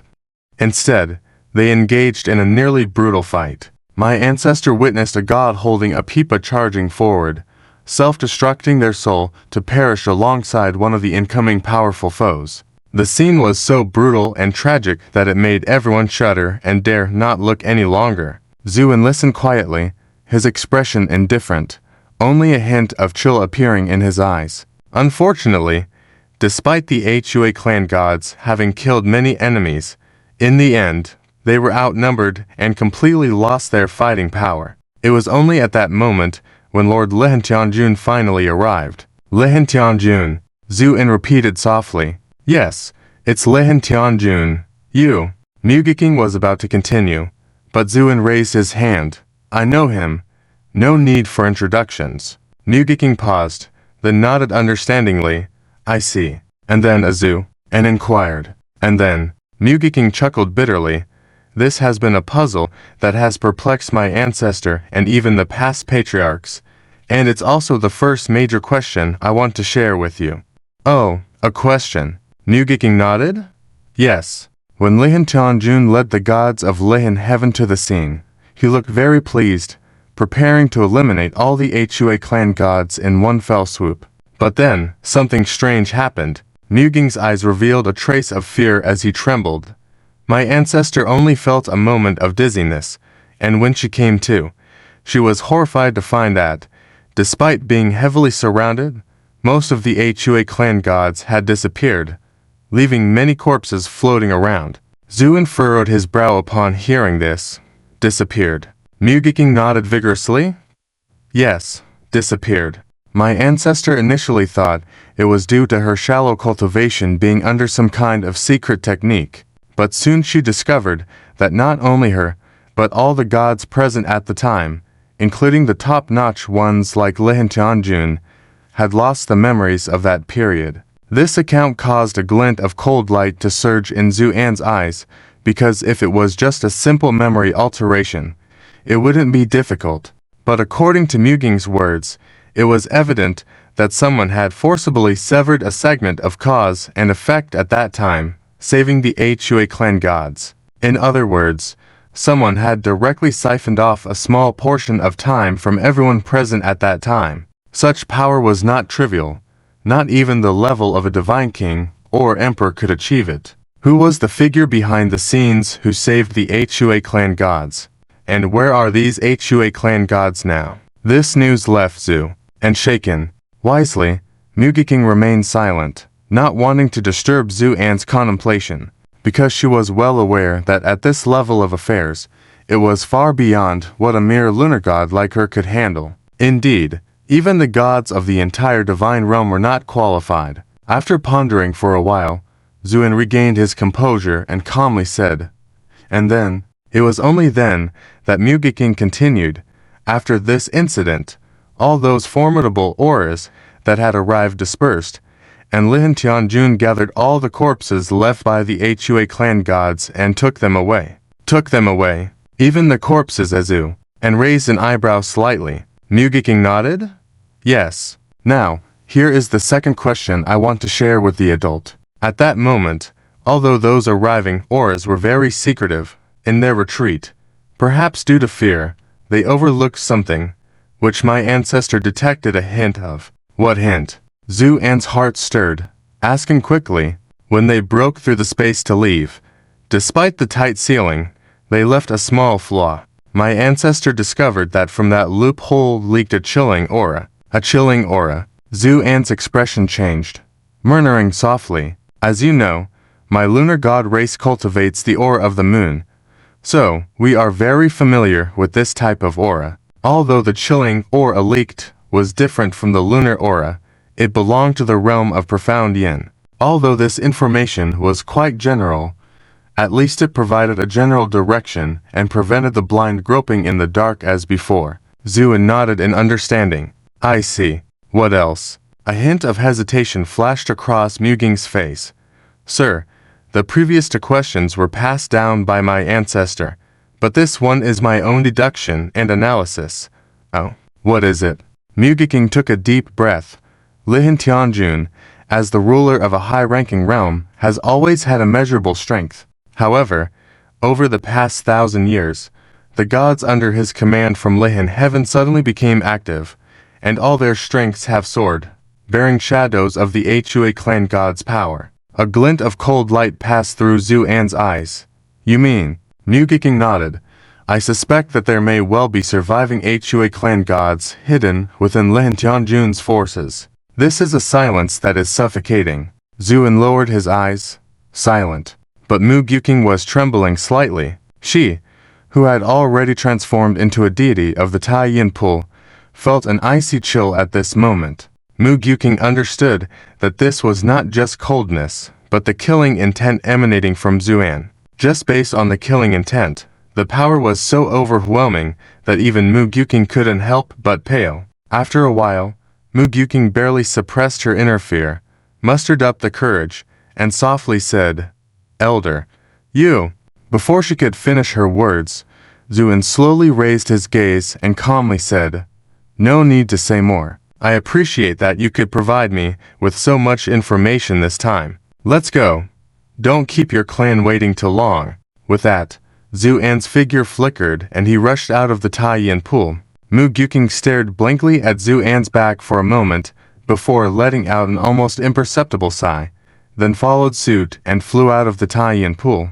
At this moment, all the members of the Tyan Divine Clan were waiting on the island for Zuan and Mugiking. Most of them were happy expressions, as their old clan leader had returned from the dead, and with a strong protector like Zuan, the future of the Tyan Divine Clan seemed bright. So of course, they were happy. Only Zhang Anan, her eyes flickering uncertainly, had been gazing at the Tyan Pool the whole time. When Zuan and Mugiking emerged from the pool, everyone rushed forward to pay their respects, but only Zhang Anan noticed the chilling killing intent in the corners of Zuan's eyes and brows. This made her shiver, her heart tightening involuntarily.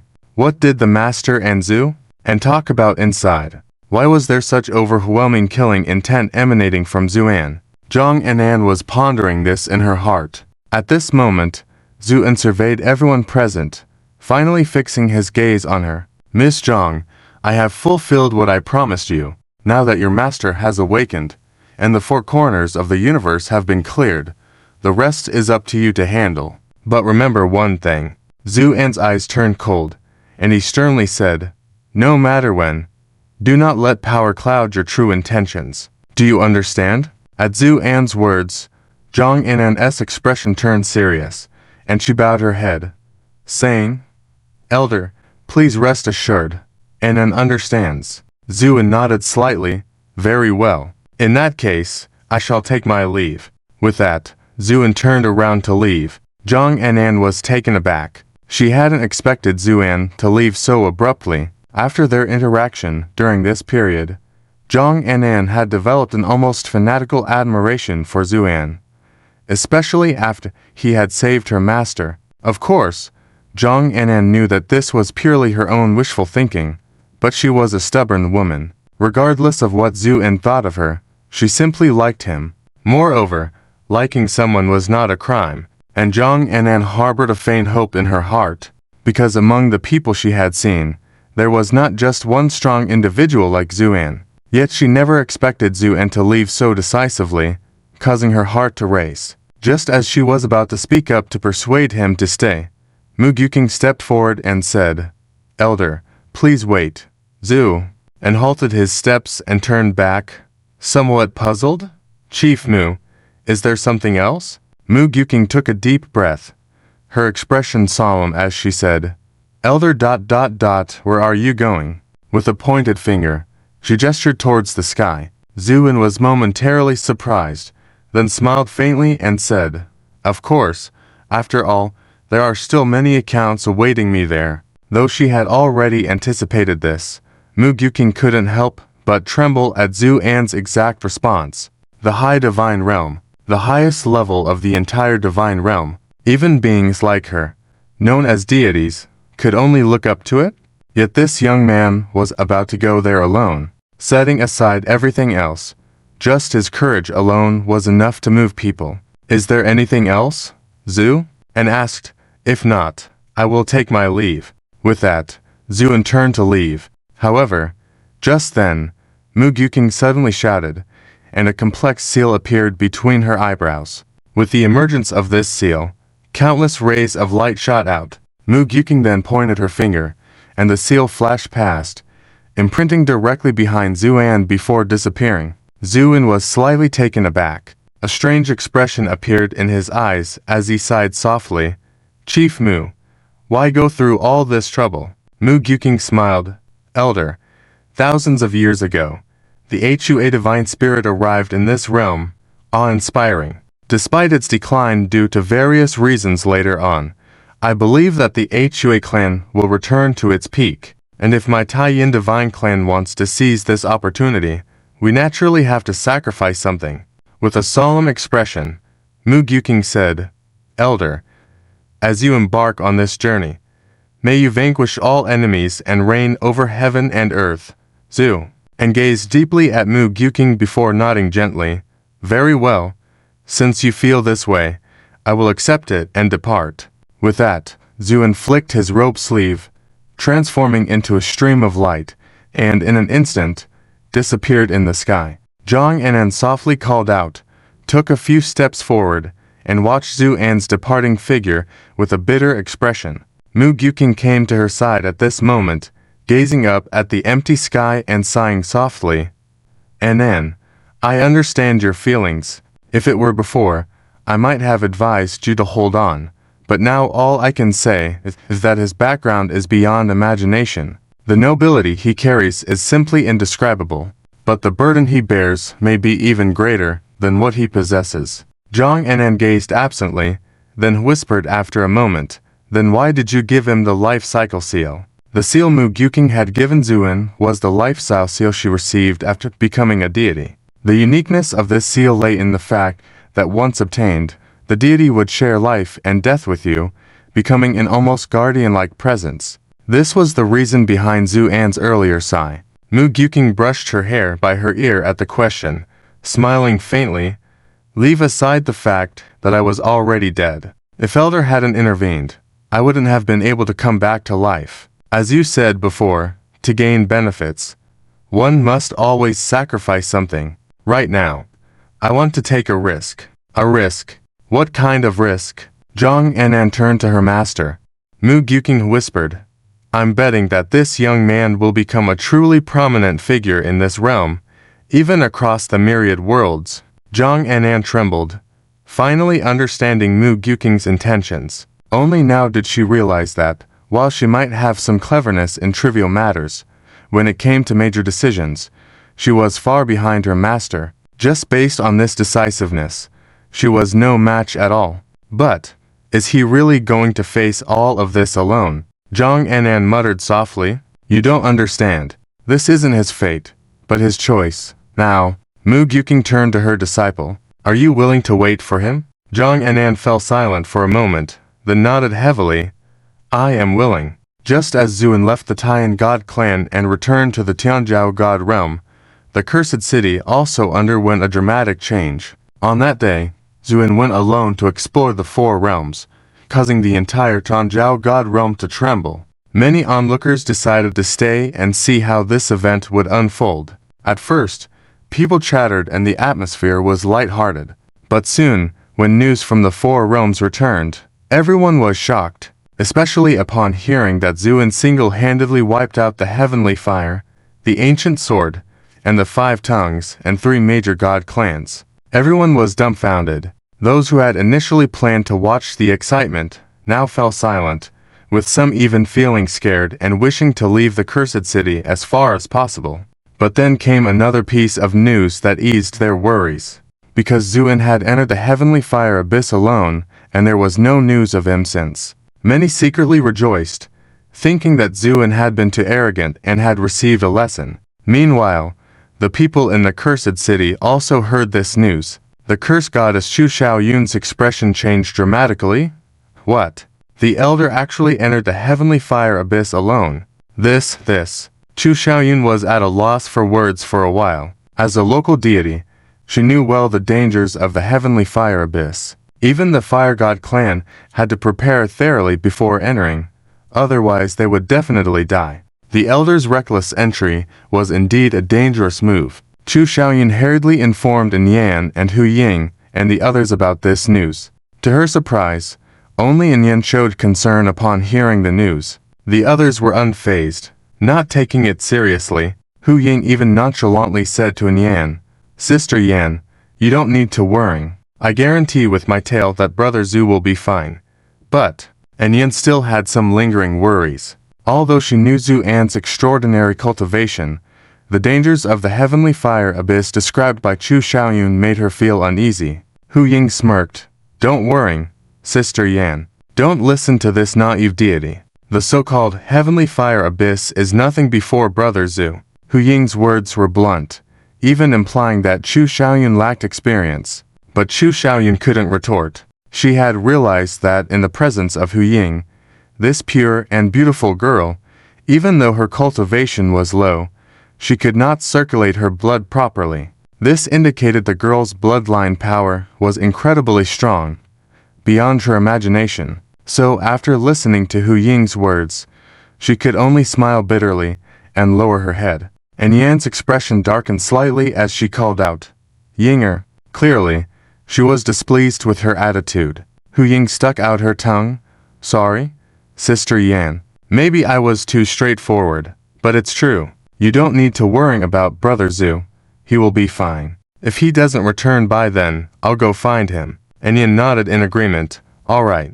Let's wait a little longer. If he doesn't return, I'll go find him. Next, Yan and the group waited anxiously in the cursed city.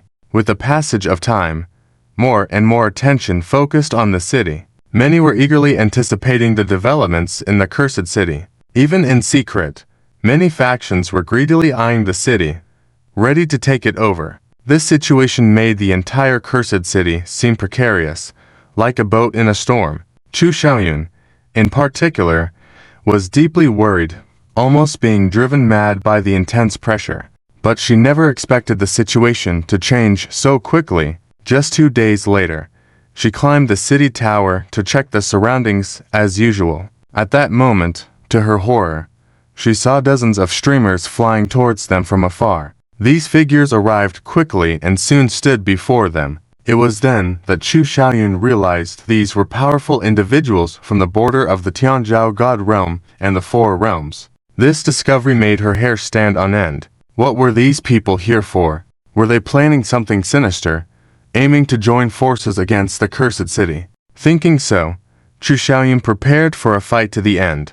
But the next moment, she witnessed a scene that shocked her. The powerful individuals all bowed before the cursed city, declaring their allegiance. This scene not only stunned Chu Xiaoyan, but also dumbfounded the onlookers who couldn't understand what was happening. However, they were soon shocked by the news brought by these people. Zuan had emerged from the heavenly fire abyss, shattered the barrier created by the Strength Temple and the Flying Dragon foothold, even repelling the sun-eating celestial dog. After defeating all enemies, he had now gone to the Tyan God clan's territory and would likely return to the Cursed City soon. This series of news was like a series of loud slaps to those who had mocked Zuan before. But for them, whether their faces were swollen or not didn't matter. The key was that if they didn't rectify their mistakes, when Zuan returned, their lives might be in jeopardy. With this in mind, these people hurriedly relayed the news to their respective factions. As a result, this news spread at a terrifying speed throughout the Tianzhou God realm. In the blink of an eye, all the factions rushed towards the Cursed City in a panic. When Yin ascended the city wall, the open ground outside the Cursed City was already crowded with powerful individuals from all directions. Yin couldn't help but be amazed. Why are there so many people? Hu Ying smirked. What's so strange? These guys are definitely afraid that Brother Zhu will come after them again, so they've all come to show loyalty. HMPH, a bunch of turncoats. Hu Ying was full of disdain towards these individuals. Just then, two little girls suddenly cheered. It's Daddy. Daddy's back. They pointed towards the sky. Hearing this, everyone on the city wall and below looked up. In the high night sky, the moon shone brightly, the night sky like jade, with a vast expanse of stars. Amidst this scenery, a stream of light appeared in the sky. The moon trembled, the stars lowered, as if welcoming the arrival of a person. In an instant, this stream of light flew over the people's heads. When it came to a stop, a young man in white stood proudly, his clothes fluttering, resembling a banished celestial. The whole scene fell silent at first, then erupted into a huge wave. Countless strong and proud individuals bowed their heads in unison, respectfully calling out, "We've seen Lord Zhu." The so-called Lord is a title of respect for the supreme strong individuals who rule over a region, and now, Zuan has defeated all the powerful clans and deities of this realm, becoming the number one in this world in an unparalleled manner. Being hailed as the Lord, naturally, no one would dare to object. This scene of everyone bowing spread throughout the land through various magical mirrors. All the strong individuals who witnessed this scene fell silent, because they suddenly realized how terrifying the young man standing above the sky and at the top of everyone truly was. There was a time when his words were taken as a joke, such as annihilating the gods, making all the powerful clans bow down. Initially, no one believed these words. However, this young man later fulfilled these statements one by one through his actions, and those who mocked or resisted are now cold in their graves. This stark contrast naturally filled all the strong individuals with fear. At this moment, even the most arrogant of strong individuals had to lower their proud heads and show the utmost reverence to this young man in white robes. Chu Xiaoyan stared blankly at this scene. As the first person to come into contact with Zuan, she witnessed his ascent to the supreme position step by step. And now, Chu Xiaoyan finally realized that from beginning to end, Zuan had been creating miracles amidst impossibilities. She couldn't help but smile ruefully at herself for doubting Zuan before, even worrying that he might be in trouble. At the thought of this, a wry smile appeared on Chu Xiaoyun's face. Now she finally understood what it meant to be constrained by one's own perspective. Amidst the attention of the masses, Zuan remained unfazed. He took a leisurely step and appeared on the city wall. After landing, the two little girls, Shengshang and Nianian, cheered and rushed up, diving into Zuan's arms directly. "Daddy, you looked so handsome just now." Jiangxiang's big eyes sparkled. "That scene just now was stunning," Nianian added. These two little girls might not understand what it means to be handsome, but in their eyes, everything Zuan did was the coolest and most stylish. Being praised and even worshipped by others, Zuan felt nothing, but when his daughters praised him, a brilliant smile bloomed on his face. "Of course, can your old man not be handsome?" Zuan said with a smile. "Of course, Their conversations were shielded by a secret technique by Zuan, and the people below the city could not hear them. Only the ones close by on the city wall could. Enian finally let go of the tension she had been holding, and then looked at Zuan with a mix of laughter and tears as the two little girls hung on him like koalas. Pretending to be angry, she said, "Have you finished your studies today?" The two girls let out a sigh at her words, then buried their heads into Zuan's embrace. Xiang muttered, "To celebrate Daddy's return, we have decided not to study today and take a day off." "That's right," Enian chimed in immediately. Enian narrowed her eyes. "A day off? Did I agree to that?" Xiang looked out from Zuan's embrace, stuck her tongue out at Enian, and then grinned. "Mom, you didn't agree, but Dad did. Right, Daddy?" Looking at Zuan with hope, Xiang waited for his response. "Zu," and smiled and nodded. Enian hummed in response. Zuan's smile froze. Well, sensing trouble, Xiang reached out and kissed Zuan's left cheek. Immediately, Enian competitively kissed his right cheek. Then, the two little girls began pleading softly, "Come on, Daddy, let us have a day off." Covered in their saliva, Zuan couldn't help but laugh at their antics and nodded repeatedly. "Okay, rest. You must rest. No studying today. Play as you wish." "Really?" The two girls brightened up. Zu, and nodded. "Of course. But Mom." The two girls sneakily glanced at Enian. "Do not worry. What Dad says, Mom won't dare to disobey," Zuan said in a righteous manner. "Great." The two girls cheered and bounced out of Zuan's embrace, dragging Zhang Xiaoyu and Hu Ying, and directly heading back to the Talisman building. These two girls had become fond of fighting games recently and would often compete with Hu Ying and Zhang Xiaoyu's techniques in the Talisman building whenever they had the chance. As they left, Chu Xiaoyun led the others to tactfully move away. Meanwhile, Zuan looked at Yan with a smile, exclaiming, "Yan, it's been a few days, and I find you even more beautiful. How is that possible?" And Yan tried to keep a serious expression, internally reminding herself not to smile. However, as soon as she saw Zuan's warm smile and caught a whiff of his faint fragrance, she felt weak all over. Despite trying to resist, she couldn't figure out how to reply to Zuan. Suddenly, Zuan swiftly moved, appeared beside Yan, embraced her, and flyingly sauntered into the city with a mischievous grin, leaving many strong individuals both on the city wall and below utterly stunned. He just left like that. Shouldn't he take this opportunity to say a few words of advice? After all eyes were on him now, and it was the perfect time to establish authority. However, it seemed like Zuan paid no attention to any of this and simply left with his family. This naturally left many people astounded. Chu Xiaoyun watched Zuan's departure with a wry smile. She finally understood a truth. Never try to analyze the actions of adults with common sense. For many, having all the strong individuals at this moment waiting for Zuan's instructions was a dream come true. But for Zuan, a smile from Yan was more important than any of that, which was why he left so decisively. Such behavior naturally gave rise to a feeling of absurdity. But Chu Xiaoyun understood that in Zuan's eyes, this was probably the most normal thing. With that realization, Chu Xiaoyun lowered her head, filled with endless envy towards Yan. After all, having a man like Zuan who treasures you like a precious gem is every woman's greatest fortune. At the same time, on top of the high tower in the City of Curses, Yan's face was rosy as she leaned on Zuan's shoulder. Zuan gently stroked Yan's long hair, creating a warm and sweet atmosphere. However, this peaceful moment did not last long, as Yan suddenly grabbed one of Zuan's hands and bit it fiercely. "Zu!" and gasped, "Yanner, what are you doing?" Yan looked a bit smug as she raised her face and said, "Nothing much.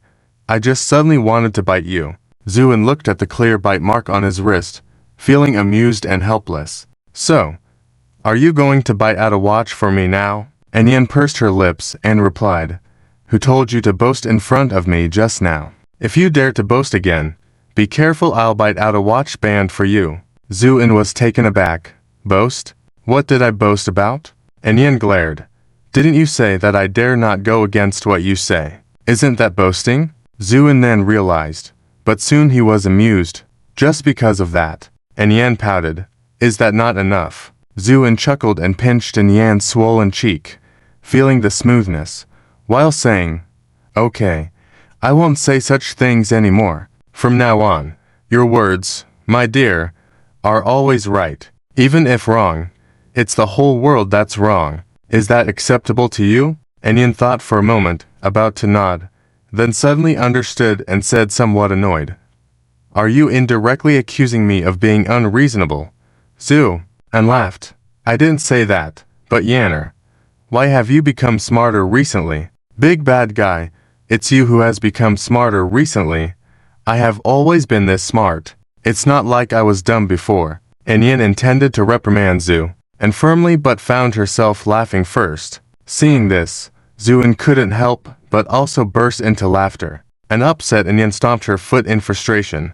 Why can't I stay mad at you? Zuan smiled lightly, then hugged Yan, patting her head gently and said, all right, stop being mad. I know, you are worried about losing face in front of a long-lost friend.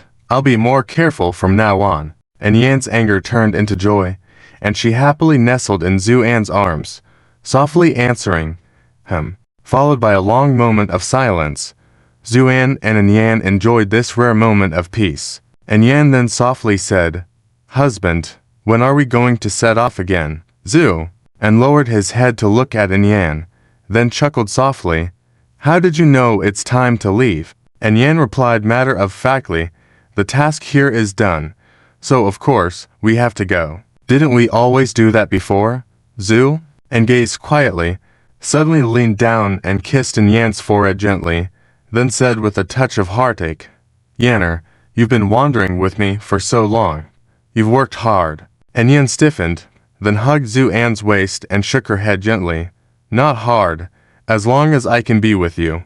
No matter where we go, no matter how far, I won't feel it's hard at all. Warmth filled Zuan's heart as he softly said, I plan to leave tomorrow. So soon. And Yan was surprised. Normally, after completing a task in a world, they would rest for a few days before departing again. This time, Zuan was planning to set off immediately, which naturally caught Yan off guard. Zu, and nodded and then raised his head, looking out the window. His gaze pierced through the layers of the night and into the distant unknown. Then he said calmly, This time is different from before, because it's possible that the Hua clan's divinity is still alive in the hands of the god of hatred. Therefore, we must leave as soon as possible and find a way to rescue them. Hearing Zuan's words, Yan also became serious and nodded heavily. Good. When Chu Xiaoyun heard that Zuan was about to depart for the high god realm soon, she was dumbfounded. My lord, are you really leaving so soon? Zu, and nodded. No time to waste. I will leave tomorrow. But Chu Xiaoyun fell into deep worrying. She did not doubt Zuan's abilities, but as a member of the divine realm, she naturally understood what the high god realm implied. To her, if Zuan wanted to settle the score with the god of hatred in the high god realm, he needed to be adequately prepared. For example, he could wait until he had integrated the entire Tanjiao god realm and the powers of the four realms into a strong force before venturing into the high god realm. This would be the most secure and correct approach. However, Zuan was planning to depart tomorrow, which was beyond Chu Xiaoyun's expectations. Zu, and noticed Chu Xiaoyun's thoughts, but just smiled and said, There's no but. Now that you have completely integrated the cursed god position and your strength is enough to deter this divine realm. As for the high god realm, I don't need your help. Chu Xiaoyun listened and looked at Zuan for a while, then she forced a smile and lowered her head. Understood. As she was about to leave, Zuan suddenly called out to her, My lord, is there anything else? Chu Xiaoyun immediately stopped and asked respectfully. Zuan pondered for a moment. Nothing much. Just remember that you now oversee this divine realm. Make sure to handle the matters of the punishment sea. Chu Xiaoyun was taken aback for a moment, then bowed deeply. Understood. You may go. Zuan waved his hand. Chu Xiaoyun turned and left the high tower. However, as she had not gone far, she felt a strong and resolute aura behind her. Startled, Chu Xiaoyun turned around and looked up. She saw a brilliant sword light rise from the top of the tower, cleaving open the sky. A huge vortex appeared before everyone's eyes. This earth-shattering scene naturally attracted countless gazes. At that moment, a figure flashed, and Zuan had already appeared at the center of the vortex. Zuan looked down at the beings below, gave a faint smile, and stepped into the vortex. Boom! As his figure disappeared into the turbulent flow of time and space, the void shook, and the huge hole instantly closed up. The sky of remorse. As the highest heaven in the divine realm, the abundant spiritual energy here, the complete and firm laws of heaven, even to a level close to terror. Therefore, those who can reside here are all powerful enough to dominate the entire divine realm. Regardless of how powerful a godly supreme being may be, they must show respect to the temple located in the center of the sky of remorse.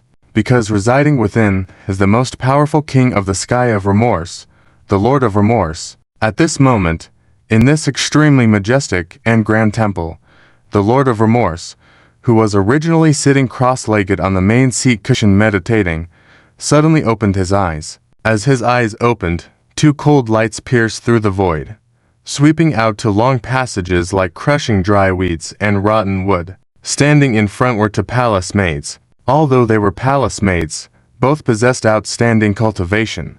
But, as the Lord of Remorse's gaze fell upon them, these two women didn't even have time to scream before they were directly evaporated into nothingness. This scene terrified the numerous attendants in the hall, making them kneel down in fear, shivering, unable to speak. Only then did the Lord of Remorse slowly withdraw the light in his eyes, but his face was filled with a chilling cold and a subtle fear that was not easily detectable.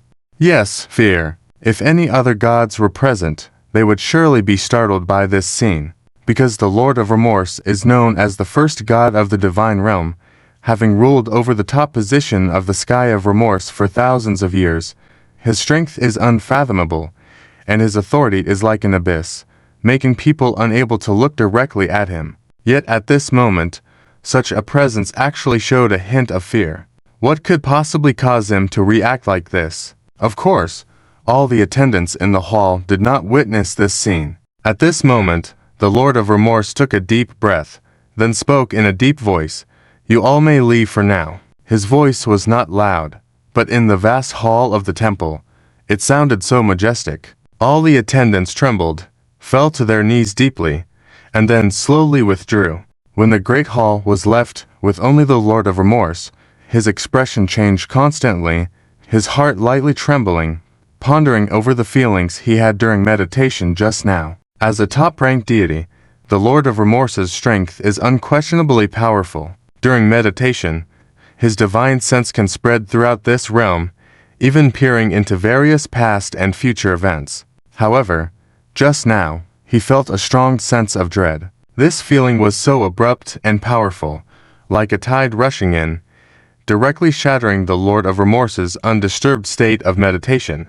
This made the Lord of Remorse, who had originally planned to meditate and cultivate for a long time, suddenly open his eyes. What exactly was that feeling just now? Why did it make me feel afraid? The Lord of Remorse furrowed his brows, more and more puzzled and suspicious in his heart. But he knew that with his current cultivation, this feeling was definitely not groundless. It was a sign that something was about to happen. The more this was the case, the more restless and uneasy he became. Could it be related to that matter? A thought suddenly flashed through the Lord of Remorse's mind, like a thunderbolt from a clear sky, causing him to shudder all over. With this thought, the Lord of Remorse could no longer sit still. His figure flickered, and he disappeared in the temple. Just as things have two sides, the glorious and majestic sky of remorse in the divine realm also possesses a hidden and terrifying aspect. This place is shrouded in ancient black mist, the ground is jagged with cracks, and smoke billows out from within, like an open, terrifying mouth, appearing extremely ferocious and frightening. Occasionally, a terrifying black rain that corrodes bones and souls falls from the sky, strangling any vitality in this world. Yet in this harsh environment, above the ground, within the twisted mountain peaks, giant white bones can be seen. These bones are enormous, but their necks or shoulders are pierced by iron chains that firmly bind them. Still, before their deaths, these bones pointed to the sky in a bizarre posture, as if their indomitable souls were unwilling to surrender, issuing a final roar towards the sky. This is the most secretive and terrifying place in the sky of remorse, the divine prison. At this moment, the black mist in the sky surged, and in an instant, a figure shot out from within, landing on the strange mountain peak in the center of the divine prison. It was the Lord of Remorse. He surveyed the world around him with a cold expression, then began to form complex and bizarre symbols with his hands. With each symbol formed, the entire mountain peak trembled, and the Lord of Remorse's expression became more solemn. It seemed like he was initiating something. As he formed the symbols, a moment later, the entire mountain peak split in half with a rumble, and amidst the pervasive black mist, a deep and narrow path was revealed inside. Seeing this path, a complex expression appeared in the eyes of the Lord of Remorse, a mixture of fear, resentment, but mostly killing intent. This path wasn't too long, but the Lord of Remorse walked slowly. Not only that, an oil lamp had appeared in his hand at some point. The lamp emitted an orange-red light, dispersing the darkness around. Finally, when he reached the end, he saw a layer of black light ripples like water in front of him. The Lord of Remorse hesitated for a moment, then stepped into it. Passing through this layer of light, his eyes suddenly cleared, because what appeared before him was a vast wilderness. There was no sun, not even the sound of disturbed air currents, just a suffocating silence. But in this environment, in the center of the wilderness, stood a dozen towering black towers. These towers were forged from an unknown metal, pitch black and incredibly heavy. Connecting these towers were immensely large chains. These chains converged towards the center, and at the central point was a man, head bowed, bare-chested. This man was tall, but covered in numerous scars, some wounds deep enough to reveal bone.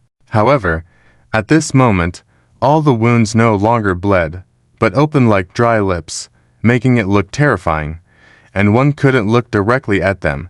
Moreover, the ends of these chains turned into black threads that bound him layer upon layer, rendering him immobile. Seeing everything as it should be, the Lord of Remorse secretly breathed a sigh of relief, then took a step, appearing before the forest of tower chains. Then the Lord of Remorse smiled, but his laughter was filled with ferocity. Erlangchen, long time no see. Another moment of silence. Despite being severely injured and bound by heavy chains, the man's eyes were extremely calm. It was a kind of pure calmness without any emotional fluctuations. Under the gaze of this kind of eyes, the proudly Henshin Chun's heart trembled, and he subconsciously took a half step back. "You are afraid?" The man suddenly spoke. His voice was indifferent, but with a hint of mockery. Li Henshin Chun's face darkened, snorted coldly, "Afraid? What a joke! I am the mighty heavenly lord. How could I be afraid? It's actually you." Li Henshin Jun looked the man up and down. "Yongjian, enduring such long solitude, you haven't gone crazy, but instead have remained lucid. Truly admirable." Yet Yongjian completely ignored his mockery in words, still looking quietly, until after a moment, a faint hint of a smile appeared on his lips. "I can sense that you are indeed afraid." With those words, Li Henshin Chun's expression changed. A hint of anger flashed in his eyes, and then he waved his hand. Suddenly, golden runes appeared on the bodies of the dozen or so tall towers, and then these massive chains began to creak and turn. In no time, these chains had tightened, pulling apart all of Yongjian's limbs, and then these chains continued to turn bit by bit. A sharp and grating sound came, the sound of Yongjian's bones being pulled apart by tremendous force. Even his skin had been torn apart, blood flowing profusely under this immense agony. But faced with this kind of excruciating pain enough to drive an ordinary person mad, Yongjian did not even furrow his brow, still coldly staring at Li Henshin Jun. This extreme calm gaze made Li Henshin Chun's eyelids twitch, and he couldn't help but sneer.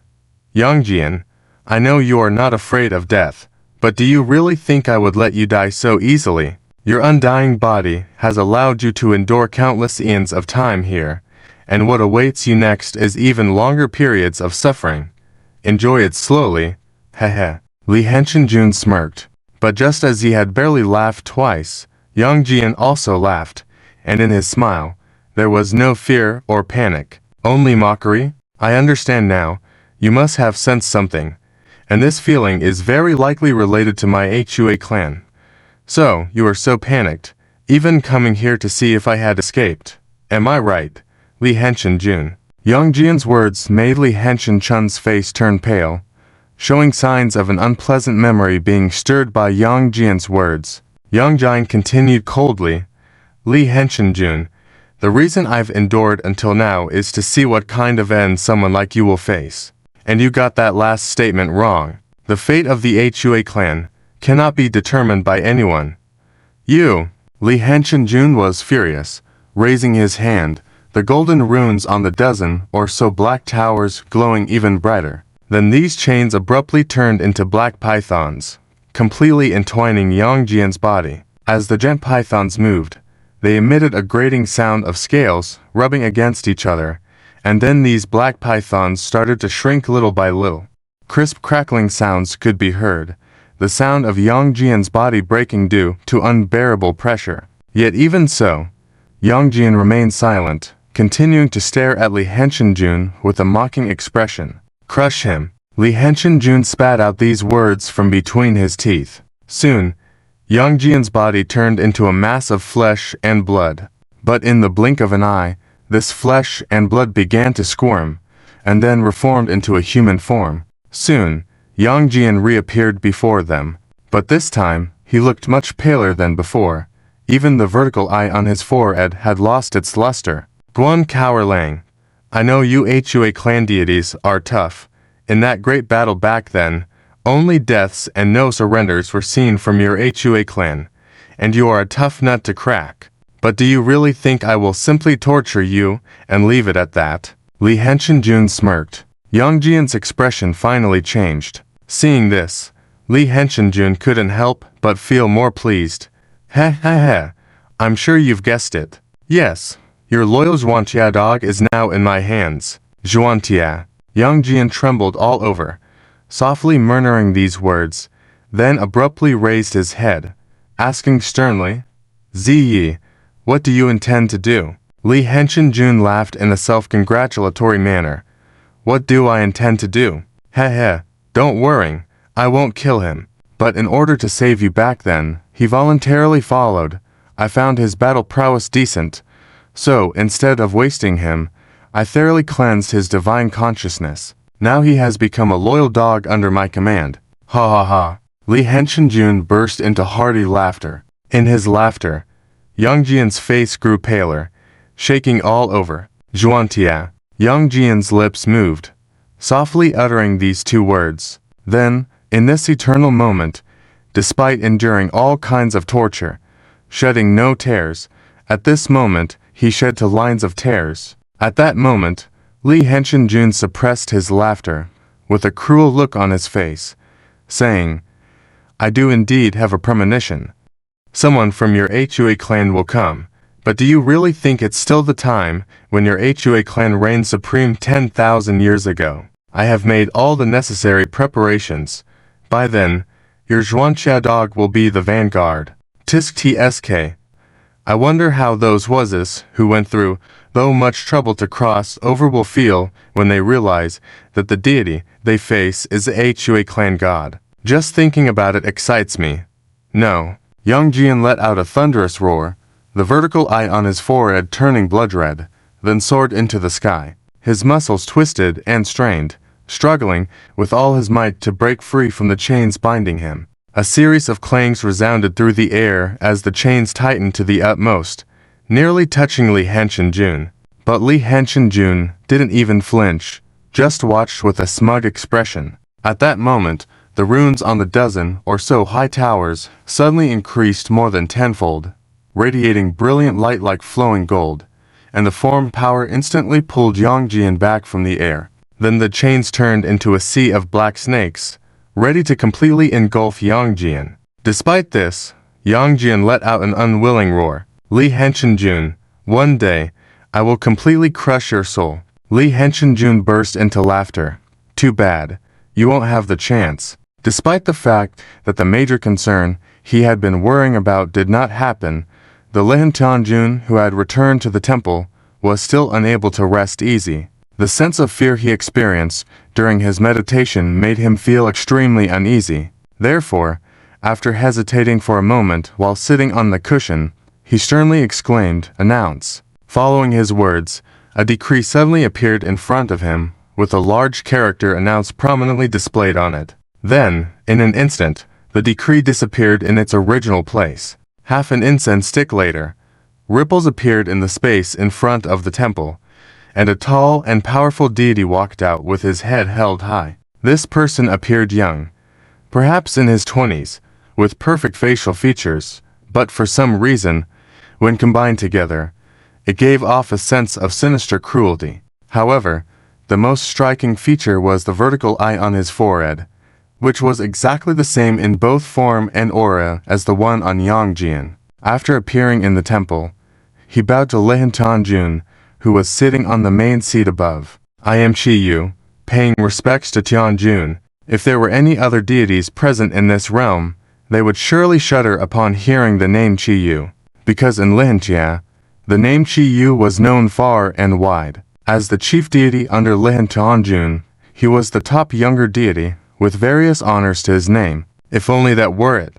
The key was that Qi Yu was violent and ruthless. Once he made a move, he wouldn't stop until he had completely eradicated his target. Over time, Qi Yu had built a fearsome reputation in Lihanjia, striking fear into anyone who spoke of him. At this moment, Lin Tianjun looked down at the top-tier deity he had personally created and nodded in satisfaction. "How are things outside recently?" In response to Tianjun, "Everything is normal outside, and everyone submits to the radiance of your divinity." Qi Yu respectfully replied. "Have any strange individuals appeared?" Lin Tianjun was still somewhat worried and couldn't help but inquire further. Qi Yu was momentarily unsure why Lin Tianjun was asking this, but he quickly shook his head. "No strange individuals have appeared. I have been patrolling in various regions during this time.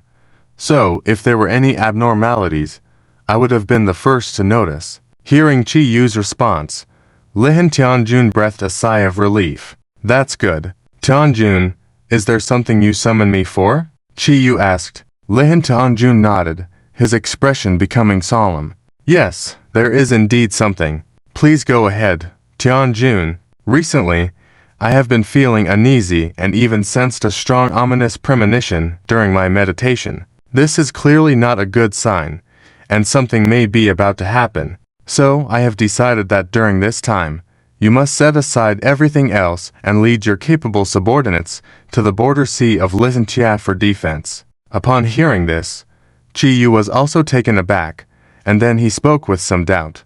"Tianjun, is it necessary to mobilize in such force? Even if someone comes, I can directly eradicate them. Why do we need to put aside other matters and go there for defense?" The border sea referred to here is the place where Lihanjia borders other worlds. It can be said that to enter Lihanjia, one must pass through the border sea. However, due to the complete laws of the heavens and the strict defense formation, there have been no reports of anyone daring to forcibly breach it in ancient times. So normally, there are no guards stationed for defense there. But Lin Tianjun shook his head. "You don't understand. I suspect that this matter may be related to the Hua clan." The Hua clan. Upon hearing this name, Qi Yu's expression also changed. As the absolute confidant of Lin Tianjun, he naturally understood the significance of the Hua clan. However, he soon smiled slyly. If an ignorant member of the Hua clan really comes, that would be a good thing.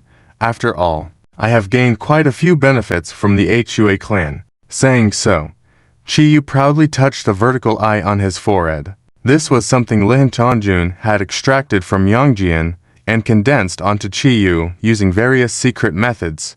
greatly enhancing Chiyu's strength and making him naturally reluctant to give it up. In any case, this matter is of great importance. It is better to make a mistake than to let it go, Lin Tianjun said in a low voice. Chiyu clasped his hands.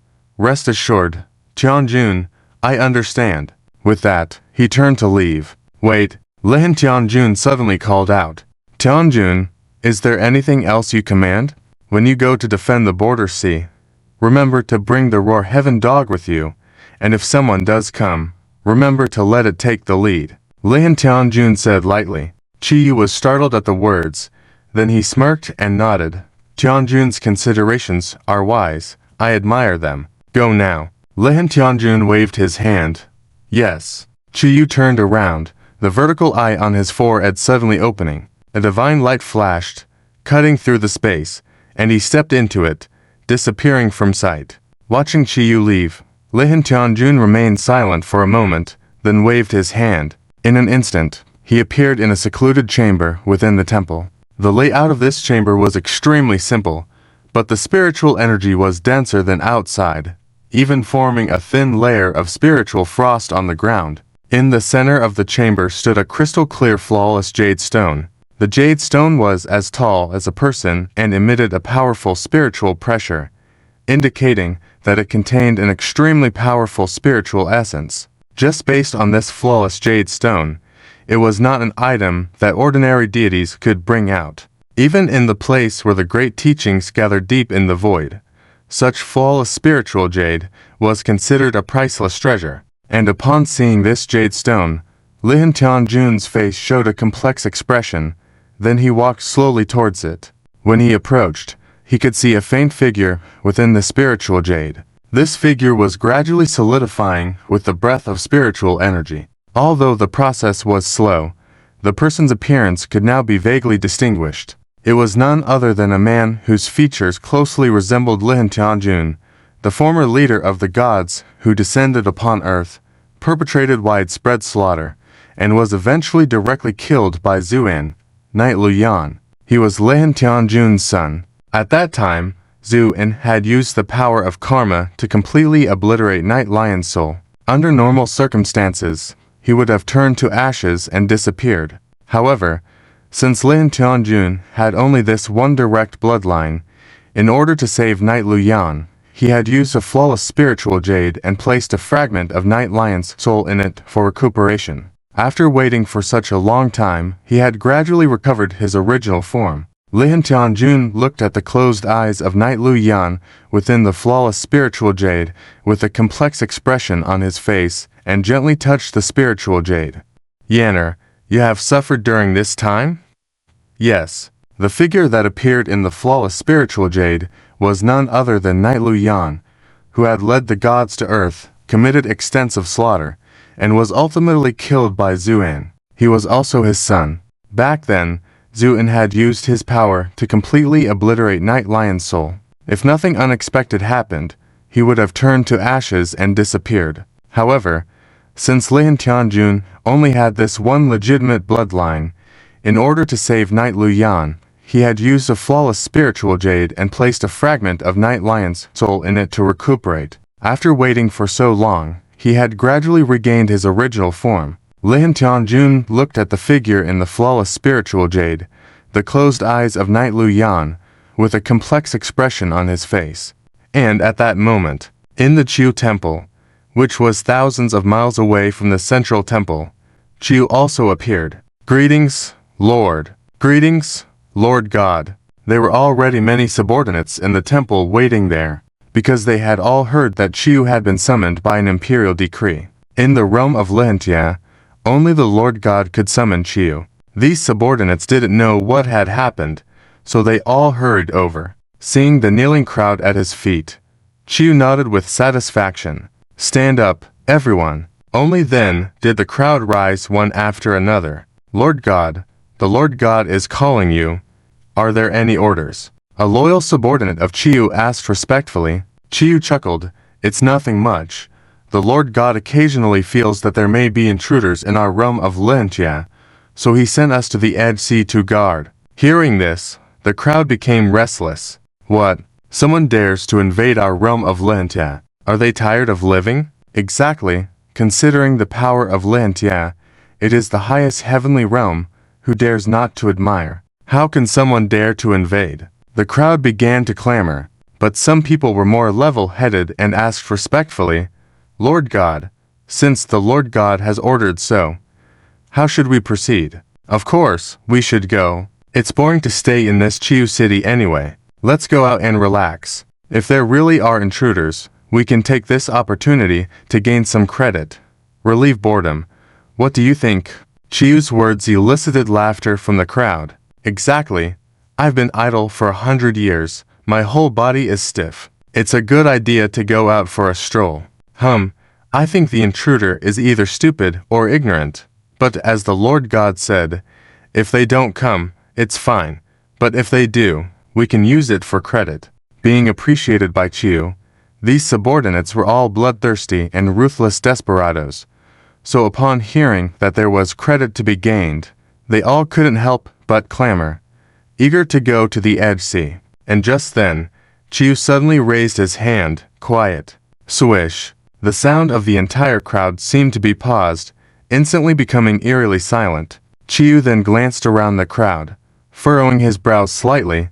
Where's Zhaoshan? When they heard the name Zhaoshan, the expressions of the people in the hall became somewhat strange. Some exchanged glances, and then one of them stepped forward, respectfully saying, Lord God, Zhaoshan is an outsider who has submitted and does not have the qualification to participate in our gathering, so he was not notified. Nonsense. Chiu suddenly became furious, and with his words, the person who spoke had his head explode into pieces. But the headless corpse didn't fall, instead tremblingly bowed to Chiu. Not only this person, but everyone in the hall also bent their bodies, not daring to have any movement, because Chiu was notorious for his capriciousness and ruthlessness. Who would dare to provoke him? Zhaoshan is a strong man personally rewarded to me by the Lord God. How dare you treat him so lightly? Quickly, bring him in. Hearing Chiu's words, many people's eyes flashed with curiosity. They seemed to not understand what Lord Chiu was planning to do. But his words were a command. In just the time it took to drink a cup of tea, the sound of footsteps approached, and then a white-clad young general walked in from outside the hall. This young general looked to be only 18 or 19 years old, clad in white armor as pure as snow, his handsome face showing exceptional features, especially his raised sword brows, hair combed back, and his phoenix eyes gave off a unique charm. However, at this moment, his eyes were dull, devoid of any vitality. His movements were extremely stiff, resembling a puppet. The newcomer was Zhaoshan, the god dog.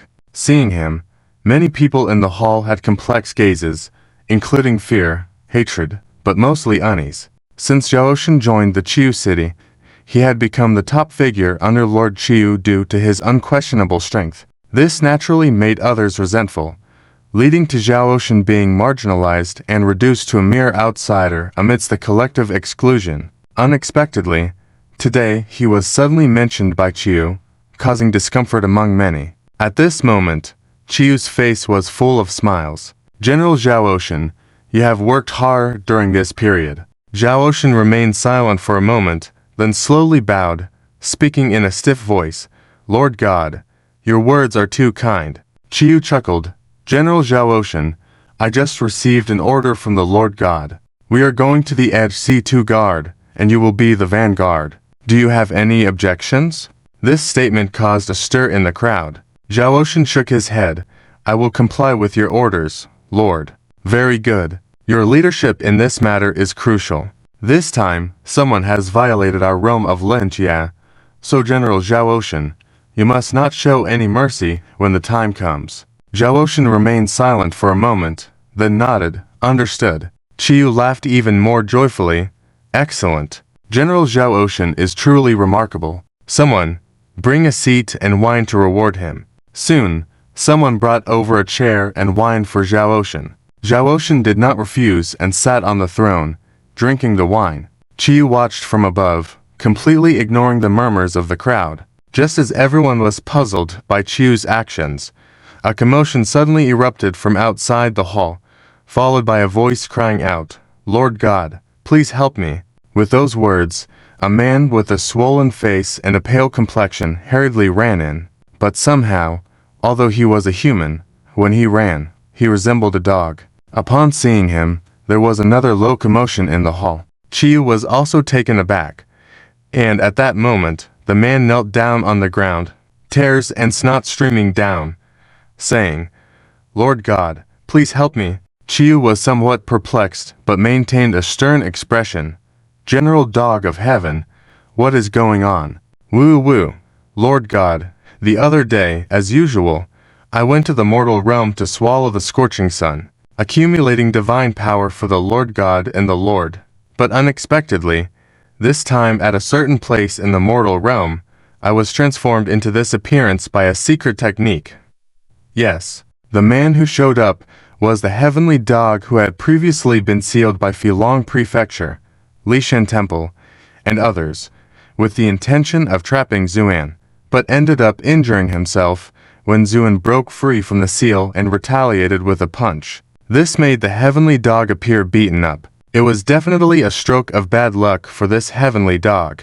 Initially, he went to absorb the scorching sun as usual, but out of a sudden impulse, his divine power was taken away by Filong Prefecture and Lishan Temple. If that was the end of it, it would be fine. But unexpectedly, he encountered the unreasonable Zuan. Therefore, under a rebound, the heavenly dog was seriously injured. Hence, he came back to seek help. After listening to the story, everyone couldn't help but feel a mix of laughter and sorrow. "General Shen, why is this outsider here?" Tiagu asked angrily. Chiyu grinned. "I forgot to tell you, Lord Tia assigned General Zitia as the vanguard for this mission." "What?" Tiagu's expression changed. Being both part of the K9 tribe, Tiagu harbored animosity towards Zitia since his arrival in Chiyu City, doing everything possible to sideline him. Although he had achieved his goal, he never expected that this time Zitia had been personally appointed by Lord Chia. This naturally filled Tiagu with resentment and jealousy. He could only lower his head and dare not say anything more, but his eyes were full of defiance. "All right, pack up, we're leaving immediately?" "Yes," everyone responded thunderously. In a moment, Chiyu City shimmered with light as they headed towards the distant Edge Sea. Despite being called the Edge Sea, there was no ocean here. Instead, it was a vast wilderness shrouded in chaotic mist. Anyone who entered would be torn apart by the fragmented spatial forces inside. However, this place was not barren. On the contrary, it was surprisingly prosperous. Despite the power of Lordly Hentia, there needed to be communication with the outside world. Therefore, Lord Li Hentia specifically issued a mandate that those possessing it could travel back and forth in the Edge Sea. In essence, these individuals were officially recognized traders. They transported the unique ores produced by Li Hentier and brought back special products from the outside world. This bustling trade route made the city prosperous. Where there is commerce, there are cities. The Edge City was no exception.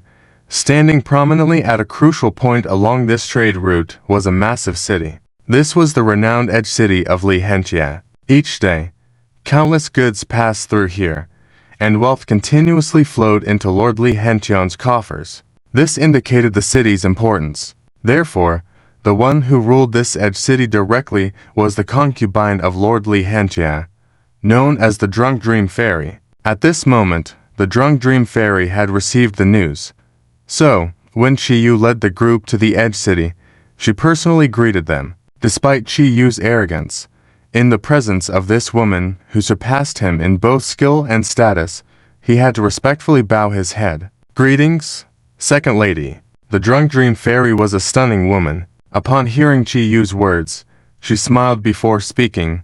"General Shen, you are too polite. I am very pleased that you have come to garrison by Lord Chan's command. Please, come in."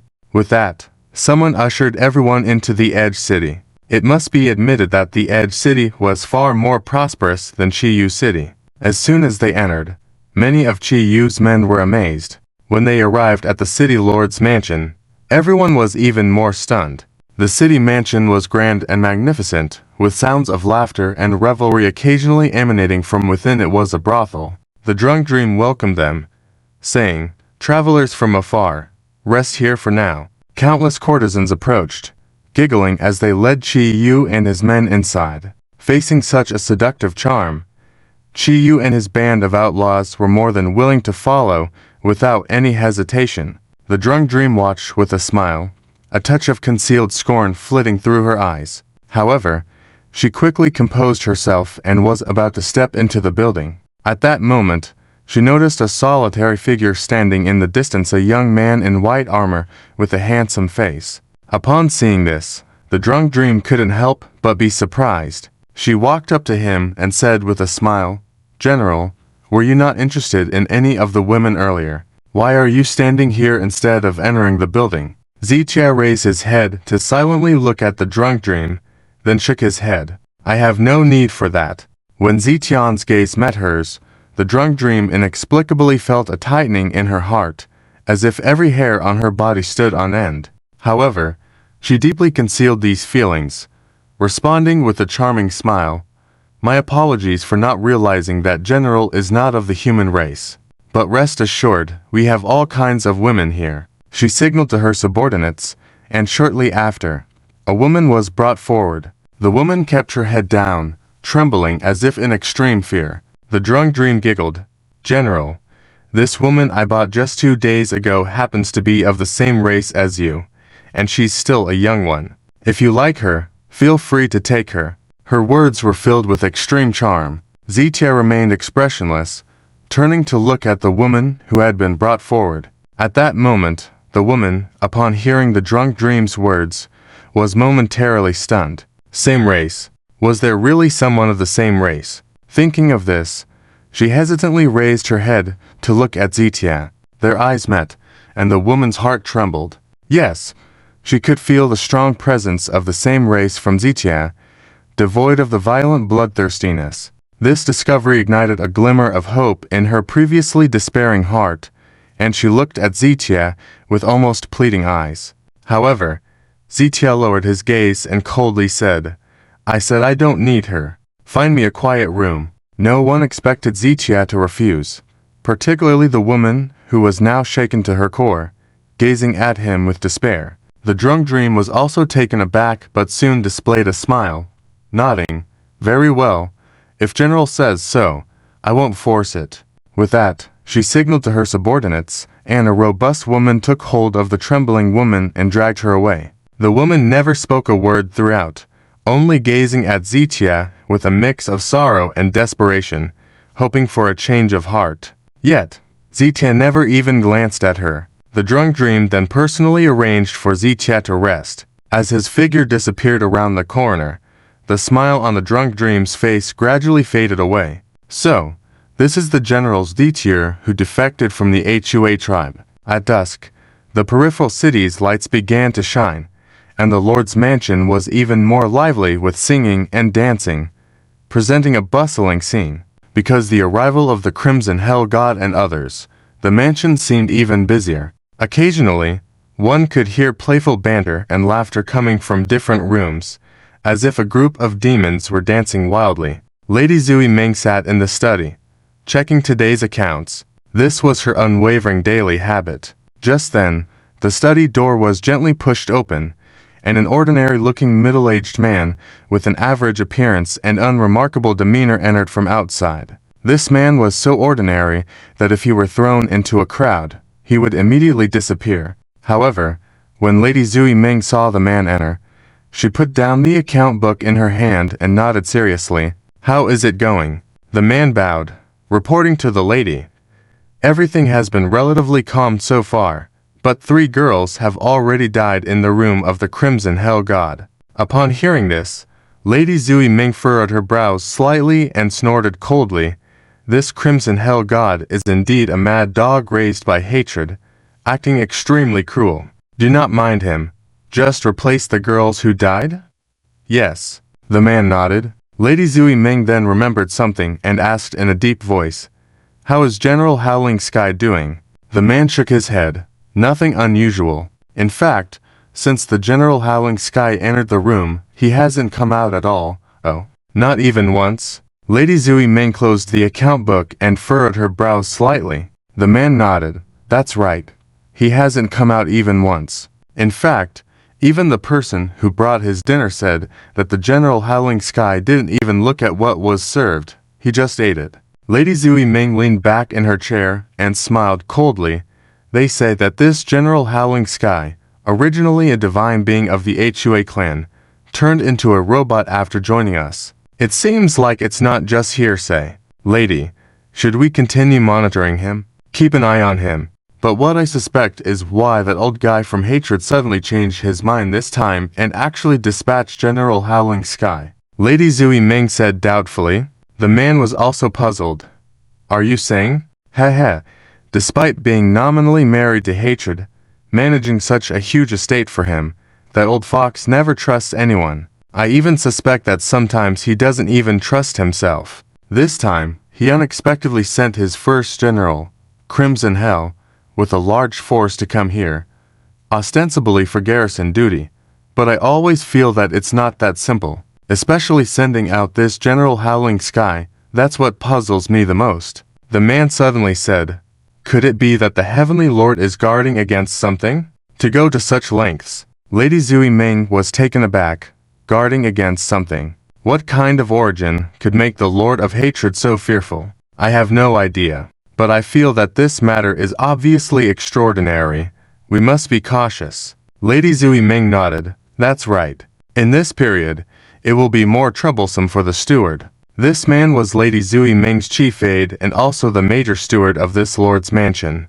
Yuren. Lady is too kind. After saying that, Yuren, the steward, left. Lady Zui Ming leaned back heavily in her chair.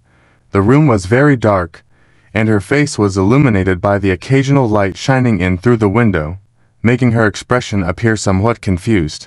At this moment, Lady Zui Ming was indeed perplexed, because at this moment, she was pondering the words Yuren had just said. Who exactly could make the Lord of Hatred so fearful, even sending so many people here for garrison duty? While Lady Zui Ming was pondering this in confusion, in a secluded courtyard of the Lord's mansion, General Howling Sky was slowly drinking alone in the room. The wine was good, the food was good, but in the eyes of General Howling Sky, no matter what it was, as long as it could be eaten, it was all the same. Just like at this moment, his posture while eating was almost standard. Eat a few mouthfuls with chopsticks, then take a sip of wine. And not only was his posture standard, even the rhythm and frequency were almost consistent. After watching for a long time, you would feel that he was not a living being sitting there, but a robot made up of precision machinery. However, just as General Howling Sky was drinking alone in the room, a sudden urgent knocking on the courtyard door was heard from outside. The sound was urgent, indicating that the person knocking on the door was also in a hurry. General Howling Sky, however, showed no extra expression. He slowly put down the chopsticks, then almost mechanically turned and left the room, coming to the courtyard door. As soon as the courtyard door opened, a figure directly threw itself into the arms of General Howling Sky. Along with it was a woman's fragrance. It turned out to be the woman whom Lady Zui Ming had intended to introduce to General Howling Sky. However, at this moment, this woman was trembling all over, leaning in General Howling Sky's embrace, and tremblingly said, "Help me." But General Howling Sky, holding the delicate beauty in his arms, didn't even blink his eyes, and his hands were still in the position of opening the door, without any extra movement. The woman pleaded almost desperately again, "Sir, I beg you to save me. Someone is chasing me from behind." Just then, a creepy laughter rang out in the distance. "Beauty, you can't run away. You'd better surrender to this lord now." With that, a figure rushed towards them, and when he stood still, it was none other than the Dog of Heaven General. However, when he saw the woman he was chasing rushing into General Howling Sky's arms, his original smile instantly disappeared, replaced by a strong sense of hatred and resentment. "All right, no wonder you ran so fast. It turns out you brought reinforcements here. But do you think, with this wooden stick, You can stop me. The dog of heaven pointed at General Howling Sky, his face full of arrogance. After coming here, he had already enjoyed himself, but when he went out to see if there were any interesting new things, he suddenly saw this woman.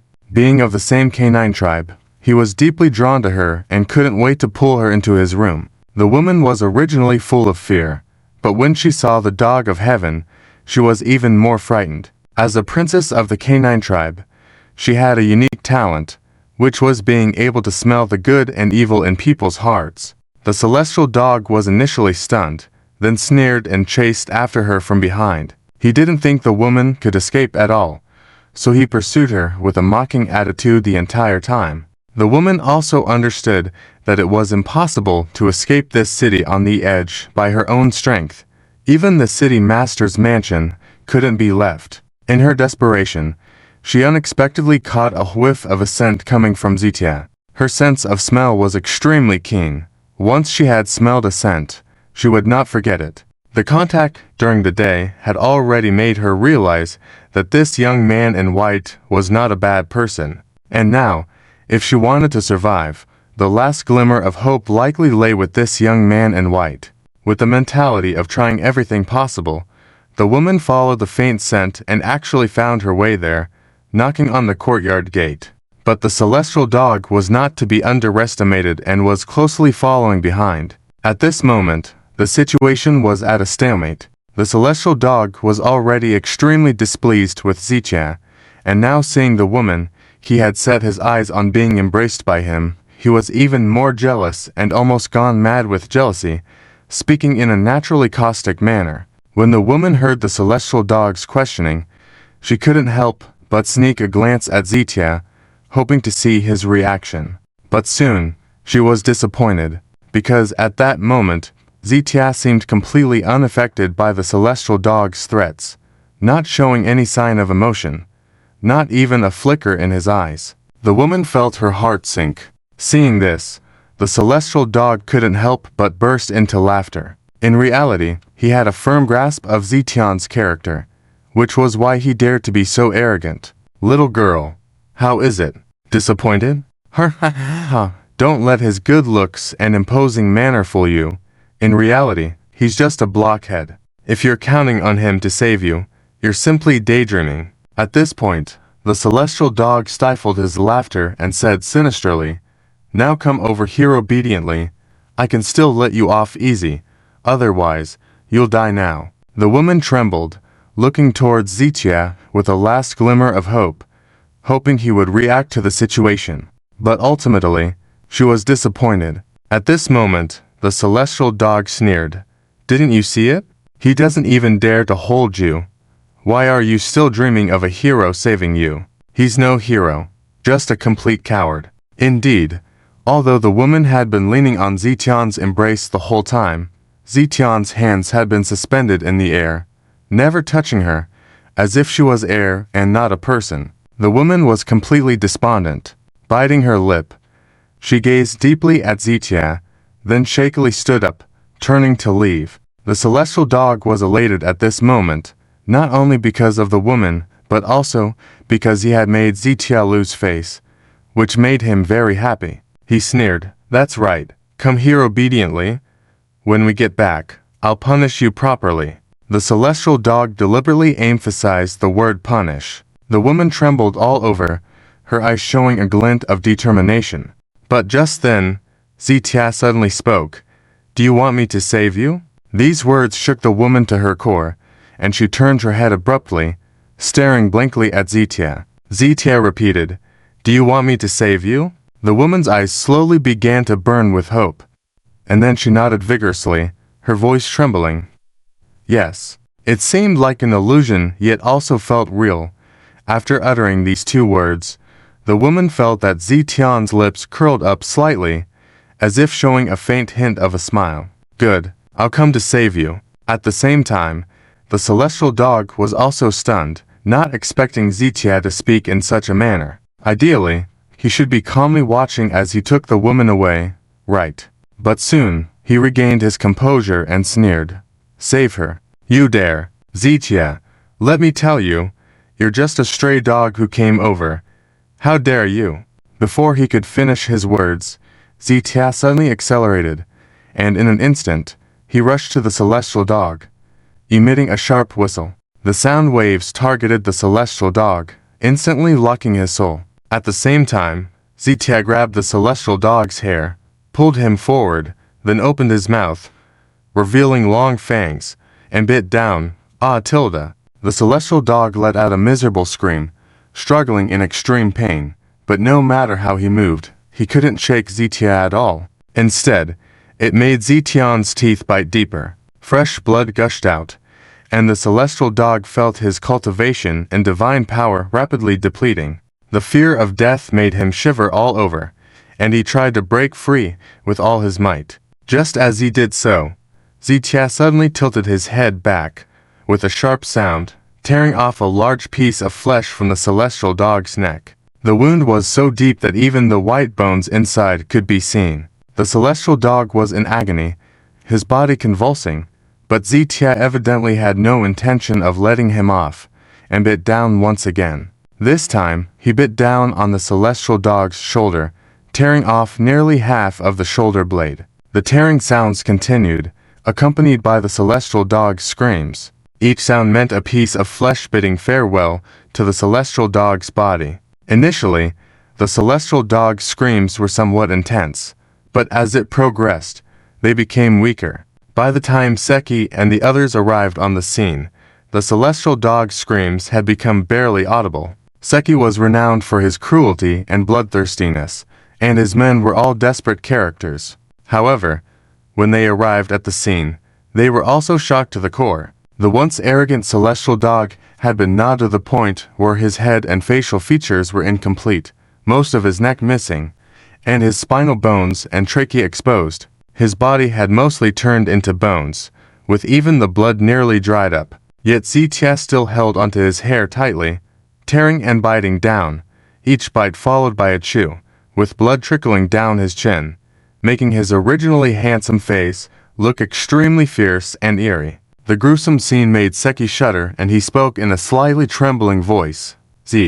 General Tia, stop now. As he spoke, Tia let go of his hand. Bang! The celestial dog fell to the ground like a dead dog, without even a flinch, clearly heavily injured. At the same time, Lady Zuan and the others, who were also startled by the cries, rushed over, equally shocked by the pitiful sight of the celestial dog on the ground. At this moment, Chiu swallowed a mouthful of saliva dryly and asked, General Zhaoshan, what is going on? Zhaoshan just smiled at the question. It's nothing. She just wanted me to do her a favor. With that, Zhaoshan pointed to the woman in the distance. Everyone's gaze gathered on this woman, making her tremble all over, almost collapsing. But even so, she nodded softly. General Zhaoshan is right. It was me who asked him to help me. Seeing this woman, Lady Zuameng's eyes lit up slightly. Then she asked in a deep voice, what exactly happened? The woman tremblingly recounted the events. After hearing it, Chiu and the others had somber expressions. As divine beings, fighting over a woman was truly shameful if it were to get out. However, Zhaoshan's actions couldn't be said to be wrong. After all, it was the celestial dog that provoked first. Therefore, after a moment of contemplation, Chiu, with an expression of eating shit, could only say helplessly, first, take the celestial dog general back. With that, he turned and left in anger. His men lifted the celestial dog from the ground, sneaking a glance at Zhaoshan before hastily leaving as well. Only Lady Zuameng was left looking at Zhaoshan with a playful expression. Then she said with a smile, General Zhaoshan, truly formidable. Considering this celestial dog's strength, you managed to subdue him without him retaliating. If we had arrived any later, he might indeed have died. Zhaoshan showed no sign of pride, just quietly gazing at Lady Zuameng. After a moment, he said calmly, with his bloodline, being known as a celestial dog is only bringing shame to our canine clan. With that, without even looking at Lady Zuameng's expression, he turned and walked back inside the house. Lady Zuameng stood in place, watching Zhaoshan's retreating figure with interest. Then she glanced deeply at the woman standing at the door, before turning and leaving as well. In an instant, only the woman was left standing at the courtyard gate. After standing in a daze for a moment, she suddenly gritted her teeth, turned, and walked into the courtyard, closing the gate from the inside. At this time, Zhao had already returned to the hall to continue drinking, eating a few bites of food, drinking a cup of wine. Even the frequency and rhythm remained unchanged. If it weren't for the blood stains on his body indicating something had just happened, it might make one feel like everything that just occurred was merely a dream. The woman stood in the courtyard for a while, then silently approached Zhao, saying softly, "Sir, thank you." As expected, there was no response. She stood beside him, yet Zhao didn't even lift an eyelid, treating her as if she were invisible. Seeing this, the woman gritted her teeth, then spoke in a low voice, "Sir, I am the princess of the Jade Canine clan.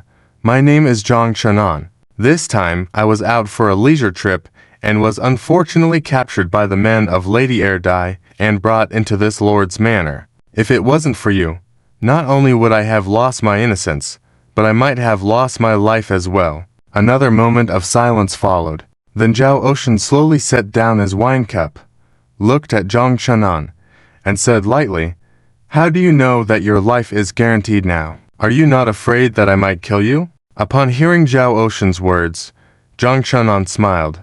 "Sir, I have a somewhat useless innate ability that allows me to see through the good and evil in people at a glance. So, when I first saw you, I knew you were a good person." "A good person, heh." Zhao chuckled lightly, then suddenly dashed from his seat, grabbed Zhang Chenan by the hair, revealing his fierce fangs as he pressed them against Zhang Zunan's slender neck. Zhang Chenan could even feel the chilling sensation emanating from his sharp teeth, causing her muscles to stiffen.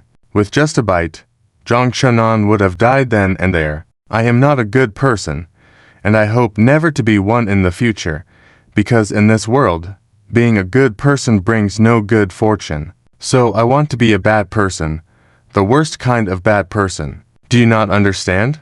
Zhao growled menacingly. Zhang Chenan was terrified by Zhao almost crazy eyes, her face turning pale in an instant.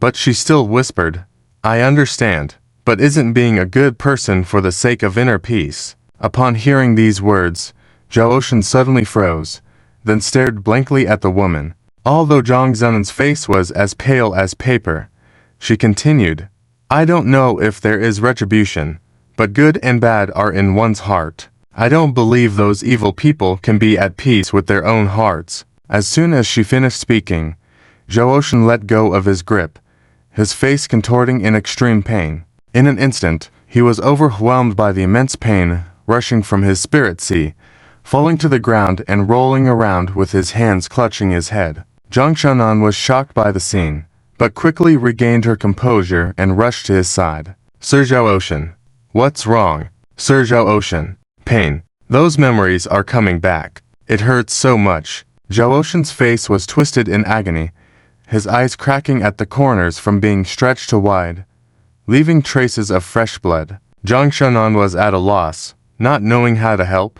Zhao became increasingly frantic, his eyes revealing countless complex lights, indicating his spirit was on the verge of collapse. Zhang Chenan grit her teeth and hugged Zhao head, placing her face against his forehead, softly saying, "Don't be afraid, I'm here. Don't be afraid, everything will be okay." Initially, Zhao resisted Zhang Zunan's embrace, but gradually, her comfort seemed to have an effect. Zhao demeanor gradually relaxed, the madness fading from his face, until he closed his eyes and fell asleep.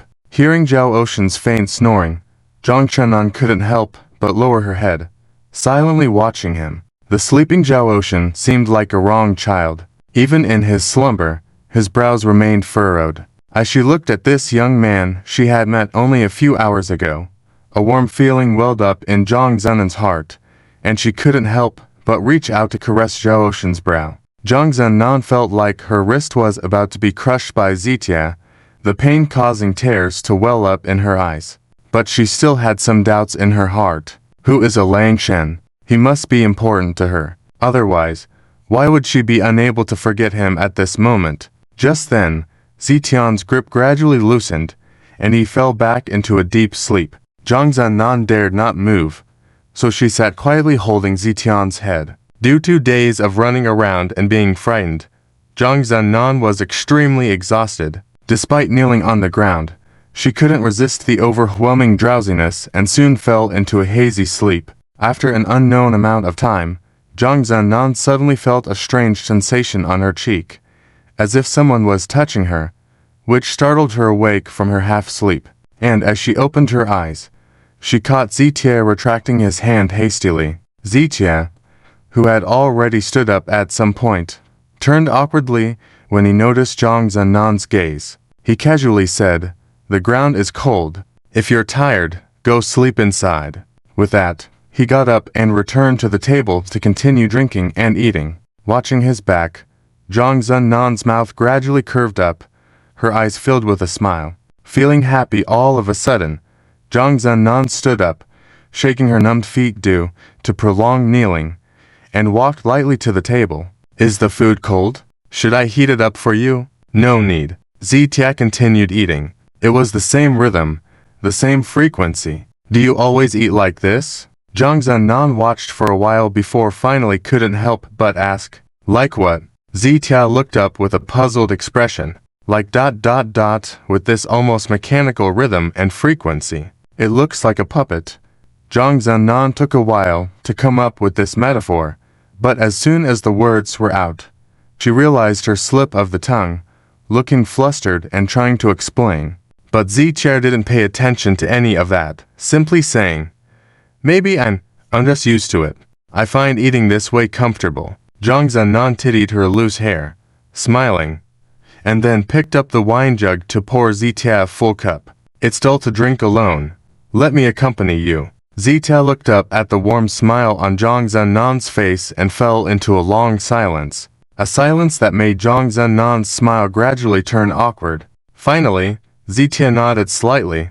"All right." The smile in Zhang Zhennan's eyes deepened as she sat obediently next to Zitia, pouring wine and serving food for him. The wine was smooth and refreshing, sliding down the throat like a fiery line, clearly good liquor. At least Zhang Zhennan's cheeks flushed after drinking a cup. She watched Zitia drink cup after cup as if he were drinking water, and asked, "Won't you get drunk drinking like this?" "Drunk?" Zitia paused, then shook his head. "I have never been drunk since the day I can remember, and I do want to get drunk, but I just can't." His voice trailed off, sounding somewhat despondent. Zhang Zhennan's heart squeezed at his words, suddenly feeling the urge to hug this white-robed young man who seemed burdened with enough to crush one's spirit. Just then, Zitia lifted his head, looking at Zhang Zhennan with a solemn expression. "I'm sorry for what happened earlier." "Sorry." Zhang Zhennan was taken aback for a moment,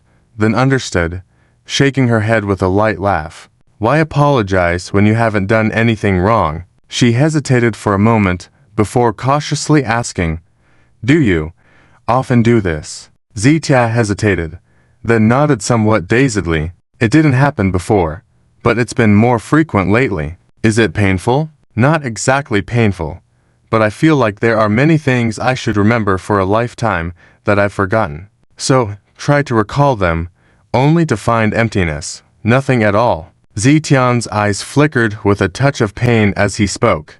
"But in your dreams, you seem to be remembering someone named Alangshen, a name you keep mentioning," Zhang Zhennan said. "Alangshen," Zitian murmured softly to himself a few times, then lowered his head with a pained expression. "I can't remember anymore. Nothing at all. I only vaguely remember a man with a high bridged nose smiling at me." "A man with a high bridged nose." Zhang Zhennan remembered the chi you wore god she met today. "Is he the man from today?"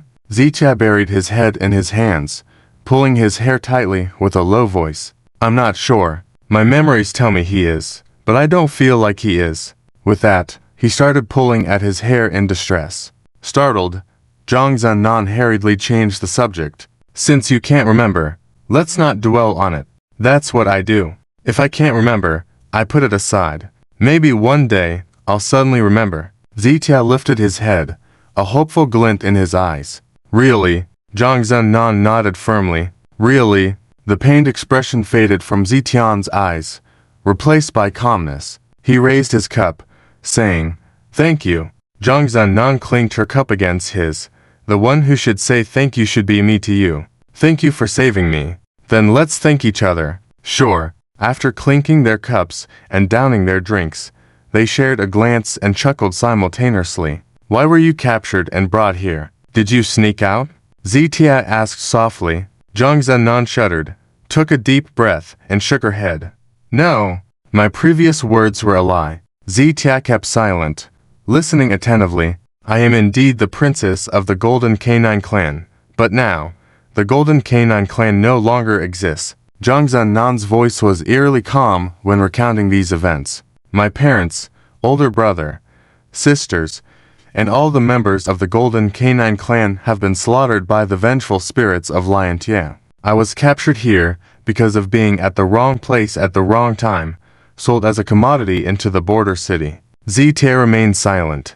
Then, Zhang Zhennan suddenly looked up. Although her voice was steady, tears streamed down her face. "That's why I want to live, even if it means living humbly. I want to personally kill those enemies. Am I foolish for thinking like this?" Zitia gazed at Zhang Zhennan, then earnestly shook his head.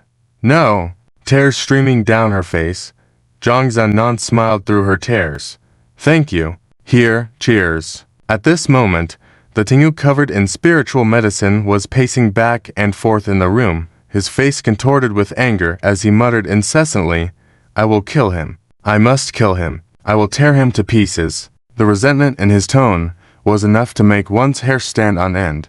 The lazy Akago lounged on the recliner, with two beautiful women beside him carefully massaging his legs. Upon hearing the Tang's words, he chuckled. "All right. I know you hate that howling sky so much, but you cannot touch him now." "Why?" The Tengu raised his head, his eyes turning blood red. "It's simple. He still has uses. Moreover, Lord Tianchun's orders are clear. He's to lead this mission. So, we must follow without question. Understand?" Hearing Lord Tianchun's orders, the Tang's arrogance immediately subsided, but he still grumbled. "What if the person we're waiting for doesn't show up on time? Will I still not be able to touch him?" Akago chuckled slyly. "Don't worry. If Lord Tianchun said someone will come, then someone will come. When the time comes, we'll use up Howling Sky's usefulness, and you can do as you please with him. How does that sound?" The Tang's anger turned to joy, bowing respectfully to Akago. "Thank you, Lord Commander. But Lord Commander, who are we waiting for this time? Why does even Lord Tianchun fear this person so much, to the extent of dispatching us here?" Another person in the room asked. "Indeed, not to mention the Edge City's defenses themselves. Even the layers of defensive formations in the Edge Sea are formidable. Besides, there are many fragmented spatial fissures there. Without Lord Tianchun's orders or a map, even powerful individuals would perish if they entered." "That's right. Edge City has stood here for thousands of years, and even Madama has guarded it for thousands of years without any flaws. Why would there suddenly be such a mobilization to send us here?" These discussions led to a pause, and Akago lounged leisurely on the recliner until the murmurs subsided. He then chuckled. "You all think too simply. Lord Tianchun's cultivation is astonishing. He can even glimpse fate. Do you think his decisions can be wrong? There will definitely be a strong individual coming this time. Furthermore," Akago paused, "even if no strong individual arrives, the motive behind Lord Tianchun's dispatching us here becomes even more intriguing." Although casually spoken, the atmosphere in the room froze, and the faces of those present became serious. Those who had reached their current positions weren't fools, despite their bloodthirsty nature and being known as outlaws. The more so, the clearer their minds had to remain, otherwise, they wouldn't have lasted this long. Therefore, upon hearing Akago's words, they immediately understood the situation. If they weren't here to deal with invading enemies, Lord Tianchun's target might likely be Madama. This thought sent shivers down many people's spines, making their hair stand on end. Amidst the silence, Akago lowered his head to look at the two women who were massaging his legs earlier. Grinning, Did you all hear what I just said? The two women's faces paled at his words and hastily shook their heads. Sir, we have no idea what you meant. Akago grinned. Is that so? Good then, come here, massage my shoulders. The two women trembled all over, their faces as white as paper, but they dared not defy Akago's command and nervously climbed onto the recliner. As they were about to reach out to massage Akago, he suddenly grabbed their heads with his hands, and with a loud sound, he crushed their heads. Blood mixed with brain matter splattered on the floor as the lifeless bodies of the women fell to the ground. In the face of this gruesome scene, the people in the room weren't afraid. Instead, they all excitedly cheered. Akago licked the blood on his fingers, laughing strangely.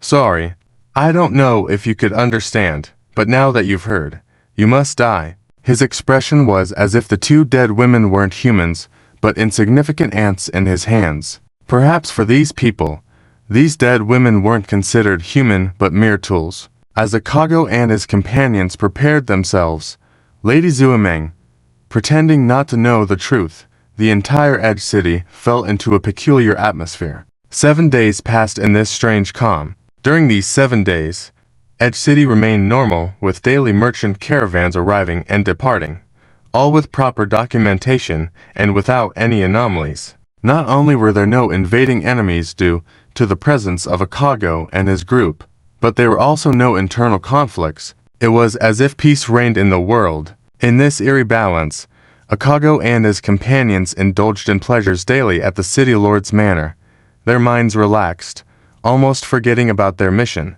Lady Zuameng, on the other hand, no longer cared for Akago and his companions as she did at the beginning. She secluded herself, leaving most matters to the steward Yurin. In such a situation, only Howling Sky's life was peaceful. Zhang Xinan had been tacitly accepted by everyone as Howling Sky's woman, and no one bothered them. Zhang Xinan also accepted this rumor, spending her days cleaning the courtyard or preparing meals for Howling Sky. Their relationship gradually grew warmer. However, Howling Sky was a rigid person, so their interactions only consisted of occasional eye contact, exchanging smiles, which brought them great joy. In this warm atmosphere, Howling Sky's headaches were greatly relieved, and his smile increased over time. Zhang Xinan couldn't help but think that if they let go of all hatred and continued to live a simple life together, it wouldn't be a bad thing. But just as everyone relaxed, one day, outside Edge City in the wilderness shrouded in mist, numerous figures appeared. As they emerged from the mist, they revealed a large merchant caravan carrying a vast amount of goods. The faces of everyone in the caravan showed signs of weariness, but upon seeing Edge City in the distance, they all smiled with joy. The most arduous part of their journey was now behind them, and what awaited them was a leisurely and comfortable life. Among the crowd, a man in a black cloak lifted his hood to reveal a near-perfect and handsome face. Yes, the one appearing under the city at this moment is indeed Zuan. Initially, he followed the map left by the god of the sun to chase after Lihantia. However, upon arriving at Lihantia, he was unexpectedly blocked by the layers of tight defensive formations. In fact, no matter how strong the defensive formations were, to Zuan, it was just a difference of a punch or two. However, Zuan did not act rashly because he believed that forcibly breaking through would only alert the enemy. After all, his purpose in coming this time was not just to eliminate Lihantia, but more importantly, to rescue the divine spirits of the Hui clan who were imprisoned by him. If the enemy was alerted, who knows if Lihantia would act impulsively when cornered. Then, it would be too late for regrets. With this thought in mind, Zuan did not force his way in, but pondered how to bypass the defense formations and sneak in quietly. Coincidentally, at that moment, Zuan encountered this caravan that had traveled a long distance. It is important to note that the divine realm is vast, with various layers. Lihantia is considered the highest realm of the divine realm. However, no matter how high level it is not an isolated island. It also needs to be connected to the outside world. Therefore, these merchants shuttling between different levels of the divine realm have emerged. For example, When Zuan first entered the divine realm and encountered Zhuo Yangyang and others in the Sea of Divine Punishment, they were also engaged in merchant activities. Of course, Zhuo's family scale cannot be compared to the caravan Zuan encountered. Just the vast amount of goods they carried was enough to prove the strength of this caravan. After the chance encounter, Zuan concealed his identity and pretended to be a lost lone merchant who had lost most of his goods and money and successfully infiltrated this caravan without much effort, bypassing the defensive formations and crossing the border of the sea. As for why it went so smoothly Zu, after we enter the city, what do you plan to do? A cold female voice came from behind Zuan. Zuan turned to see a young woman in her 20s, fair and beautiful, riding on a divine exotic beast, slowly approaching him with a concerned look on her face. Zuan smiled slightly at the sight. Thank you for your concern, Miss Yan. After entering the city, I plan to see if there are any suitable goods available, and then plan the next step. Zuan is currently disguised as a wandering merchant who lost most of his capital and goods due to being lost, so this statement naturally sounded reasonable. After listening, Miss Yan nodded. That seems like a prudent plan, but Li Hentia, the highest realm of the divine realm, and the products produced there are all extraordinary. With your strength, it may be difficult to find suitable goods. This statement was subtle, but implied that Zuan may not be able to afford the products from Li Hentia. Zuan just smiled at this. Let's see.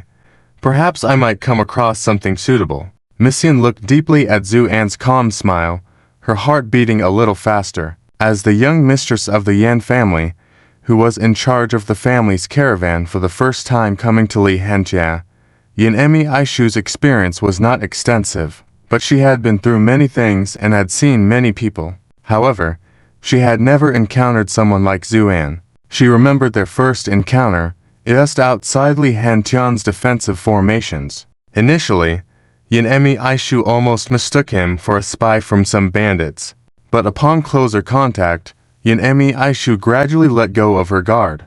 She had seen lone merchants before, usually those desperate outlaws who risked their lives to make money and had nothing special. However, after observing Zuan for a few days, Yanemi Aishu couldn't help but be intensely curious about him. She noticed that despite Zuan's low-key demeanor, there was a natural aura of elegance in his every move. This aura made him stand out even when he was hiding in the crowd.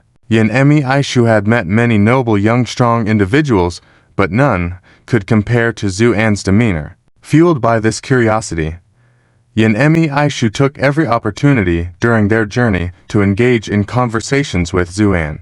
She observed that although Zuan spoke little, his words often hit the heart, and he occasionally shared refreshing insights. Somehow, everything Zuan showed made Yanemi Aishu's heart flutter. Therefore, when they finally passed through the mist at the edge of the sea and arrived under the city, Yanemi Aishu unexpectedly felt a sense of melancholy at the thought of parting, and she couldn't help but approach him to talk. Before she could continue speaking after hearing Zuan's words, a voice filled with sarcasm and annoyance came from behind them. Hey, what's the point of looking? This Ed City is the trading place of Li Hentia, and isn't a place where a penniless small merchant like you, who doesn't even have a mount, can meddle. With these words, a man riding a flashy white-horned horse, dressed in bright clothes but bearing a haughty expression on his face, walked over. Upon seeing the man, Yanemi Aishu's expression darkened, and she appeared somewhat displeased. However, the man seemed self-satisfied. He approached Yanemi Aishu and grinned at her. Cousin, you are perfect in every way, except your kindness. You shouldn't have rescued this pitiful little merchant, who knows nothing about his own identity. After hearing this, Yanemi Aishu snorted disdainfully. He can sigh. I don't need your advice on my matters. Also, who acknowledged you as my cousin? The disgust in her words was about to overflow. However, Hikansai felt no embarrassment. Instead, he smirked. Cousin, whether you admit it or not, you are my cousin. This time, my uncle asked me to follow you for trading, aiming to foster our sibling relationship. So, You should appreciate my uncle's good intentions. After hearing this, Yanemi Aishu's face turned red with anger. Bah, who asked you to foster any relationship? He can sigh. Let me tell you, stop pretending and flattering in front of me. With that, Yanemi Aishu turned to Zuan, who had been silently observing, and said, Zu, I don't think you have a place to go after entering the city. Why don't you stay with my caravan for now? The Yan family also has operations in this edge city, so it will be convenient. Zuan didn't refuse. In that case, thank you very much. This speech is full of blatant provocation. Yanmishu's expression turned slightly dim after hearing it. Yes, Zuan is exceptional in every aspect, whether it's appearance or temperament. He is the top choice in every way, which is why she is so infatuated with him. But it's just his cultivation that is simply indescribable. Along the way, Yanmishu has tested him several times, but has not found any cultivation in Zuan. This left her feeling somewhat disappointed. However, she quickly regained her composure and then coldly faced He Chunsai, saying, You don't need to mind my affairs. If you dare to talk nonsense again, be careful, I'll have my father kick you out directly when I return. Upon hearing this, despite being full of displeasure, He Chunsai obediently shut his mouth, glared fiercely at Zuan, then turned his horse around and left dejectedly. After he left, Yanmishu smiled apologetically at Zuan. Zhujiaojage, I'm truly sorry. He Chunsai is just like that. You shouldn't stoop to his level, Zhu, and glanced at He Chunsai, who had departed in the distance, then smiled faintly. It's fine. It's just a few words. I'm not that petty. Yanmishu, although expecting Zuan's reaction, couldn't hide her disappointment. In the divine realm, survival of the fittest is the law. As a man, even if his cultivation is lacking, he should not lose that unyielding spirit. Therefore, under normal circumstances, Zuan should have been furious at He Chunsai's words. Brushing it off so easily made him appear somewhat weak. But soon, she recovered and nodded. All right, you can follow my caravan into the city later. With that, she spurred her horse and left the area. As her retinue departed, Zuan's mind heard Yan's voice with a hint of teasing. TSK, another girl has fallen for you. Husband, do you feel accomplished? The sarcasm in her words filled the air. Zuan could only laugh wryly. Yanner, what nonsense are you talking? You've seen it all along the way. I haven't done anything, and I've tried to keep my distance from Miss Yan. Heh. Husband, why so rush to explain? I'm not angry. On the contrary, I'm happy. After all, having many girls like my husband, doesn't that mean my husband is excellent? And Yan's voice sounded amused. Really? Are you really happy? Zuan asked in surprise. And Yan fell silent and then exploded. You're so clueless. I was just joking. Did you really take it seriously? Her voice was so loud that Zuan's mind was buzzing. Zuan could only smile wryly. But didn't you say you were happy? And Yan retorted. Seeing Yan on the verge of losing her temper, Zuan quickly interjected. All right. Yanner, don't be angry. I was just teasing you. HMPH. And Yan huffed in lingering anger. Of course, their conversation was all conducted via their divine thoughts, and outsiders were unaware of it. Meanwhile, Zuan continued leisurely trailing behind the caravan towards the edge city. Among the caravan, he was likely the only one without a mount, attracting curious and pitying looks. However, Zuan paid no mind to the strange gazes directed at him. He even refrained from reprimanding He Chunsai, who repeatedly provoked him, and simply observed He Chunsai's antics with a look of compassionate amusement. After all, to Zuan, such a person wasn't even worthy of a confrontation. But this mindset didn't sit well with Yan. If not for Zuan sealing the talismanic tower, restricting her movements, she might have directly confronted He Chunsai when he first spoke provocatively. In Yan's eyes, only she had the right to reprimand her husband. No one else was qualified. Therefore, she found Zuan's passive response somewhat puzzling and couldn't help but ask, Husband, why did you choose to seal your cultivation this time? Zuan smiled. gazed ahead at the edge city not far away, and said, Yanner, you don't understand. With my current strength, if I were to enter the realm of havoc directly, I would definitely be detected by the laws here and suppressed. Suppressed? And Yin looked puzzled. Yes, and it's not just about being suppressed. The realm of havoc has been managed by the Lord of Havoc for thousands of years. His perception is closely intertwined with the law here. So, if I were to appear directly in my true form, he would immediately know. By then, it would be difficult to rescue the imprisoned deities of the Hua clan. After hearing Zuan's explanation, Anyan finally understood and then expressed her concern. But if you can't unlock your cultivation, how will you face the strong enemies ahead? Zuan smiled, looked beyond the edge city, and calmly stated, with my current strength, even without activating my cultivation, I can defeat most of the deities in this realm, and I have a feeling that this journey to the realm of havoc will soon come to fruition. His words exuded dominance, and Anyan nodded in agreement, saying seriously, Husband, if you find yourself in a bind, release me. I'll be your secret weapon. Okay. Zu, and chuckled, all right. Yanner is indeed my most formidable weapon. By this time, the large caravan had entered the edge city, attracting the attention of the locals.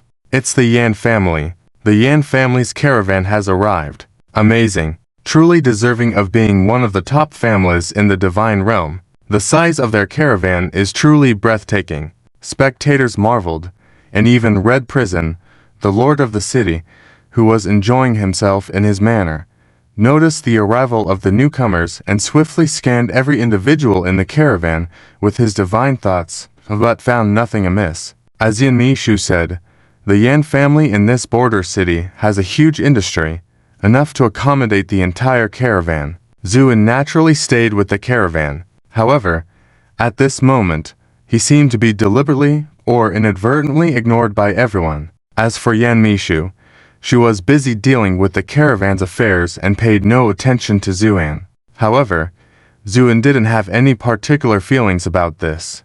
What he cared about was the spiritual sense that came when they entered the city. Although he had not made actual contact, Zuan could clearly feel that there was a distinct Huazu aura in this spiritual sense. But this aura was somewhat strange, seemingly not naturally occurring, but artificially pieced together. This made Zuan's heart sink gradually. If his speculation was true, the situation regarding the Huazu spirits held by the Lord of Grief today would definitely not be optimistic. This filled Zuan's heart with a growing sense of killing intent. At the same time, Yin Mishu's negotiations with the border city had also been completed, because the goods carried by the Yan family's caravan this time were several times more than usual. Even the second lady, Zuameng, was very concerned and sent the steward Ju Ren to handle it personally. After everything went smoothly, Yin Mishu couldn't help but breathe a sigh of relief. In any case, this independent commercial operation under her management was successfully completed. The next step, following custom, would be relaxation time for the entire caravan. However, this time was somewhat different from usual. Yuren smiled and said, Miss Yan, this is the first time the Yan family has taken this trade route. For you, Our Lady has prepared a light wine tonight and invites you to the banquet to celebrate. It's also to show respect to the host, so please be sure to attend. This statement was very polite and also gave face to the Yan family and Yan Mishu. Therefore, Yan Mishu nodded and said, Steward Ju, thank you. Please go back and tell the lady that I will definitely come tonight. Yuren smiled and nodded, then turned and left. Yan Mishu secretly sighed.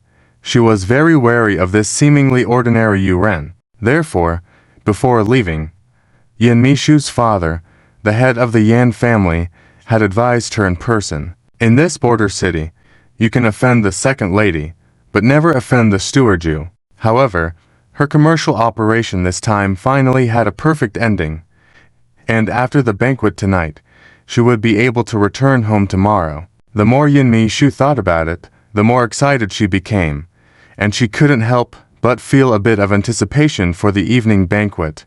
But who would accompany her there? Yin Mishu was caught in deep hesitation. However, she quickly made up her mind. After returning to the residence, she went straight to Zuan's courtyard. Banquet. Zuan was slightly surprised at the words. Yanmishu nodded. Yes. This time it is a banquet set up by the actual controller of the border city, the second lady, and I don't have a male companion to go with me, so I hope you can accompany me. Before Zuan could speak, a cold snort from Yan came from his sea of consciousness. This made Zuan slightly startled, then he smiled slightly. That sounds like a plan. But don't you have a cousin? Why isn't he going with you? Yanmishu shook her head, not concealing her feelings. I really dislike him. Then do you dislike me? Zu, and said half smiling. Yanmishu fell silent for a moment and then nodded. I don't dislike you. Zuan looked quietly at Yanmishu until after a moment, then smilingly nodded. All right. I'll accompany you on this trip. Yanmishu's eyes lit up, and she joyfully nodded. Thank you. I will come to pick you up tonight. With that, Yanmishu turned and left enthusiastically. As soon as she left, and Yan, just like a vinegar jar overturned, spoke with a sour tone. TSK, the banquet is all arranged. Zu, and laughed. Come on. Yanner, I know you're not happy, but I'm not going to the banquet for fun this time. Then what for? Is it really for this, Miss Yan? Zu, and smile gradually faded as he shook his head gently. This Yanmishu is still too young. Does she really think that, with this bit of strength, the Huozu spirits of the Lord of Grief would take notice? You should know that in the eyes of these spirits, strength is paramount, and all else is nonsense. And Yan was stunned. Husband, are you saying? This banquet is clearly not going to be simple, and there may very well be unexpected characters appearing. My reason to follow along is to see what these Huozu spirits of the Lord of Grief are really like. After hearing this, Yan understood Zuan's intention and couldn't help but express some apology. I'm sorry. Dear, I misunderstood you. Zuan smiled at the words. Is there a need for apologies between us? Actually, I'm quite willing to accompany this Miss Yan to see. After all, idle hands are the devil's tools. And Yan. Then, she muttered in annoyance. You dare. Zuan burst into laughter. Do you think I dare? While Zuan and Yan were bantering with each other, Hichunsai also received an invitation from Yu-Ren. At first, Hichunsai didn't quite understand, but upon closer inspection, he couldn't help but smirk. Because Yu-Ren was very clear in the invitation that although this Yan family caravan was nominally under Yanmishu's control, many aspects were due to Hichunkai's credit, so he hoped Hichunsai could also attend the banquet. These flattering words made Hichunsai very pleased, thinking that the steward Yu's judgment was truly keen. Therefore, he began to prepare early. Soon, night fell. When Yanmishu came to Zuan's residence to invite him to the banquet, her eyes lit up, because at this moment, Zuan had changed out of his usual black cloak into a white robe, making him look even more outstanding, like a celestial being. Seeing this scene, Yanmishu's heart raced like a deer, and she was unable to speak. Zuan smiled slightly. Miss Yan, shall we go? Yanmishu then recovered from her astonishment, hastily nodding. Yes, naturally. This time, Zuan couldn't go on foot. So, Yanmishu specially brought a Nichine jade lion as a ride for Zuan. Zuan smiled, then directly mounted his steed. Even Yanmishu couldn't help but feel a bit dumbfounded. She had never seen the night jade lion behave so obediently before. What was going on? Could it be that Zuan had a special ability to make fierce beasts bow down? Sensing Yanmishu's confusion, Zuan smiled at her and said, This steed is good, very obedient. Yes, it is quite obedient. Yanmishu said in astonishment. Let's go, Zu, and patted his mount, and the night jade lion moved steadily forward. Yanmishu glanced deeply at Zuan's back, then urged her own mount to follow. The residence of the Yan family was not far from the Lord's manor. It would only take the time of a cup of tea to reach there on horseback. However, when they arrived at the gates of the Lord's manor, something unexpected happened. Hichunsai was dressed in a flashy white outfit, straddling a spirit beast, waiting at the gate for Yanmishu to arrive. Upon seeing Yanmishu, he hurried over joyfully, but when he noticed Zuan standing beside her, his expression turned extremely unpleasant. "Cousin, how come he's following you to the banquet this time?" Yanmishu's expression was also not pleasant. She had not expected Hichunsai to show up, and so she retorted irritably, "What concern is it of yours? And you? Why did you follow along?" Hichunsai smirked smugly. "I didn't just follow along. I was invited by the steward to attend the banquet as well." With that, Hichunsai proudly displayed the invitation in his hand. Yanmishu's expression turned very ugly. She wasn't a fool. She knew this was definitely at the behest of the second lady, and their purpose in doing so was only one, and that was to balance power. After all, for a city on the edge like this, a powerful and united Yan family did not serve their interests. But with things having reached this point, she had no choice but to remain silent. She could only snort coldly, then urged her horse towards the Lord's manor. Leading the way, Zuan followed suit. But at that moment, Hichunsai blocked their path, then fixed a cold sneer at Zuan, saying, "Kid, do you think you can achieve anything just because my cousin favors you?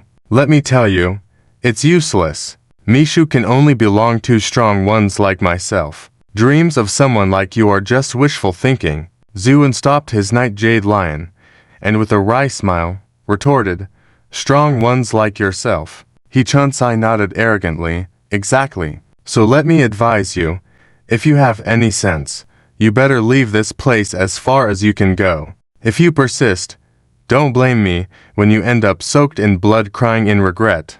Zu, and eyed Hichunsai with a strange expression, then chuckled, "Sounds impressive, but I think these words are more fitting for you. You." Hichunsai was shocked that Zuan dared to refute him, his face turning pale. Zuan then raised a hand calmly, cutting off Hichunsai, and said lightly, "My patience is limited, so I'll remind you once.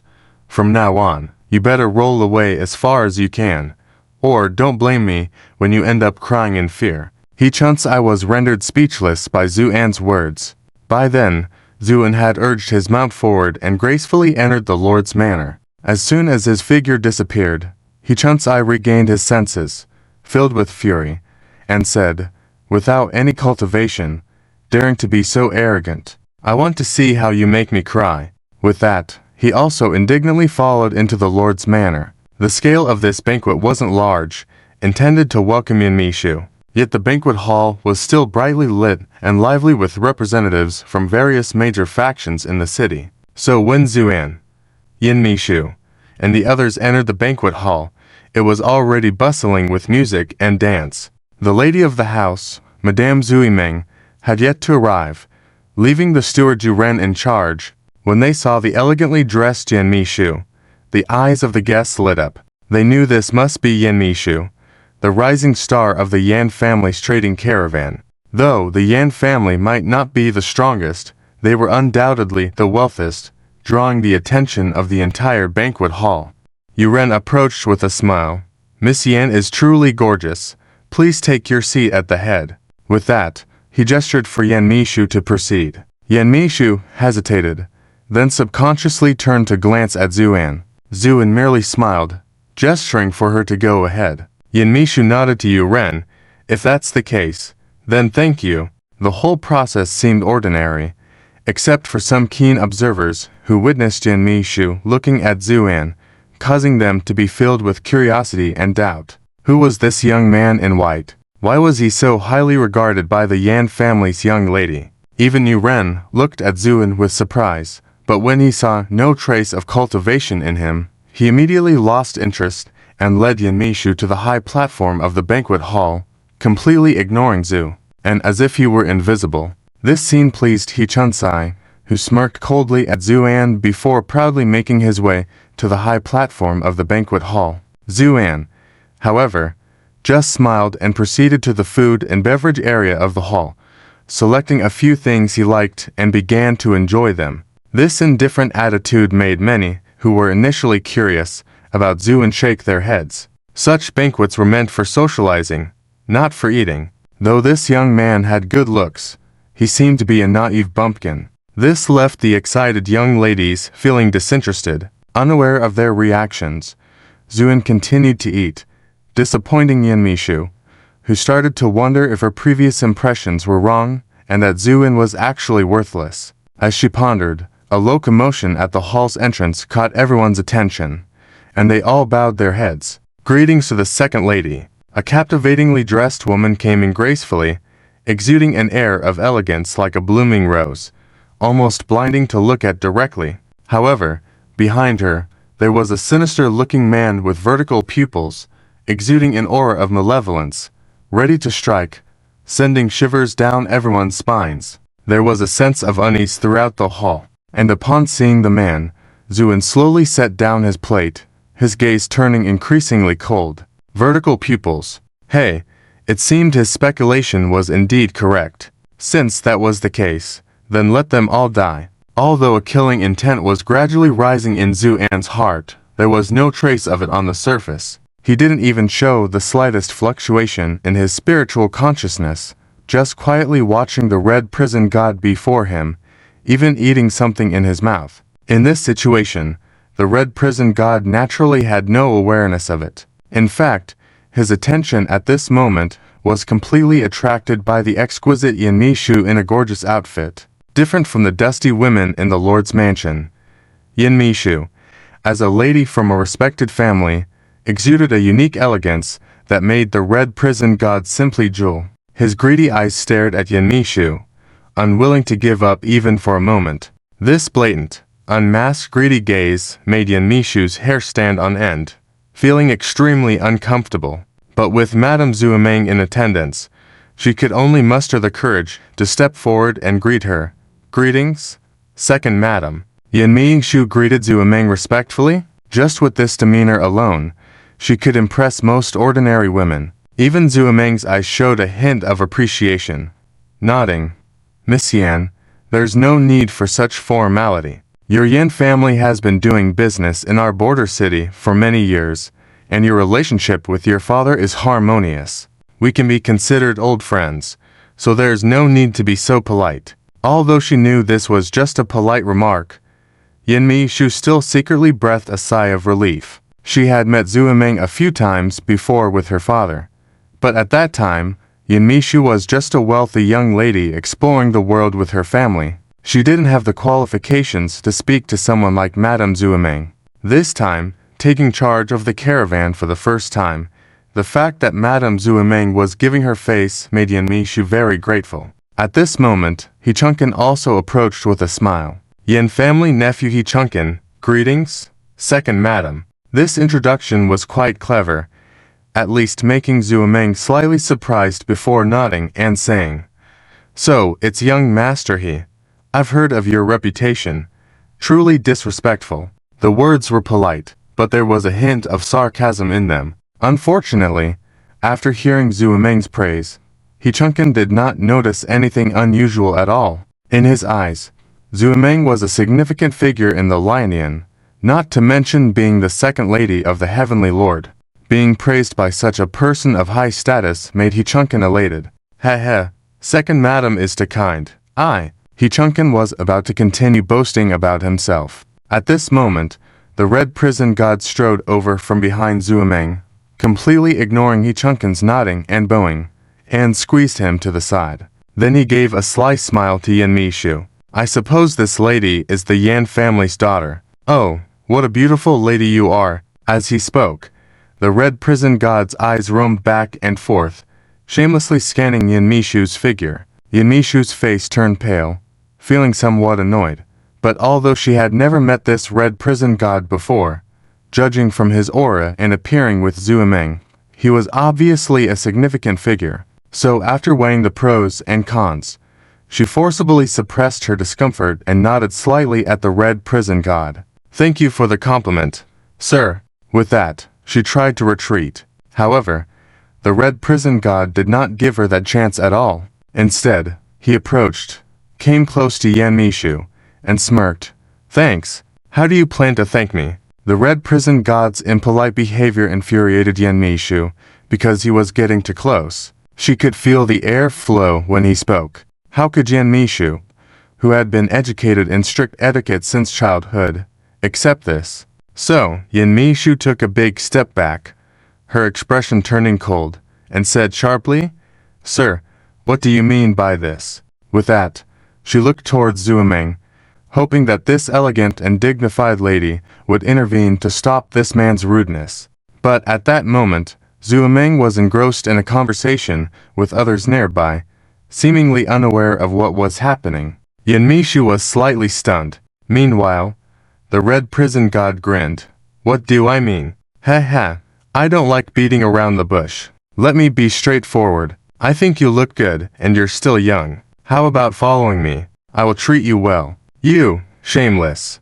If Yanmeishu could barely contain her inner anger before, upon hearing such rude words from the red prison god, she finally erupted completely. At the same time, not only Yanmeishu, but also Hichunken, who had been pushed aside by the red prison god and was already displeased, couldn't help but feel anger. He had never seen this red prison god before and was not sure of his identity.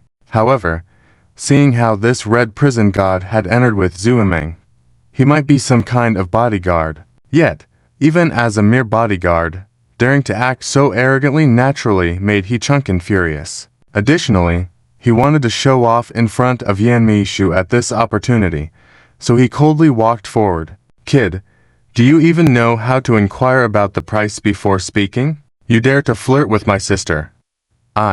Before he could finish his sentence, the red prison god impatiently slapped him. With a loud crack, the red prison god was directly sent flying dozens of feet away. When he landed, he struggled to get up but failed several times. The force of that slap was considerable, leaving Hichunken dumbfounded for several seconds before roaring, "How dare you hit me? Do you know who I am?" The red prison god's face was filled with arrogance as he smiled. "I don't care who you are. Do you know who I am?" Despite being filled with rage, Hichunken was momentarily taken aback by the words, then asked in a somewhat intimidating tone, "Who are you?" "I am the red prison. I've taken a liking to this lady." "So, what? Do you have a problem?" The name Red Prison. Upon hearing this name, both Hichunken and Yanmeishu were stunned. They were all too familiar with this name. In fact, in the entire Lionian, hardly anyone didn't know the name of the Red Prison God. As the number one god under the Heavenly Lord, known for his top-level cultivation, fierce combat skills, and bloodthirsty nature, such a figure could make Yanmeishu's father, the head of the Yan family, bow his head obediently.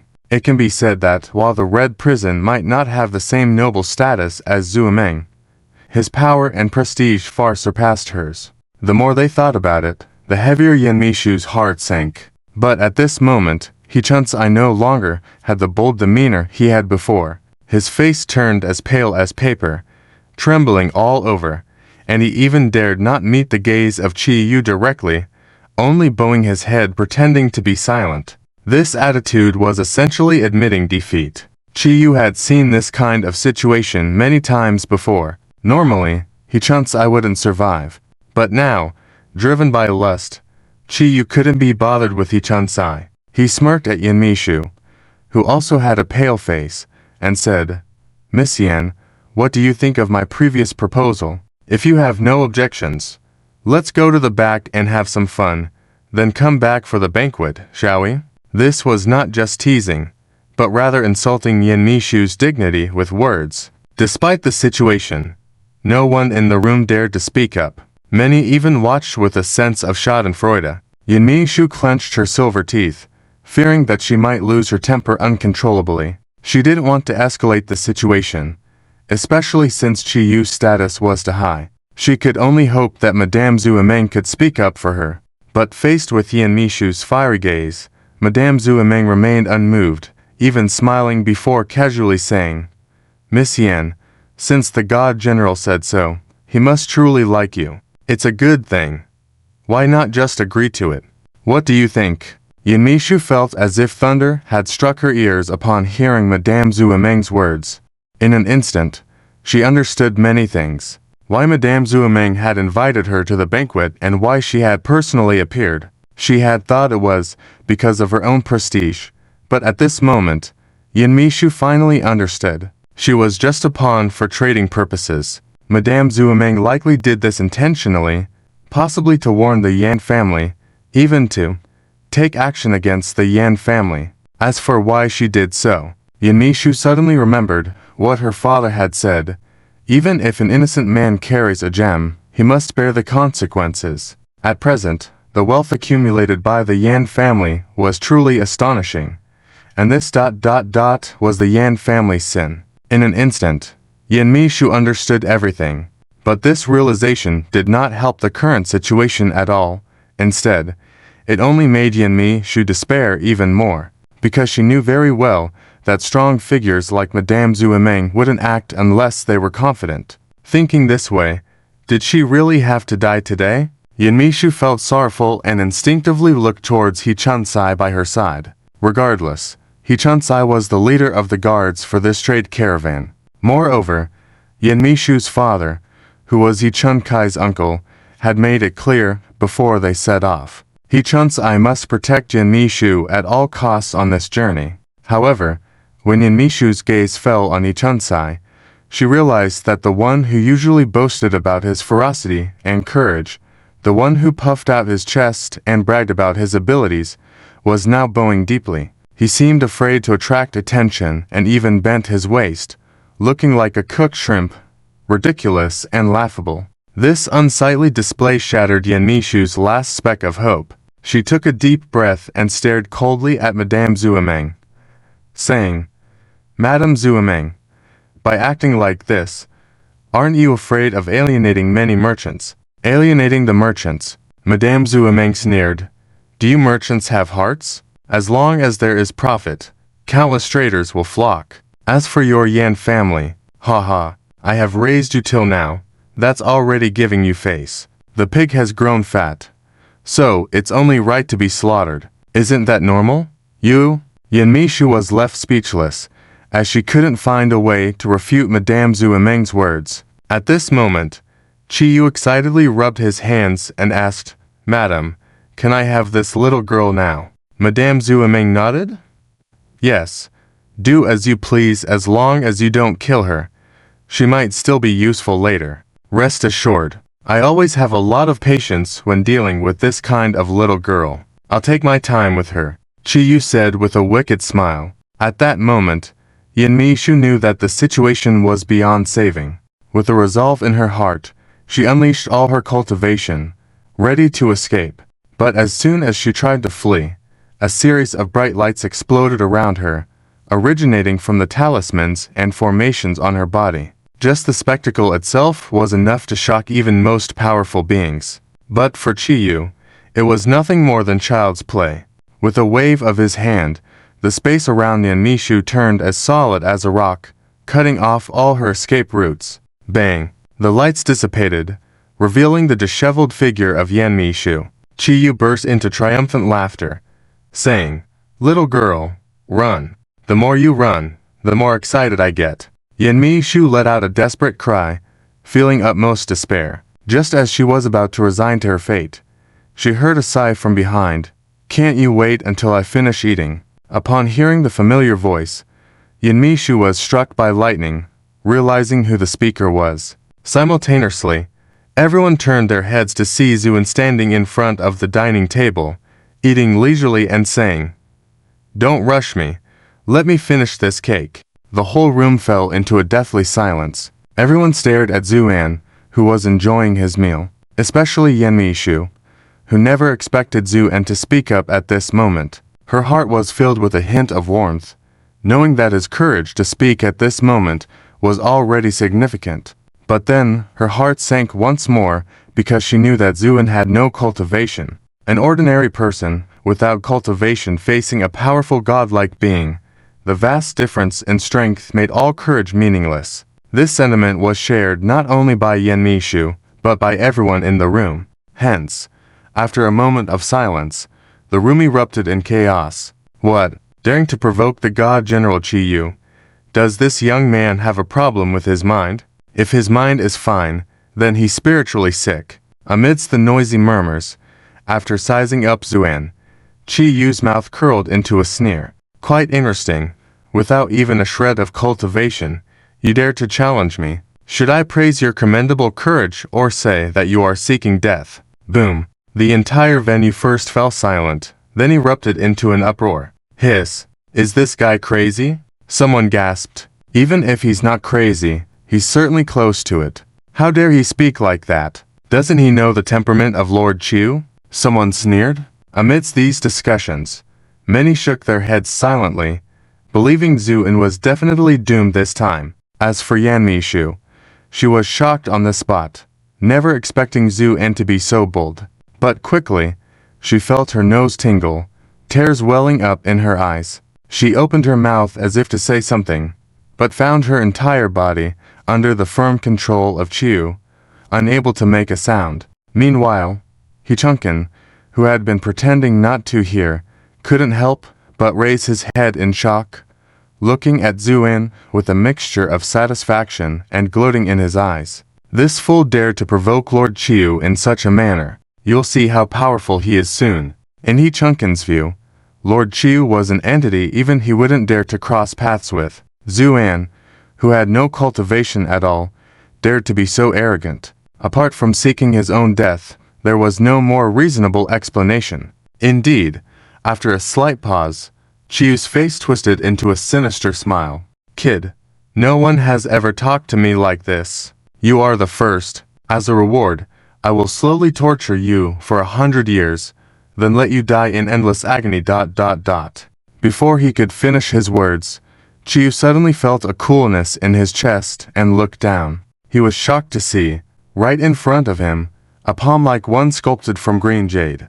The fingers of this hand were slender and long, distinct and pleasing to the eye. Of course, if it wasn't holding a bloody heart, it might have looked even more beautiful. Chu stared blankly at the hand that passed through his chest, overwhelmed with shock. Not just him, the entire banquet hall fell into a dead silence.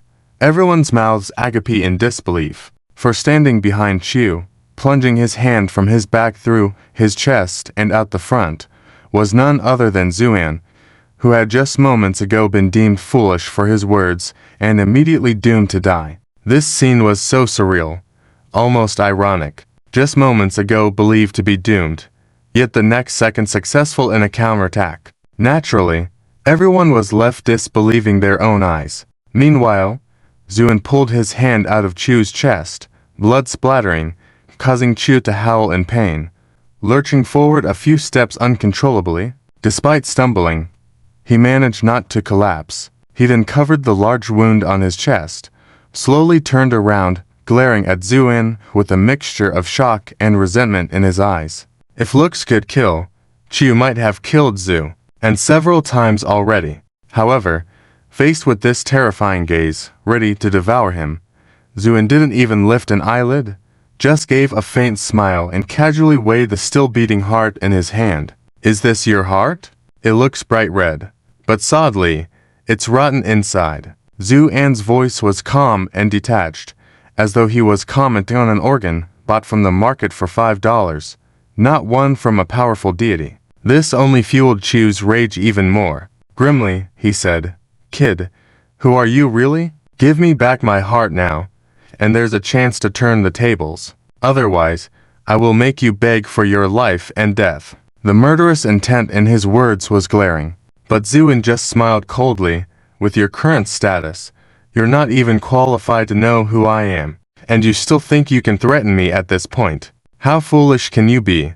You. Chu was seething, but at the moment, he was somewhat wary. After all, his heart was still in the hands of this young man, though as a deity, losing not only his heart, but even his head could regenerate. It would lead to a depletion of strength and take months to fully recover, especially for a crucial organ ranking just below the head. So, at this moment, Chu wanted to calm the situation, retrieve his heart, then settle the score with the young man. He forcefully suppressed his anger and said coldly, Kid, name your terms. How can I get my heart back? Zu. And smile widened. Well, it depends on what conditions you can offer. Why don't you start by telling me, and I'll see if I'm satisfied. Another wave of whispers spread through the crowd. People were now coming to terms with the shocking events and were once again baffled by Zuan's audacity. He's bargaining with Lord Chiyu. What does this young man have up his sleeve? Yes, based on his power displayed earlier, he's definitely not an ordinary person. But the critical point is, regardless of how strong, this is still the territory of Mount Hangshan. Lord Chiyu is the first-ranking god under the Heavenly Emperor. How could this young man dare to show such disregard? Well, this young man must be a practitioner of physical arts. But no matter how strong a physical arts practitioner is, the key point is that he has absolutely no cultivation. This is going to be interesting. In the midst of these discussions, Chiyu's expression turned colder, but he spoke in a deep voice. Young man, you are indeed powerful and have the qualifications to negotiate with me. How about this? Return my heart, and I will let you and this woman leave here. I guarantee I will not pursue this matter any further. What do you say? Upon hearing this offer, Yenmishu's eyes lit up. This sounded like the best resolution to the current situation. She couldn't help but look at Zuan hopefully. However, Zuan's smile turned slightly menacing. Is that your offer? Chiyu nodded proudly. Indeed. Do you agree? Full of confidence, he believed Zuan would accept this condition. Everyone present shared the same belief, as this was seen as Chiyu's greatest compromise. As long as Zuan wasn't insane, he would surely agree. Even Chunkin couldn't help but let out a sigh of relief. It would be best for everyone if this matter could be settled here. Otherwise, even his life might be at risk.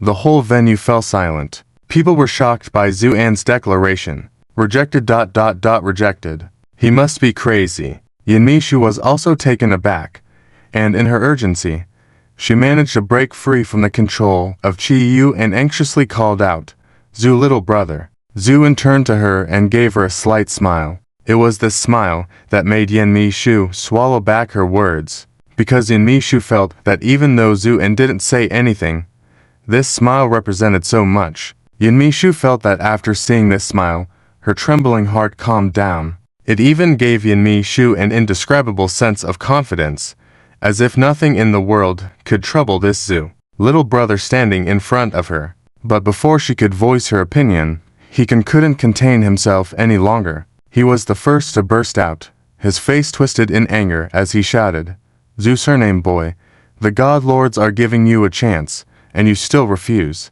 Do you want to harm us? Let me tell you, if you want to die, fine, but don't drag me and my cousin down with you. Hikun's words were cutting and twisted, and his reasoning was completely off. Yenmishu's face changed drastically, and she was about to scold him.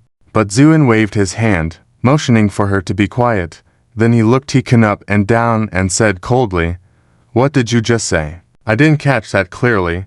I hope you can repeat it again. Hikun was taken aback by Zuan's cold tone, and he involuntarily swallowed. But then he noticed a hint of approval on Chiyu's face in the distance. Even when he looked over, Chiyu nodded slightly at Hikun. This boosted Hikun's confidence, and he spoke more firmly, sneering, Zu, surname, even if I repeat it 100 times, it's fine. Don't think you can harm the God Lords and get away with it. The old man was just distracted, and you took advantage. So, if you know what's good for you, you better return the God Lord's heart now and admit your mistake. Then we can all move on happily. Isn't that great? Hikun felt his words were sincere and reasonable, and he was pleased with himself. But his satisfaction didn't last even a breath, because at that moment, Zuan, in an indifferent tone, said, Remember that before you entered, I told you something. What did you say? Hikun was puzzled. I told you to go as far away as possible, or if you cry in fear, don't blame me for not warning you. Hikun suddenly realized, Yes, you did say that. But so what? What? Do you want to scare me now? As he spoke, Hikun's face was full of sarcasm. Zuan shook his head. No, I just want to tell you that I take back that statement. Because I what? Hikun replied casually.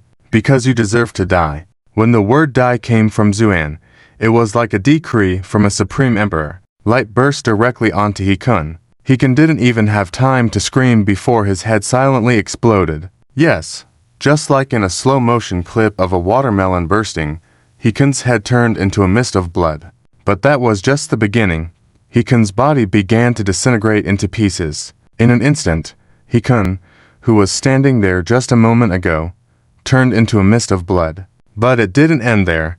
This mist of blood continued to disintegrate. In a moment, a rushed and terrified scream echoed through the void. Then, this mist of blood dissipated into nothingness. Not a trace of Hikun was left. This shocking and gruesome sight made everyone present tremble with fear. Everyone knew what that scream meant. It was clearly Hikun's frustrated roar as his soul disintegrated. It indicated that Hikun was now utterly destroyed, beyond death. In fact, dealing with someone like Hikun was something many people in the room could have done. But the key was that throughout the ordeal, Zuan didn't show any fluctuation in his cultivation. It was as if he had cast a magical spell and made the fairly skilled Hikun completely disappear. Such methods were nothing short of terrifying for everyone present. Even the Chi-Yu God Lord, after witnessing this scene, felt a twitch in his eyelids, because he too couldn't understand what means Zuan had just used. The unknown is always fearful, especially coming from a mysterious young man whose identity is unknown. The Chi-Yu God Lord suddenly felt some regret for being so arrogant just now. But at that moment, Zuan turned around, playfully weighing the heart in his hand, and said casually, "Do you want this thing very much?" When the Chi-Yu God Lord felt Zuan's gaze on him, he suddenly felt a chill, and a sense of impending danger filled his heart as if he was being stared down by an ancient dragon. "Why yes, of course, I want it," the Chi-Yu stammered. Perhaps even he didn't realize that at this moment, his tone and demeanor had changed drastically, becoming much gentler. Zu and noticed this, but just smiled and then suddenly squeezed his hand. With a muffled sound, the heart that was pulsating with powerful divine energy suddenly burst in Zuan's hand. Maybe it was just a psychological effect, or some other reason. At the moment the heart was crushed, the Chi-Yu felt a sharp pain in his empty chest, and he couldn't help but let out a scream. Zuan casually clapped his hands and said, "Sorry, I meant to give it back to you, but I accidentally used too much force. Who knew your heart was so fragile?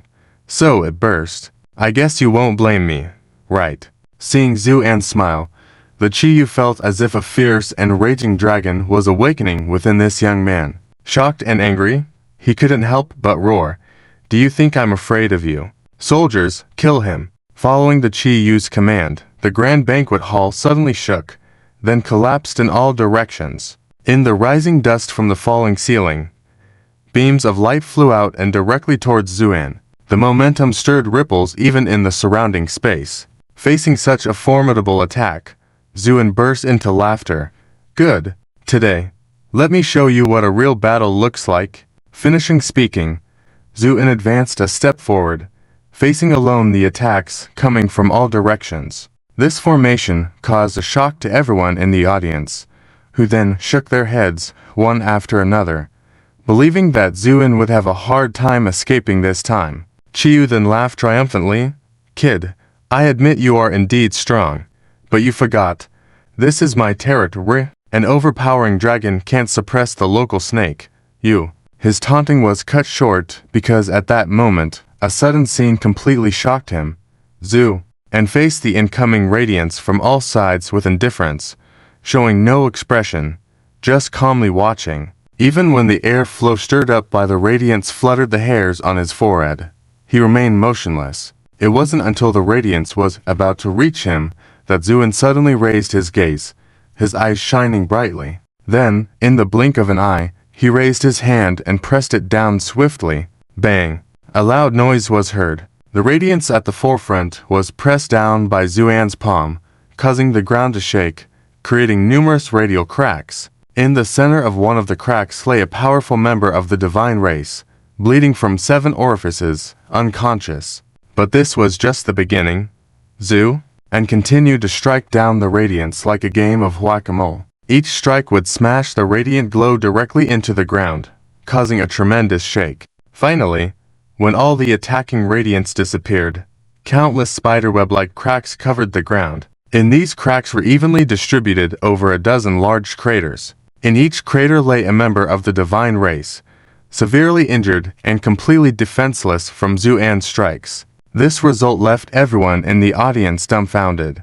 Even Chiu didn't expect that his carefully gathered team for the siege would end up like this. Seeing Zuan's relaxed and playful demeanor, even Chiu began to have doubts. He wondered if his subordinates were too weak, making it possible for Zuan to easily defeat them. While various thoughts filled Chiu's mind, Zuan surveyed the chaotic ground, then clapped his hands in satisfaction. "Not bad," he said, looking up at Chiu with a gentle smile. "Show me what else you've got. I'm in the mood to play with you today." These words infuriated Chiu, but seeing Zuan's current strength, he had to approach carefully. He coldly snorted, saying, "Kid, you forced me to do this."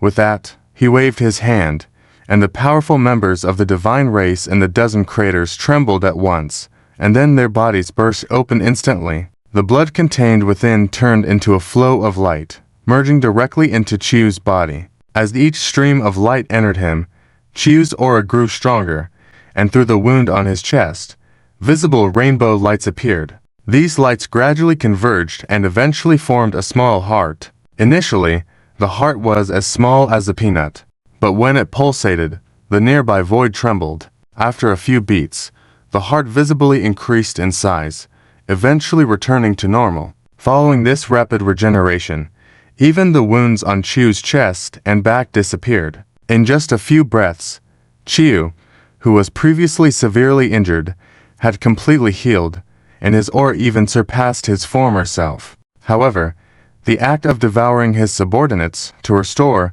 his own injuries left a grim expression on everyone's face. But Chiu paid no attention to it, laughing wickedly. "Kid, I was negligent just now, but this time, I'll teach you a lesson." With those words, Chiu's figure suddenly flashed, soaring into the sky, his powerful aura enveloping the surrounding space, making the heavens and earth change color. Despite the intimidating aura, all the attention was directed at Zuan standing in the center. However, Zuan was leisurely appraising Chiu, with a glint of eagerness in his eyes. "Interesting. Come, I won't move. Let's see how powerful your move is." Zuan taunted as he beckoned toward Chiu in the sky. Unable to contain his anger, Chiu snorted and declared, "Crimson flame, hellfire." With that command, the lingering gray mist behind Chiu transformed into a burning crimson flame that descended upon Zuan at an incredible speed. The flames surged and engulfed the entire world. Zuan, who stood there moments ago, was nowhere to be seen. Many sighed inwardly, thinking he must have perished. Even Chiu sighed in relief. He was hesitant to use this move unless it was urgent, because the hellfire consumed his own essence. However, the situation forced him to resort to it. Thinking the young man who suddenly appeared would end up buried in his hellfire, Chiu tried to suppress his smugness. But before he could revel in his victory, a faint chuckle echoed from within the sea of flames. "Using fire against me. Quite the miscalculation." With those words, Zuan's figure gradually emerged from the blazing flame. However, he showed no signs of distress. On the contrary, his robe fluttered, his expression calm, not even a hair out of place, as if he was standing on a beach in the afternoon rather than in a fiery hell. As he strolled amidst it, the scorching red flames seemed to retreat as if seeing a cat facing a mouse, continuously backing away. Thus, an extraordinary scene unfolded in the hellfire, and when his feet touched the ground, at that instant, the sky filled with crimson flames let out a mournful cry, and began to shrink at an astonishing speed. When it had shrunk to the size of a single fireball, it flew directly into Zuan's palm. Then, in the palm of Zuan's hand, a weak red flame was burning gently. Zu, and lifted his head and smiled slightly at the startled crimson hell standing in midair. "Thanks for the fire seed, bro." With that, in the midst of countless stunned and fearful glances, Zuan swallowed the red flame in one gulp. Then he smacked his lips, nodded, and said, "Not bad. Anything else?" This statement nearly made the crimson hell lose balance and fall from the sky. He had never seen anyone as fierce as Zuan. Not only did he emerge unscathed from his own crimson hell, but he also swallowed his own famous red flame without any hesitation, and the ease with which he did it made it seem like eating candy to him. All these strange occurrences sent chills down the Crimson Hell's spine, and he couldn't help but regret getting involved in this mess. But now that things had come to this, he could only grit his teeth and somewhat hesitantly roar, "Kid, I admit I underestimated you before. You really have some skills. But do you think that's enough? Remember, this is my territory." Zuan impatiently waved his hand. "Alright, I get it. You want to say the strong dragon doesn't suppress the snake at the door. But the key thing is ... Zuan smiled grimly. "I'm not a dragon, and you're not a snake. So, if you don't have any fresh tricks up your sleeve, don't blame me for being impolite." His words were calm, but to the Crimson Hell's ears, they held a terrifying intent to kill beneath the nonchalant tone. Realizing this, he finally mustered his courage and shouted back towards the city lord's mansion. If not now, then when? But with the Crimson Hell's command, there was silence all around. Not a soul in sight, not even a shadow.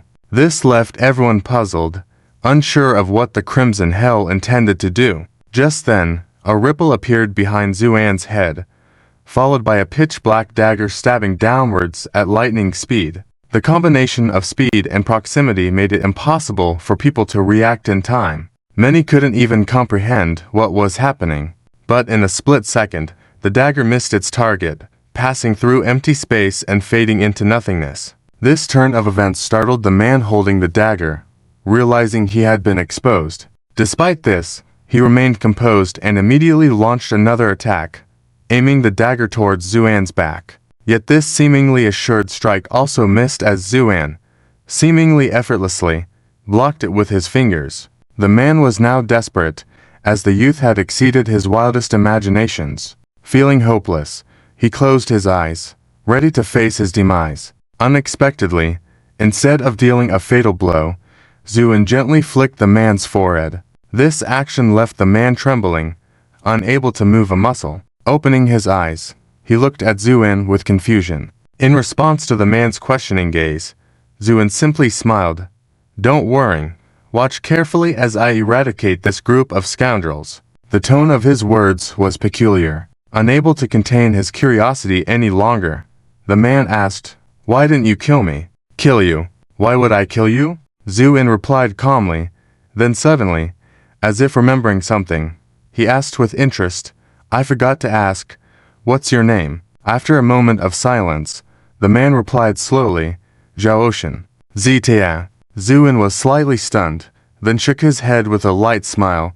"I should have thought of it." At the same time, Zhang Zenan had also rushed close. However, she stood at a distance, looking at Zuan full of fear and didn't dare to come closer. Zuan naturally noticed her, because the previous shout of "don't" came from her mouth. This made Zuan curious about this woman, and he couldn't help but look at her a few more times. Then he discovered something interesting. He saw Zhang Zenan occasionally looking at Zitia, who was bound there, with a concerned and worried look, moving her lips as if speaking, but no sound came out. And Zitia seemed to hear those words, and the two of them communicated in this way. Zuan couldn't help but find it somewhat amusing, because at a glance, he could tell that this Zhang Zenan was not a human, but a transformed golden dog.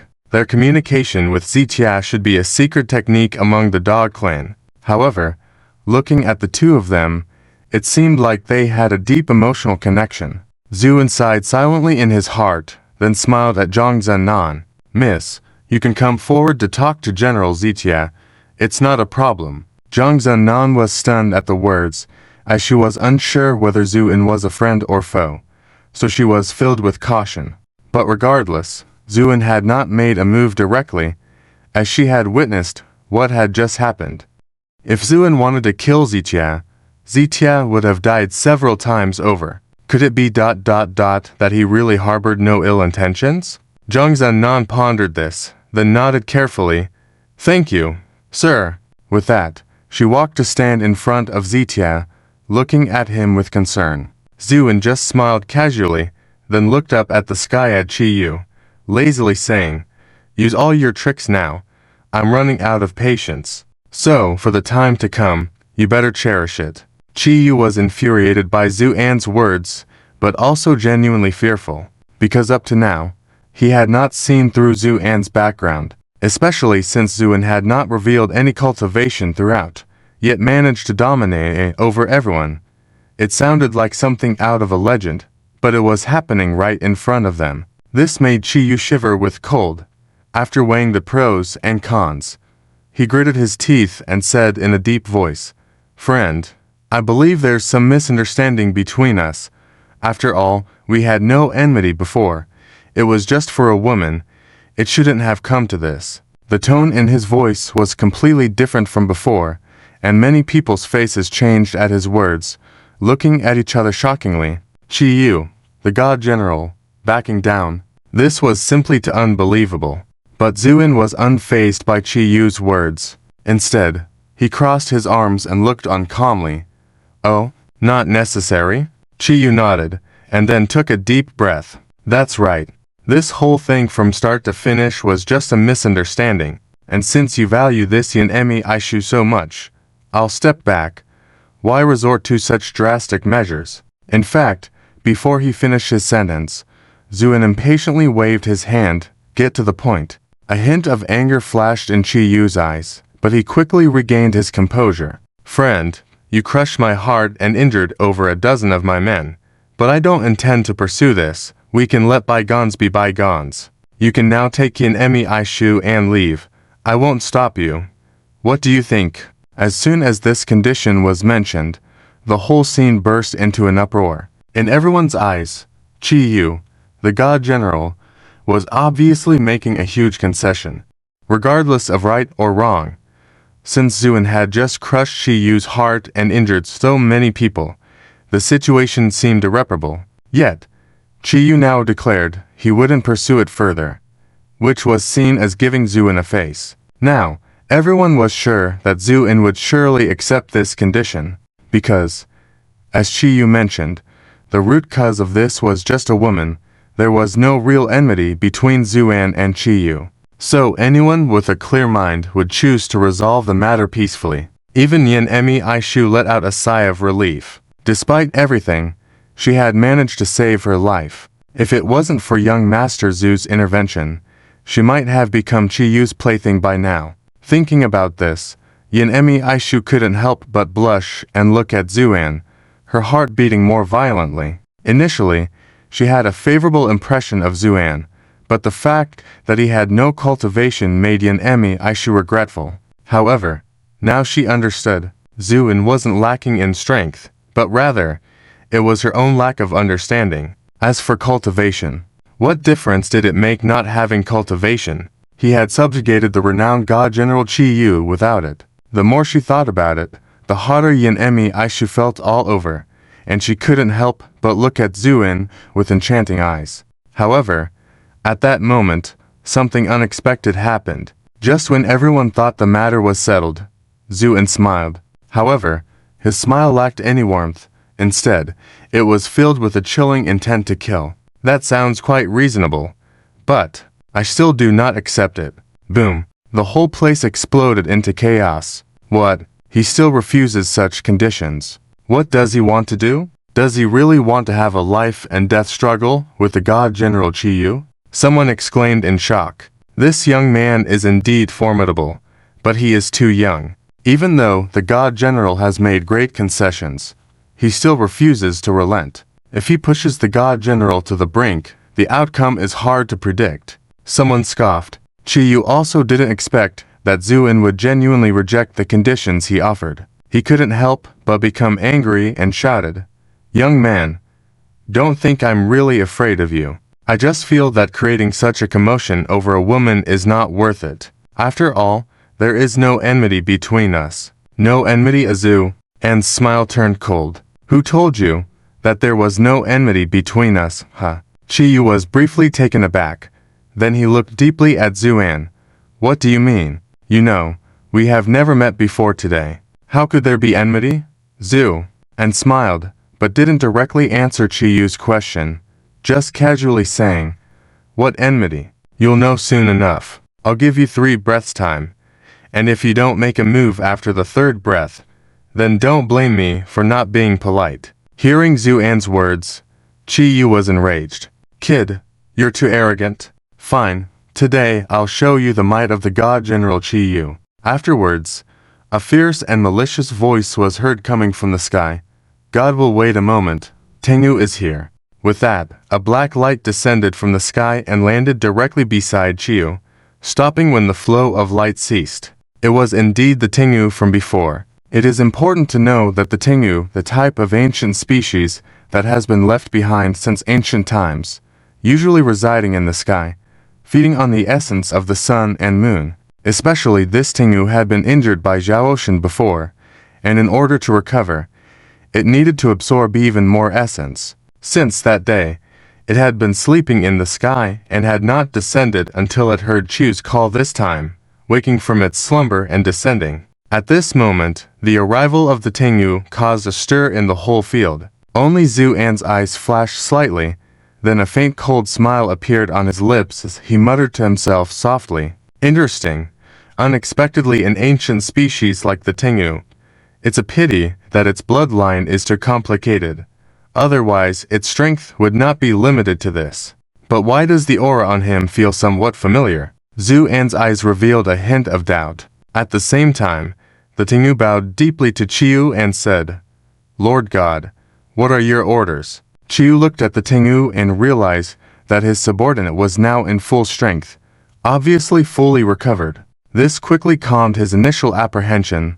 Then he pointed at Zuan on the ground and coldly said, "This person injured my divine body, destroyed my subordinates, was extremely arrogant, and today he must be killed?"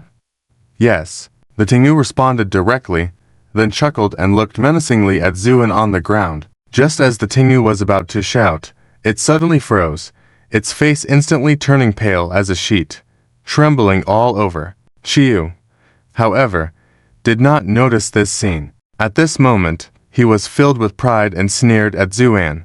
"Friend, this is all you're doing." Zuan, however, paid no attention to Chiyu's words, because at that moment, he suddenly remembered why the Tengu looked familiar. Wasn't this the same Tengu aura that sealed him in the abyss of Tianhu? With this thought in mind, a faint smile appeared on Zuan's lips. "Long time no see."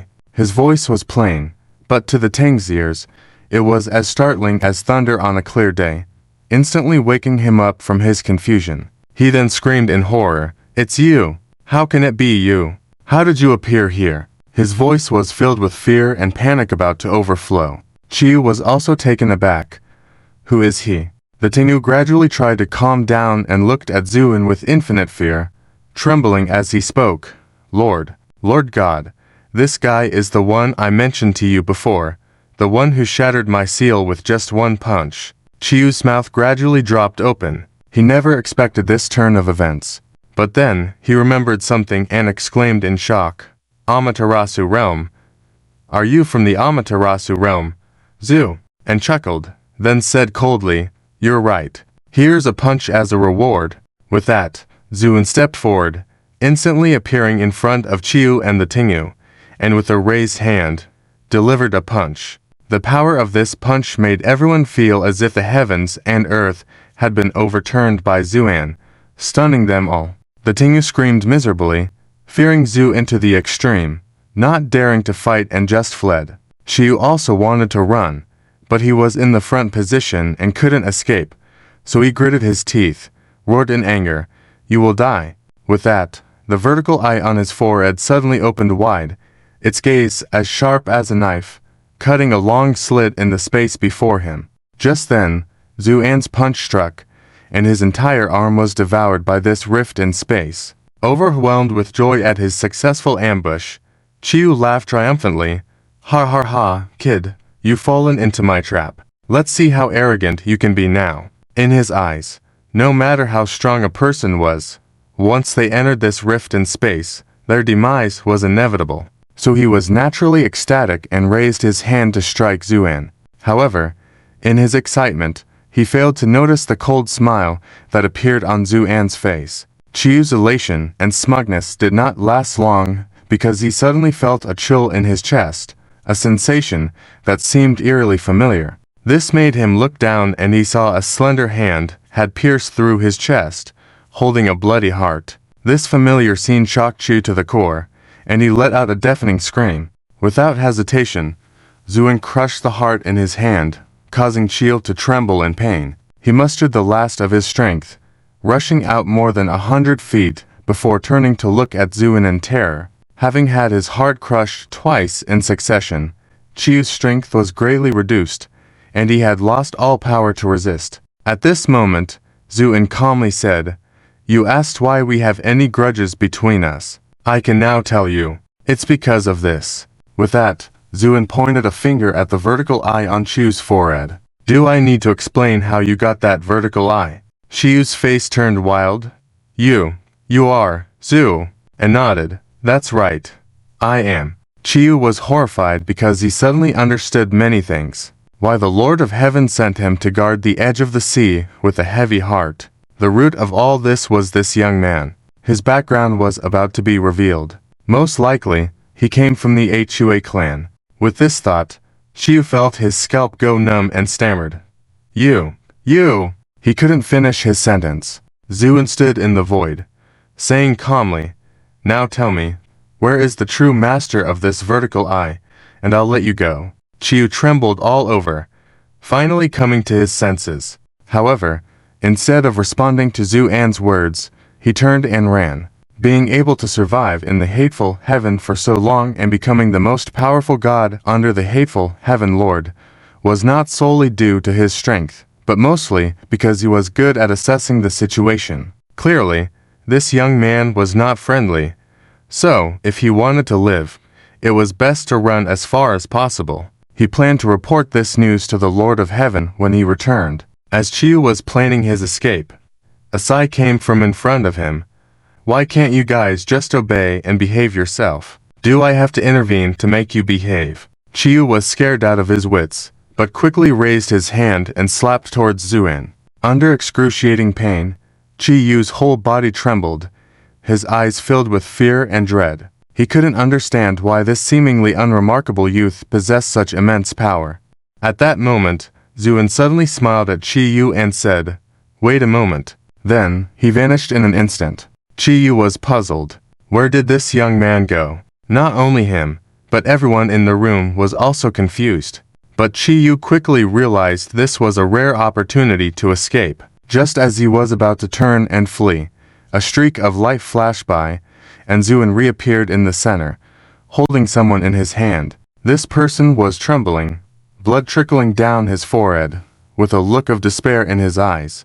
The audience fell silent at first, then there was a low rumble, because the one captured by Zuan was none other than the escaped Tiagu. Everyone had thought the Tiagu had successfully fled, but unexpectedly, with just a flick of his fingers, Zuan had captured the Tiagu back. This speed was astonishing, leaving everyone in awe. Chiyu was dumbfounded. He never expected Zuan to catch the Tiagu.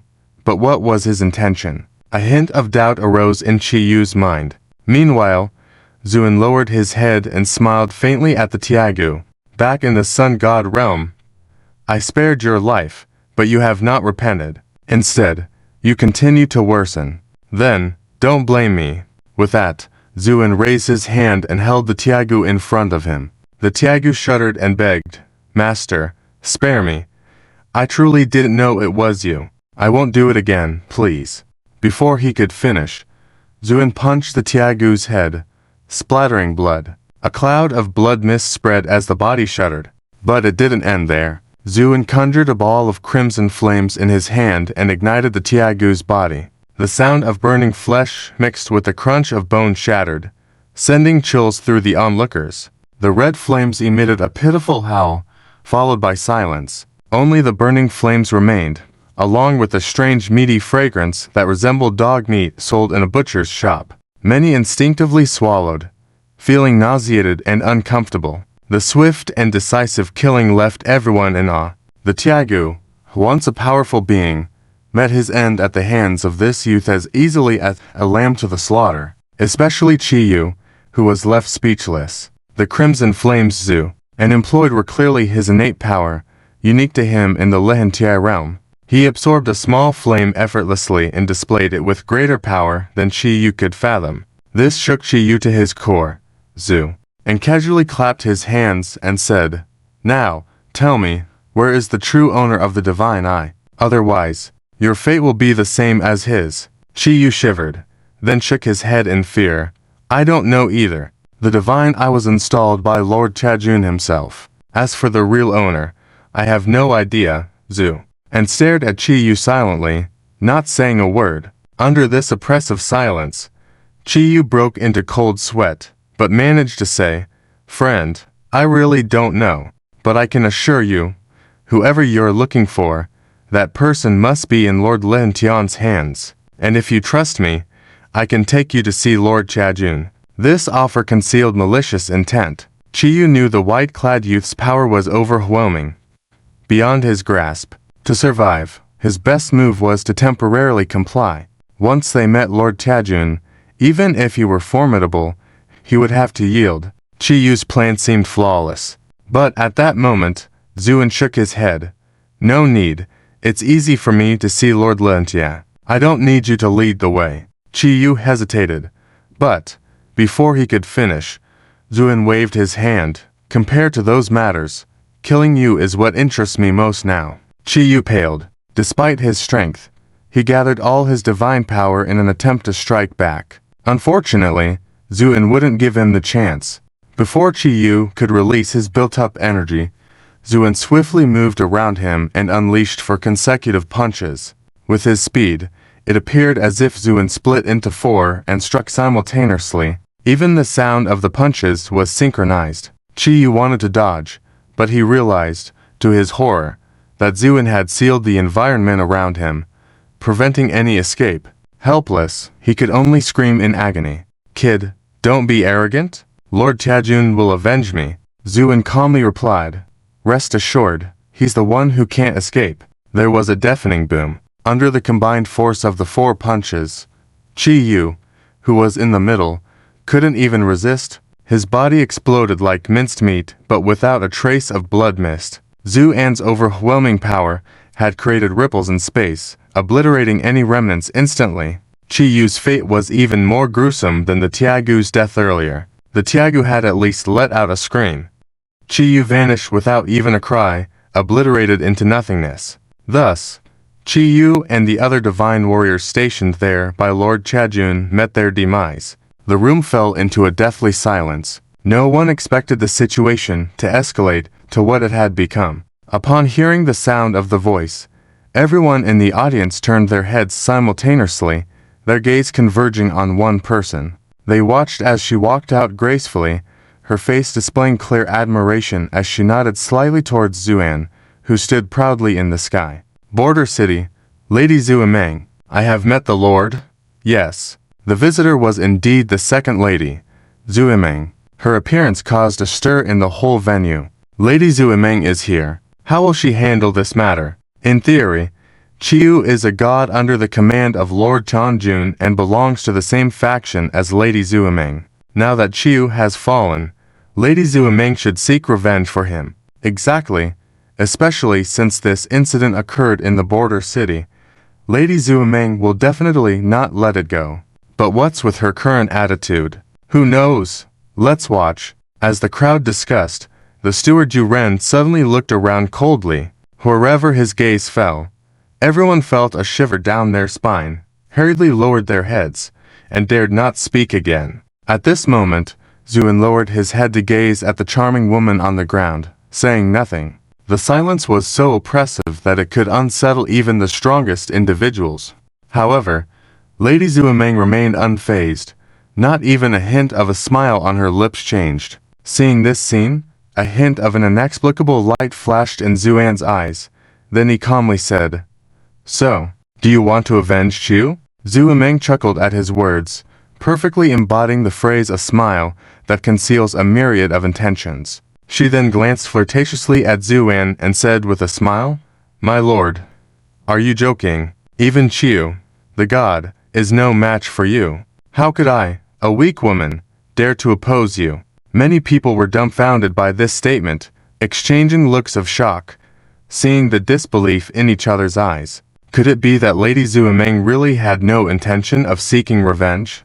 But wouldn't she fear the wrath of Lord Tianjun if he found out about this? In this strange atmosphere, Zuan suddenly smiled and said meaningfully, "A weak woman. Do you consider yourself a weak woman?" Zuameng's smile froze for a moment, but quickly returned to normal. "In front of you, I am not just a weak woman, am I, Zu?" And smile gradually faded, and then he appeared on the ground in an instant, speaking in a cold tone. "I don't like idle talk, especially from women. So get to the point."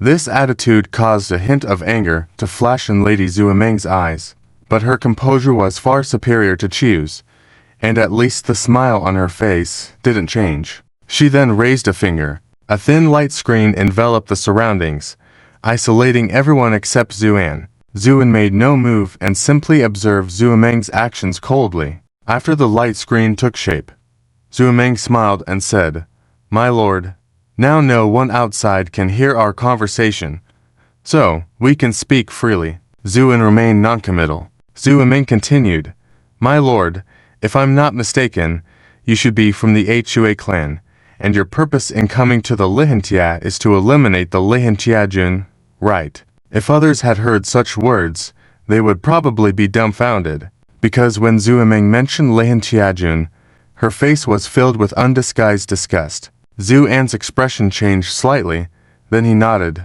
"Correct." Zuameng smiled even more brightly. "Exactly. If that's the case, then you and I are not enemies, but allies." "Oh? Why do you say that?" Zuan asked indifferently. Zuameng said with a tone full of resentment, "Because I want to kill Lihantiajun more than you do." After saying that, she glanced at Zuan sneakily, only to find no expression on his face. This made Zuameng grit her teeth inwardly, and then sighed. "My lord, you must also know that I am the second lady of Lihantiajun, but there is no affection between this Lihantiajun and me. On the contrary, he only thinks of exploiting me. For thousands of years, I have had enough of such days. Wait." Zuan impatiently interrupted her. Zuameng was taken aback. Zuan said casually, "I have no interest in hearing about your grievances. So get to the point." Zuameng's face turned pale or green, obviously thrown off balance, but being able to stand firm in the Lihan city for 1,000 years, she was not someone who could be easily dealt with, so she took a deep breath, regained her composure, and then said slowly, "It's simple. I want to cooperate with you, my lord, to find a way to eliminate this Lihantiajun." "Cooperate, Azu?" and asked with interest. "Yes, cooperate," Zuameng said solemnly. "I have witnessed your strength firsthand, which is indeed extraordinary. However, you may not be aware that Lihantiajun has existed for tens of thousands of years, truly a giant in the divine realm, with power beyond measure. So, it is absolutely impossible for you to take him down on your own. But with my help, it will be different. Although I hate this Lihantiajun, I have been subservient for thousands of years, so he has no guard against me. As long as we find a way to get close to Lihantiajun, we can work together and achieve great things." After speaking, Zuameng looked proudly at Zuan, waiting for his approval. In her opinion, this plan was foolproof.